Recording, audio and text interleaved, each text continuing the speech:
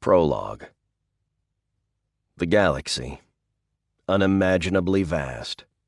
Mankind inhabits a huge swath of this massive conglomeration of stars, an entire spiral arm explored and colonized eons ago. Humanity's origins are forgotten, its birthplace long a lost legend, buried in the endless depths of the past. Little is known of mankind's expansion into the stars, of how so many worlds were settled and tamed. There are vague histories, as much legendary as factual, of civilizations that rose and fell, leaders who achieved great glory and were remembered, and then mostly forgotten. Great fleets that clashed, deciding the fates of billions, armies that marched across worlds, cities destroyed and then rebuilt.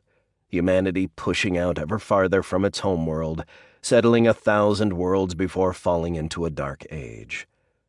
But now mankind's lost glories are forgotten, the independence and spirit of its early adventurers gone, replaced by terror, by slavery. For the empire that now reigns over those worlds of humanity knows only one way to rule: fear. On 1,000 worlds, people live in terror, crushed by their masters at the slightest signs of disobedience. For a millennium, the emperors have ruled humanity with an iron fist, and everywhere men and women look up to the sky, they live under imperial control. Everywhere save the far stars. A remote sector, a star cluster separated from the rest of human space by the great emptiness of the void, the far stars are a difficult and dangerous journey from imperial space. It is to the mysterious natural phenomenon of the void that the people of the far stars owe their freedom from imperial rule. Into this untamed frontier a man fled. He had been a warrior, a soldier of great ability, the product of a select breeding program. But that time had passed, and it was a broken man who escaped to the frontier of humanity's dominion, haunted by a dark and terrible past. He left his old name behind, took a new one utterly anonymous, but not for long. For where he goes, violence and death follows, and soon his new name will spread throughout the far stars, a cry of hope to some, a bitter curse to others. Blackhawk. Chapter 1. West Hill. The Badlands. Northern Celtiboria. The bar was dusty, run down, a filthy shack. It sat on the edge of a town boasting no more than a few dozen buildings, most as ramshackle as the tavern itself. The walls were dark and grime-covered, and the floor was built from coarse boards, old and stained with spilled liquor and more than a little blood.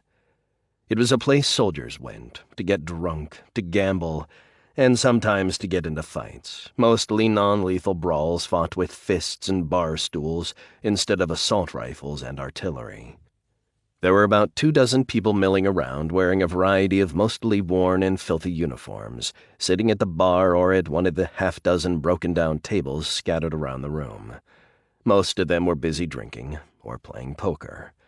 Gambling was always popular with the soldiers, and many of them rushed to find a game just as soon as their paymasters handed out the nearly worthless scrip for their habitually overdue pay.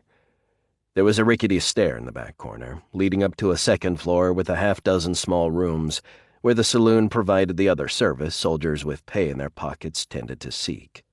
A private was stumbling down the stairs, trying unsuccessfully in his drunken state to fasten his pants with one hand, as the other gripped the loose and wobbling rail.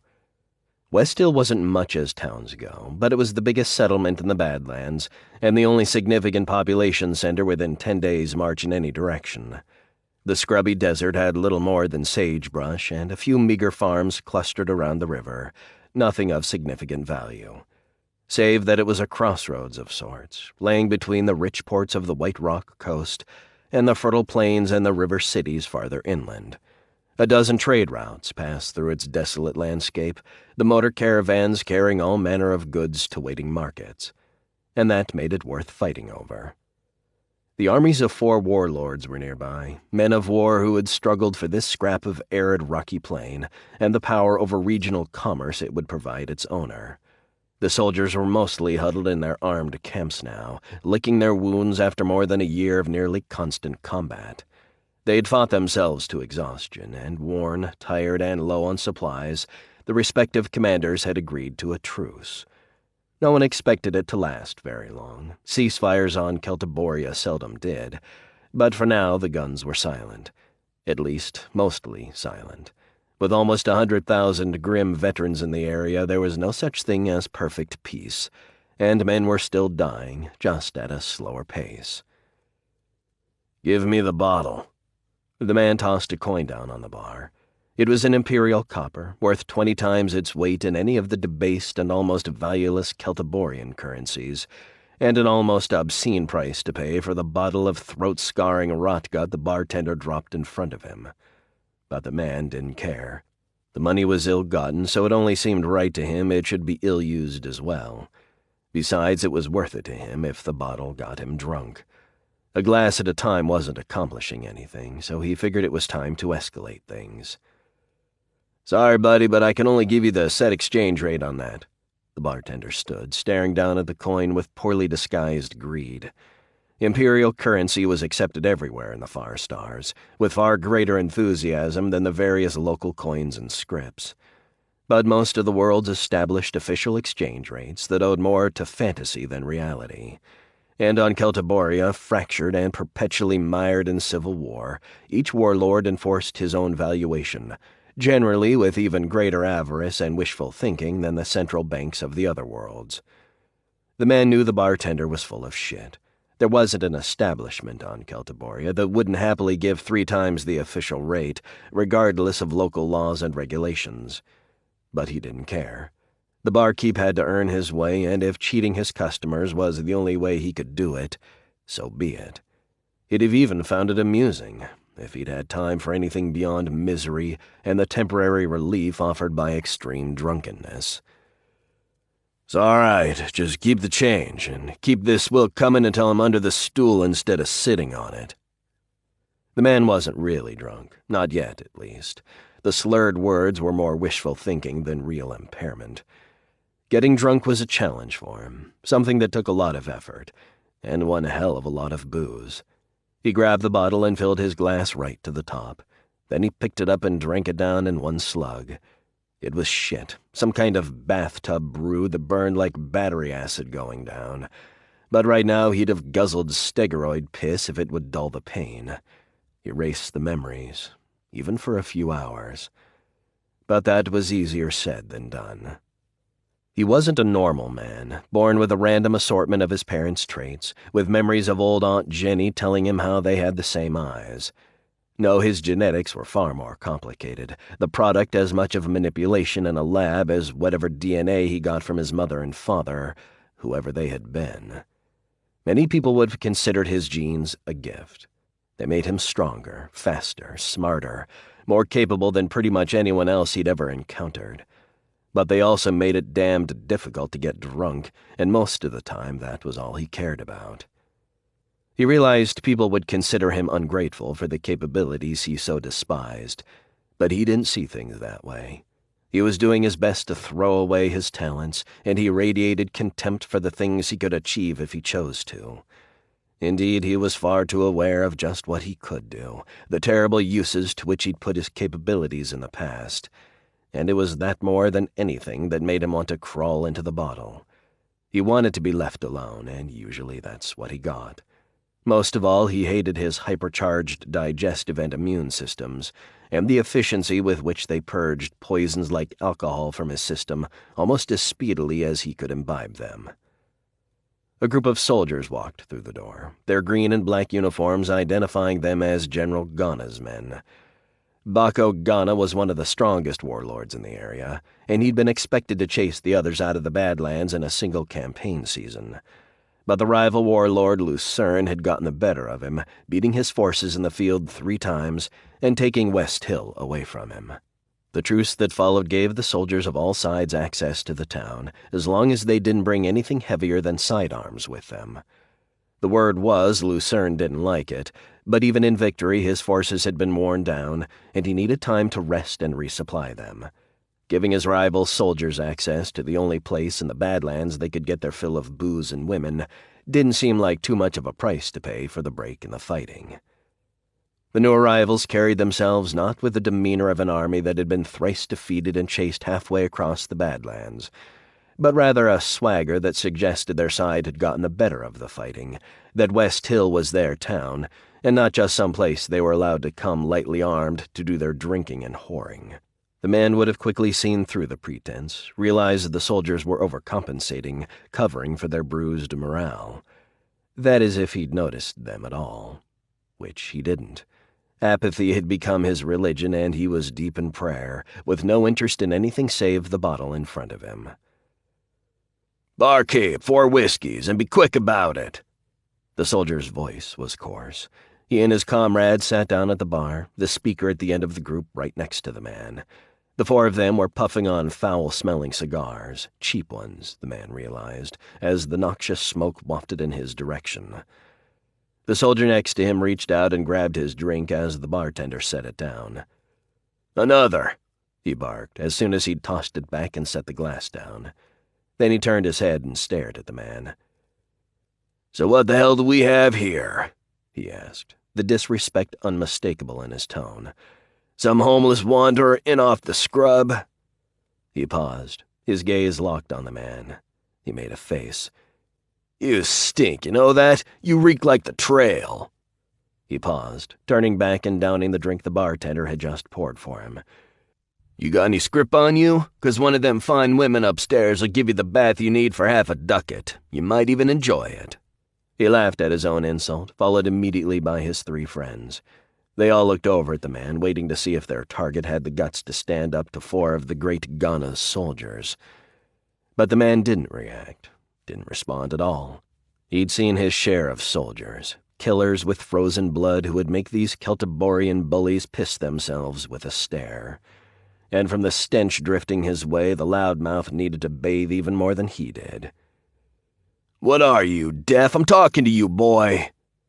The man remained silent. He stared straight ahead as he grabbed the bottle and filled his glass again. He wasn't there to fight, or even to socialize. He was there to drink himself into unconsciousness. The soldier's face turned red, and he looked back at his companions. "This drifter thinks he's too good to talk to us, boys." He stared back at the man. "You don't look like much, though, does he?" The man turned toward the soldier, staring with cold gray eyes. "I'm not looking for trouble, soldier. Now drink your drink, move the fuck along, and keep your shit to yourself. I'm only gonna say it once." His voice was icy. He held his gaze for a few seconds, eyes fixed on the soldier and his friends. He was fighting to stay calm, to beat back urges from the past, dark ones, to try to ignore the soldiers, not to take the bait. But the normal involuntary response stirred in his mind, and he analyzed each of them, coldly assessing the threat they represented, and deciding it was minimal. If it came to fighting, he didn't doubt he would prevail. But wasting 4 troopers would draw a lot of unwanted attention. So he turned back to his drink and put it to his lips, downing it in one quick gulp before he put the glass on the bar and filled it again. The soldier hesitated. There was something in the man's stare, the frozen sound in his words, something unsettling, threatening. He hesitated, but then he looked back at his friends, saw the chuckles forming on their lips, waiting for him to back down. Finally, he turned back toward the man. "Hey, boys, we got ourselves a real tough guy here." There was a nervousness in his voice, but he pressed on anyway. "You know what, shithead? You picked the wrong guys to fuck with. You hear me?" His voice was thick with false bravado, but there was an uneasiness there, too, even fear. The soldier took a cigar and put it out in the man's glass, the lit end hissing as it was extinguished by the low-proof, watered-down whiskey. "What about that tough guy?" The soldier laughed, flashing another glance back to his comrades, clearly expecting his target to back down. But the man just sat still for a few seconds, silent, unmoving. Then his arm whipped up, striking out an emotion so quick it was just a blur. The soldier stood still, looking straight ahead, his eyes transfixed. Then he fell to the ground, his hands grasping desperately at his crushed throat as he gasped for air. The man was on his feet now, his eyes fixed on the 3 other soldiers. He was dressed all in black, though the dust from the trail had covered him with a light gray coating. His hair was dark brown, long, pulled back in a ponytail held by a small silver clasp, the only thing of apparent value on his person. "Now get the hell out of here," he said, "and take this piece of shit with you." His voice was ominous, the threat of death heavy in every word. The soldiers were stunned. They had jumped to their feet and they stood staring at the man, then at their friend lying at his feet, still in the final stages of his death struggle. The bar was silent, every conversation hushed. Those closest to the door had run out into the street in search of relative safety, or one of General Lucern's patrols. The others shied away, moving back against the walls, watching nervously as the scene unfolded. "Go," the man said. "Walk away. Live." The soldiers glanced back and forth for a few seconds. They were clearly scared, but in the end their rage won out. Almost as one, they reached for the pistols at their sides. They were combat veterans, men who had killed before. They moved rapidly, decisively, but not quickly enough. The man's hand dropped down as well, faster. He gripped the well-worn pistol he wore and brought it to bear before his enemies had even gotten theirs free of their holsters. The heavy gun cracked once, twice, a third time in rapid succession, and the soldiers fell backward, a single red hole dead center on each of their foreheads. The man slipped the gun in its place, and he turned back to the bar. He looked down, pushing the glass with the cigar to the side. He grabbed the bottle and took a deep gulp. Then he reached into his pocket and pulled out another Imperial coin, tossing it on the bar. "Clean up the mess," he said, with no detectable emotion. He turned and walked toward the door, carrying the half-empty bottle with him as he did. He'd gotten halfway to the exit when he heard the commotion in the street. He stopped just as a group of uniformed troops poured in, weapons drawn. "Hands in the air," the leader shouted. "Now!" His voice was tense, but the man could hear the control of a true veteran in the words, a real soldier, not like the bullies in uniform he just wasted. Through the layers of apathy and contempt, a small spark of respect flickered. "I don't want to hurt you." The man stood, unmoving, the still warm pistol hanging on one side and a bronze-colored short sword sheathed on the other. His eyes darted back and forth, assessing his opponents. There were 7 of them, and he could tell immediately they were better soldiers than the 4 thugs he just killed. They all had weapons drawn and leveled at him. "This is the last warning you're going to get." The lead soldier, a lieutenant from his insignia, stared at the man, his eyes focused, ready. The man could see the soldier's hands, the whiteness in his fingers as he gripped his weapon tightly.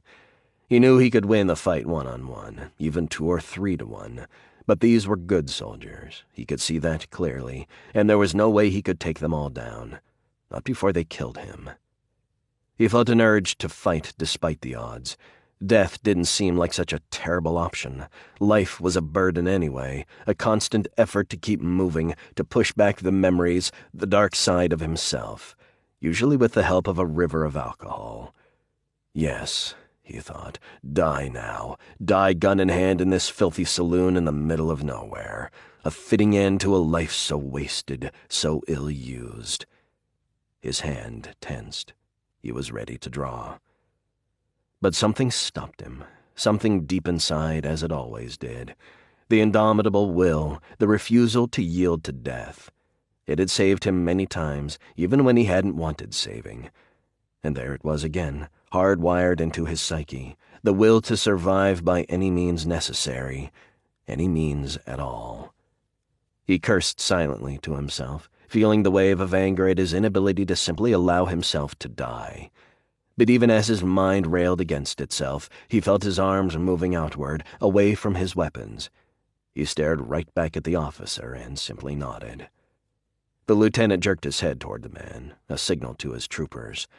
2 of them ran forward, grabbing the man, reaching down and removing his weapons belt. One of the soldiers handed the pistol and sword to another, and then he grabbed the man's arms and pulled them behind his back, attaching a set of shackles. He pushed the man forward. "Let's go." The man felt a wave of anger, an urge to strike, to kill the soldier who shoved him. He knew he could. The shackles wouldn't stop him. But it wasn't the time. So he moved his leg forward, walked slowly toward the door. He was testing his captors, expecting the soldier to push him harder, to take the bait his defiant shuffling pace offered. But the soldier didn't touch him. He just said calmly, "Let's move." The man stepped through the door and out into the dusty main street of the town. There was a sparse crowd gathered, looking on cautiously. Trouble at the saloon wasn't exactly an uncommon occurrence, and Lucern kept a tight grip on events in West Hill. Most days his soldiers made arrests 2 or 3 times, but the majority of those were routine fights and other situations involving too much alcohol. They typically held the prisoners overnight, letting them dry out before releasing them. But this was something else entirely. It seemed different than most fights, even ones with fatal endings. It had been so lopsided, over so quickly it looked at first glance like an ambush, cold-blooded murder and not a real fight. The man walked slowly down the street, silently staring ahead. The soldiers led him toward a light transport vehicle, 2 of them running ahead and opening the rear hatch. The man just continued forward, his eyes darting around, taking constant assessments of the situation. He would go along quietly. No doubt these soldiers would believe whatever cell they locked him in would hold him. But the man thought otherwise. The soldiers were professionals, there was no doubt in his mind about that. But he was equally sure he could break out of whatever jail they put him in. They might be good soldiers, but they were utterly unprepared for someone. Something like him. He could see the crowd growing larger, hear the background noise of the townspeople speaking to each other. His hearing was vastly superior to human norms, and he could understand much of what they were saying. Word was spreading that this drifter had killed 4 soldiers, Ghana's men. That was noteworthy enough as the start of a legend, the stranger who'd bested 4 adversaries, and all the more enticing because of who the victims were. The people of West Hill still resented the callous rule and atrocities they'd suffered when Ghana had controlled the town, and no one mourned for his dead soldiers. But the situation sparked another kind of gossip, and people were already whispering fearfully, wondering how General Ghana would react if the killing would endanger the fragile truce. He turned his head and took one quick look at the crowd. They're really scared. Did I just restart the petty little war in this backwater? He paused for a second. Then he decided he didn't give a shit. He looked up and stepped into the transport. Chapter 2. General Lucern's headquarters. The Badlands. Northern Celtiboria. The man sat on the cot. It was a hard metal platform, bolted to the stone wall and covered with a thin foam pad. There was nothing comfortable about the cell, but it was clean and orderly, more so than the man had expected. He'd seen far worse prisons. He'd sat quietly since they had brought him in the day before, watching, taking note of everything. The bars, the schedule of guards coming in, delivering meals, returning to retrieve the trays. He had a plan, a way to make his escape, one he had calculated offered a considerable chance at success. But he'd held off. There was something about these soldiers, a discipline, a professionalism he'd hardly expected to find in a warlord's army on Celtiboria. In truth, he was curious about the troops and about their commander, and he found being interested in anything to be a refreshing change from the crushing apathy that ruled his life. The man had served in armies before, forces with veteran soldiers trained to a sharp edge. But those troops had all had a malevolence he didn't see here. These soldiers were sharp, capable, and he had no doubt they could unleash a fearful fury on the battlefield. But the casual brutality he'd seen in his own service was nowhere in evidence. They were controlled, and that said something about the man in command. He was sure these troopers would enjoy the pleasures of a good sack when they took a city. He didn't think them immune to the customary callings of war. But there was a hint of morality at work in this force, one that had rarely been in evidence elsewhere where he had fought. He wanted to know more about the man who commanded this army, so he didn't try to escape. He waited to see what happened next. The air was musty, damp, a coldness coming from the walls despite the adequate heat pouring from the ceiling vent. Like most deserts, the Badlands could be brutally hot during the day and surprisingly cold at night. And it was early morning still, the heat from the blazing sun still hours from penetrating the depths of the huge stone building. Lucern had taken an old castle as his headquarters, a massive fortification he suspected had once been built to protect the very trade routes the general and his adversaries battled over now. The man wondered about his host. He'd heard the name in his time on Carteria, but little else. Lucern wasn't one of the top-tier warlords. He was fairly certain of that, but he'd heard good things about the general, both in terms of his military skill and his temperament, and he suspected total control over the badlands trade routes would propel him a long way toward the top of the hierarchy, doubling or tripling his resources in an instant. These soldiers are well-trained and led. If this Lucern is able to build a larger army of this quality, he could shake up the power struggle for sure. The man couldn't help but analyze strategy and tactics. It was hardwired into his brain, and no matter how much effort he made to ignore such things, the response was almost automatic. Even with a conflict that didn't involve him, an insignificant struggle in the far stars, a fight in which he had no stake, no real interest.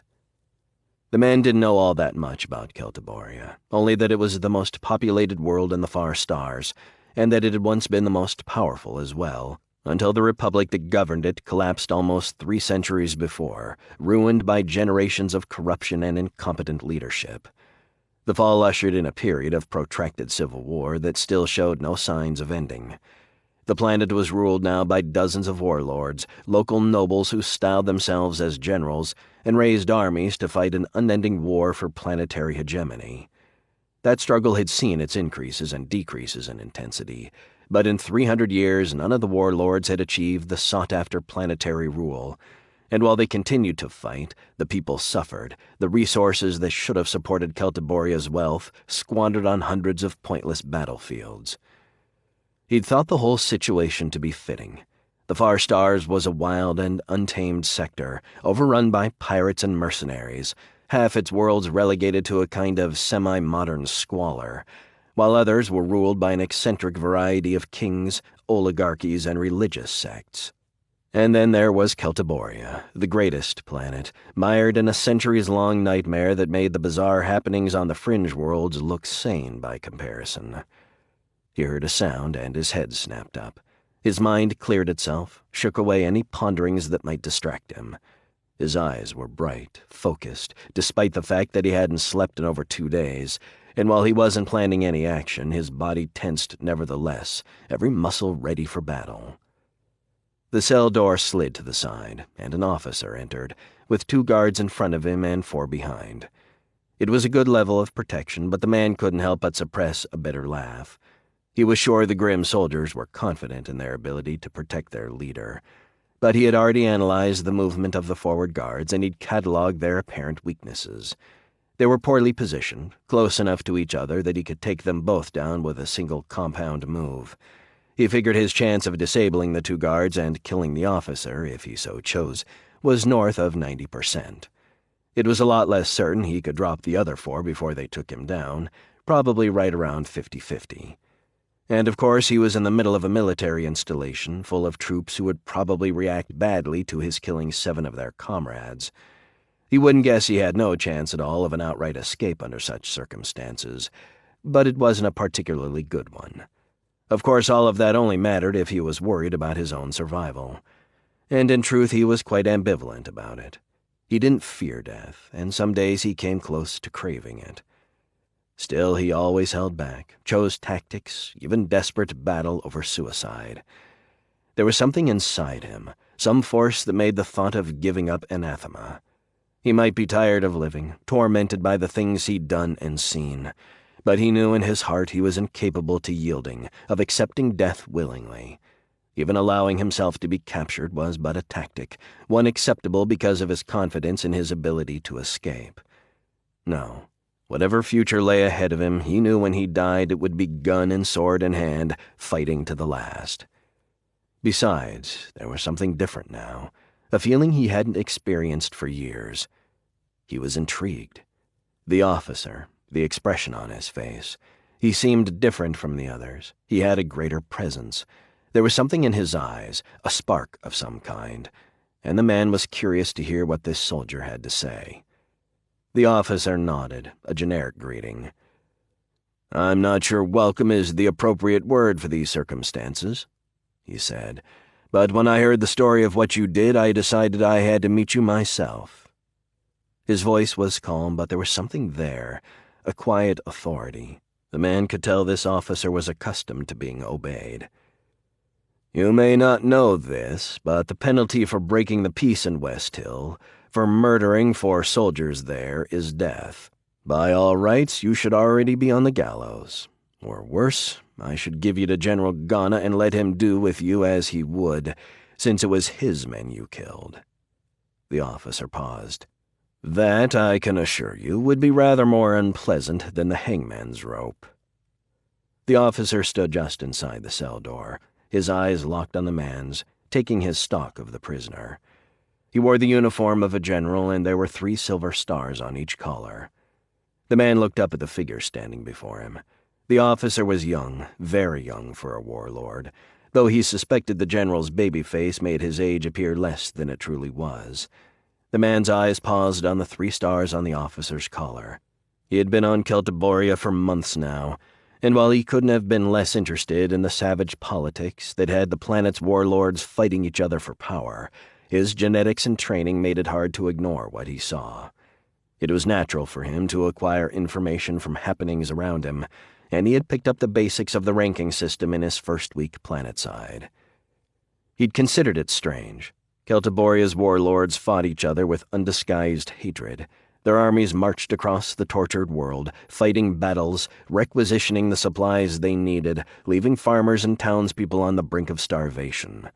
They lied and stole and cheated their way through negotiations and sacrificed honor and trust in their naked grabs for power. They sent assassins after their rivals and fought each other over the smallest disputes. But on one thing they mysteriously agreed.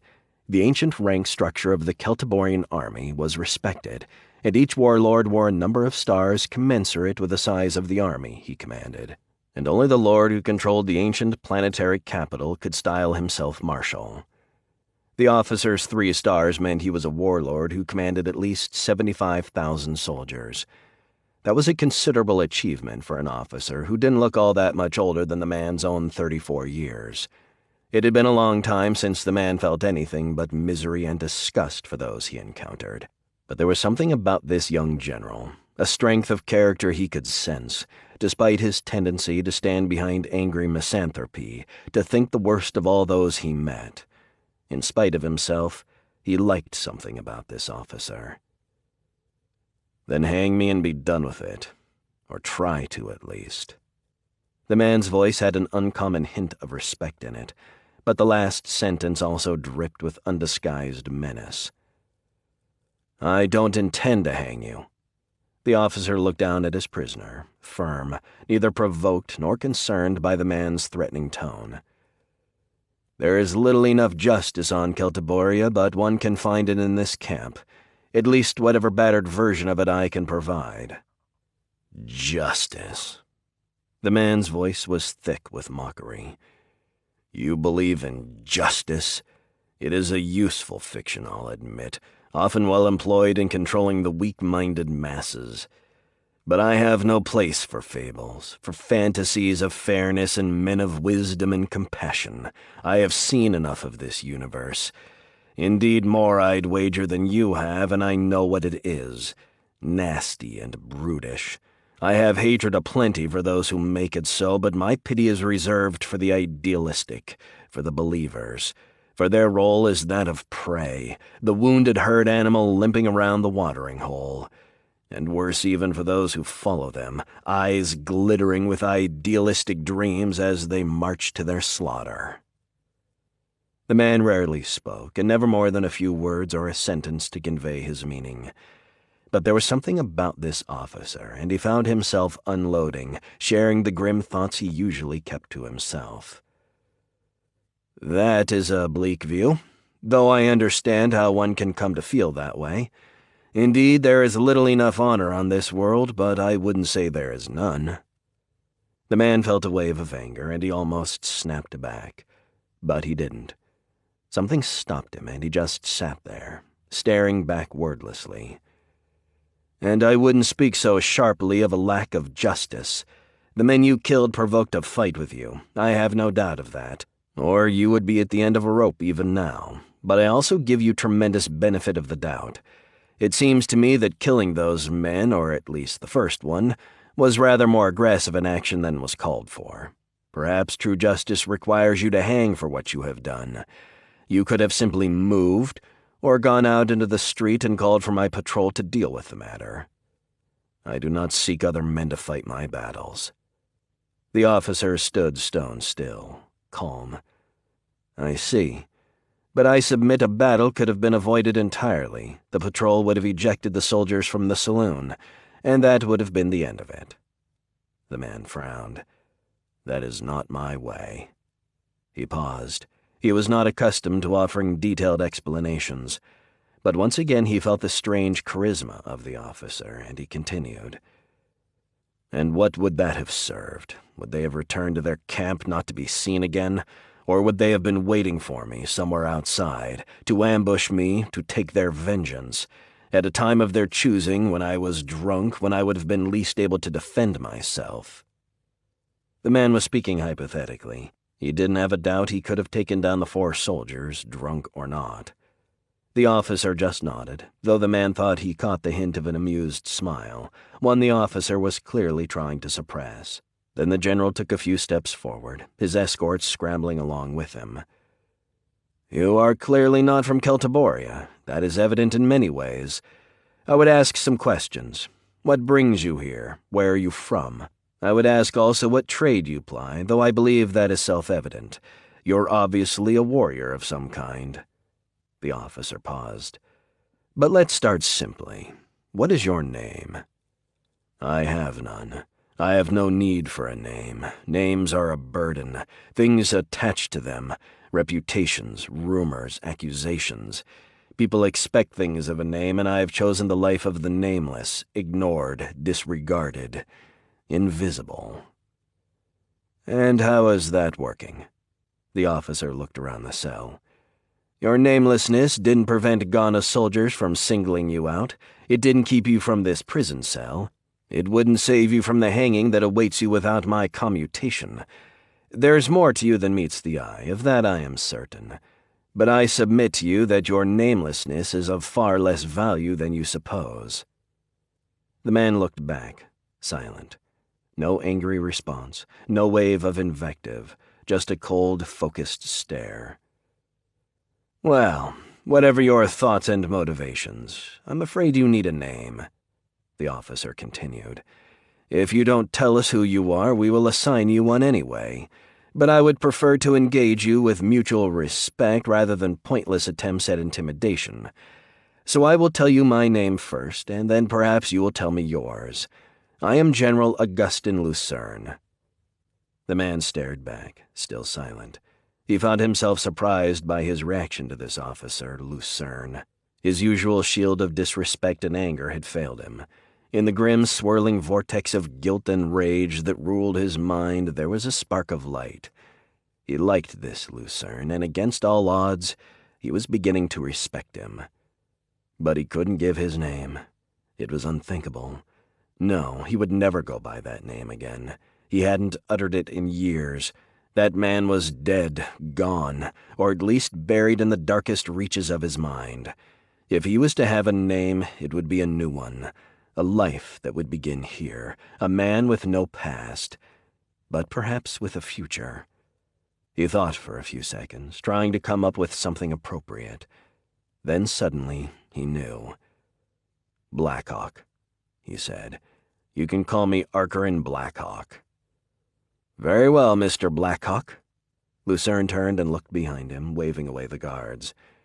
"Leave us. I would speak with Mr. Blackhawk alone."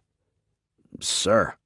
The lieutenant looked nervous, and he stood with the rest of the guards, hesitating and nervously eyeing Blackhawk. "Go, for the love of Chrono, go. Must I repeat every order? I would speak with this man, and I would do it alone." The guards scrambled out the door, still uncomfortable leaving their leader alone with a prisoner, a man they all knew had killed 4 enemy soldiers in a few seconds.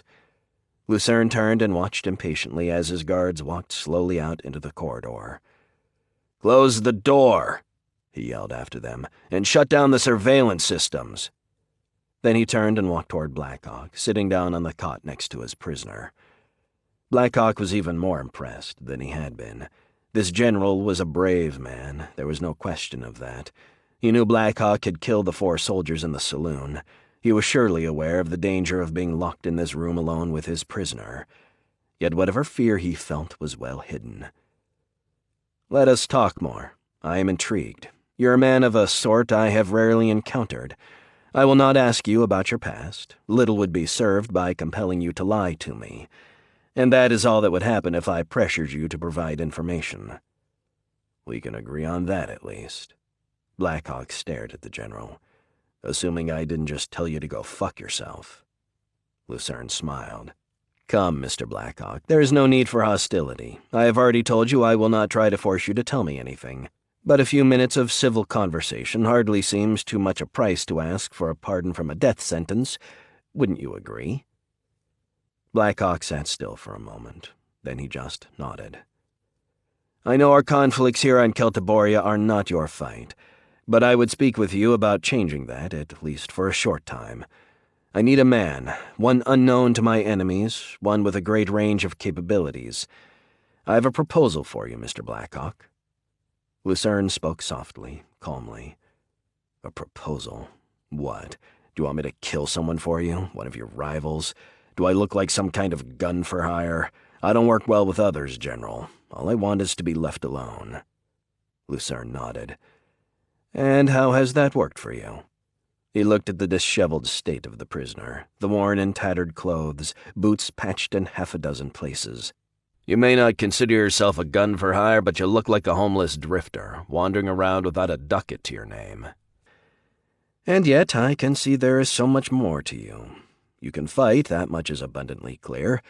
But I dare say there is more than just that lurking inside you. You do not hide the strength of your intellect as well as you think." "You think you know something about me?"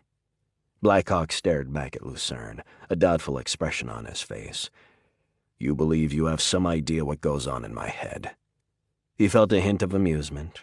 No, not amusement. It was respect. He didn't think Lucern had any massive insight into what drove him, and certainly not the dark things he'd done, but he'd met few enough people with any perception at all, and Lucern's insight was surprisingly good. "I wouldn't presume to understand your motivations, certainly not in any detail, nor whatever has happened to you, what burdens you carry. But I can recognize someone with great talent and ability, a man haunted by demons from his past. I don't know what you have been through, but I am familiar with how it feels to have men die carrying out your commands, and sometimes because of your mistakes."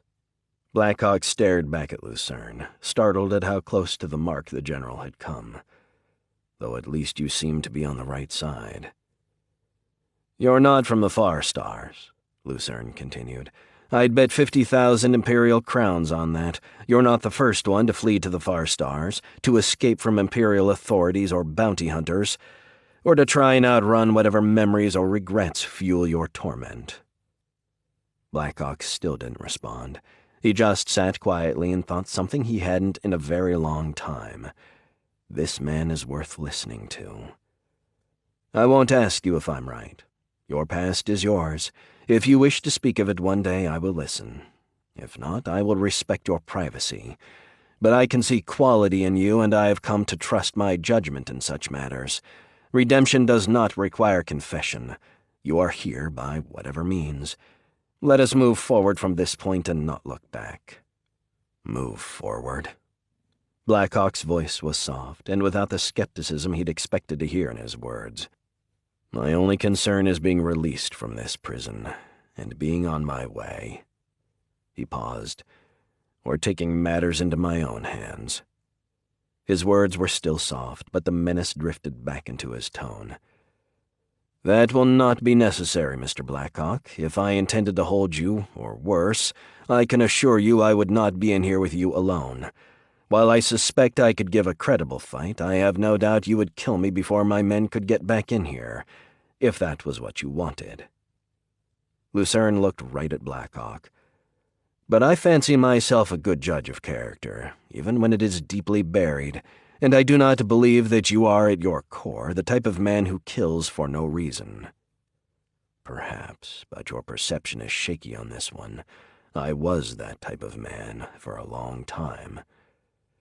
That is a dangerous assumption. Do you take chances like that on the battlefield? I do not believe I am taking a chance, Mr. Blackhawk, at least not a significant one. I have no doubt you would kill without a second thought to avenge wrong done to you or to defend yourself. Indeed, the affair in the saloon is proof enough of that. But you have nothing to gain by killing me. If you did, you would never leave here alive. My men would kill you immediately. I don't doubt your courage, but I'd wager you are not a man to lash out for no reason, for no gain. I see a coldness in you, but not a lack of discipline. Blackhawk listened quietly, and his estimation of Lucern grew. He had been many places, fought alongside and against highly capable warriors, but he'd never seen in anyone what he was starting to sense about this jailer. Is this really an honest man? Does such a creature exist? That is a significant wager, especially since the stakes are your life. And yours, Mr. Blackhawk, and you strike me as a man who knows how to survive whatever demons are driving you. Another comment close to home. Lucern had Blackhawk's attention. If you release me, we have no quarrel, General. I will leave your occupied territories at once. To be honest, I've had enough of Celtiboria. This world has its own problems, and I have mine. I would try to convince you to stay, at least for a short while. I have a mission in mind, and I think you are the ideal man for the job. Blackhawk shook his head. I'm not a hireling, General. I'm not for sale. I will pay 1,000 Imperial gold crowns. Lucern's eyes were locked on Blackhawk's. I do not wish to buy you, only retain your services for a short while. After that you may leave, or stay. Whatever you wish. You may even find a home with us. Blackhawk held back a derisive laugh. He had no home, not anymore, and he didn't expect he'd ever find one again. That is unlikely, General. I appreciate your offer as I know it was made in good faith, but I do not need your money, so if you are true to your word, I will take my leave now. That is a lie. You do need the money, and you have wallowed long enough in the filth, wasting the days. My word is good. You may leave at any time. He walked over to the door, putting his hand on the small communicator. Lieutenant, you are to get Mr. Blackhawk's weapons and possessions at once. He is free to go. Yes, sir. There was surprise in the guard's voice, concern. There. The guards will return your sidearms and your pack, and you are free to go. I ask only that you not speak of this to anyone, neither my offer to you nor that you are the man apprehended in the saloon affair. I will have enough trouble over that without you causing me more.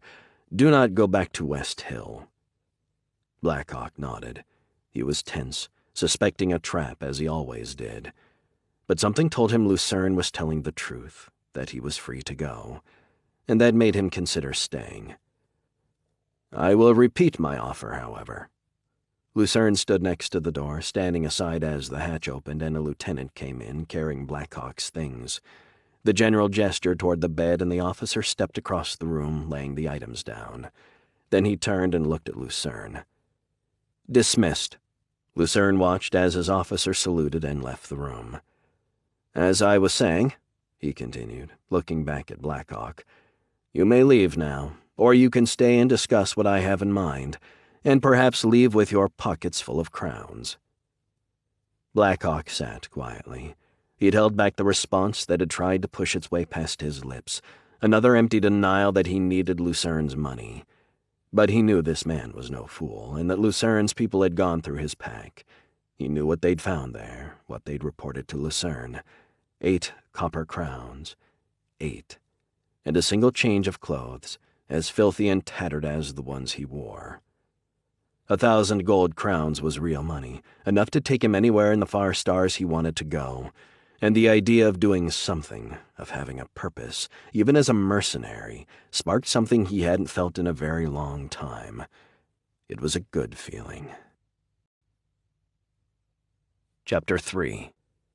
Grey Company Refuge, Western Badlands, Northern Celtiboria. We tried, Cass. We really did, but they've doubled the patrols. There was just no way to get in. If I'd gone any closer, my whole team would have been killed or captured.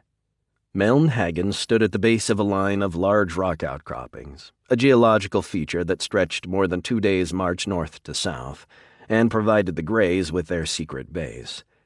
Cassandra Cross stood in a narrow cut between the two sheer rock walls. The split between the cliff faces didn't lead anywhere. It just petered out and ended when the two sections of rock connected a short way to the west. At least that's what the maps said. But Cross knew her way around better than the last map-makers to visit the Badlands. There were caves under these mountains, interconnected and very difficult to find, especially since Cross and her people had camouflaged the entrance. She stared at Hagen, her expression one of frustration. "We've got to do something, Meln. We can't just leave them there."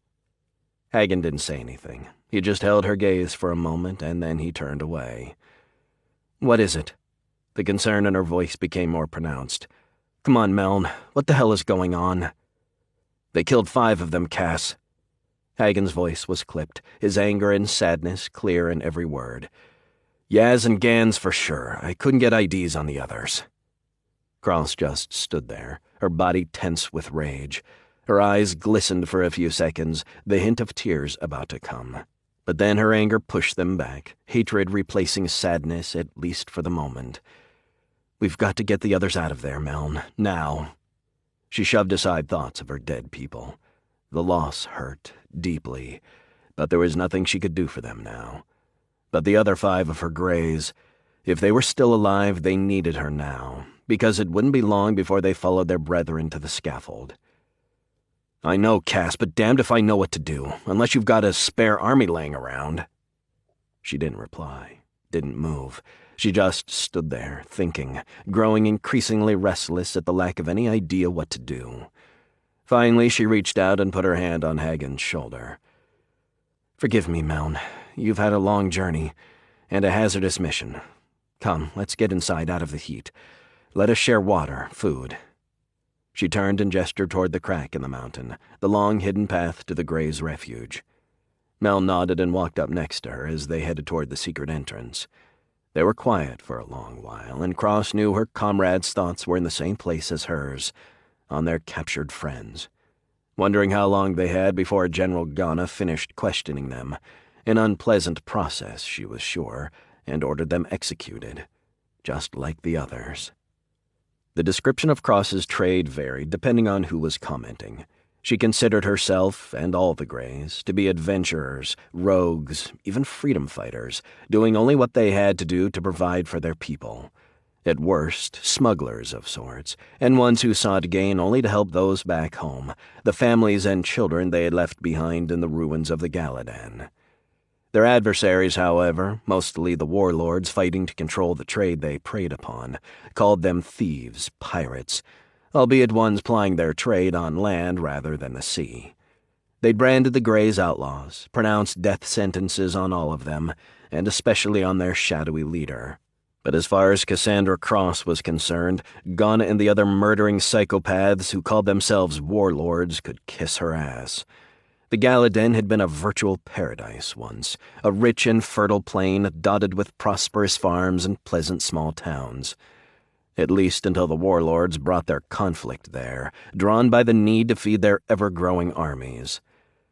The Galadan was a burnt-out ruin now, its fields mostly barren and fallow, its once pristine small rivers poisoned and polluted by the detritus of war.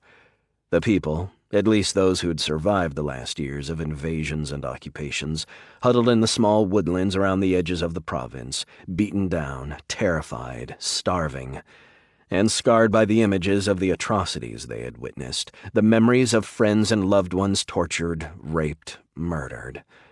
Their home was a once peaceful province on the verge of utter destruction and depopulation, at least until Cassandra rallied a group of Galadan's young adults and formed them into the Grey Company, a band of adventurers, smugglers, pirates, whatever one chose to call them, whose name came from the colors of the cloaks they wore. She led her group of followers north, toward the Badlands, determined to hijack enough caravans to support their families back home, and for more than 2 years they'd done just that. General Ghana had eventually pinned them in and was on the verge of destroying the entire company, but then Lucern's invasion compelled him to cease the pursuit, and for more than a year the Greys had been wreaking havoc among the under-escorted caravans. She'd sent a dozen expeditions west, upriver to sell their booty to black marketeers from the river cities, happy to take all she could deliver at half its value. And the flow of gold had been sent home to buy food and medicine for the families and friends they had left behind. Cassandra knew the battles that had kept the soldiers from chasing her people had cost thousands of casualties, and she sympathized, on some level, with the suffering of the soldiers. They were young people gathered from their homelands, much like her Greys, who had chosen their dangerous careers more through a lack of other options than any great desire to live an often short life of marching and combat. But the carnage on the battlefields took the heat off her and her followers, and she was grateful for the conflict. And the ceasefire had frustrated her, ramped up the danger for her raiding parties. "Cass, what are we going to do? You know they're going to kill the others." Hagen's voice was hoarse, finally showing the fatigue he'd tried to hide earlier. "And they have us shut down. We've got almost 20 dead since they stopped fighting, and 5 more sitting in a cell waiting to be executed." The truce was bad for Cassandra and her raiders, and Ghana had taken advantage of having Lucern off his back to try and wipe out the Greys and the other groups attacking convoys. And if the peace lasts too much longer, that's exactly what is going to happen. Cass had been waiting impatiently for the truce to end, for the day the soldiers returned to killing each other and lost interest in her people. But there was nothing she could do now but wait, and hope, and she hated the helplessness she felt. "I don't know, Meln." She had the feeling in the pit of her stomach, the one she got when she felt trapped, when there were no answers. "I just don't know." "I'm gonna ask you this once again, you piece of cave slime. Where's your headquarters?" The jailer was a big man, tall and muscular, but overweight, too. He wore the brown pants of a uniform, but he was stripped down to a torn white undershirt, discolored around the arms with sweat stains. He had a large apron strapped on in front, light brown and liberally splashed with blood. His face was twisted into a nasty scowl, but there was a hint of a smile there, too. It was clear he enjoyed his work. Ballantyne stared back at his tormentor. He was against the concrete wall, his arms shackled above his head. He was groggy, semi-conscious from the beating he'd gotten over the past 2 hours, but the defiance inside him was still sharp, strong. "Go screw yourself," he said, his voice rough, hoarse. He looked at the jailer. His vision was blurry, his eyes swollen from the repeated blows, from blood pouring down out of the large gash on his forehead. "You're a sick, fat piece of shit, you know that? You're gonna make one hell of a sound when somebody finally drops you." The jailer's face turned red, and he swung hard, slamming the heavy metal baton he was holding into Tall's gut. "You're a funny guy, you know that?" The jailer pulled the club back and struck again, hitting Tall on the side. "I like that." He leaned forward, staring right into his victim's eyes. "Because I like this, too." He hit Tall again, harder this time. The captive Grey howled in pain. He'd been struggling to remain silent, to deny his tormentor the pleasure of hearing his agony. But the last blow broke his arm, and the pain was too much to hold in. He gritted his teeth, steeled himself to endure. He tried to stop the tears from pouring out of his tortured eyes, but they came anyway and slid down his swollen cheeks. He knew he had to hold out, to deny his captors the information they sought. If he broke, if any of his comrades did, they would all die almost immediately. The enemy's need to find the Greys' refuge was the only thing keeping him alive, keeping his friends alive.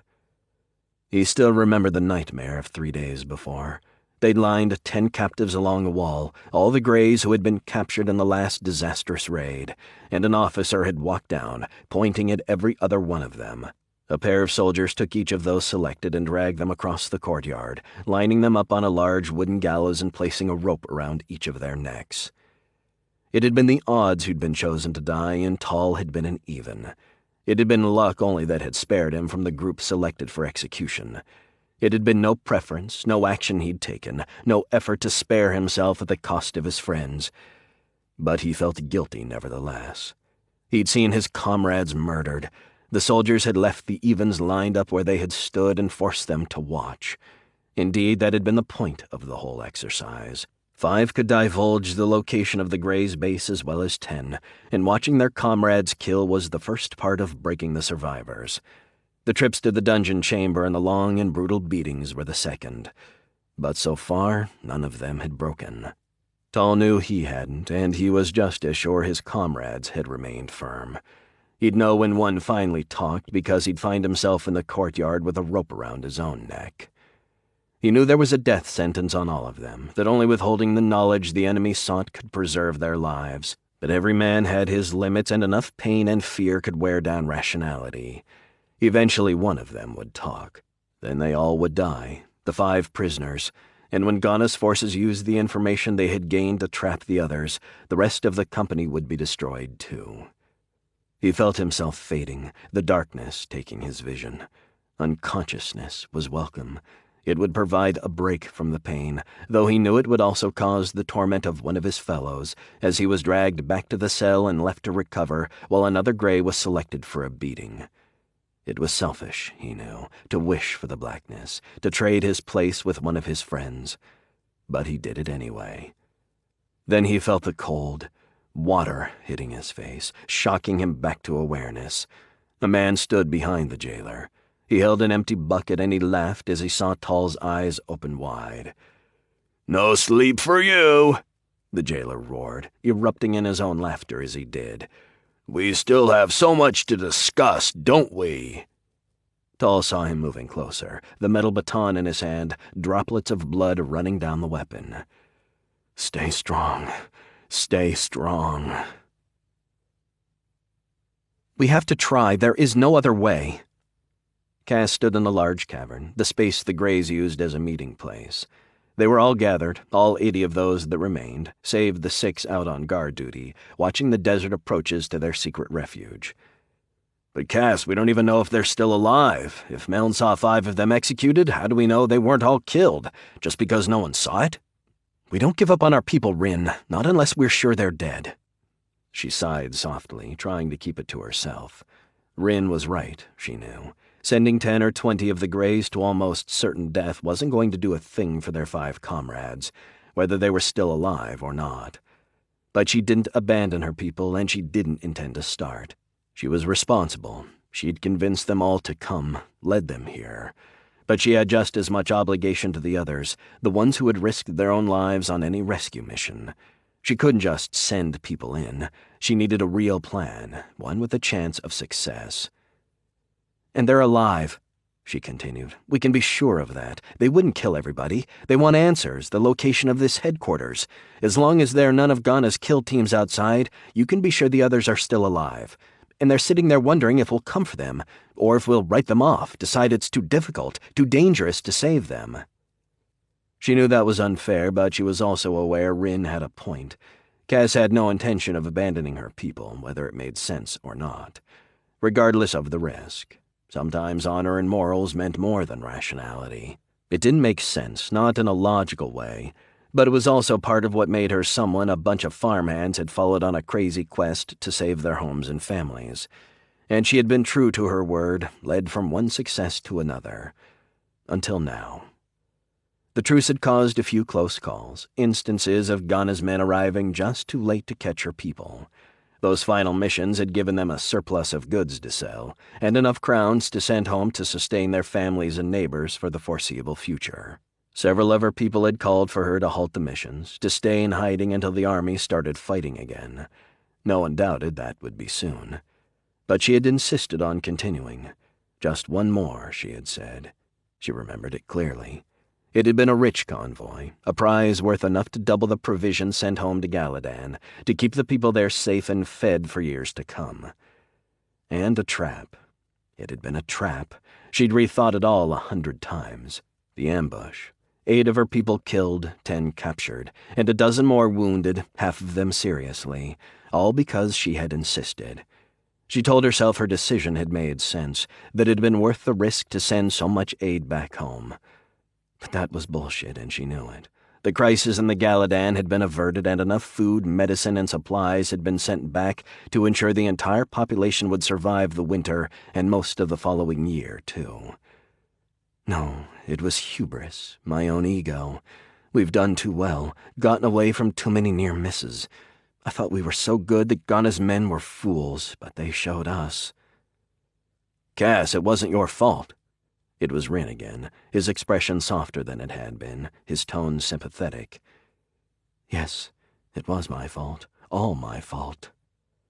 Thank you, Rin, but that doesn't matter now. The only thing that is important is rescuing the prisoners, and I don't have any ideas, none. She looked out over the gathered greys, her eyes begging for one of them to speak up. Anyone have any suggestions, other than leaving our people behind? The cavern was silent, only the hum of the portable reactor deeper in the cave to break the stillness. Cass looked out, panning her eyes back and forth. Please, one of you? I have an idea, Cass, but it's pretty out there. It was Ellie Marn, and she was sitting along the back row, wearing a baggy tunic and a pair of trousers tied around her waist with a rope. Everything was baggy on Marn. She was a tiny little thing, barely 15 years old when the Greys had first marched out of the Galadan for the Badlands. Cassie had twice rejected her pleas to come along, declaring her too young to leave home on such a dangerous expedition. But she'd stowed away in one of the transports and managed to stay hidden until they had ridden halfway to the desert. Cass had vowed to send her home with the first shipment of supplies, but Marn's pleas and the demonstrations of courage and ability she'd put on during the first raids had kept her with the group ever since. Of course, who else would it be? Okay, Ellie, what do you have in mind? Chapter 4. General Lucern's headquarters. The Badlands, Northern Celtiboria. I am pleased you have decided to stay.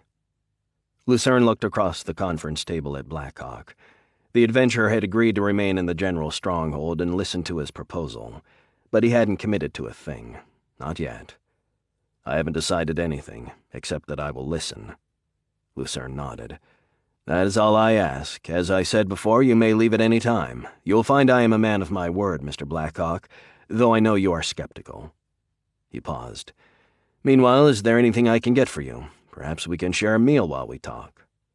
Lucern didn't wait for an answer. He just turned back toward the guard standing next to the door. Tell the chef to serve lunch immediately. Blackhawk appreciated the gesture, and Lucern's efforts to make charity appear as simple hospitality. In truth, it had been a long time since Blackhawk had eaten a decent meal, and 2 days since he'd had anything at all. He wasn't sure if it was simple defiance that had caused him to send back the meals that had arrived like clockwork during his imprisonment, or just the unappetizing nature of the food. Lucern's prison was clean, humane, orders of magnitude better than others he'd seen. But the meals were the same kind of slop common to most prisons. So, General, why don't you tell me why I'm here? Blackhawk didn't know if he was going to do what Lucern asked, but he felt an energy that had long been absent from his thoughts, ever since he'd left the Empire. There had been a time when Blackhawk craved action, when he chafed in boredom and inactivity. Most of his life, in fact, and this Celtiborian warlord had impressed him. Not an easy thing to do.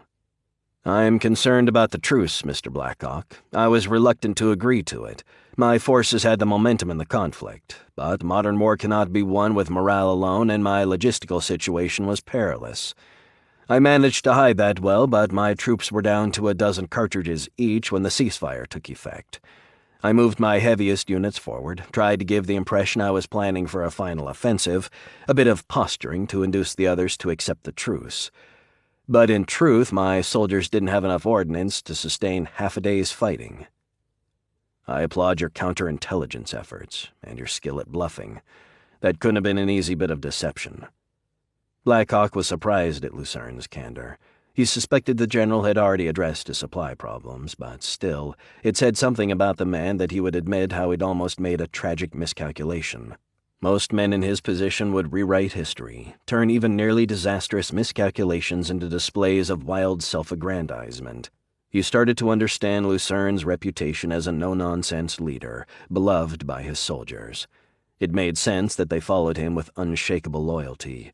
He was one of them, in a way few generals could be. No, it wasn't. I have since been able to get several convoys through, and my soldiers are resupplied and reprovisioned. But the truce still has almost 90 days to run." He paused. Then he continued, his discomfort clear in his tone.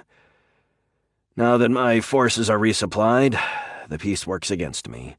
My soldiers' morale is still very strong from the recent victories, and my other forces, those outside the Badlands, are tied down elsewhere. I'm afraid I have no additional strength to deploy here. In 3 months, my enemies will only be stronger, and my forces will be the same as they are today. But the memories of victory will be older, fading." "You didn't bring me here to tell you to violate the truce and launch a surprise attack. That is what most generals would do, certainly in the Empire." Blackhawk paused, silently scolding himself. He didn't talk about the Empire, ever. No good would come from anyone knowing the extent of his knowledge. "Yes, you are right, Mr. Blackhawk. Most generals would break the truce without warning. They would deploy treachery to gain a victory." "But not you?" Blackhawk's tone was odd. He'd intended the comment in an almost sarcastic way, but it came out more as a deadpan question. He tended to disregard claims of honor and trustworthiness, having found such traits to be very rare indeed. But he was beginning to believe Lucern, to accept that the Celtiborian general was the genuine article. "No, Mr. Blackhawk, not me." Lucern paused. "It's not that I am some paragon of virtue, far from it, but I have based my dealings on honesty, on keeping my word when I give it. Even my enemies know they can trust me, at least to a point. My reputation has served me well. Indeed, this current truce, which saved me from destruction as my forces ran out of ammunition, was only possible because my opponents believed I would honor the terms. But they will not if it is to their advantage to strike. You come to the heart of the matter, Mr. Blackhawk. My strongest adversary is General Ghana. I have fought him before, and I have excellent intel on his holdings and his various forces. I have examined the data a dozen times, and I am sure of my conclusions. He has greater forces here than he should be able to support in this country, by a considerable margin. And you want to know who is behind him? Yes, Mr. Blackhawk, that is exactly what I want. Why me? Why not send your own people?" Lucern hesitated. "I'm afraid my intelligence operation is rather less developed than my field forces. I lack operatives of your ability, and there's too much chance one of my people would be recognized. I'm more of a military officer than a spy master. The cloak and dagger comes far less naturally to me." "And you think I'm a spy?" Blackhawk felt a wave of amusement. He had far more experience himself in the blunter ways power was employed. Skulking around in the shadows, playing the games of intelligence was not in his skill set. He was an able warrior, more than able, but he knew for all his skills he was a blunt instrument of sorts, accustomed to using naked force to attain his goals.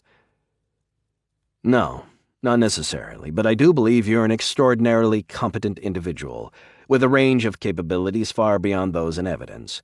And while you killed 4 of Ghana's men, it is very unlikely you will be recognized, not with the surveillance footage from the saloon destroyed and all of his people who saw you dead. And that anonymity will facilitate your gaining entry into his service. That and a bit of cover manufactured by my people." "So you want me to go to General Ghana's camp, and what, volunteer to serve in his army? That is a little convenient, isn't it? Don't you think it will seem a bit suspicious?" "No, why would it?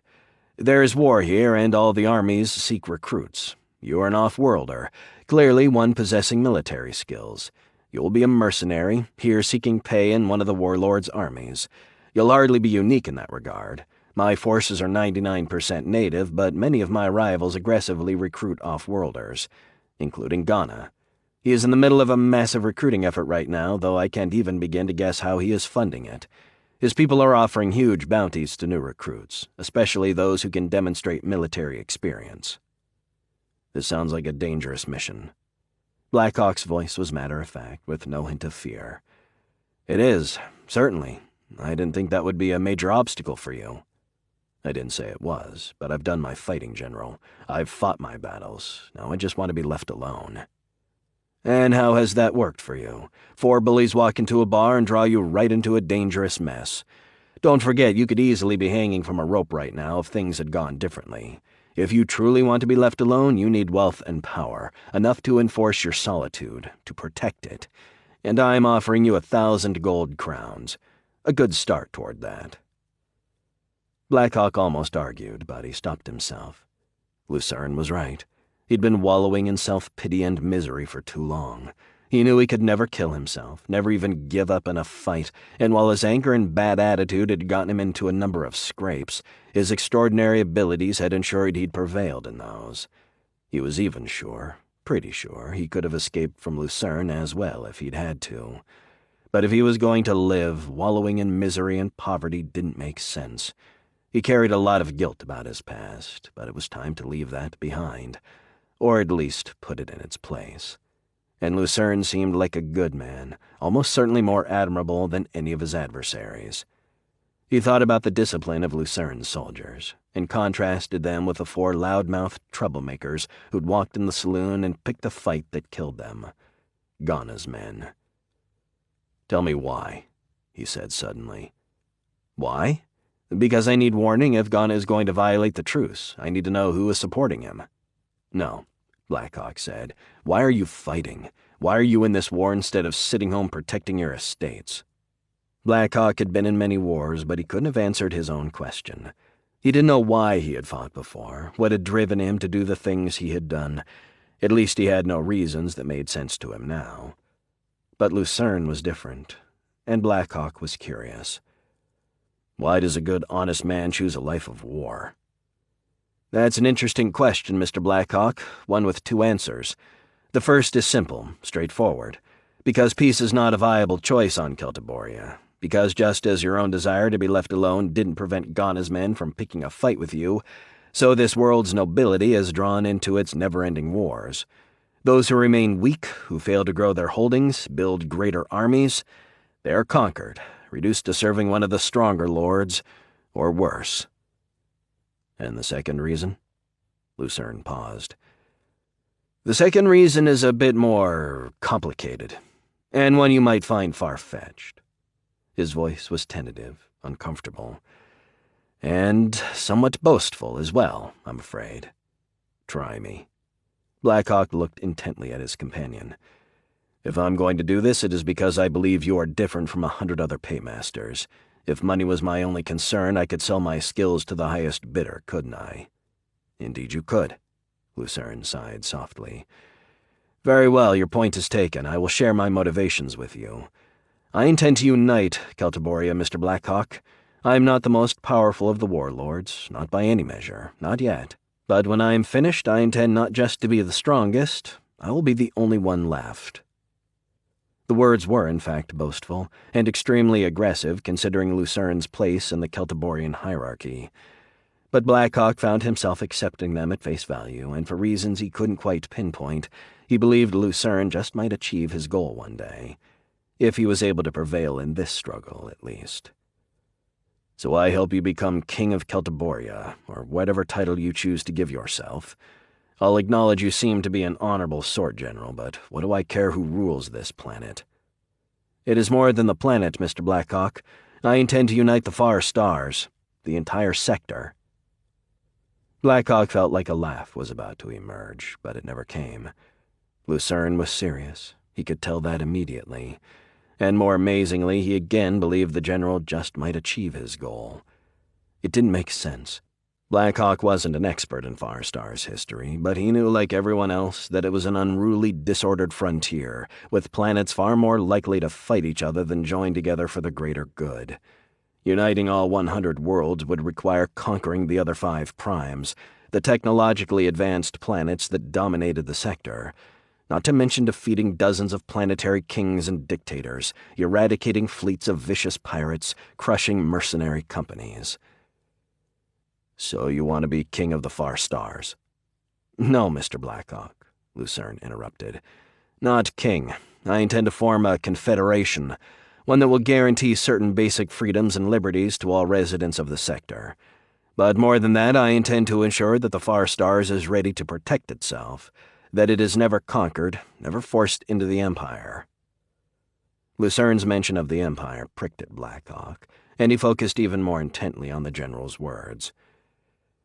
"It is only here that men live without the imperial yoke on them. The far stars has its share of conflict and oppression, but if these last worlds and all of human-settled space fall under the Emperor's rule, the last embers of freedom will be gone from the galaxy." Blackhawk knew the Empire was already in the far stars. 6 of the 100 systems contained imperial worlds, including Galvanus Prime, considered the sector capital by an empire that already claimed suzerainty over all the far stars. That was a claim without basis, he knew, at least beyond the 6 systems of the imperial domain, but one the emperors had made for centuries nevertheless. "That is quite a goal. You really think the Empire is a threat to the far stars?" Blackhawk was just curious what Lucern would say. He knew for certain that the imperial threat was very real. "Yes, I do believe it. The far stars owes its independence to the void, and the difficulty of navigating across that treacherous expanse of nothingness. No emperor has been willing to risk his battleships and legions on a crossing that claims so many of the ships that attempt it. But I find scant comfort in that. There are 6 imperial worlds in the far stars now, and we owe the fact that there are no more to a long sequence of foolish, incompetent governors. Even with the void and without the massive fleets the emperors command on the other side, the far stars are vulnerable. They are exposed because they are fractured, because they fight each other over nothing. The economic strength of the sector is drained by pirates and freelance mercenaries and raiding parties. An imperial conquest wouldn't be a war. It would be a mopping-up expedition, one planet at a time, while the others watched and scooped up what crumbs they could, until their turn came. It waits only on the day a competent man comes to take the governor's chair, armed with enough resources to make imperial rule a reality." Blackhawk was impressed. Lucern's observations were spot on, and his fears were very justified. All it would take was a determined emperor and a capable governor with some additional resources. Then 6 worlds would become 10, and then 20, each taken one at a time, isolated, with no help from its neighbors, until imperial might in the far stars became too powerful to resist. He found himself nodding gently as he considered everything Lucern had said, and he knew one thing for certain. He didn't want to see the far stars fall. Not to the Empire. Not ever. It wasn't any particular love for the sector or for the people who lived there, but he didn't want the last resistance to the Empire to disappear. "That is a long way from where you are now, General, is it not? Even if you are successful, as no Celtiborian general has been in 300 years, it will take you decades just to conquer the planet, and more time to force the other worlds into your confederation." Blackhawk knew, and he realized Lucern did too, that most of the worlds of the far stars would resist, that to make his confederation a reality he would have to be a conqueror first, and only then a lawgiver, a guardian of freedom. Blackhawk didn't know if the general could achieve his audacious goals or not, but he was certain of one thing, and that realization surprised even him. He wanted to help if he could. "Very well, General, I will do it, but I'm going to need a lot of information first. Impressions from the saloon incident notwithstanding, I do not rush into things unprepared." There was a soft buzz. Lucern leaned down over the communications console and said, "Enter." He turned back to Blackhawk. "Lunch is here." He paused a moment as a line of soldiers walked in carrying several trays. "Just set them down. We will serve ourselves." He sat quietly as the men put the trays on the table. Then they each bowed to the general and walked swiftly back into the hall. "Let us eat, Mr. Blackhawk, while we discuss further. I will answer your questions and get you whatever information you require. And there's also the matter of your cover. You'll need an identity, perhaps an Antillean outcast, a member of a modestly upper-class family expelled for some disgrace and turned mercenary. That is not terribly uncommon among the Antillians. Your people can create a cover for me? I thought you didn't have much of an intelligence operation, General." "I didn't say I had none, Mr. Blackhawk, and I assure you that when I send you into Ghana's maw, you will have every possible tool I can provide to ensure your success and your survival." Lucern reached out to one of the trays, grabbing a large loaf of bread and tearing off a piece before handing it to Blackhawk. "Let us start with what you really want from this mission," Blackhawk said, taking the bread from Lucern as he spoke. He paused for a second. It was soft, fresh, even still a little warm. Blackhawk had ingested more alcohol than solid food recently, but he couldn't remember the last time he'd had a decent meal, or something as simple as freshly baked bread. "And what do you think I want, Mr. Blackhawk, besides what I have told you?" Blackhawk took a bite of the bread, chewing quickly and swallowing before he answered. "I think what you say is true. You'd like to know who is backing Ghana." He looked over and stared intently at Lucern.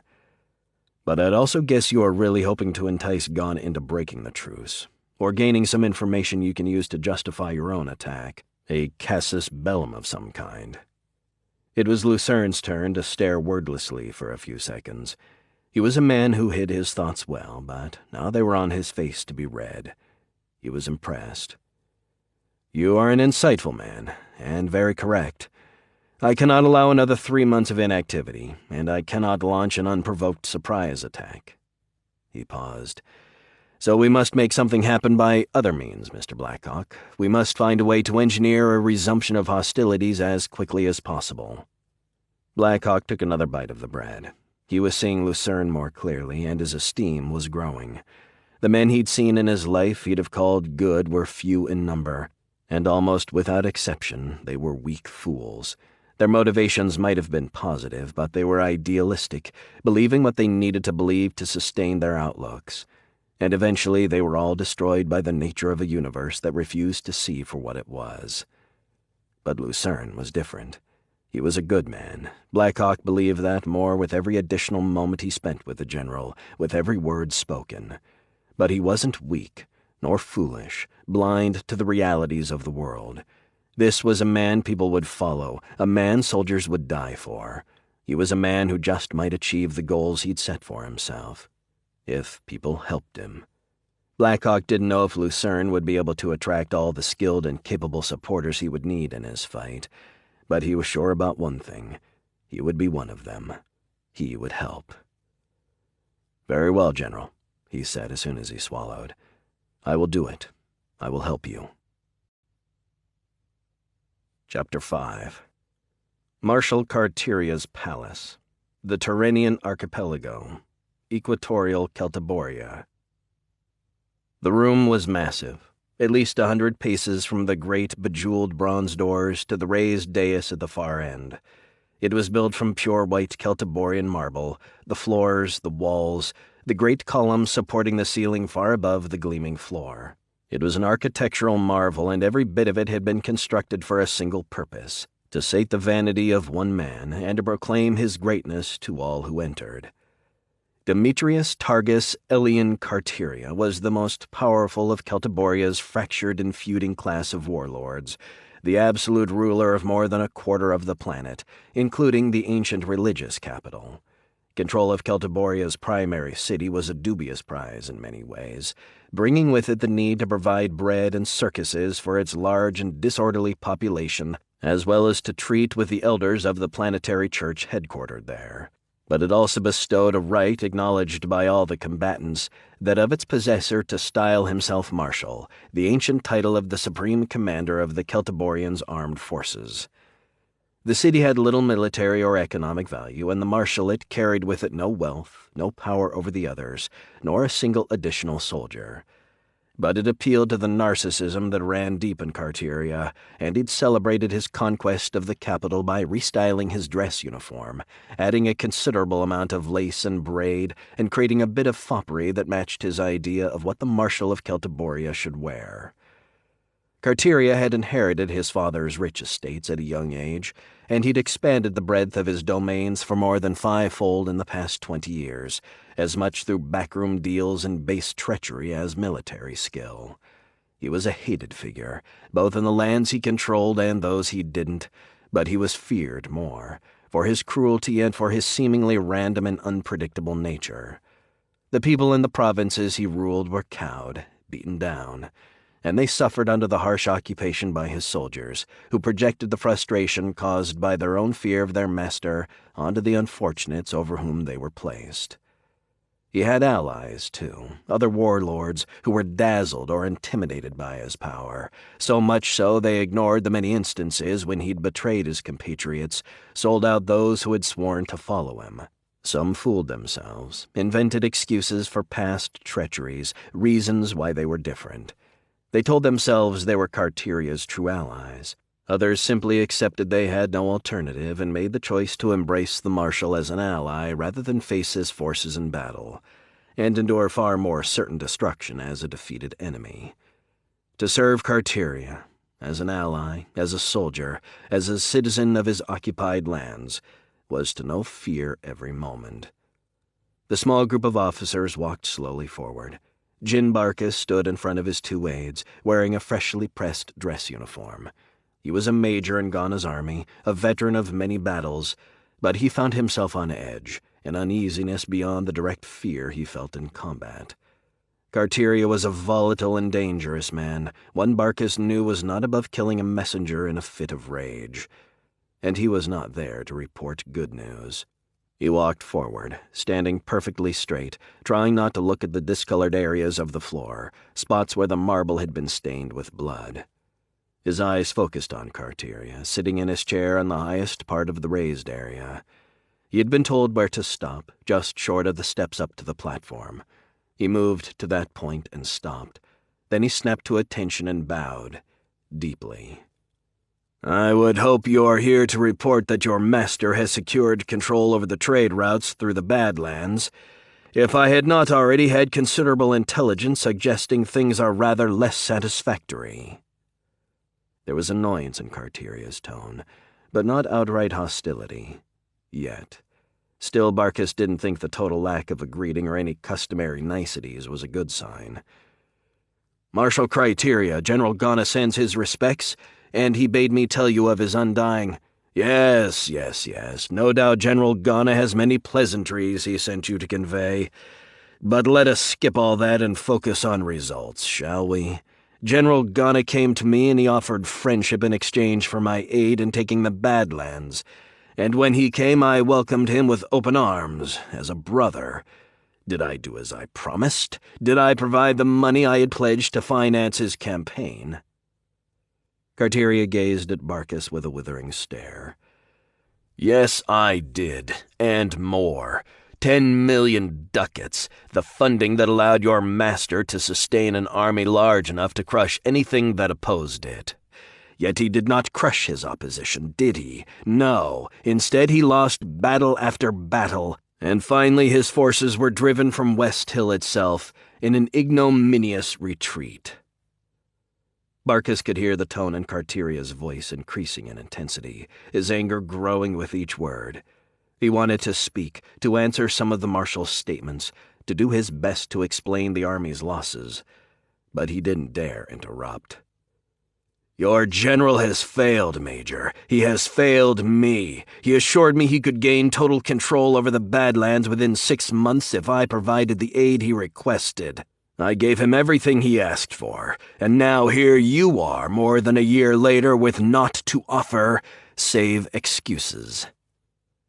Barkas stood still, at respectful attention, struggling to maintain his calm under the warlord's blistering attack. He wasn't sure if Carteria was done speaking, if he should respond, but after 10 seconds of silence he took a deep breath and began the speech he had been rehearsing all morning. "Your Excellency, my master, General Ghana, has fought nobly, true to his alliance with you. He would have prevailed, but one of the other warlords present in the Badlands, his army, it is extremely well trained and led." "General Lucern." Carteria glared down at Barkas. "I have heard of this man before, of unlikely victories won by his outnumbered armies. It appears he is a man of some ability, but his army, however capable the soldiers, is nothing. He wields only regional power, and the Badlands is far from his base in the Riverlands. He is overextended and at the end of a long and tenuous supply line, and your master had nearly twice the strength in the field. Yet still Lucern was victorious." Barkas swallowed hard. Carteria obviously had excellent intel, and he knew what that meant. Spies. Probably some of Ghana's own soldiers, taking Carteria's coin to report on their commander. The idea sickened Barkis. He was afraid of Carteria, no question, but he'd sworn to Ghana's service and he would fight his battles for the general whose oath he'd taken. And he despised those whose loyalty was available for purchase. The thought of such men among those he served with sickened him. Marshal Carteria, I can only say that General Lucern's forces are extremely well trained and... And? Carteria glared at Barkis with a withering stare. And General Lucern is an extremely skilled commander. He paused. Extremely skilled, he repeated. Perhaps I should have entrusted General Lucern with my investment in the Badlands campaign. No doubt then I would be celebrating news of victory rather than enduring excuses for defeat. General Lucern would not have accepted your aid, Marshal. Barkis's stomach tightened.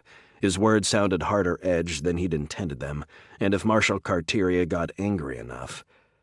And why is that, Major? Warlords from across Celtiboria beg for my support. They petition for my friendship, promise me their unending loyalty. Yet you think this General Lucern would spurn my backing? I find that difficult to believe, and suspiciously self-serving for you and your master. Barkis stood facing Carteria. He could feel his heart beating, hear it in his ears. I meant no disrespect, Marshal, but this Lucern, he is a zealot. He is arrogant. He believes he can defeat anyone, that he needs no one's help, and he will not yield. Were he here, Great Marshal, he would spurn your offers of friendship, refuse your aid. Barkis stood, trying to stand firm, to suppress the shivers he felt trying to take hold of him. His gaze was fixed on Carteria, watching, his imagination running wild with images of the Marshal waving to his soldiers, commanding them to seize Ghana's impertinent messenger. I presume you have come to seek further aid, Carteria said. There was annoyance in his tone, but not the deadly rage Barkis feared. He relaxed, just a touch. Yes, Marshal. General Ghana seeks to crush this upstart once and for all, and he sent us to renew his vows of friendship and ask for your continued aid and indulgence. Carteria was silent for a moment, staring at the terrified ambassador. Barkis had the distinct impression that the Marshal enjoyed the fear and discomfort he caused. Very well, Major. I will consider General Ghana's request. Leave your data pack with my Chief of Staff, and I will review it all and make a decision. He waved toward an officer standing at his side. The man, whose uniform bore the rank insignia of a colonel, stepped forward immediately, taking a small pouch from Barkis. In the meanwhile, Major, allow me to show you my hospitality. You and your aides will be my guests until I have reviewed all of this. Then you will carry back my reply. Thank you, Marshal Carteria. You may leave, Carteria said, gesturing again, this time to a different officer, one standing next to a large column to Barkis's side. Captain Rick, you will take Major Barkis and his people to their accommodations. See that they are fed and that all their needs are attended to. Yes, my Lord Marshal. Barkis bowed, making sure to dip down as low as he could. Then he stood up and turned around, following the captain and feeling a bit of relief with every step he took toward the door. Carteria sat at a long dining table, one large enough to accommodate more than a dozen diners. But he was the only one seated. A cluster of attendants stood behind him, silently waiting for him to issue a command. And in front, standing next to the table, was a man in Carterian uniform, a senior colonel, whose riotous bunch of multicolored ribbons indicated, among other things, 25 years of service. What are your thoughts, Colonel Elaher? How do we proceed? The officer stood more or less at attention, though Carteria had already told him to be at ease. My intelligence suggests General Ghana is a moderately competent commander, capable of occasional moments of brilliance. He has certainly enjoyed a level of local success, including a number of major military victories. He paused. That is, of course, before he encountered General Lucern. Carteria picked up a small fruit in his hand. It was a blood date, from the deep deserts in the south of the planet's largest continent, a delicacy that had cost Carteria a king's ransom to import. before he defeated the cabal of local chieftains who had ruled the area and added it to his growing domains. The fruit had a wrinkled, dried-out appearance from the outside, but it was full of deep red juice that poured out and trickled down his chin as he bit into it. The utility of controlling the Badlands and its trade routes is self-evident, but I wonder now if defeating and destroying Lucern is not an even greater priority. I'm not inclined to accept the reports of his ability as presented, but it seems likely that there is some truth there.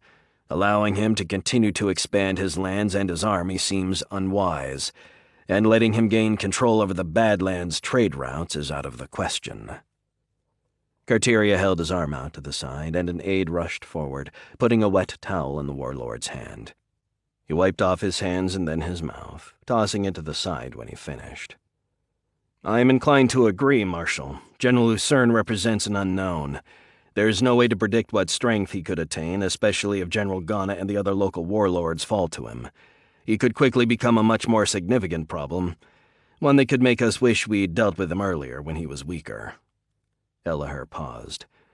I know it is frustrating, Marshal, but I do not see how we can abandon General Ghana now. That would hand the victory to Lucern, and our future plans on the northern continent require control of the Badlands trade routes, either through a proxy like Ghana or directly. Carteria tore a piece from a hunk of bread. Directly? Are you proposing we send a force to the Badlands, one large enough to defeat all the contending armies there? The doubt was heavy in Carteria's voice. That would take what, perhaps 75,000 soldiers? 100? He looked down at the table, his face twisted into a frown. We have considerable commitments now. I don't see how we could spare that much strength without some additional notice, and even less the transport capacity to ship the troops and supply them so far from our bases. No, sir. I wasn't proposing we take everyone on, simply that, instead of more financial support, we send a ground force, perhaps 25,000. That, combined with Ghana's forces, should give us enough to overwhelm and destroy Lucern. Then we would have forces there, in place, and the ability to exert greater control over General Ghana, ensure that he does not become, shall we say, unreliable after the battle is won. Carteria looked at his officer, and he began nodding his head. Yes, Varn, I believe you have a good idea there. We'll be moving more forces to the northern continent soon anyway. A foothold would be useful. I thought so, sir, and it puts us in a good position to keep an eye on Ghana longer term, to enforce his loyalty. Carteria didn't answer. He just sat quietly for a few seconds, staring at the plate in front of him. Then he looked back at Elahir. Yes, Colonel, I approve your plan. See to it immediately. You may choose your units from the household area forces, 25,000 strong. I will authorize sufficient transport capacity to ship the troops and ordnance. Me, sir? Carteria had just shoved a chunk of meat into his mouth. Yes, Colonel, you. If we are to lay the groundwork for the conquest of the northern continent, I would have a commander on the scene whom I trust completely, and that is you. Yes, Marshal. Elahir wasn't sure how he felt about the assignment. Ghana was likely to be hard to handle, especially once Lucern was gone and he wasn't as afraid anymore. And battle assignments were risky, not just in terms of combat itself, but also because Carteria tended to be extremely unforgiving of defeated generals. There was no better way to advance in his service than to achieve victory, and no better way to end up on your knees with a gun pressed against the back of your head than losing in the field. I want this matter expedited. The truce in the Badlands may have 90 days to run, but that assumes everyone adheres to the terms, and we can't count on that. I will provide you with air travel assets to get your forces on site as quickly as possible. Yes, sir. Elahir knew he'd just been given an opportunity, and a risk as well, and very little time to prepare for a major operation. With your permission, Marshal, I will get started immediately. I have considerable preparations to begin. Yes, Colonel, you are dismissed. Carteria held a leg of roast fowl in his hand, and he moved it toward his mouth, stopping suddenly as Elahir saluted and turned to leave. And, Colonel? Elahir stopped and turned back toward Carteria. Yes, sir? I like your earlier thought of direct control over the Badlands. I will give you 100,000 silver ducats for bribes and special operations. And when Lucern is defeated and the badlands secured, you're to move against Ghana as well. Choose your moment for maximum surprise." Carteria stared at his officer, a sinister look in his eyes. "And then kill him, Colonel, and seize his lands." Carteria stared at his subordinate, a crooked smile forming on his lips. "And then we will begin our campaign on the northern continent in possession of its most valuable trade routes, and with the two most dangerous warlords already dead." Chapter 6. West of Lucern's headquarters. The Badlands. Northern Celtiboria. Blackhawk walked across the open sand, pulling the hood of his cloak over his head, sheltering his face from the searing sun. The territory north of West Hill was open desert, with nothing more than a few tufts of scrub brush to break up the endless expanse of sun-baked sand. It was hot, hot as hell, and Blackhawk was covered in sweat, despite his body's superior ability to adapt to hostile conditions. He was surprised Lucern's men were doing as well as they were, but they were still slowing down, and forcing him to do the same. They'd been fighting in this furnace for over a year. Otherwise, they'd all be on their backs, panting for air and guzzling the last drops of their water supplies. The group was small, one of Lucern's operatives and half a dozen soldiers, all wearing the garb of badlands dwellers, desert nomads who eked out a sparse living traveling from oasis to oasis in the bleak countryside, and selling food and water to the caravans passing through. It was a reasonable cover, but Blackhawk had his doubts. The nomads he'd seen in his travels through the Badlands had a different look to them. Their bodies adapted to lifetimes of chronic dehydration. Lucerne soldiers had the right clothes, but they looked like plump melons compared to the natives, and they were covered in sweat, even more so than Blackhawk.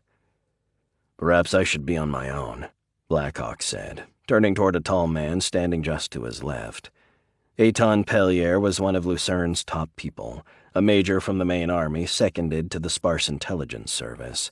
He was the closest thing Lucerne had to an expert on Ghana and his operations, and the general had ordered him to get Blackhawk around to the other side of the enemy camp, where he could approach from the direction of the deep desert, giving him maximum believability as a wandering mercenary or recruit. "The general was very clear, Mr. Blackhawk. I'm to escort you around the perimeter of General Ghana's forces, and see that you have a clear approach." Blackhawk sighed. He wasn't used to diplomacy, to worrying about relationships and fitting into a group. His actions in his past life had been more direct, but he'd accepted service with Lucerne, and he was determined to make the best of it. "Very well, but perhaps we should find some place to hide during the day, and then travel at night." He gestured toward the soldiers. "Your men look like they're about to pass out. And you don't look much better, Major. Darkness will provide some extra security, make it easier to avoid any patrols." "That's impossible," Pellier replied. "We have a timetable. We have to be there by midday tomorrow." There was something odd in the officer's voice. It was nothing specific, at least nothing Blackhawk could place, but something. "Timetable? I didn't discuss any timetable with General Lucerne. His only instructions were to proceed as I feel practicable." That wasn't exactly true. Lucerne hadn't said anything at all about timing. His last words to Blackhawk had been about the importance of the mission, and a last heartfelt thank you for accepting the job. "He told me." Pellier's voice was cool, matter-of-fact, but Blackhawk was uncomfortable. He'd already decided he didn't like the officer. Pellier hadn't done anything suspect, not really, but Blackhawk had a strange feeling of unease. He tried to tell himself he didn't work well with others, that he'd been on his own a long time, and he was uncomfortable relying on anyone else. But the feeling was still there. Not suspicion, really. More discomfort. "I agreed to do this job as I saw fit, Major, not adhere to deadlines I didn't even know about." Pellier stopped walking and turned toward Blackhawk. "I'm a military officer, Mr. Blackhawk. I just follow the orders I am given by my superiors. I know nothing about your past, nor do I wish to. If we are being candid for a moment, I do not understand why General Lucerne would choose to entrust such a crucial mission to someone he hardly knows." He looked at Blackhawk, and his mask dropped, his true disdain showing in his scowl. "You are an unknown, a wanderer who, at least at first sight, offers little to assure one of your ability or trustworthiness. But it is not my place to question the General's decisions. Now, you agreed to carry out this mission, and I was ordered to get you to the approach point. I do not like you, you do not like me, but mutual friendship is not a requirement for our respective missions. I suggest we make the best of things. I will get you to the other side of Ghana's occupied zone, and then you will complete your mission however you see fit. Can we agree on that? A meager bit of détente that allows each of us to focus on what we were sent to do." Blackhawk looked back at the officer, surprised at the strength on display. Oddly, both his respect and his dislike grew.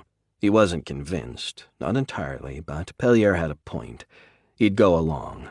He'd keep an eye on his new comrade, but he'd go along with Pellier's wishes. For now, at least. "Very well, Major, but if we're going to travel through the day, you and your soldiers are going to have to pick up the pace." Blackhawk was uncomfortable in the heat, too, but he knew he could handle it better than his companions, who had to face the elements without the myriad benefits of genetically engineered bodies. "Don't worry, Mr. Blackhawk, we will have you at your destination on time." Pellier turned and started walking again, Blackhawk following suit. "I can promise you that."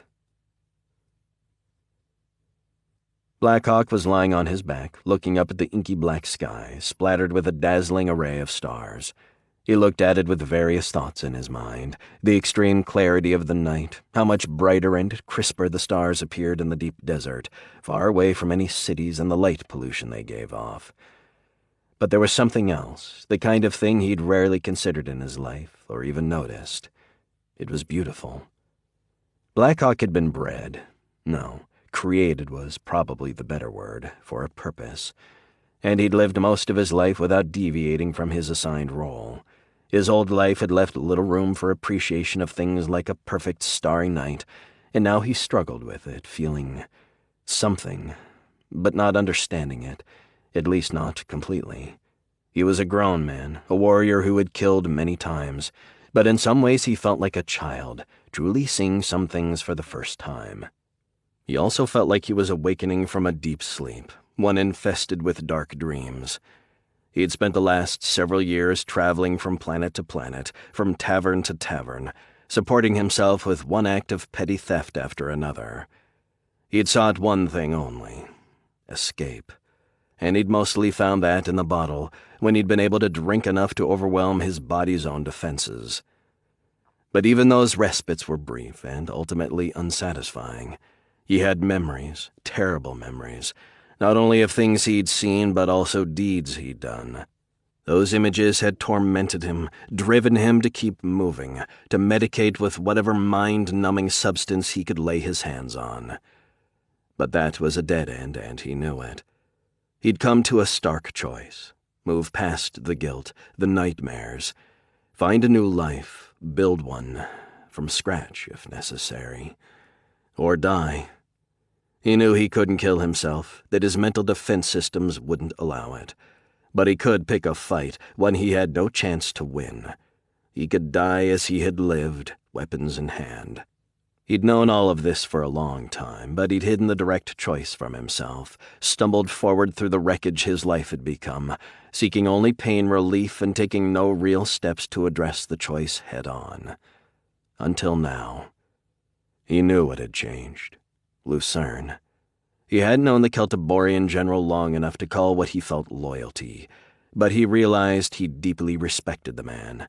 And his encounter with Lucern, the realization that there were good people out there, causes worth fighting for, had pulled him back from the abyss. He wouldn't seek his own death. He would complete this mission for Lucern, and then he would build a new life, one separate from that he had lived before. He would become the man he'd never been allowed to be, one whose actions didn't overwhelm him with self-loathing, and he would remember his debt to this Celtiborian general. But what about Pellier? Why do I have this uneasy feeling? Am I worried I misread Lucern? That I am wrong, that the general really sent his people to murder me in the desert? No, that doesn't make any sense. He could have killed me far more simply in his headquarters, and no one would have cared. So what is it? Why do I feel such concern? He took a deep breath, enjoying the cool, fresh air, amazed at how cold it got in the desert at night. He shivered and slid down deeper into the light sleeping bag. It didn't provide an enormous amount of warmth, but it was enough. His thoughts were on Pellier, on the day's march. He recounted every moment, every word the Celtiborian officer had uttered. There was no reason to suspect the man of treachery. But Blackhawk was still uneasy, concerned enough that he decided to remain awake through the night. It was another benefit of his engineered body, the ability to go a number of days with no sleep without a significant degradation in his abilities. But for all his precautions, the unease he felt in his gut, he couldn't make a rational case to suspect the officer. He told himself it was paranoia, that he was creating an issue where none existed. And he forced it back, out of his mind. But he also stayed awake, lying quietly, staring up at the stars. "We're almost there." Pellier was at the front of the group, looking out over the landscape with a small scope. "We'll stop just behind that low ridge." He turned toward Blackhawk. "Then you'll get your wish, Mr. Blackhawk. You'll be on your own." Blackhawk stared out in the same direction. He wondered for a moment how the view his enhanced eyes gave him compared to that Pellier had through the scope. He knew he didn't have the same magnification with his bare eyes, but he could still make out the ridge. It was a long stretch of rock outcroppings, narrow but running on as far as the eye could see. There were breaks in the rock wall, places where sections had long ago been blasted away to make an easier path for the transports of the trade caravans. But it was more than enough cover, and Blackhawk was grateful they'd gotten this far without being discovered. "Will your people be heading back before nightfall?" He was debating spending the night along the rocks and setting out for Ghana's camp in the morning. He'd have preferred the cover of darkness on the journey here. Getting spotted with a pack of poorly disguised soldiers wouldn't have been helpful. But now he intended to be seen. He was a wanderer who had come to enlist in Ghana's army, and all of Celtiboria's warlords recruited from the dispossessed and desperate of the planet. Traveling now at night was dangerous, and sneaking around this close to Ghana's base in the darkness only invited the guards and patrols to view him as a threat. Better to walk in openly in the sunlight of morning. "Perhaps," Pellier replied. "We might take advantage of the cooler weather and get some distance behind us." Blackhawk had stopped listening. He had heard something, and he tensed immediately, his eyes darting to the side, looking off beyond the rock outcroppings. Airship. "Let's go, Major. We've got to get to those rocks now." Blackhawk moved forward, turning his head back and repeating himself. "Now!" Pellier had a surprised look on his face, one that changed quickly to anger at the imperiousness of Blackhawk's tone. But then he heard it too, and he yelled out to his troopers, "Let's go, men, we've got to get under cover." Blackhawk was moving forward, quickly, definitely a run, but far from the fastest he could go. There was no point in outpacing his companions. His idea of a new life didn't include racing off and leaving comrades in trouble. He hadn't exactly sworn an oath of loyalty to these soldiers, or Lucern either, for that matter, but running away and leaving them behind didn't sit that well with him.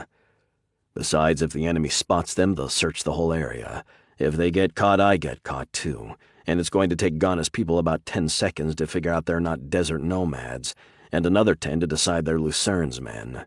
No one is going to believe I'm not with them, that it's just a coincidence we're both here in the deep, empty desert. "Move!" he yelled, knowing the soldiers were already running as hard as they could. There was more than one airship now. Blackhawk could make out at least 3, and when he looked up, he saw a glint in the bright sky, the lead bird heading directly toward the group. He cursed their bad luck, but deep in his mind he couldn't believe it was fortune that had failed them. They hadn't seen so much as a scout flyer zipping over the truce-quieted battle zone the entire day before. Now on the verge of reaching their destination, a flight of what he was willing to bet were gunships was heading straight at them. Blackhawk didn't believe in coincidence, and he damn sure didn't trust Pellier. Had the Major simply screwed up? Had they been detected by Ghana's people somehow as they trudged across the desert? Or was something darker happening? He glanced back over his shoulder at Lucern's officer. He was cursing himself for getting involved, for trusting the general, and worse, for not listening to his gut instinct on Pellier. He wasn't sure yet the Major had set him up, but he was sure of one thing. As soon as he knew for certain, Pellier would die. Whatever else happened. The airships were closer now, louder. They were less than halfway to the ridge, and Blackhawk knew they weren't going to make it. He wasn't even sure he could get there if he broke into a dead run, and he wouldn't do that, not until he was sure about Pellier. "We're gonna have to fight, Major," he snapped out. He knew the airships could gun them down with strafing runs, but he figured they would land instead. Either this was a setup and Pellier was involved, or Ghana's people would want to investigate to discover who they were before taking any action that might threaten the truce. If the airships landed, that meant there would be a fight on the ground, and that gave them a chance. "Don't provoke anything," Pellier snapped back. "We should be able to talk our way out of this." Blackhawk didn't reply. He just wondered if Pellier was really stupid enough to think his water-fat soldiers would really pass for desert nomads, or... The lead airship swooped lower, kicking up a cloud of dust as it came down just in front of the group. Blackhawk watched as the other ships— there were 6 of them now, and they were indeed heavily armed gunships, set down in a wide circle around them. He'd stopped running. There was no point. They weren't going to make it to the rocks. He stood still, holding back from any moves that might appear threatening. That much of Pellier's advice at least made sense. The noise from the airship's engines was loud, almost deafening as the other ships landed, and the sound came from all sides. Blackhawk could see Lucern's men standing, their poses similar to his, not threatening, but ready to reach for their weapons on an instant's notice. He could tell they were afraid. Any rational person would be. But they were hiding it well, and anyone less perceptive than Blackhawk might have been fooled. He watched as the hatches opened on the lead airship and a group of soldiers scrambled out. They were clad in desert camo and they wore partial body armor. They had assault rifles in their hands and heavy swords at their sides. "Stay where you are," the leader yelled, his voice almost lost in the din of the airship's turbines. "Hands out, don't move." The squad of troopers moved forward, fanning out, weapons pointed toward Blackhawk and his companions. "We want no trouble. We are Emiradani, desert dwellers. We are traveling between Hermami, oases." It was Pellier, managing a credible version of a Badlands accent, complete with a few words of the native dialect. "You are on territory claimed by Lord General Bako Harry in Ghana. You're under arrest. You will be taken to our headquarters. If you are who you say you are, you will be released. If not—" The leader waved to his troops, and they moved forward, rifles extended in front of them. Blackhawk watched, trying to appear nonchalant as he inspected the soldiers, their armor, weapons, weak spots. He was aware there were troops pouring out of the other airships, too, taking position around his group. But he didn't look, didn't take any action to give away the degree of his focus. One of the soldiers walked right up to him, a suspicious scowl on his face. "Open the cloak," he said gruffly. His comrades were doing the same with the others. Blackhawk paused just for a second. He knew they wouldn't pass for desert nomads. Their looks were all wrong, and their weapons were far superior to the old bolt-action rifles the Emiradani would be carrying. He needed to make a decision in a split second. If he was going to fight, now was the time. The alternative was allowing himself to be disarmed and probably shackled. Attack. He didn't figure it offered great odds of success, but he knew even if these soldiers couldn't tell, it would take Ghana's interrogators about 5 minutes to figure out his companions were Lucern's soldiers. And even if they didn't assume the same of him, the plan was shot to hell. There was no way he was going to explain away being captured with a group of Lucern's men. He could feel the strange feeling, the tingling in his muscles, the alertness in his mind, adrenaline in his bloodstream.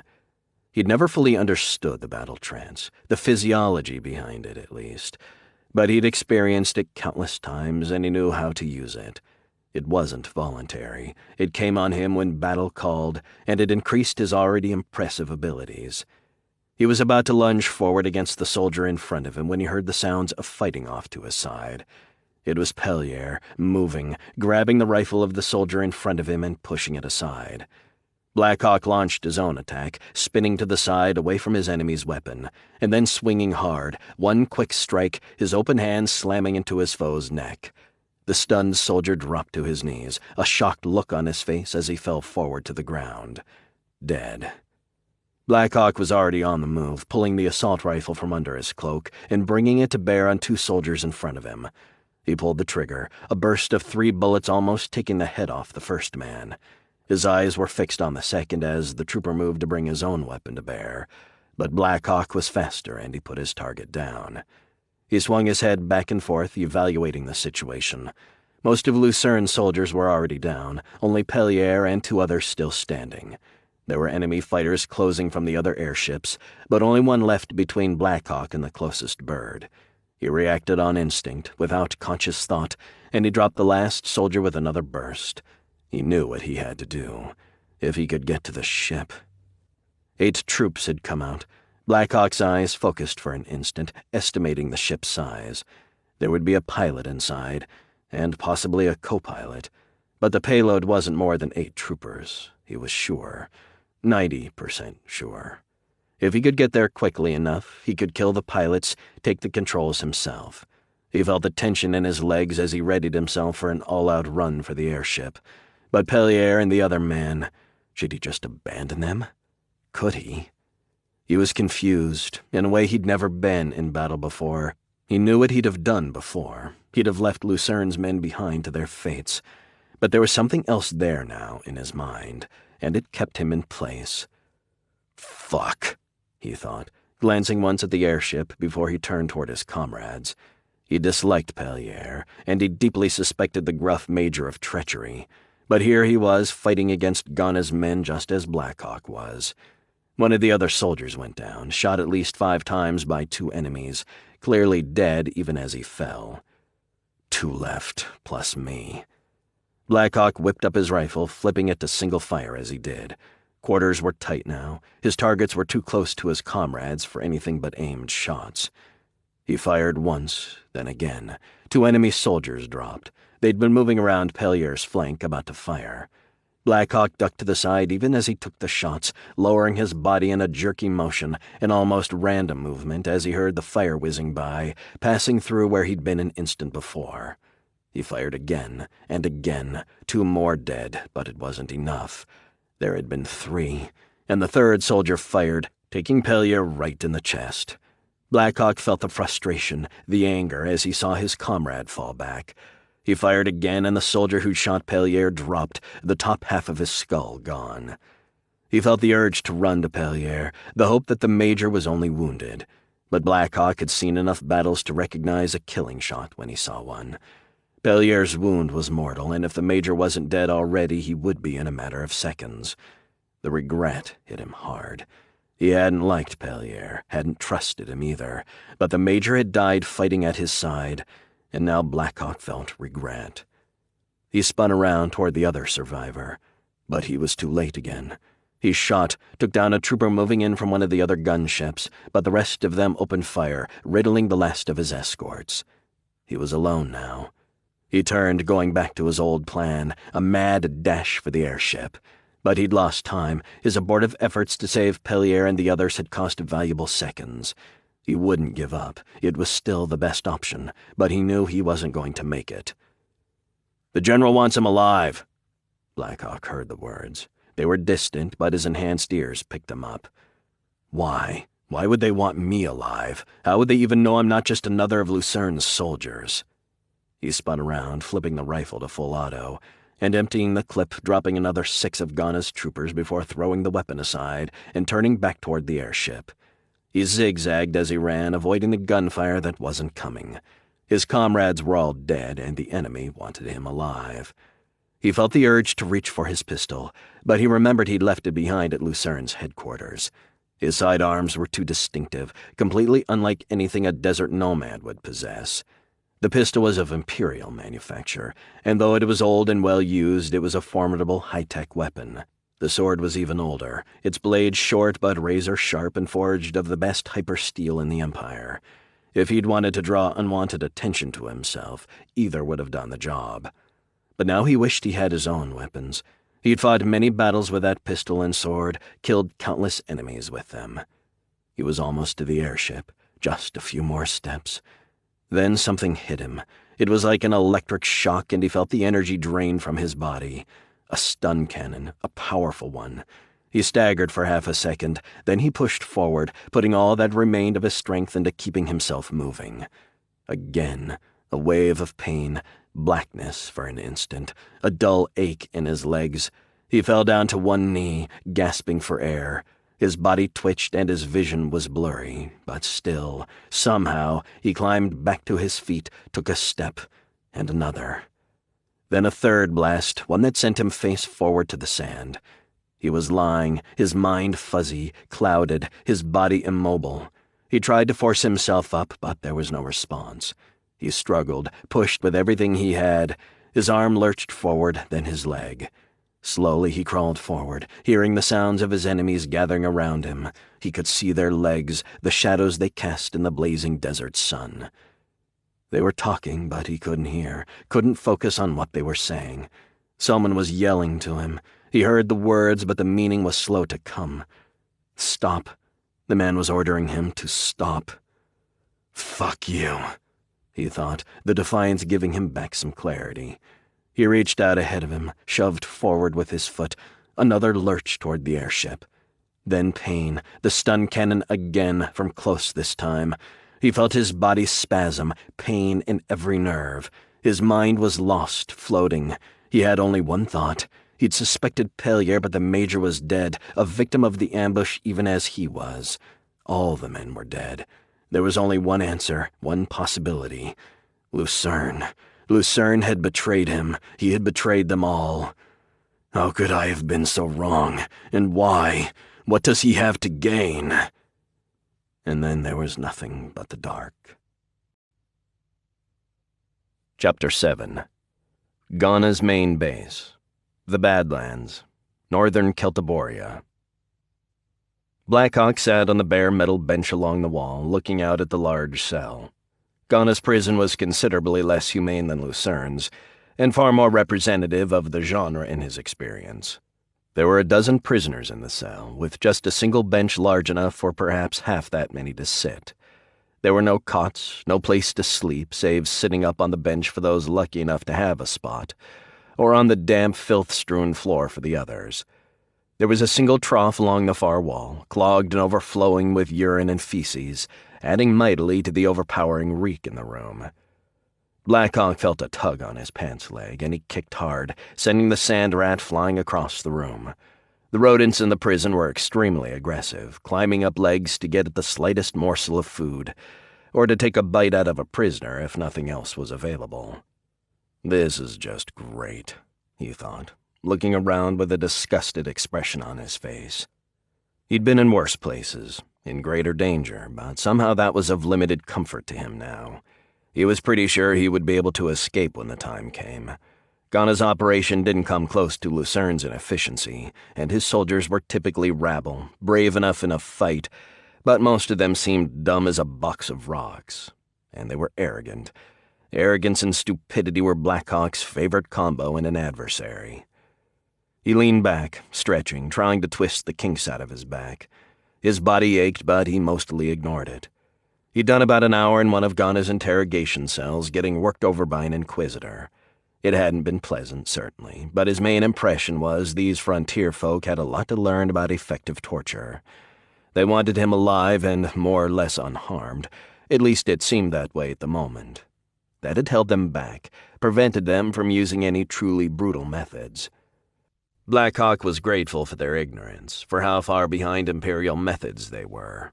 There were many ways to inflict unimaginable suffering without causing permanent damage, but Blackhawk hadn't gotten anything more than a moderate beating, a few bruises that were already healing, courtesy of his improved bodily functions. He suppressed a laugh. Every man would break at some point, though he knew he could take a lot of punishment. He had advanced training in resisting questioning, and an ambivalent attitude toward survival. It would take a lot for these yokels to make him talk, a lot more than a few kicks and punches. He was more troubled by his thoughts of Lucern than by the immediate prospects of an interrogation session he couldn't handle. He had really taken a liking to Lucern, respected the man. He was rarely wrong about people, and almost never completely in error. He tried to convince himself this was a lesson, a reminder on why never to get involved in the affairs of those around him. But he still hated facing the realization he couldn't counter. Lucern had set him up, and sacrificed one of his own officers and a group of his men to do it. That ran counter to every impression he'd had of the general, and also of the reputation Lucern had among his own men. Blackhawk knew a general's image among the population, even with his rivals, was subject to all manner of tricks and play-acting. But the men who fought his battles, who followed his commands, quickly took his measure. And Lucern's men seemed to take the concept of loyalty to a new level. But what else could have happened? That was no random encounter. 6 airships, 50 men, heading straight for us. No, they knew we were there, and everybody else who knew our route is dead. Except Lucern. The more Blackhawk thought about it, the surer he was. He put himself in Lucern's place, and he knew he'd have never trusted an unknown drifter, no matter how adept he was at fighting. Not in a million years. He cursed himself for his folly, for believing the Celtiborian general. But he still couldn't figure out what Lucern had to gain by betraying him. He put those thoughts out of his mind. Now his focus was on getting out. Of the prison, of the badlands, off Celtiboria entirely. He was angry, disappointed in his own judgment, and he'd had more than enough of this miserable planet. It was time to go. Past time. He wasn't going to crawl back into the bottle, though. No, he'd wallowed long enough in his misery. There was plenty of work in the far stars for a man as good with a gun and a blade as he was, on planets whose dysfunctionality was far more straightforward, at least, than Celtiboria's. Lucern's efforts, his treachery, had produced some benefits. They had shaken him out of his self-indulgent stupor. Yes, it was time to get out of here. The only question he hadn't answered was, would he leave Celtiboria immediately, or would he kill Augustin Lucern first? He knew he wouldn't know the answer, not until it was time to make that decision. His eyes panned around the cell, his mind working, making a plan. There were a couple guys in filthy brown uniforms off to the one side, Ghana's men who had apparently gotten themselves into some kind of trouble. Or their spies, hanging around, trying to overhear something useful from the other prisoners. Blackhawk wondered. He would have had operatives in his prison, but he decided Ghana wasn't that sophisticated. He was a blunt instrument, like most of the warlords, born into a noble class with an inheritance of some lands and a force of retainers, assets he'd used more effectively than some of the others, mostly because his neighbors had been weaker than he was. He had some military skill, Blackhawk acknowledged that, but far less, he expected, than Lucern. He glanced back at the uniformed men. Not spies, he thought again, just soldiers who got in trouble. There were a few others in the cell, clad in the light khaki garb of desert dwellers, probably locals who'd resisted some outrage or another perpetrated by Ghana's troops. It was one of the perversions of war that the father trying to prevent a soldier from raping his daughter was usually the one dragged away as a criminal. Or perhaps they were starving locals who'd been caught stealing from military supply depots. Whatever the specifics, there was injustice of one sort or another on display, just as Blackhawk had seen everywhere else he'd been. He looked at the men for a few seconds, some part of him wishing he cared more than he did, that some sense of outrage at these helpless nomads being imprisoned, and likely killed eventually, pushed him to want to help them. But he'd seen enough of the galaxy to know that fairness was a fool's dream, one he had no time or patience to indulge. There were 5 others in the far corner. They'd been clustered together the entire time he'd been there, except when one had been dragged off for questioning. They were obviously together, and while he could tell at once they weren't military regulars, there was something about them, a hint of the toughness veterans acquired in battle. They reminded him of seasoned militias and rebel groups he'd seen on different planets, civilians at heart, but with some strength and discipline, too. They were more watchful than the other prisoners, too. More than one of them had flashed a glance his way. Perhaps they were some kind of fighters, a local resistance group, or something similar. He didn't care who they were or what cause they followed, but he knew they could be useful in his escape. 6 prisoners would be a lot more trouble for Ghana's men to handle during an escape attempt, and he'd be able to slip away while the guards were chasing down the others. He stood up slowly and walked across the room, shifting to the side to avoid a particularly large pile of unidentified slop on the floor. Then he moved directly toward the group, making no effort to disguise the fact. The conversation stopped abruptly, and all 5 turned toward him. There were 4 men and a woman, and as soon as he got a close look at their faces, He decided they had all seen some kind of combat. It was their eyes. These were people who had faced death, who had watched friends and comrades die. He was sure of it. "Can we do something for you, stranger?" It was one of the men who spoke, and Blackhawk decided immediately he was the leader. His tone wasn't overtly hostile, but it wasn't friendly either. Blackhawk stared right into the man's eyes. "Perhaps. I'm going to get out of here, and I thought you might want to join me." He preferred bluntness whenever possible, and a few minutes of pointless banter would serve no purpose here. The man started to laugh, but it died quickly on his lips. Blackhawk's stare was intense, his words heavy with deadly purpose. "Is this some kind of joke?" the man replied. "A setup?" Blackhawk's eyes darted to the sides, surveying the others. They were all covered in bruises and cuts, their clothes stained with dried blood. One of them had an arm and a makeshift sling, and another had a bloody rag tied around his head, covering one eye, where one eye should have been. Interrogation. These people have been questioned harshly, and from the looks of things they haven't broken yet. His respect for them grew. These are not simple locals, definitely not. He almost felt a wave of guilt for his intention to use them as diversions in his own escape. Almost. "I am quite serious. You do not look like you have enjoyed your captivity. It occurred to me you might wish to end it."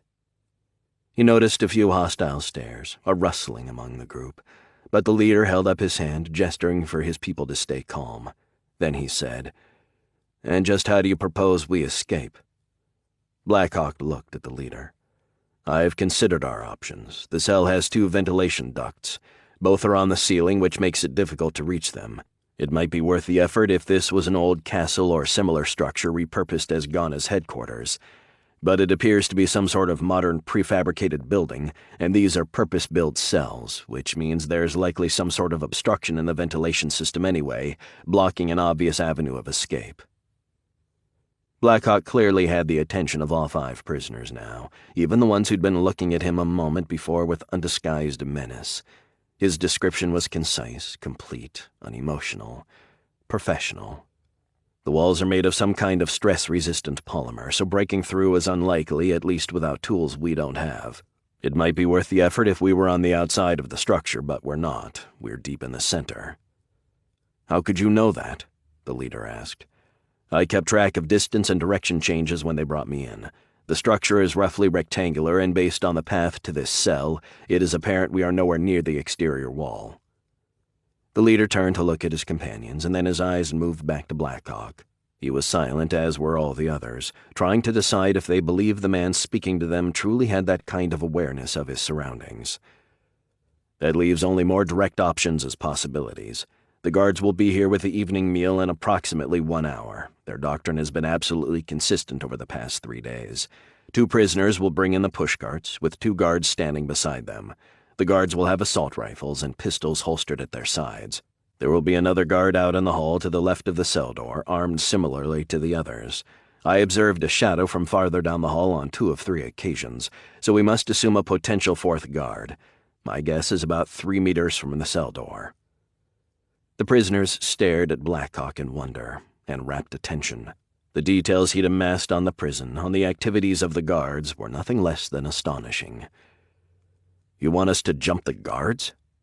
There was surprise in the leader's voice, and fear, too. "Yes, simply put." Blackhawk could see the hesitation in the faces looking back at him.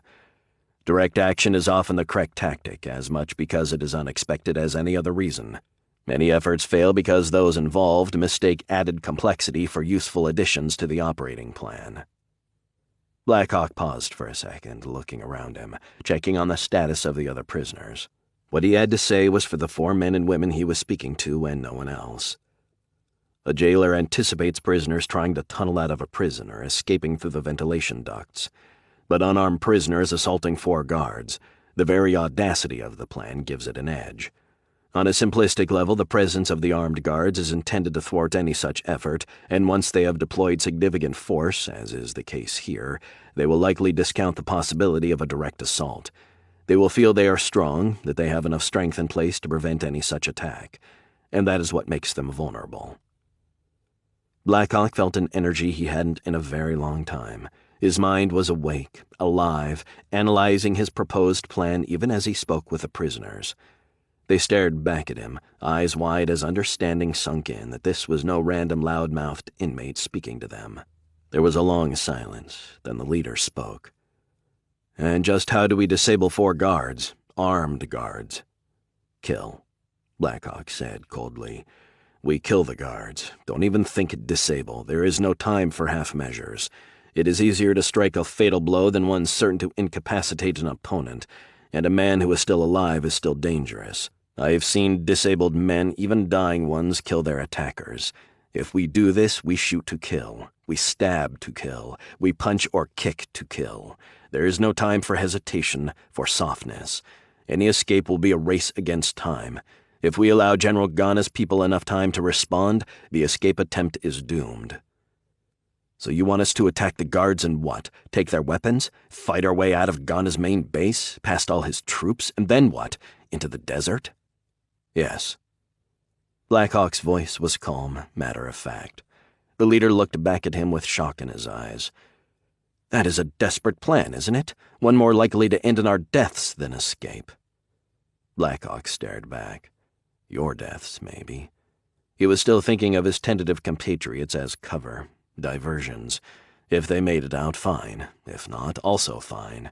But he figured he had a good chance, maybe 80%. Ghana's soldiers weren't completely incompetent, but they'd never run into anything like him before either. Is that a valid reason not to try? He looked over the group. Is it better to stay here and endure Ghana's torture sessions? He clearly wants some kind of information from you. Surely you know the instant one of you breaks, you are all dead. Blackhawk's tone was without emotion. He'd seen suffering, enough to desensitize him to it, to view it as an antiseptic fact. Is it better to remain here like sheep, to endure pain and degradation until one of you falters, and then to die? If you must die, is it not better to die on your feet trying to escape? Blackhawk watched the leader's face, saw the realization there. His people were doomed if they did nothing, whether they told Ghana's people what they wanted to know or not. They had nothing to lose by even the most desperate escape attempt. Blackhawk knew that, and he could see the leader coming to the same realization. The others looked less certain, their faces covered with masks of doubt.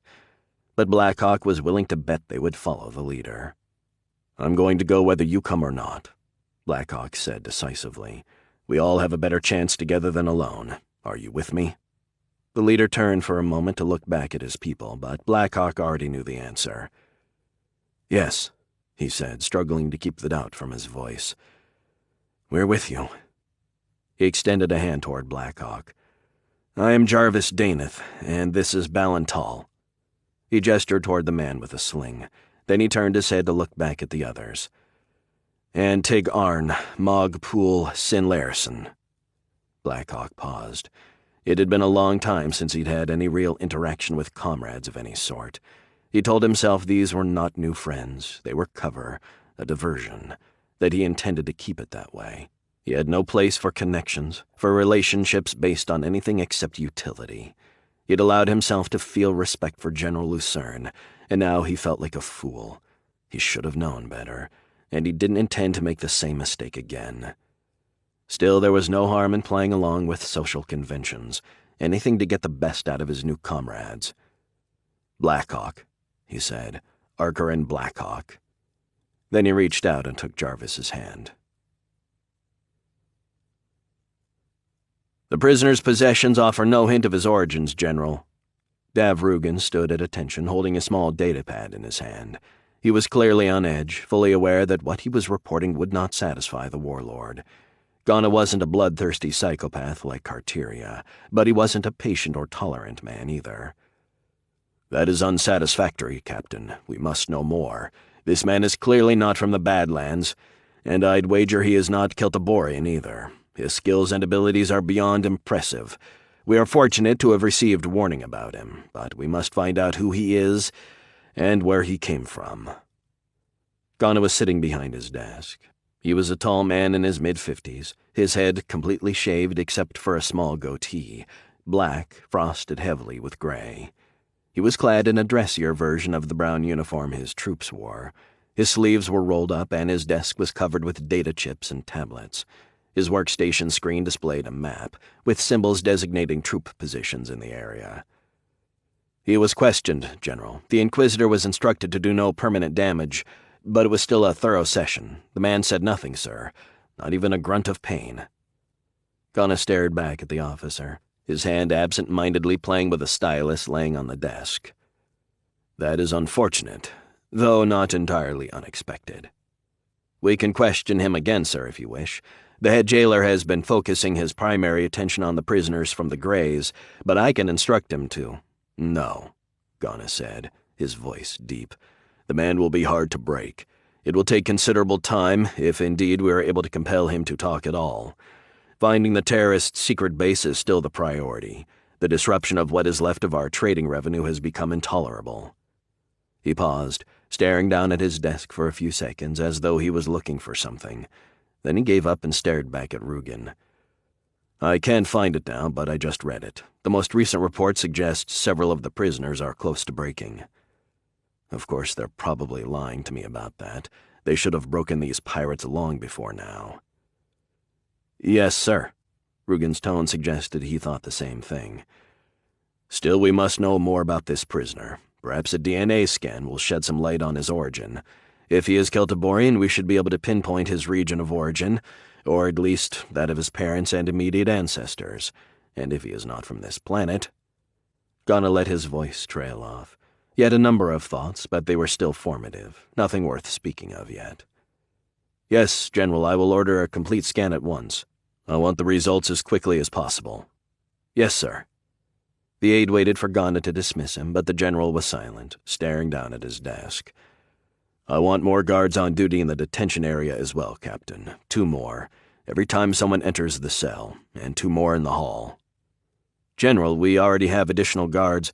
"Then we will have even more, won't we?" Ghana snapped.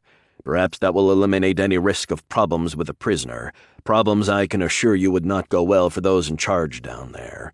After all, this man has already killed, 12 of my soldiers? And that, despite the fact that we vastly outnumbered his party and had warning. We were supposed to be ready for him, and yet he almost escaped. Indeed, had he been in any terrain save the open desert, I have no doubt he would have eluded us. So let's just say I want to be sure. Post the additional guards, now." "Yes, sir." Dismissed.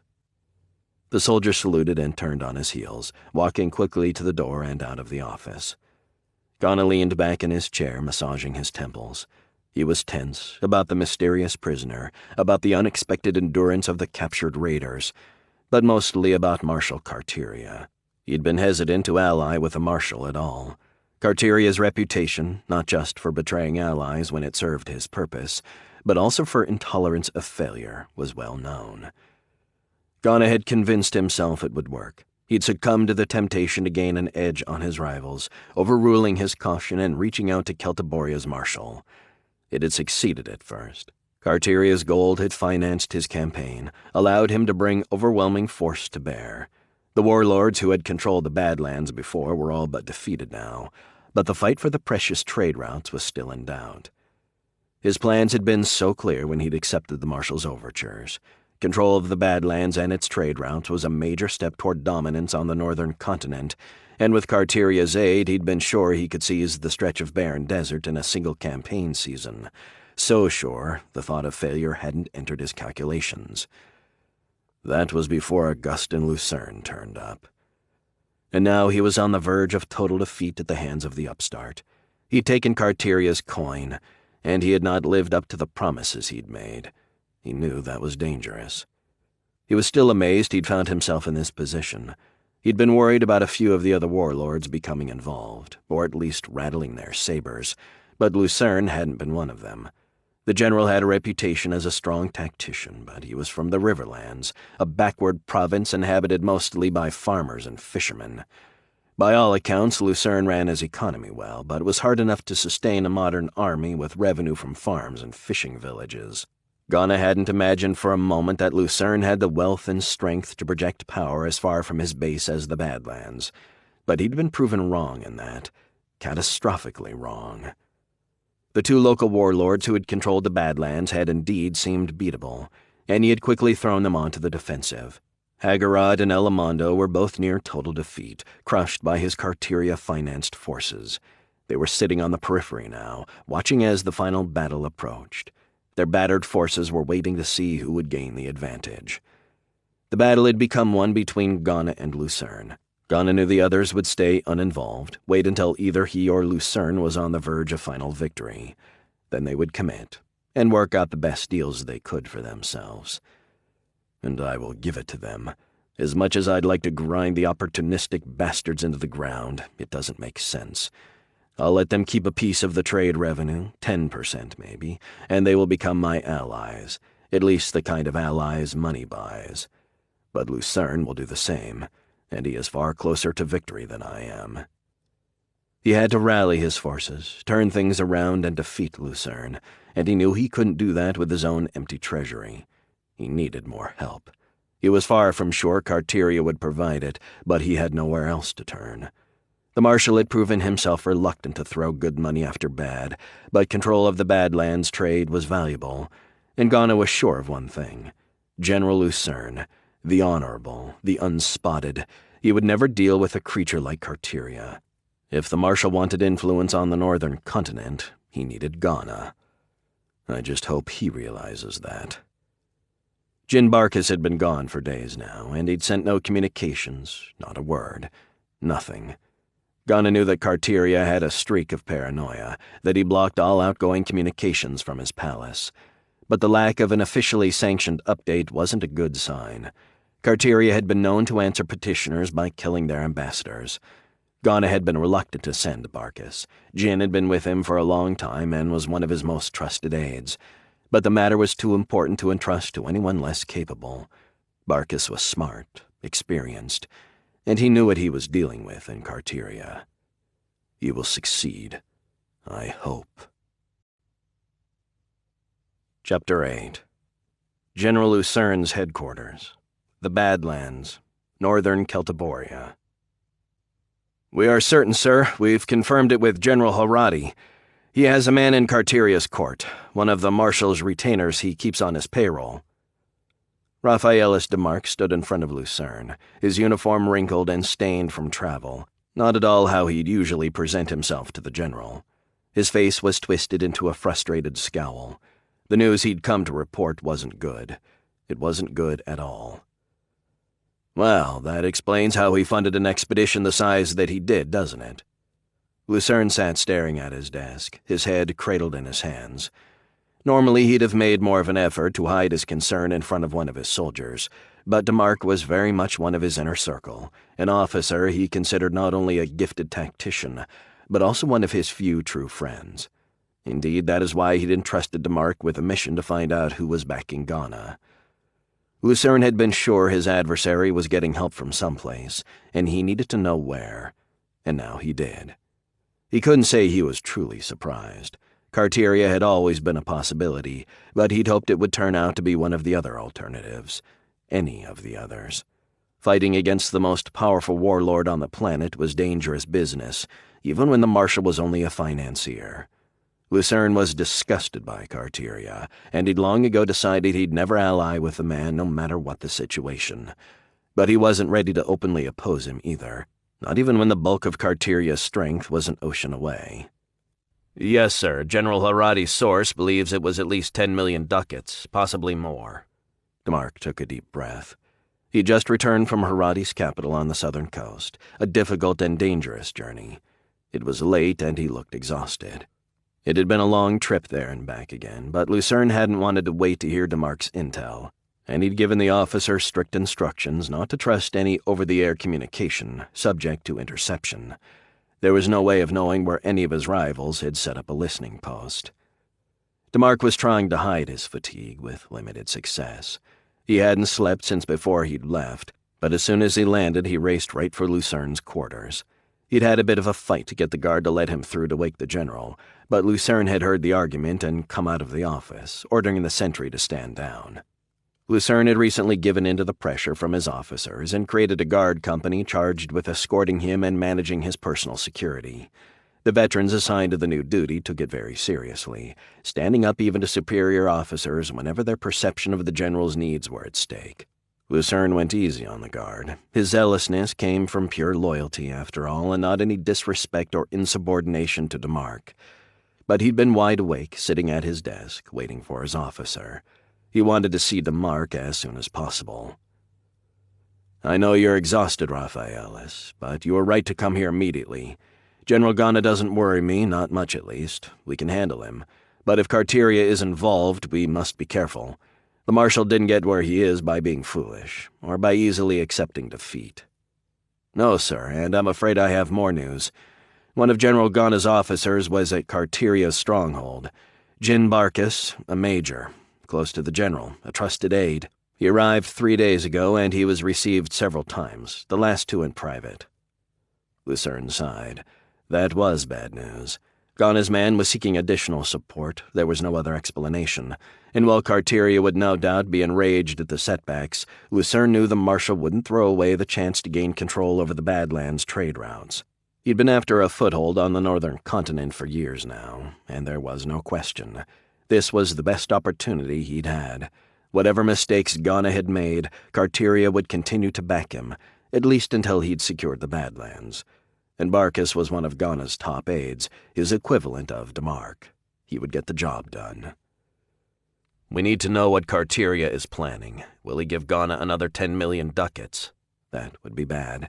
Lucern knew the warlords along the continent's western coast had just made peace, putting an end to 6 years of war. While no one doubted hostilities would come again, the nearly bankrupt combatants had dismissed thousands of their hired soldiers. The mercenary markets of the river cities were glutted. Individuals, small groups, even large companies looking for employment.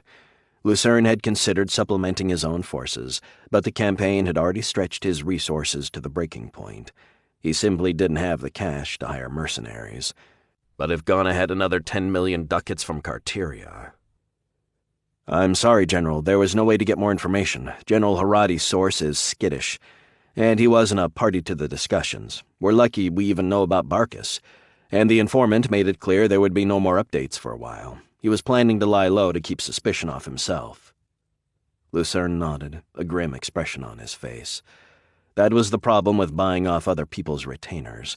The backstabbing swine who would take coin to sell out their masters were, by definition, unreliable and untrustworthy. "If Carteria gives Ghana more coin, he'll hire half the mercs in the river cities. He'll put another 50,000 experienced troops in the field against us. And those mercenary companies are ready to go, fully armed and equipped. He could have them here in a matter of weeks, before the truce expires." DeMarc just nodded. Then he stood silently for a moment, an uncomfortable expression on his face. Finally, he said, "General, perhaps we should hit Ghana now, before any help can get to him." Lucern paused for an instant, then he shook his head. "Break the truce? Without clear provocation? No, Raphaelis, we can't do that. That is not our way. I would not become like them to defeat them." "Yes, sir, but—" "No buts, Rafe." Lucern looked right at his officer. "That is how it starts. Just this one time, I wouldn't do this except—" Lucern shook his head.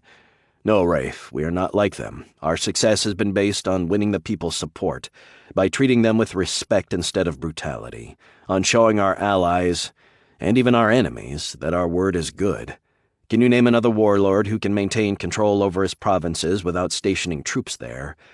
We are alone in that, Rafe. Our people support us. They recognize that we are honest, that our promises to them are worth something. I would not sacrifice all that with a surprise attack. I will not violate the truce, not under any circumstances." Lucern meant what he was saying, at least to a point. He tried to conduct himself with honor, at least whenever possible. But he wasn't quite the paragon of virtue his public persona suggested. He wouldn't violate the ceasefire, that much was true. But he wasn't above trying to trick or provoke his enemies into doing it for him. "Then what do we do, sir?" Lucern stared back at DeMarc, silently. In truth, he had nothing to say, no idea of how to proceed. He'd think of something. He always did. He knew he was close to victory in the Badlands, and also to defeat, and which way things went relied far more on matters out of his control than he liked. "What do we do, Rafe? Well, for now you go relax, get a hot meal, and then some sleep. Our problems will still be here tomorrow." "Yes, sir," DeMarc said, his tone heavy with concern. He looked like he was going to add something, but in the end he just said, "Good night, sir." Then he turned and strode out of the room. Lucern watched him go. Then he stood up, walked across the massive chamber he'd taken as his office. It was cold, cavernous, uncomfortable, built for war, for defense, just like his own stronghold. He scooped up a small picture frame on a table. A woman, young, smiling. Eliane, his wife. She'd been in her early 20s when the image was taken, just months before they'd been married. He still remembered the first time he saw her. He'd been dumbstruck, speechless. He'd come to her father's estate to discuss an arranged marriage, one that would seal an alliance between the two houses. But the instant he laid eyes on his bride-to-be, all thought of strategy and tactics, of adding to his lands and his army, vanished from his mind. She was dead now, and he knew she hadn't remained that smiling, happy girl in the photo. Lucern had given his new wife everything she could want, everything except his time. Life with a warlord had proved lonelier than she'd imagined. Campaigns had kept him away most of their married lives, and she had spent her days in the cold confines of Lucern's ancestral castle, a fortress designed for defensibility, not for comfort. She'd longed to travel, begging to stay at his side as his armies marched. But he'd always refused, too afraid to expose her to the rigors and dangers of the field. Like any man with enemies, he feared they would seek to hurt him through his family, and he'd kept her as a virtual prisoner, protected around the clock by his most trusted men. His mandates had been acts of love, his almost obsessive need to keep her safe. But in the end, he'd killed her spirit, destroyed the natural happiness that had once been so much a part of her personality. And he feared he had also killed the love he knew she had once felt for him. Eliane had died alone, feeling abandoned. He'd had word that she was ill, but it was only days later, after a new dispatch came, that he realized how serious things were. Red fever was sweeping through the riverlands. Hundreds were dying, and Eliane's illness was far more serious than the influenza he'd assumed it was when he'd first been informed. He knew he had to rush home to be at her side, but the dispatch arrived on the eve of battle, with his army in a desperate situation. He'd almost walked away, turned command over to his officers, and raced home immediately. But he didn't. He stayed and commanded his army, and he won his first great victory. As soon as the battle was clearly won, he boarded a transport and raced back to his stronghold. But he was too late. Eliane was dead. He knelt along that day at the side of the bed, holding her cold hand in his. He spoke to her, told her that he loved her, shed tears for her loss. He ached to feel her grip in his hands back, to speak words to him, any words. But she was gone. It had been 3 years, and the pain cut as deeply as it had that day. He ignored it most of the time, slammed his iron discipline down on it, as he did with most of his emotions. He was a man driven. He belonged to the quest. If he was to unite Celtiboria one day, it would take all he had, every last measure of devotion. Other men could take time to indulge their heartbreak, to mourn for those they lost. But not Augustin Lucern. There was little room in his life for anything save duty. He set Eliane's image down on the desk and walked over toward the fireplace. It was a massive hearth, and it was ablaze with a pile of logs. He sat down in one of the 2 leather chairs flanking the fire and stared into the flames. He'd always enjoyed a fire. It was one of the few indulgences he allowed himself. He stared at the hearth, felt the hypnotic effect of the flames. His mind drifted away, his thoughts turning to Blackhawk. Is he dead, or a prisoner in Ghana's torture chambers? He'd liked the Wanderer. There had been an immediate connection between the two of them, one how he somehow knew Blackhawk had felt too. He had sensed the stranger carried a lot of pain with him, and he'd hoped one day they would become friends, that Blackhawk would confide in him, join his quest. He had had a lot of faith in Blackhawk, more than he could explain on such short acquaintance. But he had learned to trust his instincts on such things. He'd placed a lot of trust in his new comrade, and he'd hoped the mission would succeed in its true purpose of ending the truce, of tricking or provoking Ghana into making a premature move. Now he felt the bitterness of futility, of guilt. He'd convinced Blackhawk to step out from the past that was dragging him down, to undertake the mission for him. But that mission had turned out disastrously, and now if Blackhawk wasn't dead already, he soon would be. It was strange. Lucern had led thousands to their deaths in his campaigns, all soldiers who'd willingly followed him. But there was something about Blackhawk. Was it the waste? A man of such ability reduced to wandering the far stars like a drifter, and then killed the first time he tried to rise above his misery? Or was it something more? It was just a feeling, one Lucern knew was ridiculous, but it was there, and it seemed so real. He'd felt it the minute he'd met Blackhawk in his cell. The man had a destiny, something more than being killed by Ghana's people. I was so certain, but I was wrong. Still, he didn't believe it. It didn't make sense, but he had a feeling he hadn't heard the last of Archer and Blackhawk. Chapter 9. Ghana's main base, the Badlands, northern Celtiboria. Shit. Blackhawk knew immediately. 4 guards behind the conscripted prisoners, twice what he'd expected, what he'd seen with every other food delivery. Ghana's people had changed their routine, and that meant they were suspicious, that they were afraid of him. He sighed softly to himself. That wasn't good. He figured his 80% chance at escape had just dropped to even money, and the others, well, they were totally fucked. He considered calling off the attempt, but things weren't likely to get better, and he was sick of sitting in the stinking prison. He knew his allies in the escape were likely to end up dead, but was it better to leave them here, to reduce his own chances so they could remain and endure more torture, and ultimately sell out whomever they were protecting? No. Sometimes death was a better option. Besides, his own chances were a lot better if they went too. He turned and glanced over at Jarvis and his people. They were nervous, uncertain, staring at the extra guards as Blackhawk himself had been doing. He flashed them a stern glance, a silent communication. We're still on. They'd planned the operation expecting to have a maximum of 4 guards to deal with, but now it was at least 6, and 8 if the hallway sentries had been doubled up too. Blackhawk had intended to kill one of the guards in the cell and leave the other to Jarvis and his crew. Then he would rush into the corridor and take down the 2 guards in the hall. The outer guards would have more time to react, and he knew he could get there faster than any of the others. But now there were 4 in the cell, and 4 outside, and he didn't have time to think, to plan. He only had time for a decision. His eyes focused on the guards standing behind the 2 food carts. They were attentive, not overly so, but not as distracted as they'd been before. Obviously, a lecture on staying alert had accompanied the increase in personnel. Blackhawk's eyes darted around, to the guards, to the prisoners in front, the quickest route to get to the soldiers. His mind was fast, sharp. He knew attacking would be a big risk, but waiting didn't offer much promise of a better opportunity. And that meant go now. It also meant taking all the guards himself. That was going to be difficult and dangerous, but he'd had too little time to prepare Jarvis and his men. The best chance was doing it himself. He lunged forward, the enhanced strength of his legs propelling him with great speed and control. He looped around the carts, his hands striking out, breaking the neck of the first guard before anyone could respond. He grabbed the already dead man's rifle as he fell, even as he was moving forward toward the second.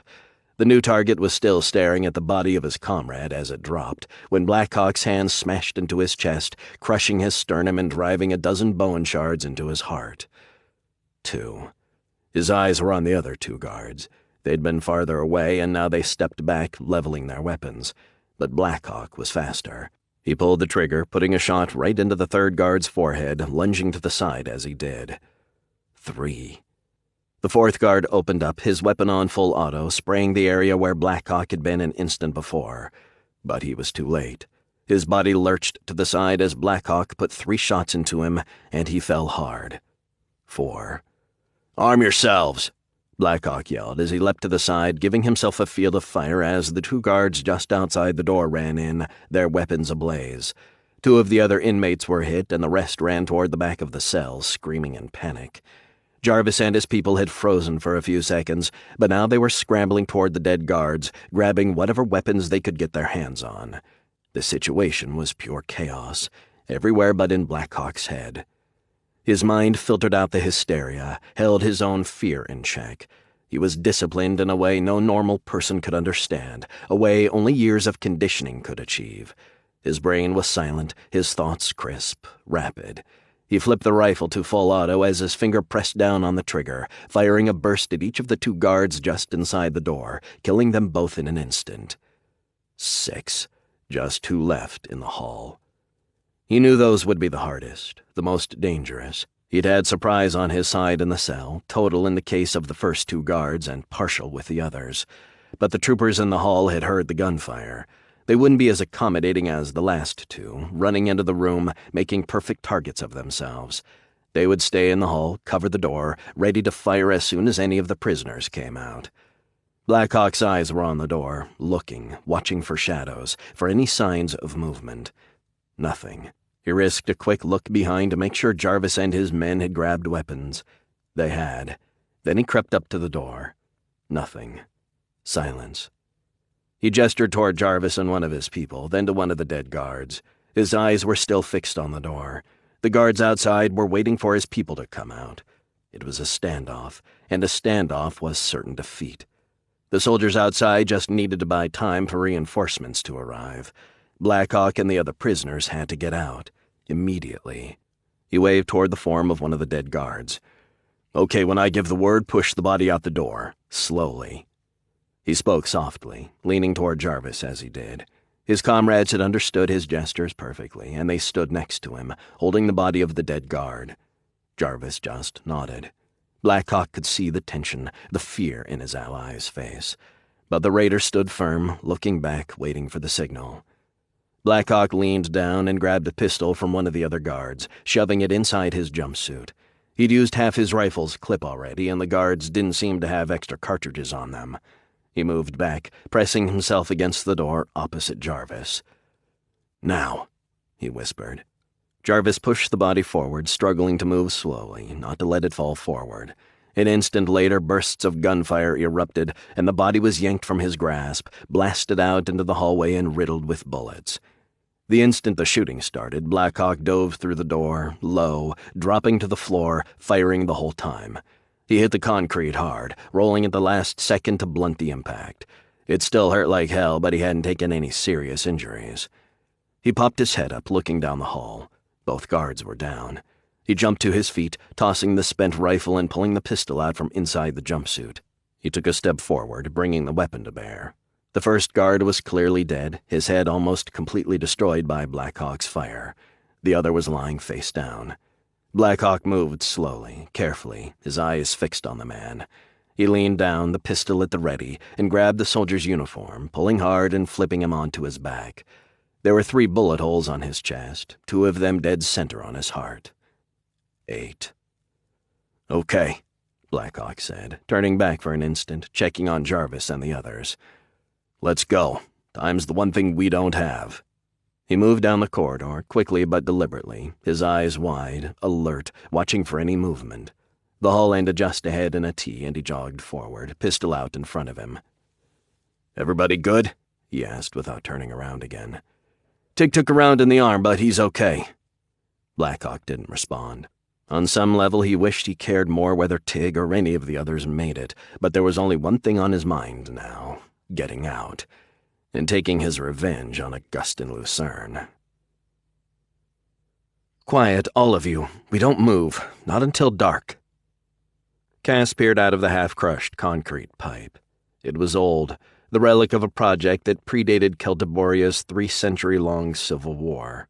The plan had been to install piping all the way from the river cities to the coast, where a string of desalinization plants would be built. The project had never been completed, and the half-finished plants had long ago been pulled down to salvage their parts. But the pipe was still there, at least the half of it that had been laid, and a long stretch made its way through the badlands, unknown to the warlords and their armies.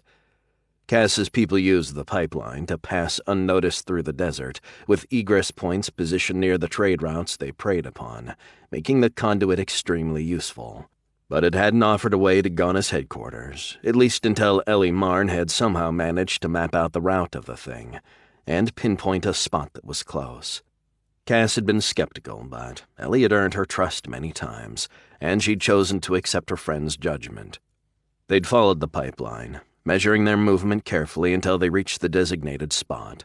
Then they spent half a day pounding a hole in the reinforced concrete and digging through the dirt above, almost burying themselves alive in the process.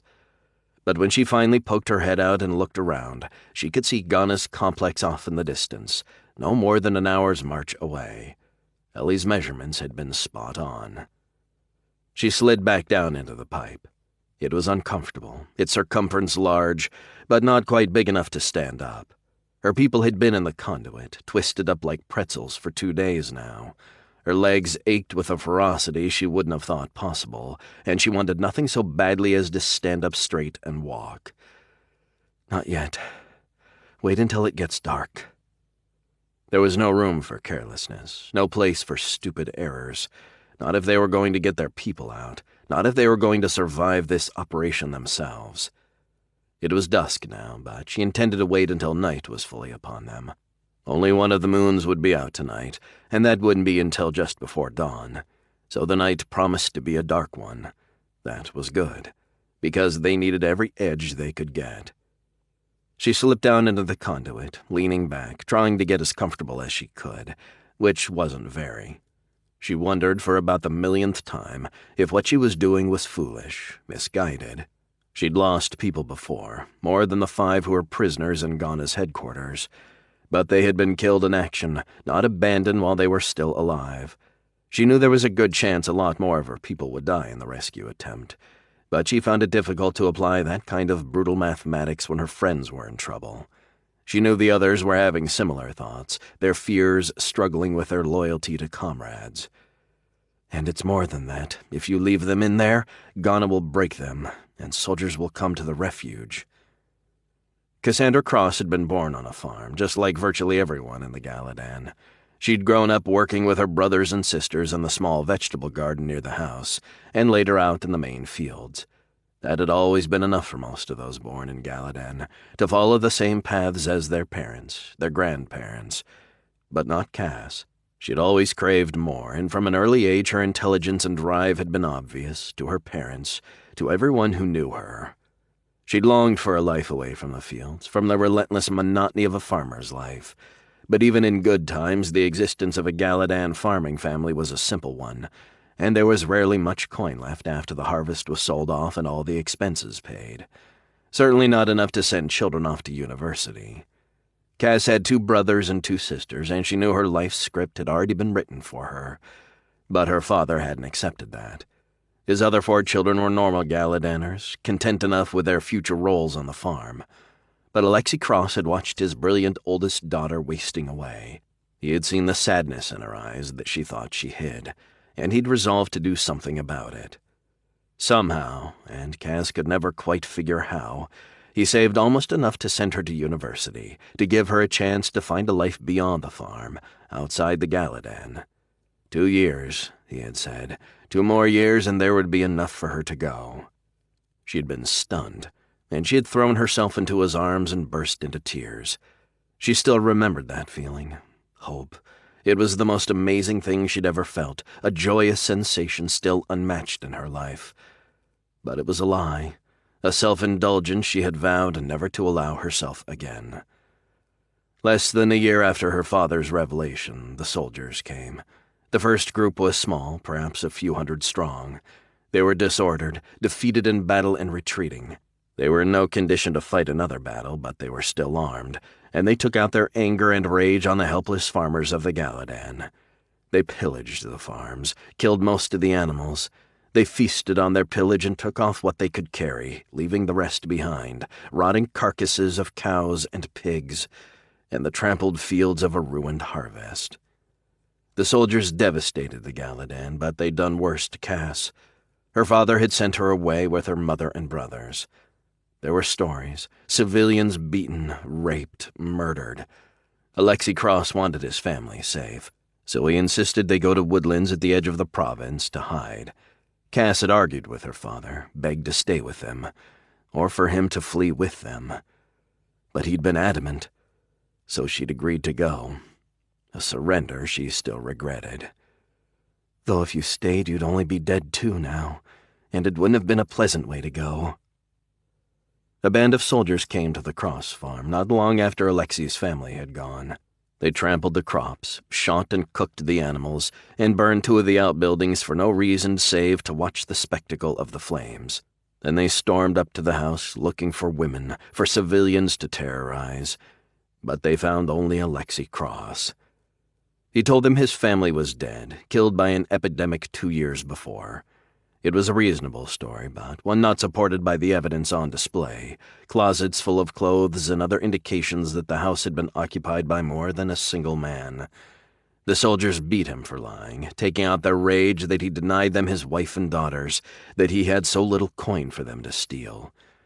And then, she imagined, one of them found the strongbox with the money he'd saved for Cassandra's tuition. She could see the images in her mind, though she hadn't seen it all happen. The soldiers' anger flaring, rage that Alexei had lied to them, that he'd tried to deny them their spoils. She had pieced most of the rest together. The soldiers had beat Alexei Cross savagely, almost to death, and then just before they left to move on to the next farm. She could see one of them, the image clear though she hadn't seen it happen, looking down at the bleeding, battered farmer, and shooting twice, leaving him behind to die. But Alexei Cross hadn't died, not right away. Somehow he'd managed to crawl into the house's main room, to fashion some makeshift bandages from a small blanket he'd pulled off the couch. And he lay there for 2 days, with no food, no water, no care, until Cassandra found him. She'd come back to the farm with her oldest brother, moving cautiously by night. It was almost dawn when they reached the house, and as soon as she saw the fields, the still smoldering ruins of the outbuildings, she knew something terrible had happened. She ran into the house, frantically looking for her father. And she found him, bleeding, in pain, near death. He looked up at her as she leaned over him, her tears dripping on his face. "Cassie," he said, "I'm so sorry. They took the money for your education." He looked at her, his own eyes wet with tears. "I'm so sorry," he repeated. She still remembered how she felt, kneeling there in a pool of her father's semi-congealed blood. He was dying, the farm virtually destroyed, and he was apologizing to her about the money for her schooling. Something changed in her in that room, that terrible morning. She became harder, grim hatred replacing her friendly demeanor. Her father died on that floor, with her holding his hand and sobbing uncontrollably. And part of her died there, too, replaced by something dark, terrible. She'd tried to help her mother rebuild the family's lives. They buried her father, and then they cleaned up, replanted a section of the fields, desperately trying to preserve all Alexei had worked so hard to build. But another group of soldiers came, and then more after them. The battles of the warlords had come to Galadan, and the fury of the war was all around. And by the time the battling armies moved on, the province was ruined, its lush fields burnt and ravaged, its wells and once clear lakes poisoned. The people, those who had survived the relentless onslaughts, had taken refuge in the forests, surviving as they could on what little food remained, struggling with the pestilence and the epidemics that raged among the weakened populace. Cass had watched her mother wither away, her mind broken. She had been a strong woman, loving and caring, but the trauma of losing everything was too much for her. Then her oldest brother got sick. He was 16 and strong, built like a tree trunk, but she watched him wither away until his legs were so thin he could barely stand. Near the end, she could pick him up from his bed and carry him herself. She took care of him, refused to surrender, gave him her meager rations to supplement his own, but he died anyway. Cass shed no tears this time. Tears were for the weak. She buried her brother next to her father, and what fragile remnant remained of the girl she'd been died as she dug the grave. Then she went back to the forest refuge and began gathering recruits. The Greys were born in an open glade in the shade of the trees, amid the poor shelters and tents of a once prosperous people. The time for hiding in the woods was over, she had declared. The young people of the Galadan would strike back. All they'd possessed had been taken, so now they would become the takers. They would steal from others as they'd been stolen from. They would kill if need be instead of cowering, waiting for others to kill them. And so it had been for 2 years now. She'd lost people in her raids, many of them old friends she'd known her whole life. But there hadn't been another tear, not a single one. Cassandra Cross didn't cry. There was no room in her life for weakness, none, and no place for doubting her decisions. Yet it was risky trying to rescue their comrades, but that meant exactly nothing to her. "Cass?" She heard the voice, distant at first, through her thoughts. "Cass?" She looked up. It was Ellie. She got the feeling the girl had been there calling her for some time. "Yes, Ellie? It's dark out. Should we get ready to go?" Cass twisted her head, stretching the kinks out of her neck. She pushed the rest of the old thoughts from her mind. The events of the past had brought her here, but now she had to focus on what had to be done now. "Yes, Ellie, tell everyone we leave in 10 minutes. The girl nodded. "Yes, Cass." She turned and crawled down the pipe toward the others. Cass reached down to her side, her hand moving over the pistol hanging there. Yes, it was time. Chapter 10. Airship White Condor. Somewhere over the Azure Sea, northern Celtiboria. The airship shook hard, the high winds too much for the pilots to offset. The weather was spotty, and Barkis had considered rescheduling the departure, leaving the following day when all the forecasts called for a clear, calm day. But Carteria had been insistent. There would be no delay. The initial wave of ships would depart on time, carrying the first 1,000 soldiers to the northern continent. And so it had. Barkis was edgy, nervous. He wasn't fond of flying, and the turbulence had been uncomfortable for him. He'd already rushed to the bathroom twice, and he'd avoided all the food he'd been offered, and the drinks too, save for a few small sips of water. But it wasn't his flying phobia that was truly stressing him out. His mind was in deep thought, and all he could see was trouble ahead. He'd been outright scared to death when Ghana had sent him to Carteria's court to request additional aid. The brutal warlord was the strongest of Celtiboria's dozens of feuding nobles, and his reputation for casual brutality was well known planet-wide. Carteria had a history of taking terrible vengeance on those who let him down, and Ghana had failed in delivering on his promises to the marshal. That was dangerous for him, but even more so for whoever was sent to deliver the bad news. Carteria had shot more than one messenger in his day. But the marshal had taken the news better than Barkis had dared to hope. There had been some anger, and his stomach had twisted into knots as he stood in Carteria's great hall, waiting to see what would happen. But he'd endured nothing more than a light tirade, and then he'd been sent to palatial quarters to await the marshal's decision. Much rode on that determination. Without additional support, Barkis knew Ghana was unlikely to prevail against General Lucern, and a defeat in the Badlands would have been damaging enough under any circumstances. One coming after Ghana had spent 10 million crowns of Carteria's money and still lost would almost certainly prove to be fatal. Barkis still remembered his relief after he'd been summoned back to hear Carteria's decision. The marshal had even been in a good mood. He had assured Barkis of his continued support and told him to advise Ghana that they were still allies, that they would always remain so. He'd felt a lightness, a relaxed feeling he hadn't had since the moment Ghana had made him ambassador to Carteria. Success. With more funding from the marshal, he was confident his master would overwhelm and defeat Lucern and his stubbornly effective troops. Then the hammer fell, and with it his spirits. He could still remember Carteria's words, his cheerful, enthusiastic tone. "I've decided to reinforce General Ghana. Even now, 25,000 of my troops are preparing to embark. We will defeat this upstart Lucern together, and then we will unite the rest of the northern continent." Troops. That thought still troubled him. He'd been sent to secure financial aid, money that Ghana would use to increase his own strength. But that was not what he was bringing back with him. It was an army, its lead elements even now flying in the airships formed up around his own. And it was an army not answerable to him, nor to Ghana himself. Carteria had turned the defeat around on his ally. Instead of acting out of rage, of abandoning Ghana to his fate or worse, the Marshal had recognized an opportunity to get a foothold on the northern continent. It was brilliant, a coup that Barkis hadn't even seen coming. He understood now how Carteria had achieved his position.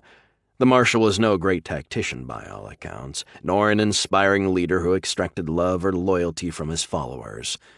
But he was a ruthless politician and a master at using people, at making them allies and then pitting them against each other to serve his own ends. And he was expert at creating fear, at intimidating his enemies into making mistakes, and his friends into accepting anything he imposed on them. Barkis knew General Ghana would be upset. There was no other way he could react. He had been allowed to contact Ghana, but he'd held back the full report, merely telling the general things looked good. The situation was too complicated to discuss over an open signal, and Barkis had no idea how Ghana would respond to the news, and no doubt that Carteria's people would have been listening. Carteria's soldiers were coming to help Ghana's forces, but Barkis didn't fool himself for a moment that they would return home after the campaign was won. No, the price Ghana was paying for support was clear. He would share his gains with Carteria, become one of the Marshal's minions. He cursed himself for not refusing, for not finding a way to prevent Carteria from sending the troops. He knew that was unfair, a pointless waste of time. There had been no way to refuse the Marshal's offer, no way that didn't end very badly. Carteria was overlooking the wasted millions of ducats, the failure to secure the Badlands last season as promised. By his standards, that was enormous magnanimity. If it had been thrown back in his face, that was something Barkis didn't even want to contemplate. Besides, it's not like there's a choice. We're going to lose without some kind of support. Even if there had been a way to refuse Carteria's troops, the lack of any aid would have led to defeat at the hands of Lucern. And for all the Marshal's well-known brutality, there was probably a better chance of making a decent deal with him than with the sanctimonious Lucern. Yes, that's how I'll put it to the general. He understands the situation. He'd have rather had money from Carteria, funds to buy enough mercenaries to destroy Lucern. But if the choice was between troops and all that entailed or nothing, well, that was no choice. Not now. I held you back, Varn, because I have considered the operation in greater detail, and I wanted to have a final discussion on strategy with you, one I did not wish to trust to the vulnerabilities of long-distance communication. When we are finished here, you will take one of the hypersonic speedsters. You should be able to catch up to the first wave of airships and be there when they land. Yes, Marshal, of course, as you wish. Elaher stood silently, waiting for Carteria to elaborate. Varn, I believe we may have a greater opportunity here than we'd believed. I have reviewed the latest intelligence reports. The northern continent is extremely divided, and looking beneath the immediate surface, even greater weakness becomes apparent.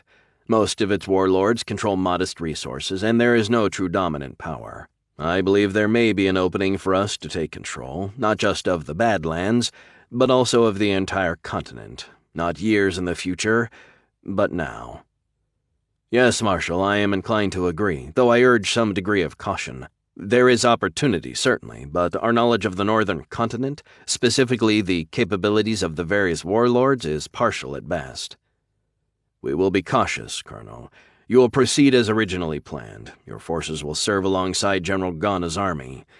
You will see to the destruction of General Lucern by whatever means. By all accounts, he is a man who cannot be suborned, and that means he must die in the Badlands. Yes, sir, I agree. General Lucern would never ally with us, and from what I have heard, he is a dangerous man. Allowing him to expand his power only assures us a greater fight down the road. Carteria nodded. Then we agree.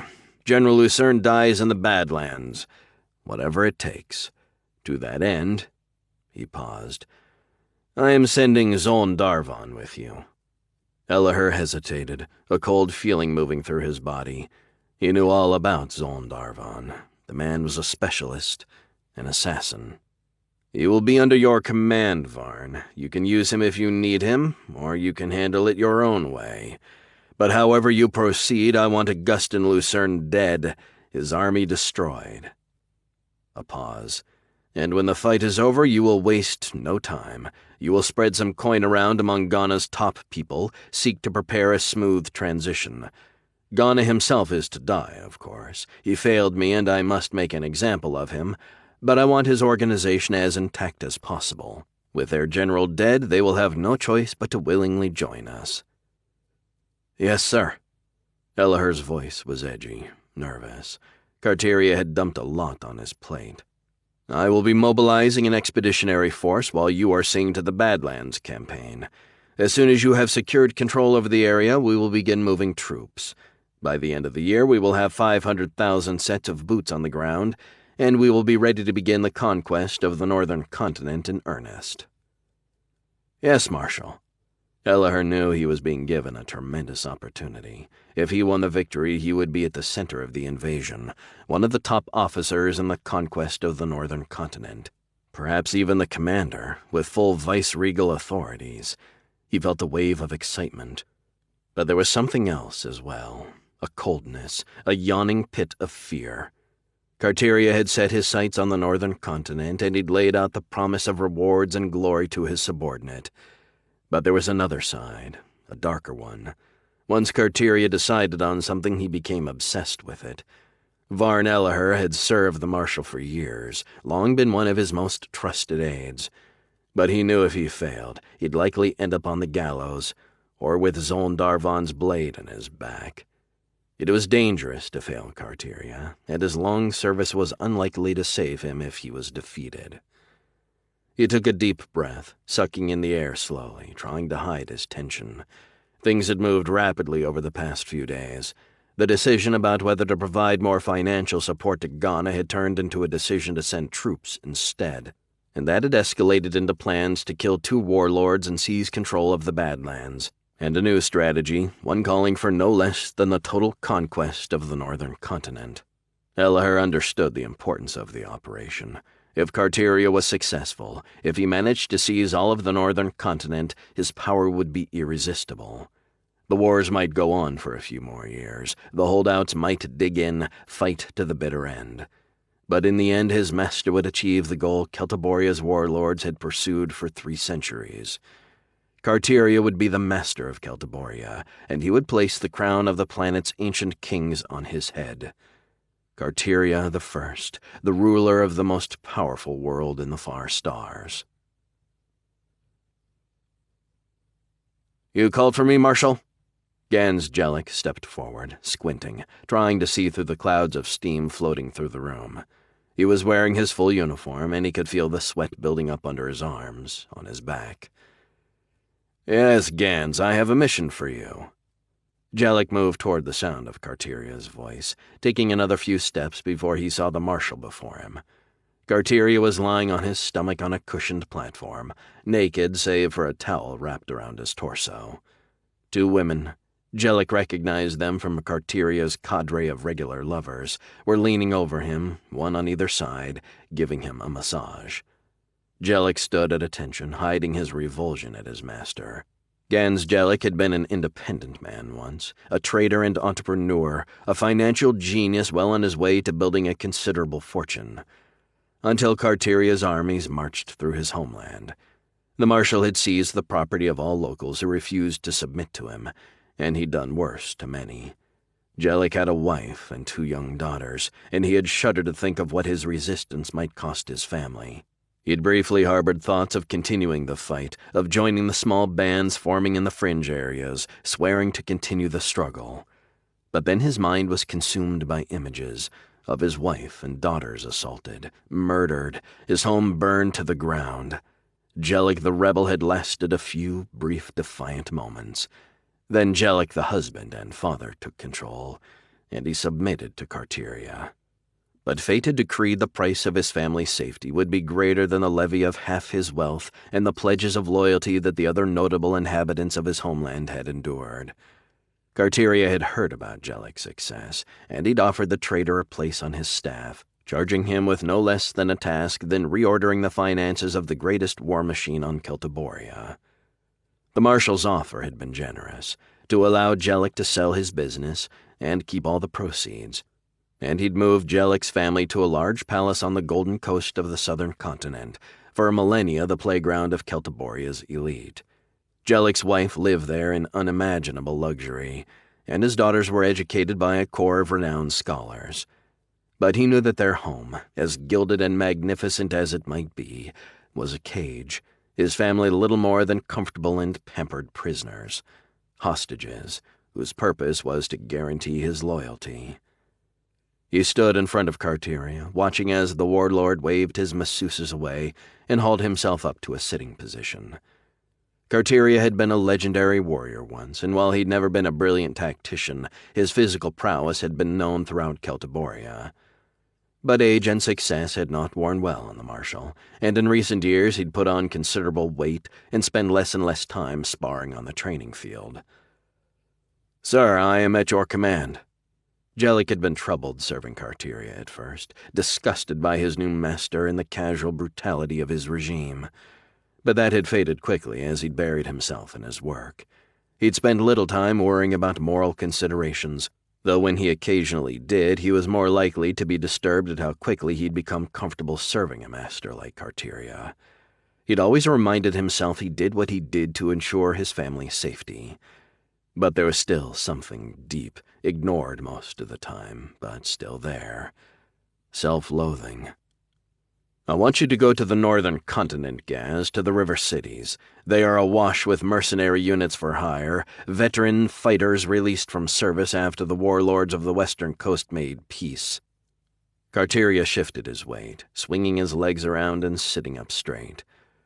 "I want those mercs, Gans, all of them. We will be invading the northern continent, and I want as much force in place there as possible." He paused. "There is a very glutted market, and few potential paymasters right now. With enough coin, you should be able to hire at least 100,000 soldiers." "Sir, I appreciate your confidence, but I am not a soldier. Not really." Jellic carried a colonel's commission, but his role had never strayed beyond duty on the staff. "Don't worry, Gans, your job is to hire the mercenaries, to build and organize them into an army. Varn Elaher will assume command before any real fighting occurs, and you will return here to my immense gratitude for a job well done." Jellic wasn't convinced. The idea of going into a foreign continent, to territory far from any Carterian holdings, was daunting. He felt out of his depth, and scared. But he knew there was no choice. Carteria was giving Jellic a great honor, at least in his own mind, and expressing anything but gratitude and acceptance would be dangerous. His mind flashed back to his daughters, images of them standing on the terrace of their waterfront palace, turning and screaming as the soldiers kicked open the doors and moved toward them. "Yes, Marshal," he said, hiding the hesitancy that tried to force its way into his voice. "As you command, I will begin preparations. When do you want me to go?" "Now, Gans, I have ordered 5 airships to be ready for you, as well as 200 soldiers as an escort. You will draw whatever coin you feel you will need and be ready to leave at dawn." Jellic caught his objection before it crossed his lips. It was already late evening. He would have to wake his staff, choose the key ones he'd need to accompany him, and he had to find several million ducats and have it all loaded on the waiting airships. In 6 hours. "Yes, Marshal. And again, thank you for your confidence. I will not let you down."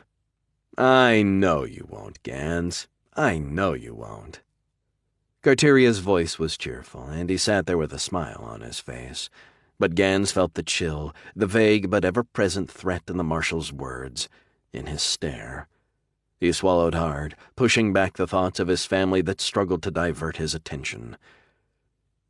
"With your permission, sir, I have considerable work to do before morning."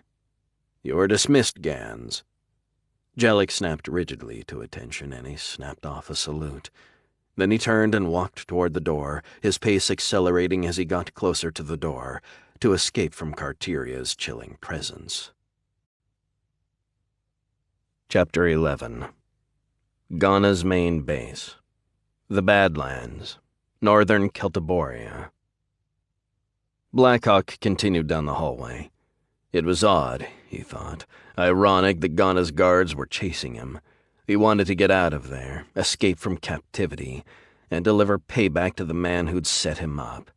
If Ghana had known Blackhawk's intentions, to rid him of his most dangerous enemy, he'd not only have called off his guards, he'd have opened his arsenal to Blackhawk and given him the choice of any weapons and vehicles on the base. And probably 50,000 ducats as a bonus. But there was no time and no way to convince Ghana that they both wanted Lucern dead. So it was still Plan A. Get out the hard way. He could see something ahead, the hint of a shadow, someone lurking near the corner up ahead. He stopped running, holding his hand up, a signal for the others to follow suit. He stepped forward slowly, silently, repeating the gesture to make sure no one followed him. He was surprised at how well his fellow escapees were following his commands.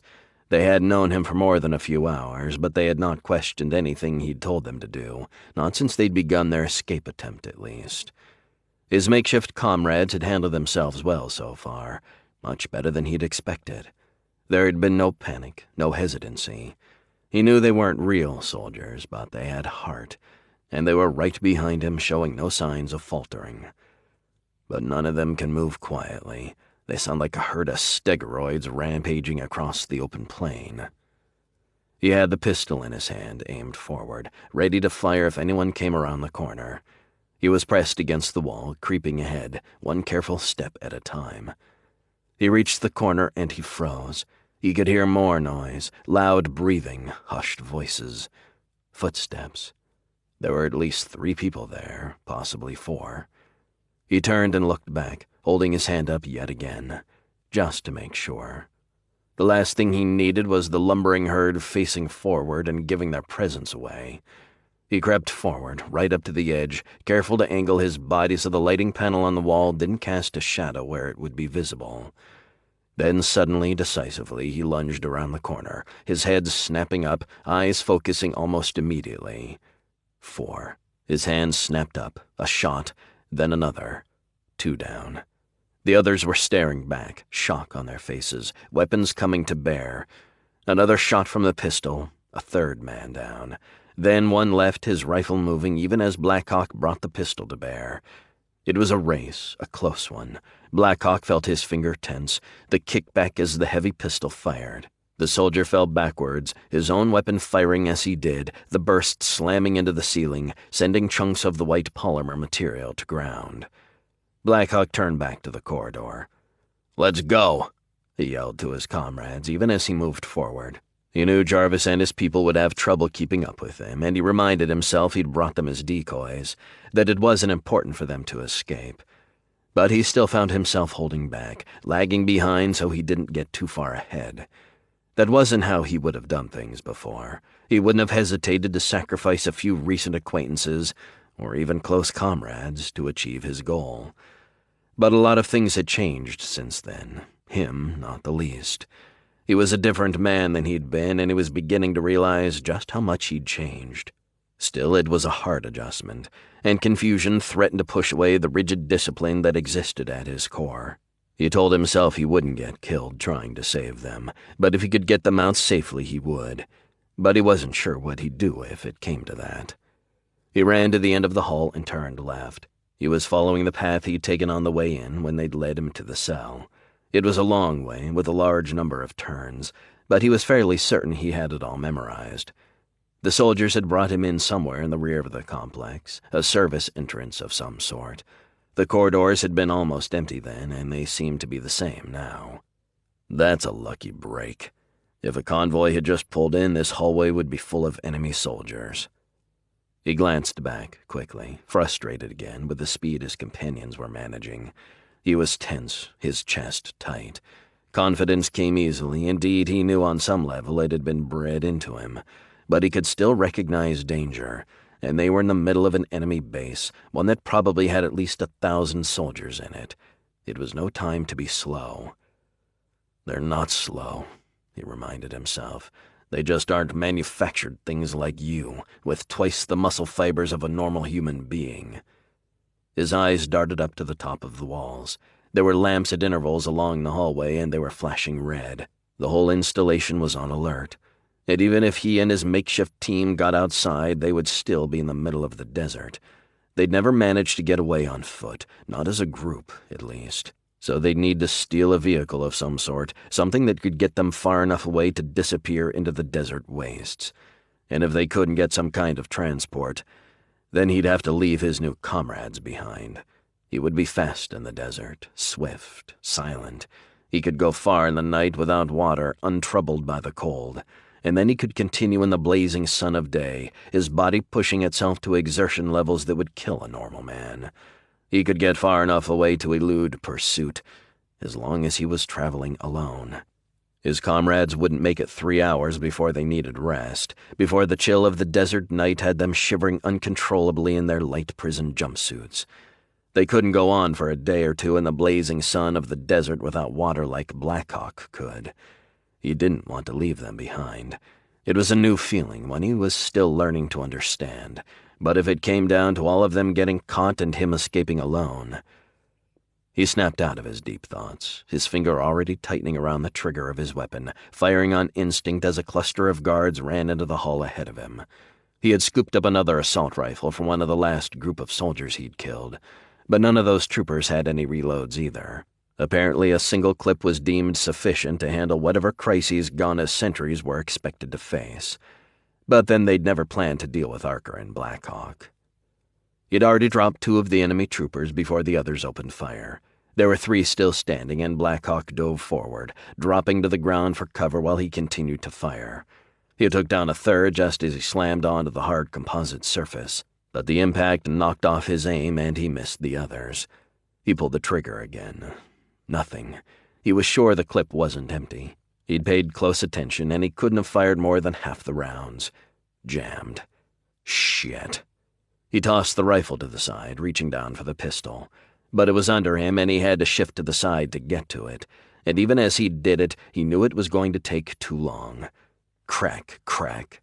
He heard the gunfire, steeled himself for the incoming rounds, but there were none. Instead, the guards both dropped to the ground. Blackhawk watched, realizing the shots had come from behind. His comrades had taken out the remaining troopers. He leapt to his feet, turning toward Jarvis and nodding. A silent thank you. All 5 of them were still there. That was a surprise. He had expected them to drop pretty quickly.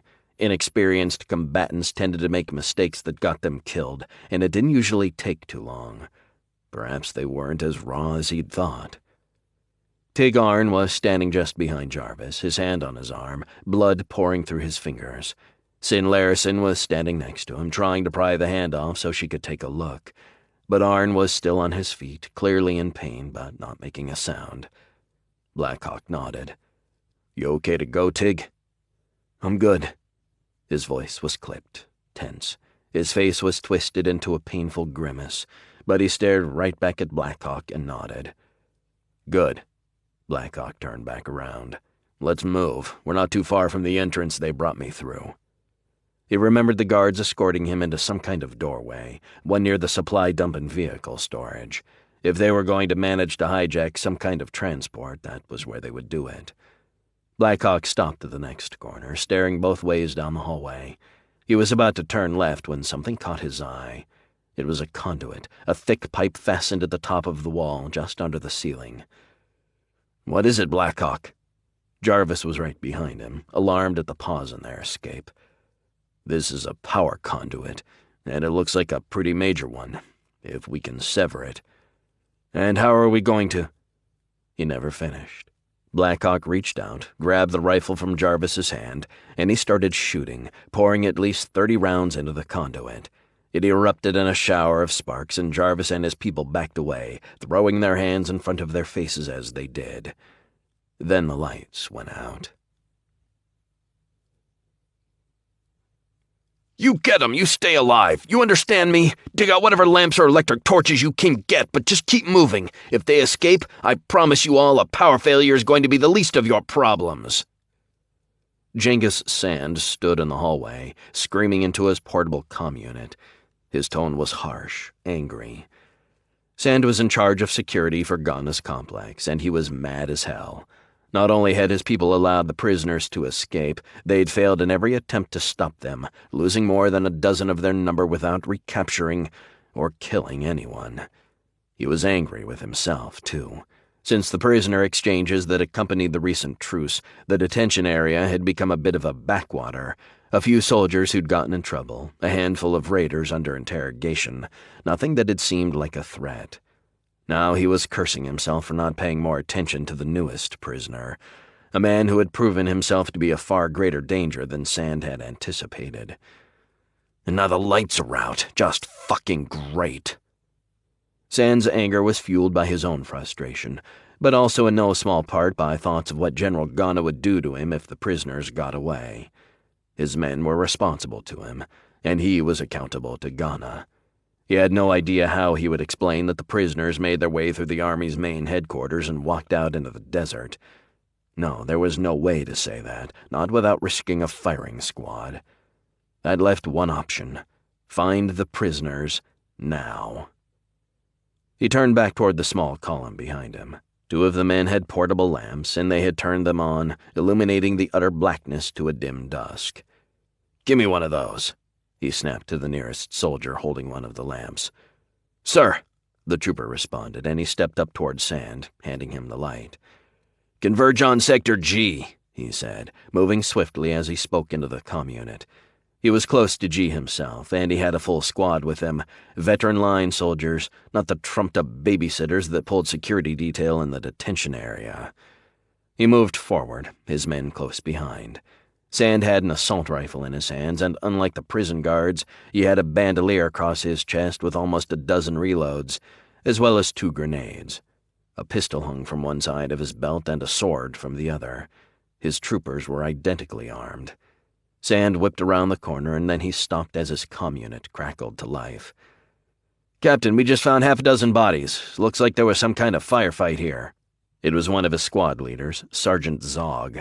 His mind focused, remembering where he'd sent Zog. Near the main freight delivery zone. Of course, that's where they brought the new prisoner in.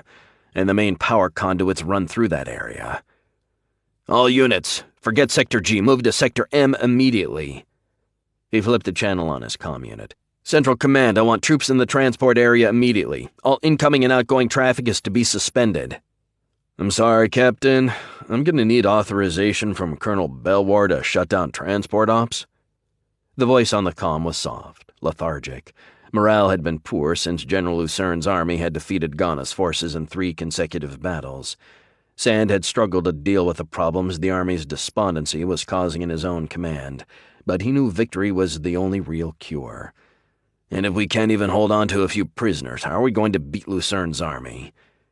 "You will obey my orders at once, Lieutenant, or you will explain to General Ghana why you allowed the prisoners to escape. Is that clear?" "Yes, Captain."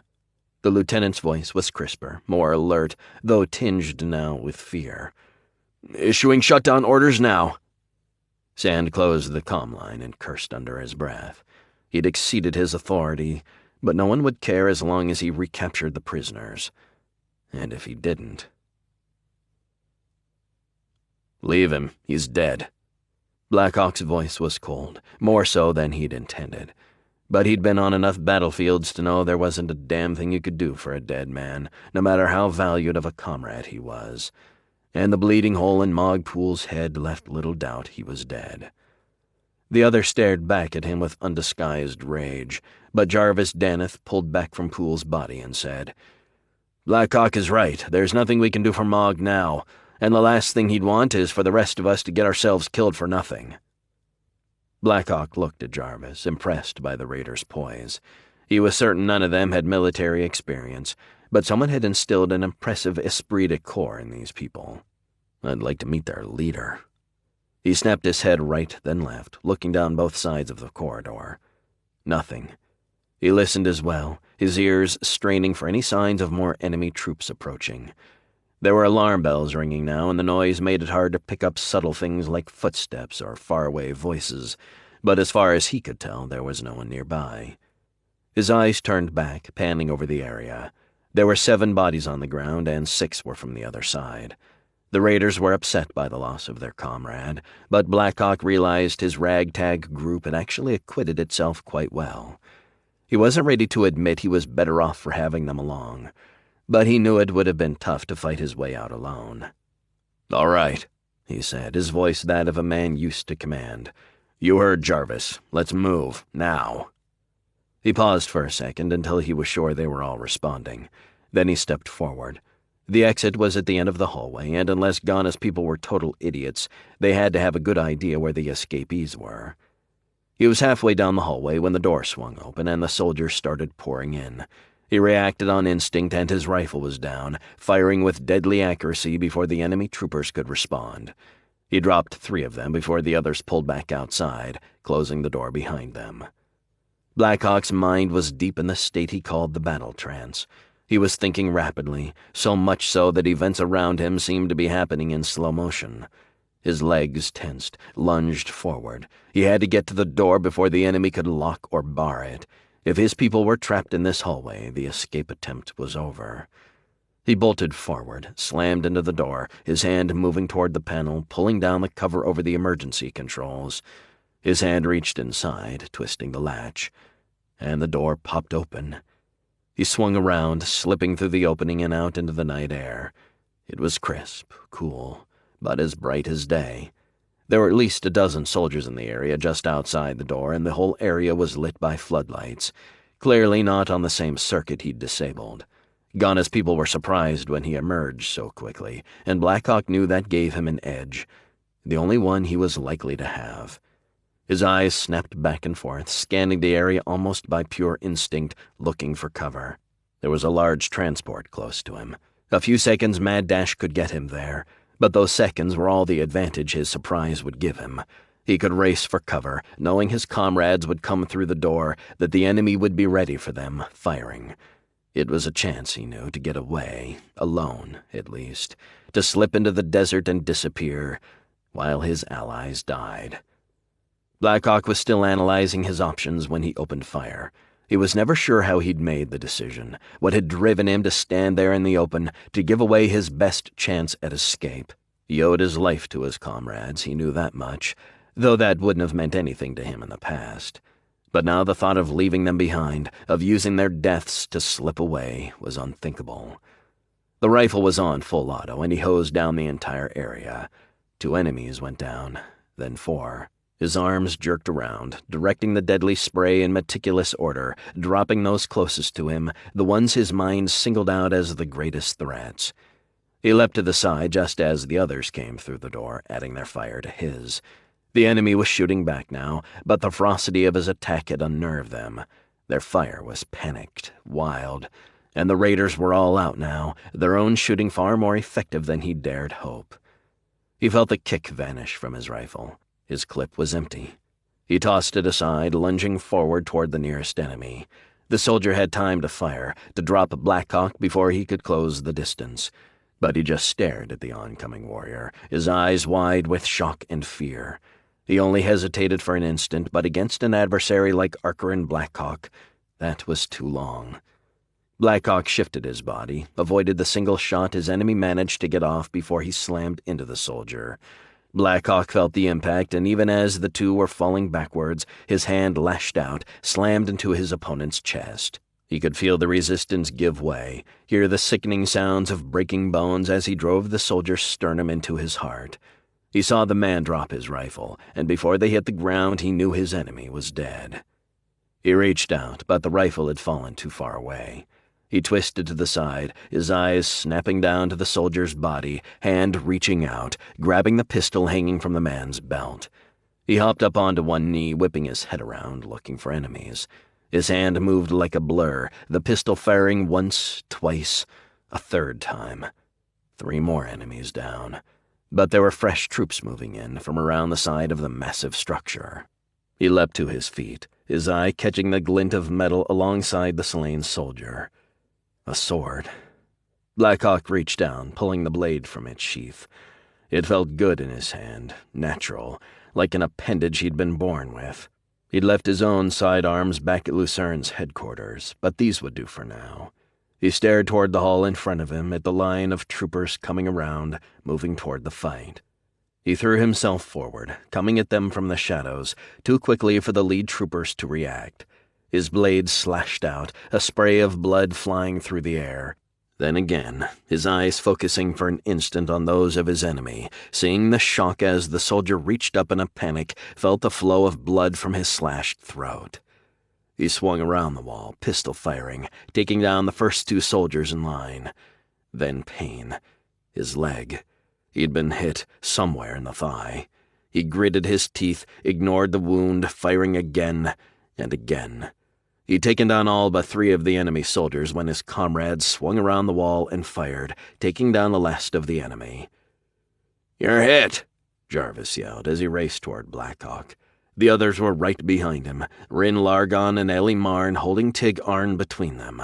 Arn was bleeding badly from a wound to his abdomen. Blackhawk's training told him it was serious, but not mortal.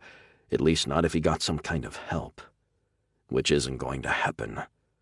"I'm all right," Blackhawk snapped back. "Let's just get the hell out of here." He moved forward, a wave of pain shooting up his leg. He knew the wound wasn't dangerous, at least not on its own. The bullet had missed the artery, and it was embedded in the muscle. Not too deep. Given a little time, he could get it out himself. But time was one thing he didn't have. Not now. He could feel the weakness in his leg, and he knew he couldn't run, not full out, not without falling. He staggered forward, flashing a quick look behind him as he did. There were more soldiers, just inside the door to the building. They would be out in a few seconds, and his people needed to be away from the lights, out into the cover of darkness. "Go!" he shouted, his voice harsh, angry. "Run as fast as you can. You have to get away from the lights. And keep moving. It's your only chance." He hobbled forward, gritting his teeth, pushing himself as hard as he could. The pain was bad, but he could handle that. Falling was another matter. That would only slow him down more. He took another step, struggling to keep his leg from giving out. Then he felt something, a hand on his shoulder, an arm slipping under. It was Jarvis. "What the hell are you? I'm not leaving you, Blackhawk. Now throw your arm over my shoulder. Take some of the weight off that leg." Blackhawk was speechless. His first thoughts of the raiders had been to use them as cover for his own escape, and now one of them was trying to save him. Finally, he managed to croak out, "Go, you fool. I'm fine on my own." "The hell you are," Jarvis answered, a strength and firmness in his voice Blackhawk hadn't heard before. "Now let's move or we'll both get killed." Blackhawk leaned on his comrade, taking most of the weight off the injured leg. The two of them hobbled away from the lights, out into the darkness of the desert. They were moving slower than Blackhawk could have done uninjured. Even then, Jarvis could have managed on his own. But they were faster than a wounded Blackhawk, and they slipped past the last of the lights and into the deepening darkness. Blackhawk turned his head, looking back. There were several dozen enemy soldiers forming up just outside the door, and moving to follow them. Night would be a help, he knew that much. If it had been daylight, they wouldn't have had a chance, but the desert was a wide-open place, and in a matter of minutes the enemy would have airships deployed and multiple platoons searching. His original plan had been to race off into the desert, quickly putting distance behind him until he slipped away. But now he was part of a group of 5, 2 of whom were wounded, crawling slowly away. He kept walking. It wasn't in his nature to give up, but he knew they didn't have a chance. They continued on for another few minutes. The desert was quiet, hardly a sound save their own footsteps and grunting. And something else, too. From behind. The enemy closing on them. "They're behind us, Jarvis. It's time for you to leave Arn and me and run for your lives." "That's not going to happen, Blackhawk. If they catch us, we fight." Blackhawk could hear the fear in Jarvis's voice, but also the firmness. He believed the raider. He wasn't going to leave Arn behind, and he wouldn't abandon Blackhawk either. "Then we better find a good spot to fight, Jarvis. I figure we've got 2 minutes, and if they catch us in the open, hobbling along, it's over, even with the darkness." "There is no good spot. It's all open desert." Blackhawk looked around, seeing a lot farther into the gloom with his superior eyes than the raider, but coming to the same conclusion. There were no rocks near them, no major elevation changes, nothing. just the dark of night standing between them and a perfect killing zone. He reached down to his side, where he'd shoved the pistol into his pocket. If he was going down, by Chrono, he was going down fighting. He almost told Jarvis to stop, but he kept silent. They might as well push a bit farther, for all the good it would do. He could see light behind them, the portable lamps of their pursuers. They're following our tracks. Blackhawk knew a few things about covering his trail, but they were all slow and time-consuming. He'd counted on the dark to give them some cover, but now he knew they were as good as dead. The enemy had picked up their trail, and they were closing. Another few steps, perhaps 20. Then the sounds behind, louder now, and the light moving closer. Now voices, clearer, shouting, officers yelling commands, then gunfire too far away in the dark, wasted shots. "Here they come, Jarvis." Blackhawk squeezed his hand around his comrade's shoulder, a sign of gratitude, of respect. "Die well, Jarvis Daneth," he thought but didn't say. Then he pulled away from the raider, turning back toward their pursuers. He could see them, still far back but close enough for his eyes to make them out in the light of their own torches. Crack. His pistol fired. One shot, and in the distance he saw a shadowy figure fall, a beam of light moving wildly across the sky as the stricken man dropped his lamp. Crack. Another shot, and in the murky light he saw another man fall. The fire from the enemy soldiers picked up, at least a dozen men firing. Then more, perhaps 20 in total. The shots were still random. Blackhawk and the raiders had killed their own lights, and the mask of darkness hid them.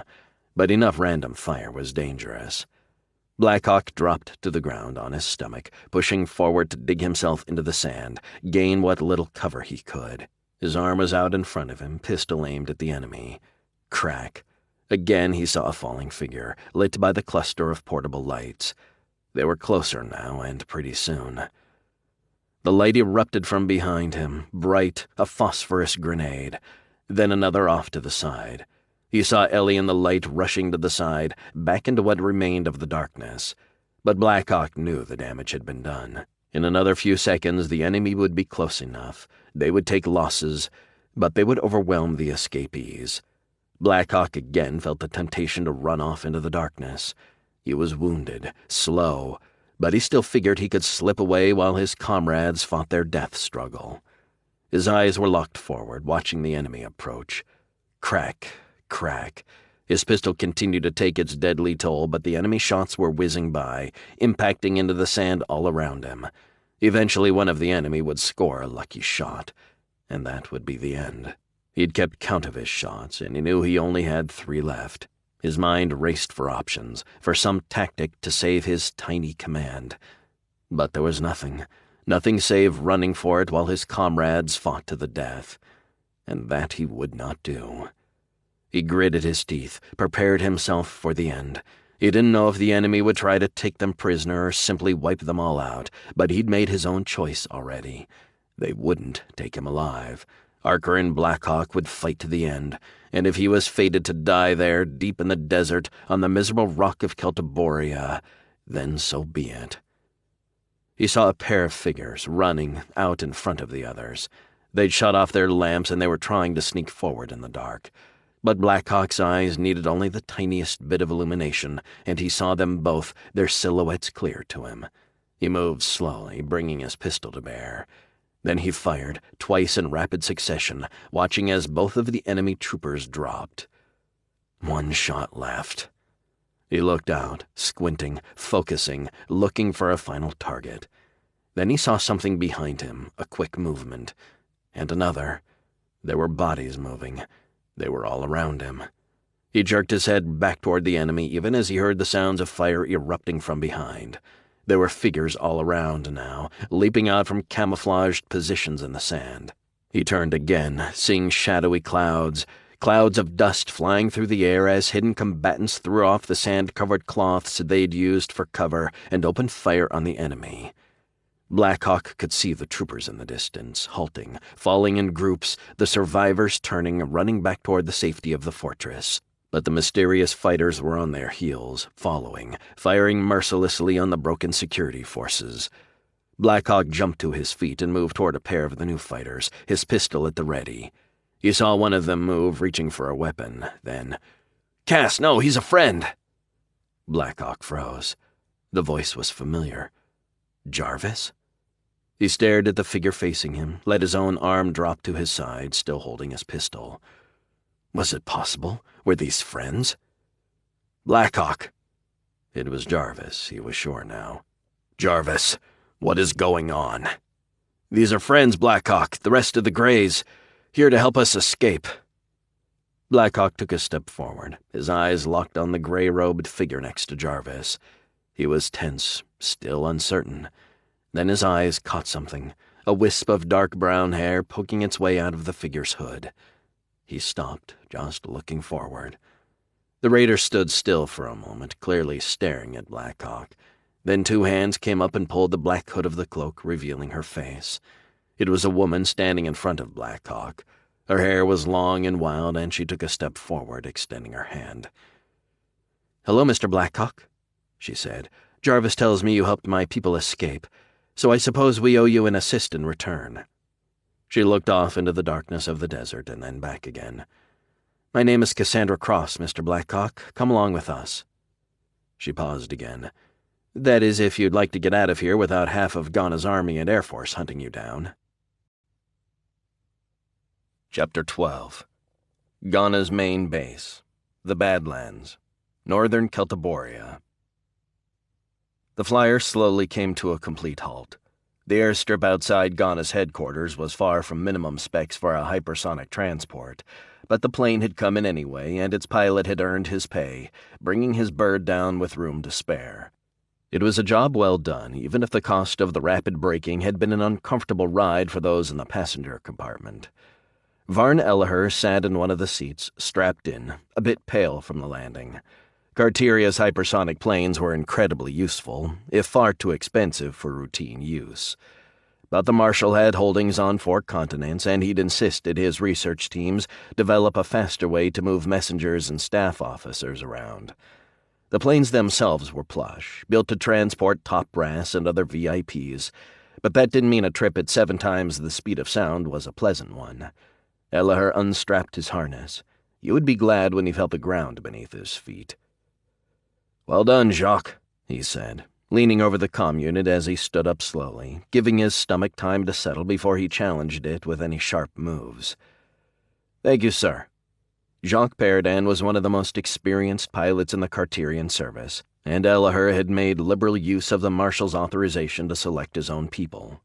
He'd awakened the pilot in the middle of the night and given him barely enough time to complete his pre-flight procedure before liftoff.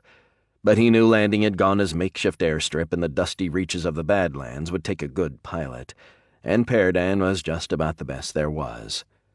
He turned and walked toward the hatch just as it began to open, and the retractable stair extended slowly. He took a deep breath, hoping for fresh air, but sucking in the hot, dry wind of the late morning in the desert. He stood at the top of the stairs, his hands sheltering his eyes from the blazing sun. It was bright as he'd ever seen it anywhere. "This must be a fun place to fight," he thought. Then, "You're probably going to find out." He stepped out onto the stairs, feeling the sweat begin to drip down his back almost at once. It was winter in the subtropical southern continent, and while he was used to the heat, it was the dryness that got to him almost immediately. It felt like an oven, and he wasn't dressed for it. He put his feet down on the grayish black of the runway, some kind of composite material that he could tell had been hastily laid to create an airstrip in the middle of this hell. He'd been well aware that the warlords of the northern continent were very divided, and vastly less wealthy than his own master, but now he felt as if he'd traveled back in time to some primitive past era. He looked up, squinting in the relentless brightness of the morning. There was an officer approaching, with a ragtag group of soldiers following behind him. Elliher sighed. He knew Ghana had been a warlord of note on the northern continent for 30 years, but he couldn't reconcile that fact with what he saw rushing toward him. "Colonel Elliher, welcome to the northern continent. I apologize that the general isn't here, but we just found out you were en route, and I'm afraid General Ghana is tied up with another matter." Davrugan wore his dress uniform, but the signs of haste were evident in a number of places: the crookedness of the line of medals on his chest, the wrinkles in his jacket. He had an honor guard behind him, a sergeant and 10 privates who looked like they'd donned their own formal uniforms even more quickly. "That is quite all right, Captain. I appreciate your welcome." Elaher's eyes darted to the slightly slovenly group of soldiers standing more or less at attention in their rumpled dress browns. Any unit in Carteria's army that looked like this would have found itself in a world of hurt. Rumor is Ghana's men are close to defeat, and this looks like a demoralized bunch of losers. Though I do hope the general will not be long. I have much to discuss with him. "Yes, sir. No, sir. He won't be long. May I show you to your quarters? Perhaps you wish to freshen up after your long journey?" "My journey wasn't that long, not at Mach 7, and I look a lot fresher than you and your men." "Yes, Captain, that will be fine." Elaher nodded, and he followed the officer. "I don't know if they fight better here on the northern continent than they look, but if they don't, I may yet live to see Carteria crowned king of Celtiboria." Ghana stood in front of the cowering group of soldiers, glaring at the one closest to him, an officer wearing the insignia of a captain. He hadn't said a word. He didn't need to. The anger radiated off his body, the expression on his face, the rigidity of his movements. None of the soldiers could doubt their general was angry. They could only hope his rage wasn't enough to stand them in front of a firing squad, because at first glance it looked like it was. "8 guards," Ghana said, his tone menacing, though he did not raise his voice. 4 in the cell and 4 just outside, and a cell full of unarmed prisoners.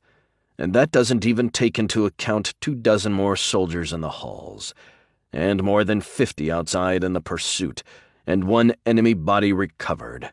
1. He panned his gaze over the entire group before returning his stare to the officer in front. "Is my information accurate, or am I wrong?" "No, sir, you are not wrong." Genghis Sand stood in front of the general, his arm throbbing from the wound he'd taken when his pursuing force was ambushed.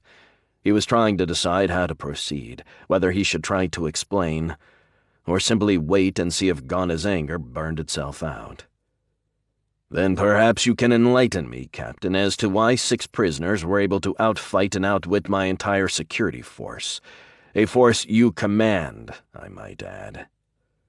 "Sir, the 1 prisoner, the last one who was brought in, he is no normal vagrant, not even a soldier. He is extremely capable, like nothing I've ever seen before. He killed at least 20 of my men by himself." "Because your men came at him in small groups, 3 and 4 at a time. You had over 200 soldiers at your command. Are you suggesting this was an inadequate force to apprehend 6 escapees?" Sand struggled to stay at attention, to communicate as much respect as possible to Ghana. The general wasn't a raving psychopath like some of the other warlords, but he was prone to fits of anger, and even Sand had to acknowledge there was reason for rage over the escape. Ghana didn't see that man, what he could do. "General, respectfully, while I understand it appears that way in retrospect, at the time I was trying to get any forces I could in position as quickly as possible." "Yes," Ghana said. "Well, in retrospect, that wasn't a very good plan, was it?" "No, sir." Sand shifted nervously on his feet. He knew he was a good soldier, a capable officer who had performed his duties with distinction in the past. But now he was at a loss, still trying to figure how a small group of escaped prisoners had gotten the better of him. "General, it wasn't just the 6 of them. We were ambushed in the desert, just as we were about to catch up with the prisoners." He paused, then added, "I saw several of them, sir. It was the raiders, the comrades of the 5 we had in custody. Those damned Greys." Ghana sighed hard. "That would be a valid explanation, Captain, for why you were beaten back in the desert, but I still have difficulty understanding how you allowed them to get out of the fortress. It reeks of a level of incompetence that makes a mockery of the term security. General, again, I cannot express to you how capable that last prisoner, Yes, I'm sure he was a virtual demigod, smiting your men with a giant hammer. Yet your guards were able to stop only one of the other escapees, the Greys, and that by killing him in a firefight where you lost half a dozen men. You do understand that we have missed our best opportunity to track down those infernal raiders, don't you? I seriously doubt the dead man will tell us much, and the others are gone. And despite over 1,000 men and 50 vehicles deployed in the search, we haven't found a trace of the others. It appears they simply vanished. Sand stood and looked back at Ghana. His throat was parched, his voice hoarse. Every word was a painful effort. We know the raiders have some means of traversing the desert in secrecy. We must find how they escape detection as they move about, despite the best efforts of our scouts and aircraft to track them down. That is a wonderful idea, Captain. Ghana's voice dripped with sarcasm. I wonder why I never thought of that. He turned a withering stare on Sand. Now that you have lost our interrogation subjects, pray tell, how exactly would you go about discovering their location, or their means of transit? Sand was silent, struggling to meet the general's gaze. I should punish you for this incompetence, Captain. I should put you in private stripes, send you to dig holes in the desert. Sand stood. He felt the full intensity of Ghana's disapproval, but perhaps a spark of hope, too. Did he say, I should? Ghana held his gaze, staring at Sand for a few seconds before he continued. But your past services have been spotless, Captain, and so I will give you a chance to redeem yourself. You will go. You will take a force with you, and by whatever means necessary you will find the refuge of these criminals who call themselves Greys. You will track down their mysterious means of transit, you will find their base, and you will destroy them utterly. Sand felt a pit in his stomach. The army had been trying to track down the Greys for almost 2 years now, with little to show for the effort. If you succeed, we will forget this entire shameful episode. Indeed, I will reward you, and you will have your major's cluster. Sand could hear the flip side of that coin, even before Ghana continued. But if you fail me again... The general didn't finish. He didn't have to. Ryombi was a bustling city, a trading center in the informal capital of the Four Rivers region. The half-dozen cities situated along the banks of the great waterways formed a sort of loose federation, and they had managed to remain free of the control of any of the warlords on the northern continent. Jellic knew they owed their relative freedom more to a strange power balance between the half-dozen warlords whose power bases surrounded them than to any real military strength of their own. But as long as any general who seized the cities could expect his rivals to band together against him, an uneasy independence continued. Jellic looked around at the crowds of people moving about their business. There were guards, too, the green-uniformed members of the city watch in evidence in most of the public places. For the most part, they walked around patrolling, giving a sense to the people that they were maintaining order and discouraging crime. He'd also spotted a few members of the militia, the light blue uniformed troops that were tasked with defense if one of the river cities was ever attacked. Jellic wasn't a soldier himself, but he'd worked closely with them for a long time now, and he had to force back a callous laugh. The few troops he'd seen seemed to wear the same arrogant scowl, one he'd witnessed before in Carteria's men and those of the other warlords. Celtiboria had seen constant war for 3 centuries, and the soldiers had risen to a place of prominence in the overall hierarchy. But Jellic could tell the uniformed fops walking around Ryombi were mostly pretend soldiers. He doubted if they were ever forced to fight against the veterans of one of the local warlords, the battle would last more than an hour. Ryombi, like the other river cities, was far from a democracy, but the Council of Elders ruled with a light hand, one that allowed trade to flow and to bring wealth and prosperity in its wake. Jellic had been a trader himself before he'd been forced into Carteria's service, and he appreciated the value in allowing private businesses to flourish. Carteria had assumed total control of the regions his armies had conquered, and the marshal had howled in anger and frustration as output and standards of living plummeted under the commissars he appointed to keep a heavy boot on his new subjects. Jellic had tried to explain how the heavy-handed policies drove away commerce and diminished wealth, but Carteria had refused to loosen his iron control. There was poverty in Ryambi, certainly, as there was everywhere in war-torn Celtiboria, but there were jobs in the city for those willing to work, and that offered the Riverlanders opportunities that were only dreams to many elsewhere.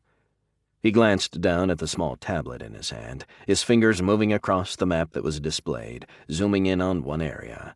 He nodded to himself and turned right, down the Place Dealis, toward the Piazza Dramondi, where the main mercenary markets operated out of a cluster of taverns and inns. It was technically illegal for mercenary companies to sell their services in Ryambi or any of the other river cities. Indeed, even discussing possible terms of service was forbidden, at least in the written books of laws. But the reality was far different.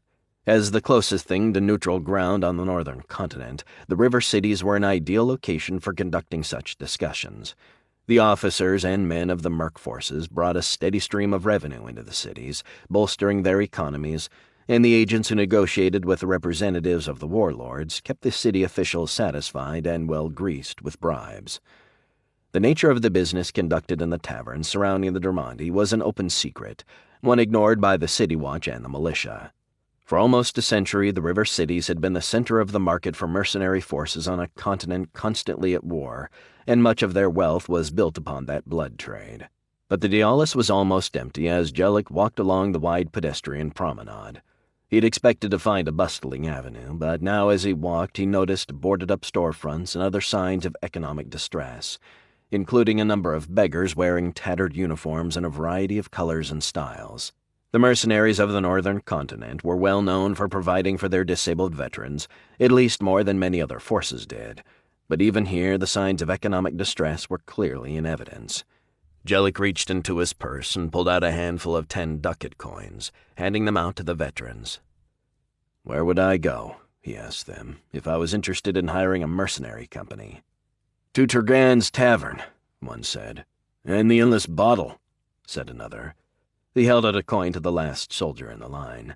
The man leaned forward, bringing a small pouch around his neck toward Jellic. He had no arms. Jellic was no stranger to wounded soldiers, and he was ashamed to admit Carteria tended to be callous with his troops when they became useless to him. But it was still a shock to see men in such condition, unattended, uncared for. It was the true face of war, the reality the warlords hid behind parades and banners and bands playing raucous marches. Jellic was a traitor at heart, and even after years in Carteria's service, the harsher side of war was still a shock to him. "You want to go to the Raven Inn," the man said. "Turn left at the Dramondi, down the Rue Malazar. Ask for Dolokhov. He books for the Red Wolves, best mercenary company on Celtiboria." Jellic nodded, noticing the worn wolf's head patch on the soldier's tattered uniform, and wondering how impartial the advice was. "Thank you," he said softly, leaning forward and dropping a second coin in the soldier's pouch. He turned and walked into the piazza and stopped, looking up at the fountain with its sculpture of a dozen mythical warriors fighting a dragon. It had been a gift from some of the mercenary companies over a century before, he'd heard, a blatant attempt to quell the populace's opposition to the mercs' use of the area to conduct their business. The true powers, the politicians and ministers in positions of power, were won over by more discreet and expensive means. But it was worth a sculpture or the occasional sponsorship of a festival day to keep the masses content. He scanned the area. He'd heard the piazza was one of the busiest areas of the city, filled with agents from the warlords seeking to hire soldiers, and with the troops themselves, spending their coin in the gambling halls and brothels that line the side streets all around. But it was quiet now, almost dead. Jellic could tell immediately the rumors were true. The companies had fallen on hard times. The wars along the northern continent's west coast had raged for almost a decade, providing a steady source of employment and an uninterrupted flow of coin to the combatants. But the battling warlords were bankrupt now. Their subjects bled dry of everything they had to support war. He shook his head, a frown on his face. Jellic was good with money, very good, but he knew soldiers well enough to realize they quickly squandered whatever came into their hands. "I will get a good deal here," he thought. "They are all desperate for work." He looked around off to the left, his eyes fixing on a sign reading Rue Malazar. He turned and walked toward it. The Malazar wasn't a broad avenue like the Place Dialis, but it wasn't of the crooked little alleys that had little to offer save dive bars and affordable sex for sale. He walked down the street, his head panning back and forth, until he saw what he was looking for, a small wooden sign with the image of a black raven. He stepped up to the door, pausing for an instant and assessing his surroundings. It wasn't the plushest or the safest-looking establishment, but it wasn't the filthy death trap some of the other places appeared to be. He walked through the door. The tavern was almost empty, perhaps half a dozen soldiers sitting at the tables, and a few more along the edge of the bar. There had been several conversations going on, but they stopped the instant he walked in. He stepped up to the bar. "Black Hills," he said to the bartender, referring to one of the local whiskeys he'd seen the soldiers in the area drinking. "A double." In truth, Jellic wasn't much of a drinker, and when he did partake, it was usually one of the Gold Valley Reds, and he was picky about vintage. The thought of guzzling soldiers' rot gut was less than appealing. But he knew he already looked more like an accountant than a warrior, and there was no sense feeding that image. The bartender dropped a glass in front of Jellic and filled it from a smoky-colored glass bottle. "Half a deci," he said, his voice gruff, disinterested. Jellic pulled out another 10-ducat coin, 200 times what the bartender had asked him for, and he threw it on the bar. "I'm looking for Dolokhov," he said, trying to sound as tough as he could. He glanced down at the yellowish liquid in the glass, hiding his hesitancy. Then he took a quick breath and raised it to his lips, slugging it down in one gulp. The whiskey was harsh, perhaps not quite a bathtub brew distilled in the back of the bar, but not far from it either. Jellic's stomach rebelled, but he didn't let it show as he stared at the bartender, his expression demanding, impatient. The bartender was a large man, a good bit taller than Jellic and a lot heavier. He stared at Jellic, his eyes dropping down to the coin and back to the stranger in the nondescript but clearly expensive suit. He raised a thick, hairy arm, pointing across the room to one of the tables. "That's Dolokhov over there." Jellic turned toward the table. There were 3 men sitting there, all wearing what were clearly officers' uniforms. He pointed toward the empty glass without looking back at the bartender. Then he scooped up the refilled drink and tossed a second coin on the bar. He walked over, not reacting as the men at the table watched his every move. "I'm looking for Dolokhov," he said. The 3 men exchanged glances. Then the one in the center said, "You are you? And who might you be?" His tone wasn't exactly hostile, but it wasn't inviting either. "My name is Jellic. I represent a party interested in retaining a force of mercenaries." The man looked back, not speaking for a few seconds. Jellic could see skepticism in his eyes, but also interest. They really do need work. "And who exactly is this party?" Jellic paused. It was his turn to play for effect. "We're not there yet. There's a lot to discuss before we start talking names." The man stared back, his expression turning to a scowl. "Well, we're not going to get there unless I know who I'm dealing with." Jellic stared at the man, struggling to keep his cool. "You're dealing with me," he said coldly. Then he reached out and pulled a chair from the table, sitting down and staring across at his counterpart. "Now, shall we talk details?" The mercenary officer stared back, clearly trying to maintain his cold demeanor, but Jellic caught a flash of surprise on the man's face. "Or am I wasting my time here?" Jellic added before the man spoke. "Because there are plenty of other places I can go to hire." "No, we're not wasting time," Dolokhov said, a hint of respect creeping into his voice. "What do you have in mind?" "A long-term contract, 3 years with an option to extend." "For how many troops?" Jellic didn't flinch. "All of them, of course." "Look, Mr. Jellic, I'm sure you think you need a lot of men, but the Wolves are the biggest mercenary company on the northern continent. We can put 10,000 men into the field almost immediately, and another 10,000 on 6 weeks' notice." The man paused. "So let me ask you again, how many men do you need?" 20,000, Jellic said. "That's a good start." He stared right at Dolokhov. "And I trust you can assist me in reaching out to some of the other companies." "Other companies?" Dolokhov stared back, no longer able to hide the surprise in his face. How many soldiers are you looking to hire? That depends on what is available, Jellic said, reaching down to his side and pulling a small purse from his belt. Perhaps 100,000 if that many are available. He paused, savoring the look of shock on Dolokov's face. He dumped the purse over and a pile of gold 100-ducat coins spilled out. And we will pay in good coin, none of the debased garbage that passes for money on the northern continent. 6 months in advance for any company signing a 3-year contract. He stared at Dolokhov. So, Colonel, he said, dropping the subtle fact that he could read the wolf's rank insignia. Do we have a deal? Chapter 13. Just outside Ghana's base. The Badlands, northern Celtiboria. Blackhawk crawled through the conduit, biting down hard, trying to ignore the pain in his leg. It was far from an ideal way to travel, and they'd been moving for hours now, but he was wise enough to realize the raiders had saved his life. He had fought to the death, and surprisingly, he believed his comrades would have done the same. But he didn't have any doubt death would have come. There had just been too many of Ghana's soldiers. The raiders had led the escapees across a section of open desert, skillfully using the slight changes in elevation to provide as much cover as possible against any pursuers equipped with infrared scanners. They'd heard an airship overhead, and the leader ordered them all to hit the sand and lie perfectly still. Blackhawk knew that it had been a desperate attempt to avoid detection, but he also had to admit it had worked. They'd run for almost an hour when they came to a hole in the ground, surrounded by a pile of displaced sand, and mixed in several chunks of concrete.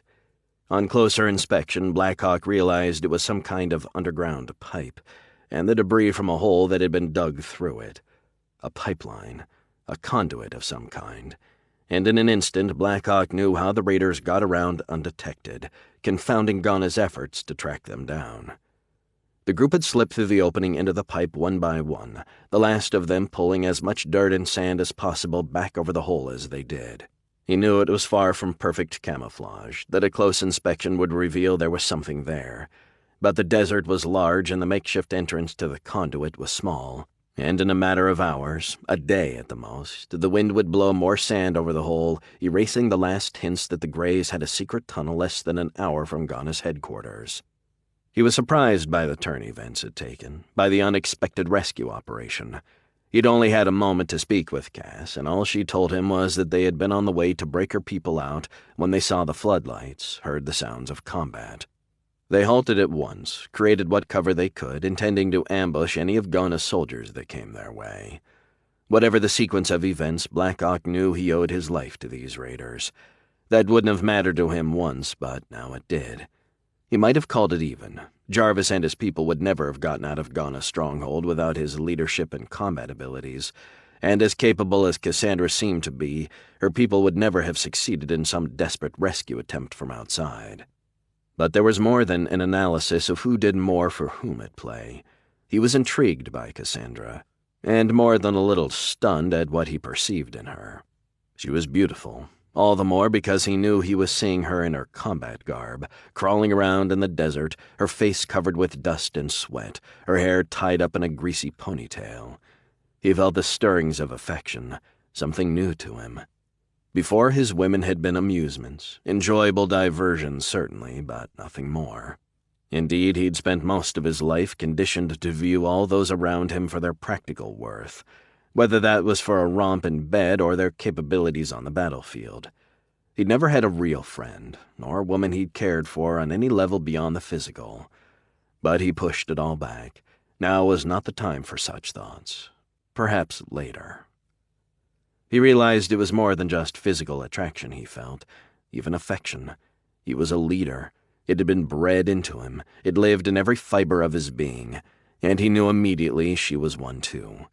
He suspected she was in over her head, that she didn't have the training, the knowledge to prevail.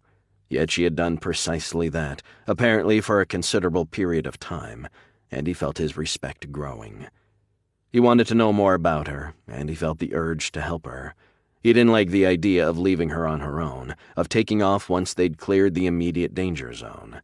She was smart, and her people were clearly devoted to her. But Blackhawk had seen enough rebels and raiding operations to realize that eventually they would all be wiped out, and the thought of Cassandra Cross lying in the desert, her pretty face shattered by a spray of bullets, was upsetting to him. If I leave, she will die, perhaps tomorrow, next week, next year, but she will never leave this desert. None of them will. He struggled with himself, his resurgent apathy trying to push back his new thoughts, feelings. It isn't your fight. Cassandra is an attractive enough woman, but she and her people will live or die, and it has nothing to do with you. He could feel the argument in his head, the debate between himself and himself. There was coldness, the old feeling stirring, the frozen rationality, the disregard for all those around him, for everything save victory. And victory here is unlikely. Besides, you have your own agenda. Vengeance on the man who betrayed you, and then to leave this miserable rock and its warlords, raiders, downtrodden people. None of it has anything to do with me. Their problems are their own, not mine. He continued crawling forward, mostly ignoring the worsening pain from his leg. He listened to the old thoughts, and he saw the cold logic in them. But that wasn't him anymore, and he couldn't stop thinking about Cass and her people, and the anger he felt at the thought of them all dying. The first flights will be arriving within the hour, General. Marshal Carteria didn't want to waste any time in rushing to support you. Varn Ellahar sat in the guest chair, perched uncomfortably on the spare wooden seat. Ghana's stronghold was a field fortress, not an ancestral castle, and comfort was a relative thing. Ghana sat in his own slightly plusher chair, staring across the desk at the Carterian officer. He understood what he was hearing, but he was still having difficulty accepting it. He'd sent Jin Barkas to negotiate additional funding, hard currency that would enable him to hire enough mercenaries to vanquish Lucern's army. He'd been prepared for a refusal, for the need to find a way to prevail on his own. He'd even considered the possibility that Carteria would take his anger out on his longtime aide, that Barkas would never return from his desperate mission.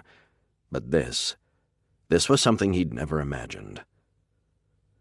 Colonel Ellahar, I appreciate the Marshal's show of confidence, and his willingness to help in so significant a manner, but I requested financial support. The mercenaries of the river cities are a short march from here. We could have reinforcements in position before the truce expires. Marshal Carteria couldn't possibly have enough soldiers here in time to... Your information is inaccurate, General. You underestimate the Marshal's capabilities and his commitment to your cause.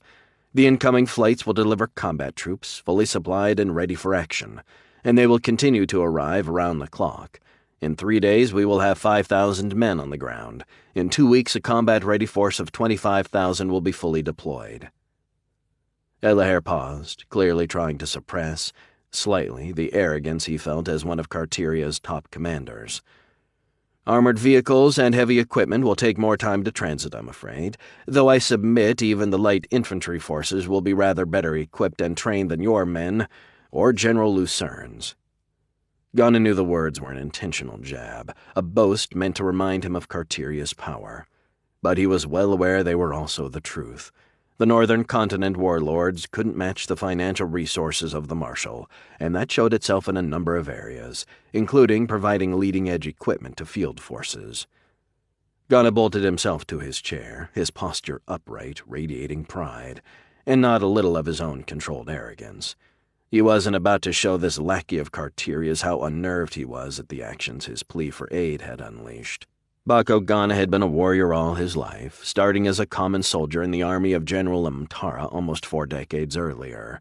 He'd risen steadily through the ranks, and one day he'd caught the eye of Mtara's daughter. The ensuing marriage had made him heir to all the lands south of the River Karagian, and it had given him the warlord stars less than 4 years later when an enemy sniper killed General Mtara on the eve of battle.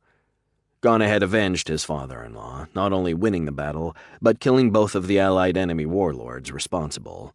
And he had proven to be a competent commander, if not a brilliant one. For 30 years he had steadily expanded his domains, defeating all those who stood against him, until he ran into Augustin Lucern. Lucern was nothing, a petty general from a forgotten backwater, but Ghana had never seen anything like his army in action. The warlords generally commanded a combination of retainers of varying degrees of loyalty, along with mercenaries fighting for pay. But there was something different about Lucern's soldiers. They were devoted to him, in a way that transcended even the general loyalty of longtime retainers. He'd seen images of them on the eve of battle or after a victory, thousands of them, arms raised in the air, screaming Lucern's name, carrying the warlord on their shoulders. And they were skilled, trained to a level Ghana had never seen before, their discipline almost indestructible, even in the most desperate battles. He'd seen units of Lucern's army, surrounded, hopelessly outnumbered, fighting to the last man. He'd learned to respect Lucern's soldiers, to fear them. Ghana had never been one to seek help before, and certainly not from a man like Carteria. But he'd been unnerved by his first encounter with Lucern, and he had reached out, driven by fear as much as logic, offering trade concessions in exchange for financial backing. But even with Carteria's coin, he continued to lose to Lucern, and now he was on the verge of total defeat, his position far weaker than was generally known. His battered army hadn't even been able to stamp out the bands of raiders and smugglers that had plagued the trade moving through the badlands, choking off his largest source of revenue. When the struggle resumed, he knew his army was doomed. But he hadn't been idle. He had a plan, a way to strike at Lucern, to paralyze his army.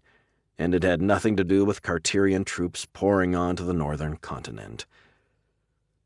"Perhaps we should limit the number of troops for now, Colonel. Say 10,000. That should be. The 25,000 are already in transit or preparing for departure. The Marshal's orders are clear." Ghana fought back against the anger trying to bubble out at this Carterian lackey for daring to interrupt him, and at the thought of Carteria's orders dictating affairs on the northern continent, in Ghana's own occupied lands. But he knew rage would only undermine him now. Even now his machinations were in progress, his scheme to overcome Lucern. But he still needed more troops to be assured of success.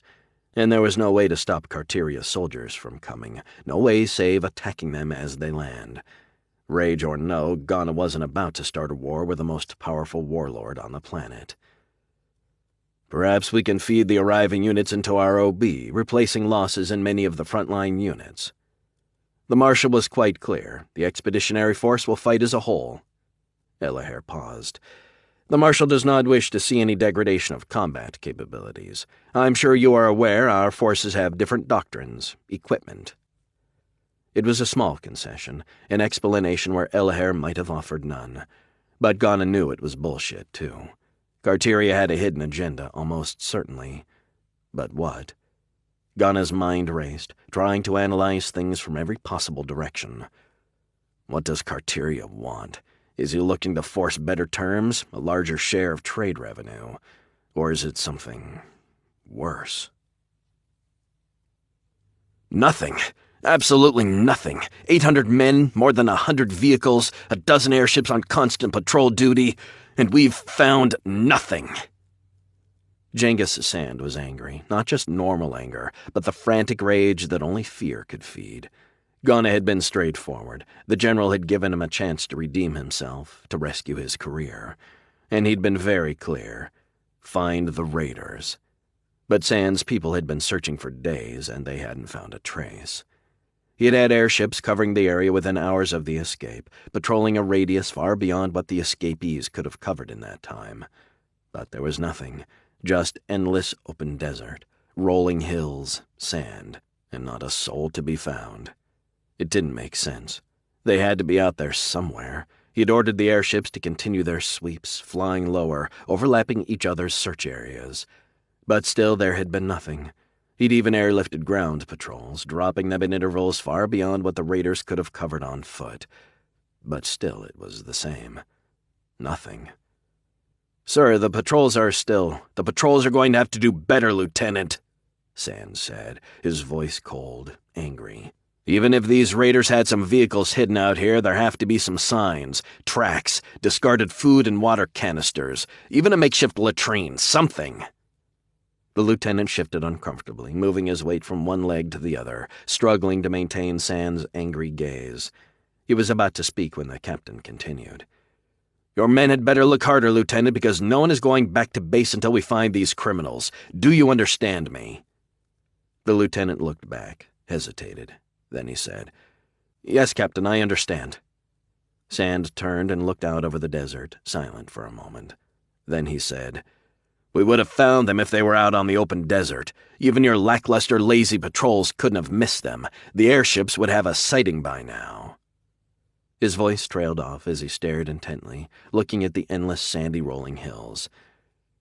"They would have had a sighting by now," he repeated. "Sir?" The lieutenant had a confused look on his face. "Double your patrols, Lieutenant. I want them to scour this desert step by step. The raiders must have a hideout somewhere, a cave, something. If they'd continued across the desert, we'd have found them by now. That means they didn't just keep marching, they went somewhere." "Somewhere?" "Yes, Lieutenant, somewhere. There must be a refuge out there. And judging from how quickly the escapees disappeared, it has to be close to our base. No more than a day and a half's hard march." He turned and stared at the still confused officer. "I want all units equipped with seismic detectors. There's a cave out there somewhere, or an old underground complex of some kind, and our escaped prisoners are hiding there. It's the only answer." He paused. "And your people are going to find it, Lieutenant, or by Chrono I will hang every one of them up by his heels and sit and watch as the sun bakes them to death." Chapter 14. Dark Shadow Valley. The Badlands. Northern Celtiboria. "I said focus. Those are your comrades up there, counting on you to cover their moves. If you let them down, they die." Blackhawk stood looking down the line of raiders lying in the sand in a rough formation. They had weapons extended in front of them, an assortment of modern assault rifles, mixed with a few backcountry shotguns and pistols. It was far from ideal armament for a fighting force, but it was what they had. He turned his head to the left, watching another line of men and women moving forward swiftly, crouched down, their own weapons at the ready. "Evans, stop!" Blackhawk yelled. "Covering position." He turned back to the line of raiders on their stomachs right next to him. "Odds forward." He saw them scrambling to their feet, their paces varying widely, the whole line taking on a disordered look. "Now!" he yelled, dissatisfied at the effort he was seeing. Leapfrogging was infantry tactics 101, and the Greys looked like shit trying to manage it. But he had to admit they had shown a lot of improvement. 3 days before, they'd been an uncontrollable mass, resembling a wild mob rather than a military unit. But Blackhawk still shuddered to think of how they would perform under fire, or even when they were shooting themselves. The Greys didn't have enough supplies to expend ammunition on exercises, and besides, too much shooting in the desert only increased the chances of detection by one of the armies. They don't look like soldiers, but they were good enough to pull your ass out of the fire at Ghana's fortress. He looked out at the odds moving forward, toward the rough line the now prone Evans had formed. The advancing troops moved up to their comrades' position and then beyond. No one was firing, but all Blackhawk could see was phantom-friendly fire, men and women dropping as their scared and confused comrades fired wildly, carelessly.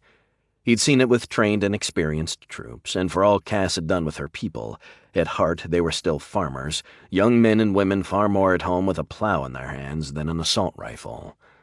He watched as the odds moved up, about as far ahead of the Evens as they'd been behind. "Stop!" Blackhawk screamed, loud enough for his words to carry across the valley.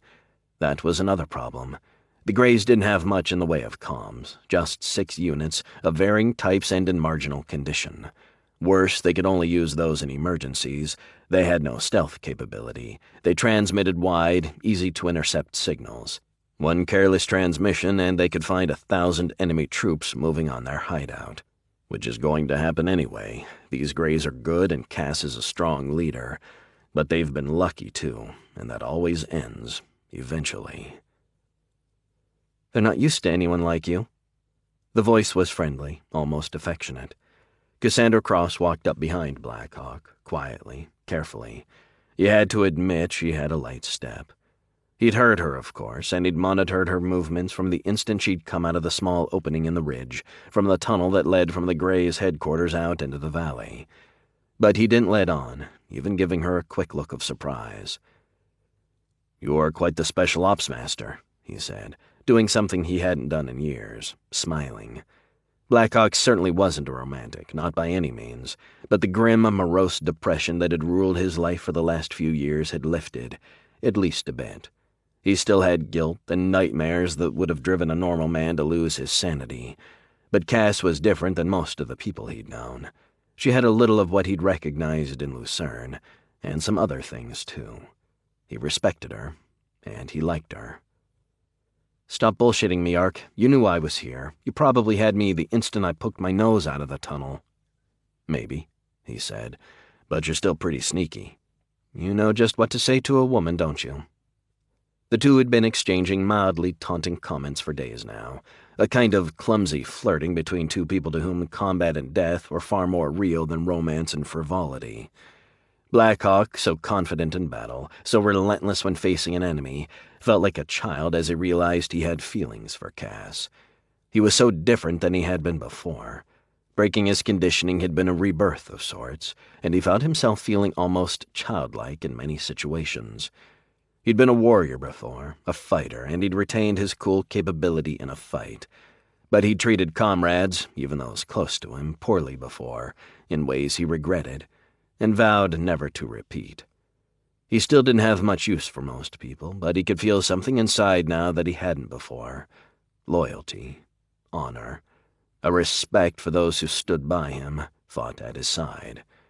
Cass had been hostile to him, at least at first. She didn't give her trust easily, another reason Blackhawk respected her. But in the months since the escape, she'd warmed to the mysterious stranger. He'd proven himself to her in the only way she recognized. He'd come along on their last two raids. The first had been an almost effortless success. The second had come to the brink of disaster, and in the thick of the crisis, Blackhawk had effectively taken command, snapping out orders with such intense authority and power. Every one of the Greys, Cassandra Cross included, had obeyed him without question. And that had saved their lives, most of them at least. They'd had 2 dead on that mission, but there had been no doubt they'd all have been wiped out without Blackhawk. Since then, Cass had warmed considerably, and the two sat long and talked, often into the depths of the night. Sleep didn't come easily to Blackhawk. He knew the nightmares awaited him there.